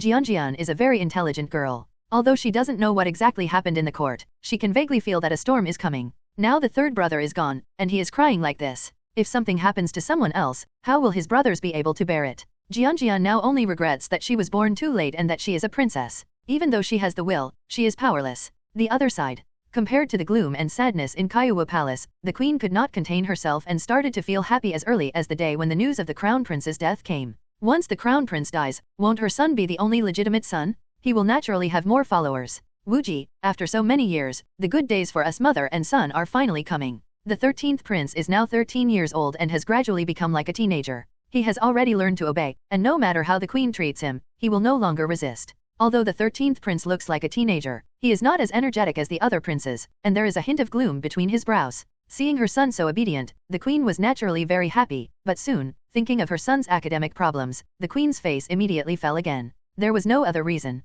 Although his son was now a legitimate son, his intelligence was not satisfactory. He was not even as good as the little girl in Kiowa Palace. In fact, the 13th prince's performance in the study was not bad, but because he was not the best, he was useless in the eyes of the queen. How could he not be like the previous prince, who was excellent in every way? Why couldn't such a smart child be born in her belly? Even if it meant losing her body, the queen was willing. When the time came, the queen drank a bowl of bitter medicine as usual. Bitterness and pain are two things that people will never get used to even after a long time. Today, the queen's tongue is numb from all the medicine she takes, and she falls ill every few days. She cannot taste the original flavor of anything she eats, not even candied fruits covered with molasses. After eating 7 or 8 candied fruits, the bitter taste of the medicine could no longer be suppressed. Looking at her son's submissive and cowardly appearance, the queen was no longer happy and suddenly became very angry. Useless thing, it's a waste of my hard work to cultivate you for so many years. She scolded him a few more times and waited until it was completely dark outside before letting him go back. She also gave some instructions to the palace maids around the 13th prince.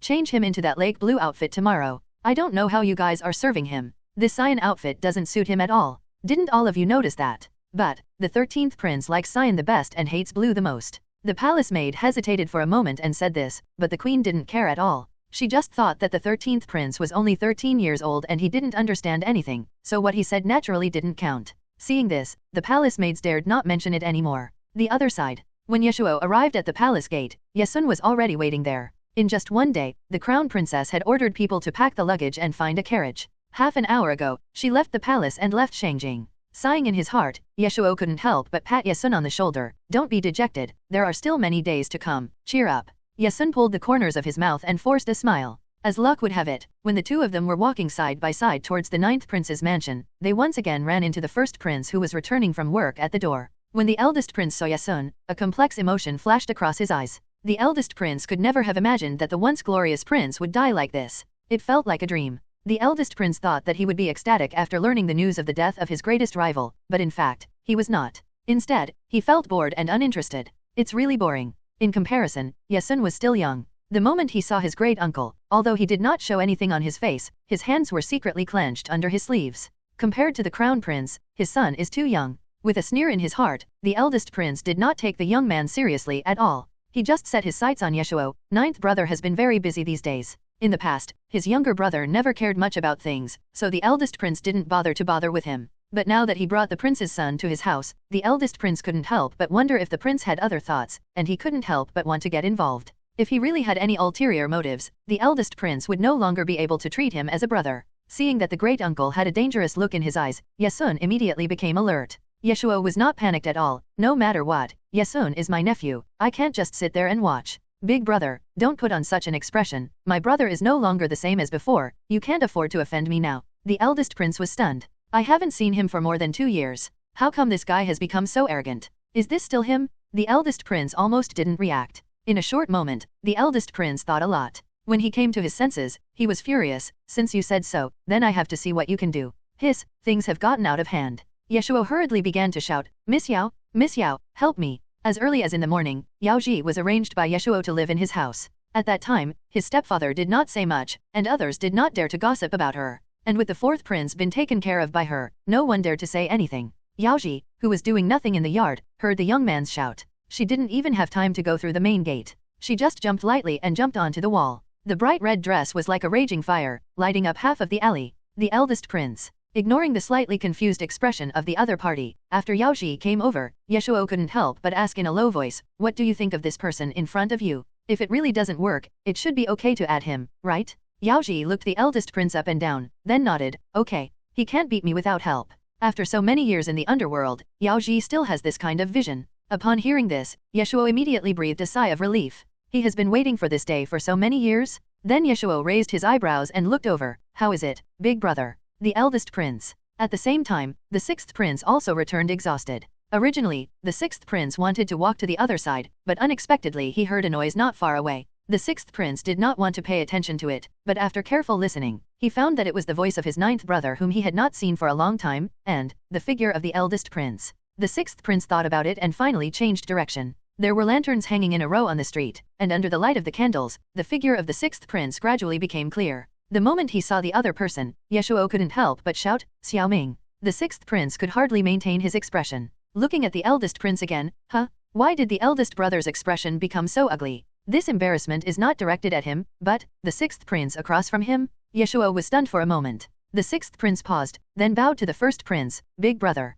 Seeing this, the eldest prince could not help but sneer, I don't deserve your courtesy. The sixth prince said calmly, big brother, you are too kind. I am really scared. The eldest prince, humph. He kept saying he was terrified, but in his heart he was thinking about how to kill himself. Then the eldest prince looked at Ye Shuo who was standing beside him, the imperial concubine has found a good brother for you. Hearing that he and Xiaoju were in trouble, he came over. He is loyal. Ye Shuo, I just don't know if the sixth prince had the ability he has now when he was with the imperial concubine. Just as Ye Shuo was stunned, the eldest prince flicked his sleeves and left. After a while, Ye Shuo couldn't help but turn his head and ask, what does he mean? Also, Xiaoming is now quite capable. He dares to challenge the eldest prince openly, which is totally different from his previous style. Under Ye Shuo's surprised eyes, the sixth prince couldn't hold it in any longer and couldn't help but clear his cough. Then, Ye Shuo understood why the eldest prince was deeply resentful of the sixth prince but did not take any unnecessary action. During the month when his stepfather was missing, the eldest prince had his own army and was in a position of power, so it was naturally impossible for him to just sit there and wait.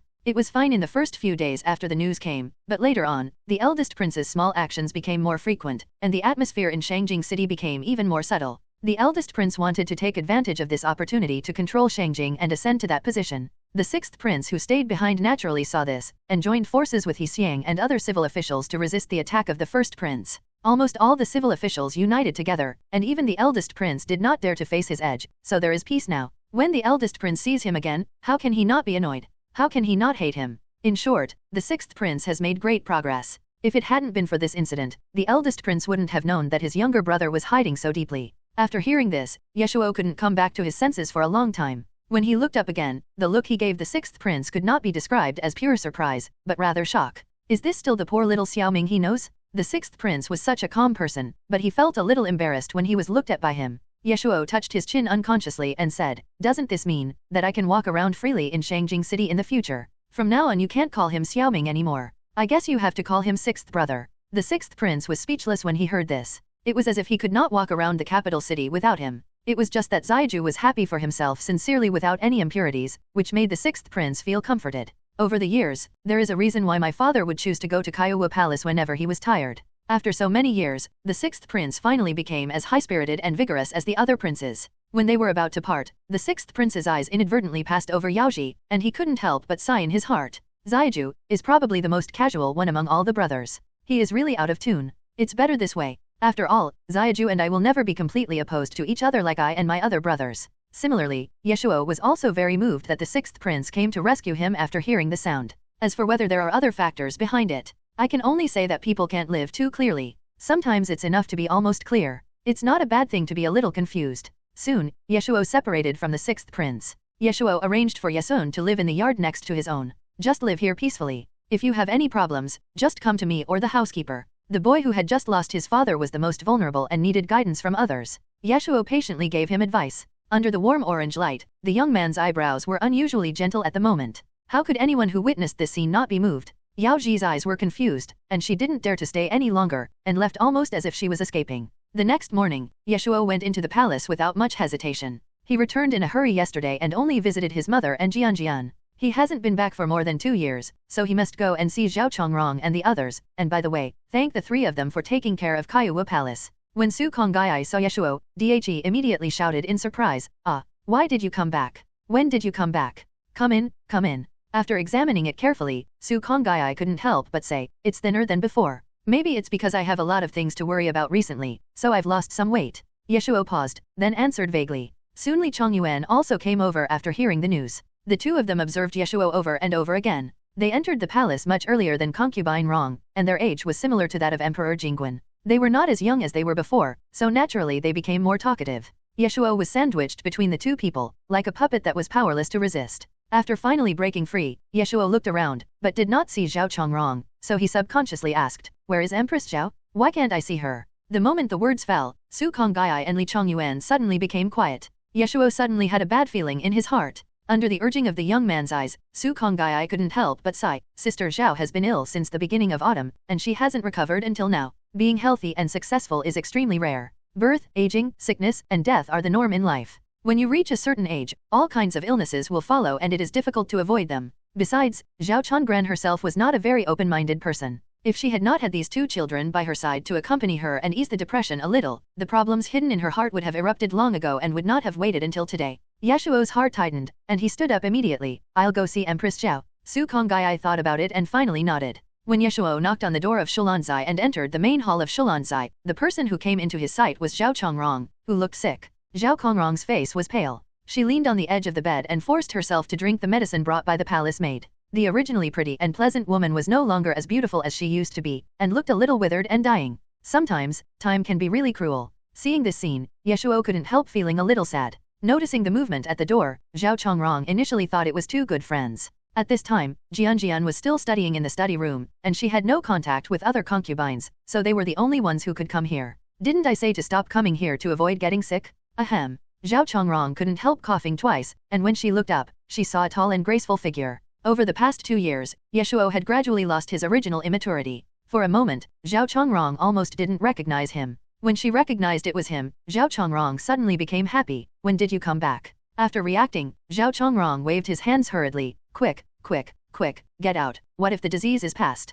She was very happy that Ye Shuo came to see her for the first time after he came back. "Don't worry, I'm in good health." After saying this, he sat down without caring about Zhao Chongrong's refusal. Zhao Chongrong couldn't help but look at Su Konggai and Li Chongyuan, only to find that they were in the same situation, chatting with her as usual. "If I can find a few people like this, my life in this palace will be worthwhile." There were tears in Zhao Chongrong's eyes, but she was afraid that they would worry, so she pretended to lower her head to eat candied fruit while no one was paying attention, and quickly wiped her tears with her sleeve. But how could Ye Shuo and the others not see it? They just pretended not to know. Around noon, Jian also came over. Jian first habitually glanced at the flower pot next to her and saw that there was no medicine soup in it. Then she heard that Empress Su and the others saw Empress Zhao drink the medicine with their own eyes, and only then did she feel relieved. Zhao Chongrong felt a little embarrassed as she was already old and had to be taken care of by a little kid. Jian said, "So what if you are old? Won't you still act like a child?" It turned out that Zhao Chongrong felt that these decoctions were useless. She hadn't seen any improvement after drinking so many of them. Plus, the medicine was bitter, so she poured the whole bowl into the flower pot in a fit of anger. After Jian found out, this is what happened. Zhao Chongrong couldn't help but argue, it was only that one time. But it didn't work this time. Jian couldn't help but sigh, "You have to take the medicine on time, then the disease can be cured." Zhao Chongrong had no hope at first. Over the years, she had seen too many people in the palace, many of whom died of a cold. Zhao Chongrong didn't think she would be the lucky one, but looking at the undisguised worry in so many people's eyes, Zhao Chongrong gradually felt a sense of energy in her heart. When Ye Shuo and others left, Zhao Chongrong was obviously in much better spirits than before. Ye Shuo specifically asked Jian and found out that Empress Zhao had caught a cold in the early autumn, which caused evil wind to enter her body. In addition, she had accidentally lost her daughter that year, which injured her body, so it took so long for her to recover. Ye Shuo was anxious here but couldn't do anything. He could only try his best to help find some precious medicinal herbs and spend more time with her. After what happened, Ye Shuo's mood was naturally not very good. Even though he has lived 2 lives and knows that with the passage of time, people will gradually begin to lose things after reaching a certain age, but he still prays that this day will come later and later. After returning home, before Ye Shuo could calm down, he heard that the matter he had been investigating for so many days had finally made some progress. The assassination was indeed not instigated by the crown prince. Rather, the prefects of Yeling and Xianghu saw that Emperor Jingguan was coming with great force and was killing and beheading people wherever he went. They knew that when the emperor arrived, it would be their own death. Even the crown prince could not save them, so the 2 prefects were desperate and actually came up with the idea of treason. Since there is no doubt that I will die, I might as well give it a try. There might be a chance of a turning point. There is no other reason, and it is not instructed by others. The answer is that simple. But what Ye Shuo didn't understand was, when his stepfather was well prepared, how could the 2 prefects have such great abilities and how did they collude with such a large group of assassins? It is precisely because the number and quality of the assassins are completely beyond the ability of a mere prefect that he suspects the crown prince's involvement. Now it has been confirmed that it was not done by the crown prince. When the crown prince was in Bingzhou, he did not move at all, so who else could it be? However, before Ye Shuo could think about it carefully, during the morning court session the next day, another piece of news that shocked countless people came.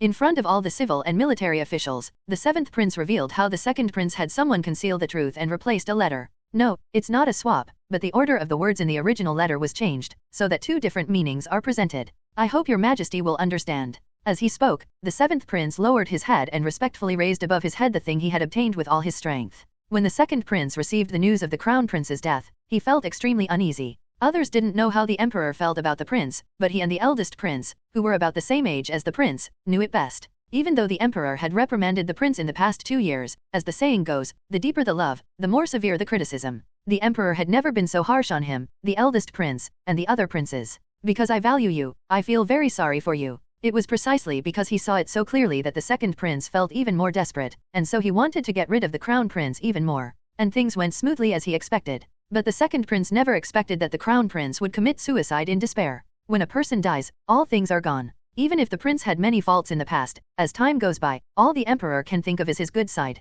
What the 2nd prince had not expected was that the assassination was not arranged by the crown prince. When the 2nd prince learned the result, he broke out in a cold sweat. How is it possible? With such a big scene, who else could have done it if not the crown prince? If the prince was not dead, and if he was the one who ordered the assassination, then the letter would no longer be important. By then, the prince would have no way of making a defense, and he would be able to conceal the truth easily. Unfortunately, the development of the 2 events went against his inference. When the 2nd prince learned the results of the investigation into the assassination, his heart suddenly skipped a beat and he knew that something bad had happened. But the 2nd prince could never have imagined that it would be the 7th prince who would finally expose this matter, and it happened so quickly and so unexpectedly. How could it be him? A 7th prince who had been following the 5th prince since he was a child and whose presence was not even as strong as that of the servants around him? The 2nd prince stared at the letter in the 7th prince's hand as if he wanted to make a hole in the letter. His heart was instantly filled with turbulent waves. How could it be? How could he have this letter in his hand? I had clearly found a way to destroy it after the death of the deposed crown prince.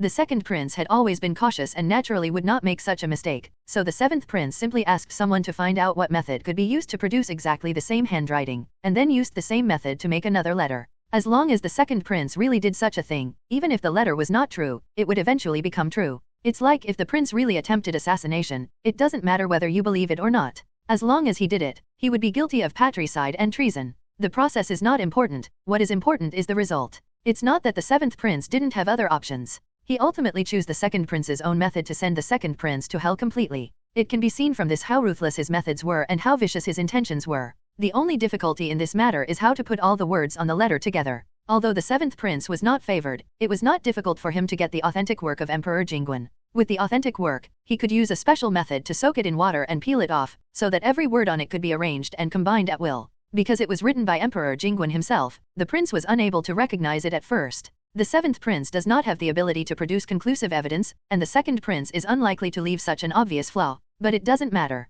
As long as we can guess what methods the 2nd prince used, I believe that my father will investigate every detail clearly. The 7th prince has been patient for so many years, waiting for this day. The 2nd prince's eyes were red with anger as he watched Emperor Jingguan finish reading the letter. Emperor Jingguan remembered that what he had written originally was clearly to tell the prince to admit his mistakes and correct them and not to make the same mistake again, but this letter turned out to be a heart-piercing reprimand. Even Emperor Jingguan himself could not tell whether these words were real or fake, so how could the prince know clearly? If the prince had seen such content at the beginning, Emperor Jingguan could not imagine what the prince felt at that time. The death of the crown prince was closely related to the interference of some people with ulterior motives. This is what we see openly. How much more are there that we cannot see behind the scenes? These people will do anything to get that position, and they can even think of such a sinister method. The prince was lax in governing his subordinates, which resulted in countless deaths and injuries among the people in Yeling and Xianghu. It was not unfair for him to commit suicide to apologize. The prince sold official positions and exploited the people, which deserved death. The prefects of Yeling and Xianghu plotted treason, and the prince, as their backer, was also guilty. These were all the crimes the prince deserved. All of the above could not be cleansed up no matter what, and it could even be considered a mercy that only the prince died. There is just one thing, the prince can die, but he cannot die due to a misunderstanding with Emperor Jingguan. The prince and Emperor Jingguan, father and son, harbored resentment until their death. Even at the last moment, the prince did not even know that he was not rejected by his biological father. The second prince who did this act caught the attention of Emperor Jingguan, and suddenly gave Emperor Jingguan a place to vent his resentment. The second prince watched as Emperor Jingguan's eyes gradually turned cold and disgusted. The second prince immediately broke out in a cold sweat. Emperor Jingguan was in a state of anxiety, and in the end he could only squeeze out one word from between his teeth: investigate. Whenever the secret guards under my father's command take action, no matter how covert they are, they will be thoroughly investigated in the end. Over the years, there have been very few exceptions. No matter how the second prince tried to remain calm, his slightly pale face could not be misled, and there was a thin layer of sweat on his forehead, slowly rolling down to his temples. The seventh prince suddenly felt relieved. When the second prince finally waited until the court session was over, he saw the seventh prince also coming out of the palace. He couldn't help but say, "Seventh brother, you are really good at this. I usually underestimated you. It's true that the barking dog bites." The second prince was obviously confused. Otherwise, how could he have ever stopped someone in public like this before? The seventh prince used to be afraid of his mother Sugirong's safety, so he naturally didn't dare to confront the second prince and the fifth prince. But now his mother Sugirong is gone, and the seventh prince is all alone. What is there to be afraid of? Therefore, the seventh prince didn't even move his eyelids, but just said, "Second brother, you are too kind." Sugirong was just a maid beside concubine Shu back then, but later she became the emperor's woman like concubine Shu herself. It was natural that concubine Shu was unhappy, and it was understandable that she repeatedly made things difficult for her. But what does this have to do with the seventh prince? The seventh prince is not so magnanimous. He is narrow-minded and naturally cannot learn to think from others' perspective. The seventh prince only knew that his only warmth in the palace, his mother who cared about his food and clothing, who would compromise for him and even worry about him when she was sick, was gone. Now that his mother was gone, he had nothing to worry about. It doesn't matter anymore. However, the second prince did not understand why he was the one among him, his mother, and the fifth prince. To be honest, the second prince was a smooth person and seldom offended anyone. Even if he looked down on the seventh prince and did not take him seriously, he would not bully him openly. This was completely different from the fifth prince who bullied him everywhere. After all, the second prince at least gave him some face. Even if he wanted to go crazy, he should target his fifth brother. In response to the second prince's question, the seventh prince's answer was also very simple. At this point, it seemed that there was nothing he couldn't say. "You are so amazing. You are the most amazing among the three." Regardless of whether it is conspiracy or overt conspiracy, or big or small ways, it is undeniable that the second prince has this ability. As long as the second prince is eliminated, neither the remaining concubine Shu nor the fifth prince will be a match for the seventh prince. Die together with these people? No, the seventh prince would not do such a stupid thing. Even if he wanted revenge, he would not sacrifice himself. Besides, it was too easy for them to deal with three people at once. The seventh prince had been the fifth prince's little follower for so many years, so he naturally knew that concubine Shu's greatest wish in life was to watch her son sit on the supreme throne. If you want to take revenge on someone, the best way is not to let him die, but to take away all his hope bit by bit. Whatever the other party wants, you must destroy it. What's more, the seventh prince will not touch the fifth prince. He will only leave concubine Shu with a glimmer of hope while giving her endless despair. With the second prince around, they might be able to turn the tide in time. Without the second prince, with the fifth prince's temperament and intelligence, he would have to be slaughtered like a chicken or a pig by the seventh prince for the rest of his life. The seventh prince has been the fifth prince's dog for more than 20 years. It is time for the fifth prince to be his dog. After understanding the hidden meaning behind his words, even the second prince felt a chill. What a madman! The second prince quickly reacted, "Don't forget, if you overthrow us, you won't get any good either." No matter what happens between the three of them, in the eyes of outsiders, the three of them are tied together. Although the seventh prince was capable, he had been suppressed by the second prince and the fifth prince for so many years. How could he still compete with those brothers? Without the second prince and the fifth prince, the seventh prince was nothing because of his low status. Even if he wanted to build up his own power, it was too late now. The second prince suppressed his anger and said softly, "If you stop now, I swear that I will not hold it against you later." Not to mention that the second prince was not trustworthy. The seventh prince had no idea if there was still a chance and how much chance there was. Just the matter of Sugirong was something that the seventh prince would never be able to let go of in his life. Even if he hurt 1,000 enemies and lost 800 of his own, he would not let the second prince die. "My brother has something else to do, so I'll take my leave now." Looking at the seventh prince's back, the second prince could no longer conceal the hatred in his heart. "I treated you like a brother, but you actually betrayed me." Compared to the second prince, the fifth prince had a much more irritable temper. The moment he saw the seventh prince, he immediately raised his hand and punched him. Just like in all the years before, he didn't care about the seventh prince's face at all. "Brothers." Upon hearing this, the seventh prince could not help but sneer. "Would you hit your brother, or anyone else? In your eyes, I am just a dog. But if a dog acts like this for too long, it will bite people. Where have we come to now?" Since the seventh prince was planning to kill the second prince, how could he only have such a small amount of things in his hands? A few days later, the secret guards found out that the second prince had indeed planted people around the crown prince, and he was also the one who swapped the family letter. Emperor Jingguan's chest heaved violently. Seeing that the time was almost right, the seventh prince once again stood up in front of everyone. "Your Majesty, I have something to report to you." When he heard this voice, the second prince, who was already frightened, felt even more nervous. Emperor Jingguan took a breath and said, "Announce." The seventh prince lowered his head and took out another memorial. "I want to report my second brother for forming a clique for personal gain, privately giving and receiving things, and selling official positions and titles. Just as the second prince overthrew the crown prince, the seventh prince is now trying to overthrow the second prince. The crown prince was not clean, so was the second prince clean? Except for Zhiju, none of his brothers could withstand the investigation. As for the exaggerated part, is it important?" The seventh prince saw clearly that his father now lacked an excuse to vent, so the seventh prince gave him such an excuse.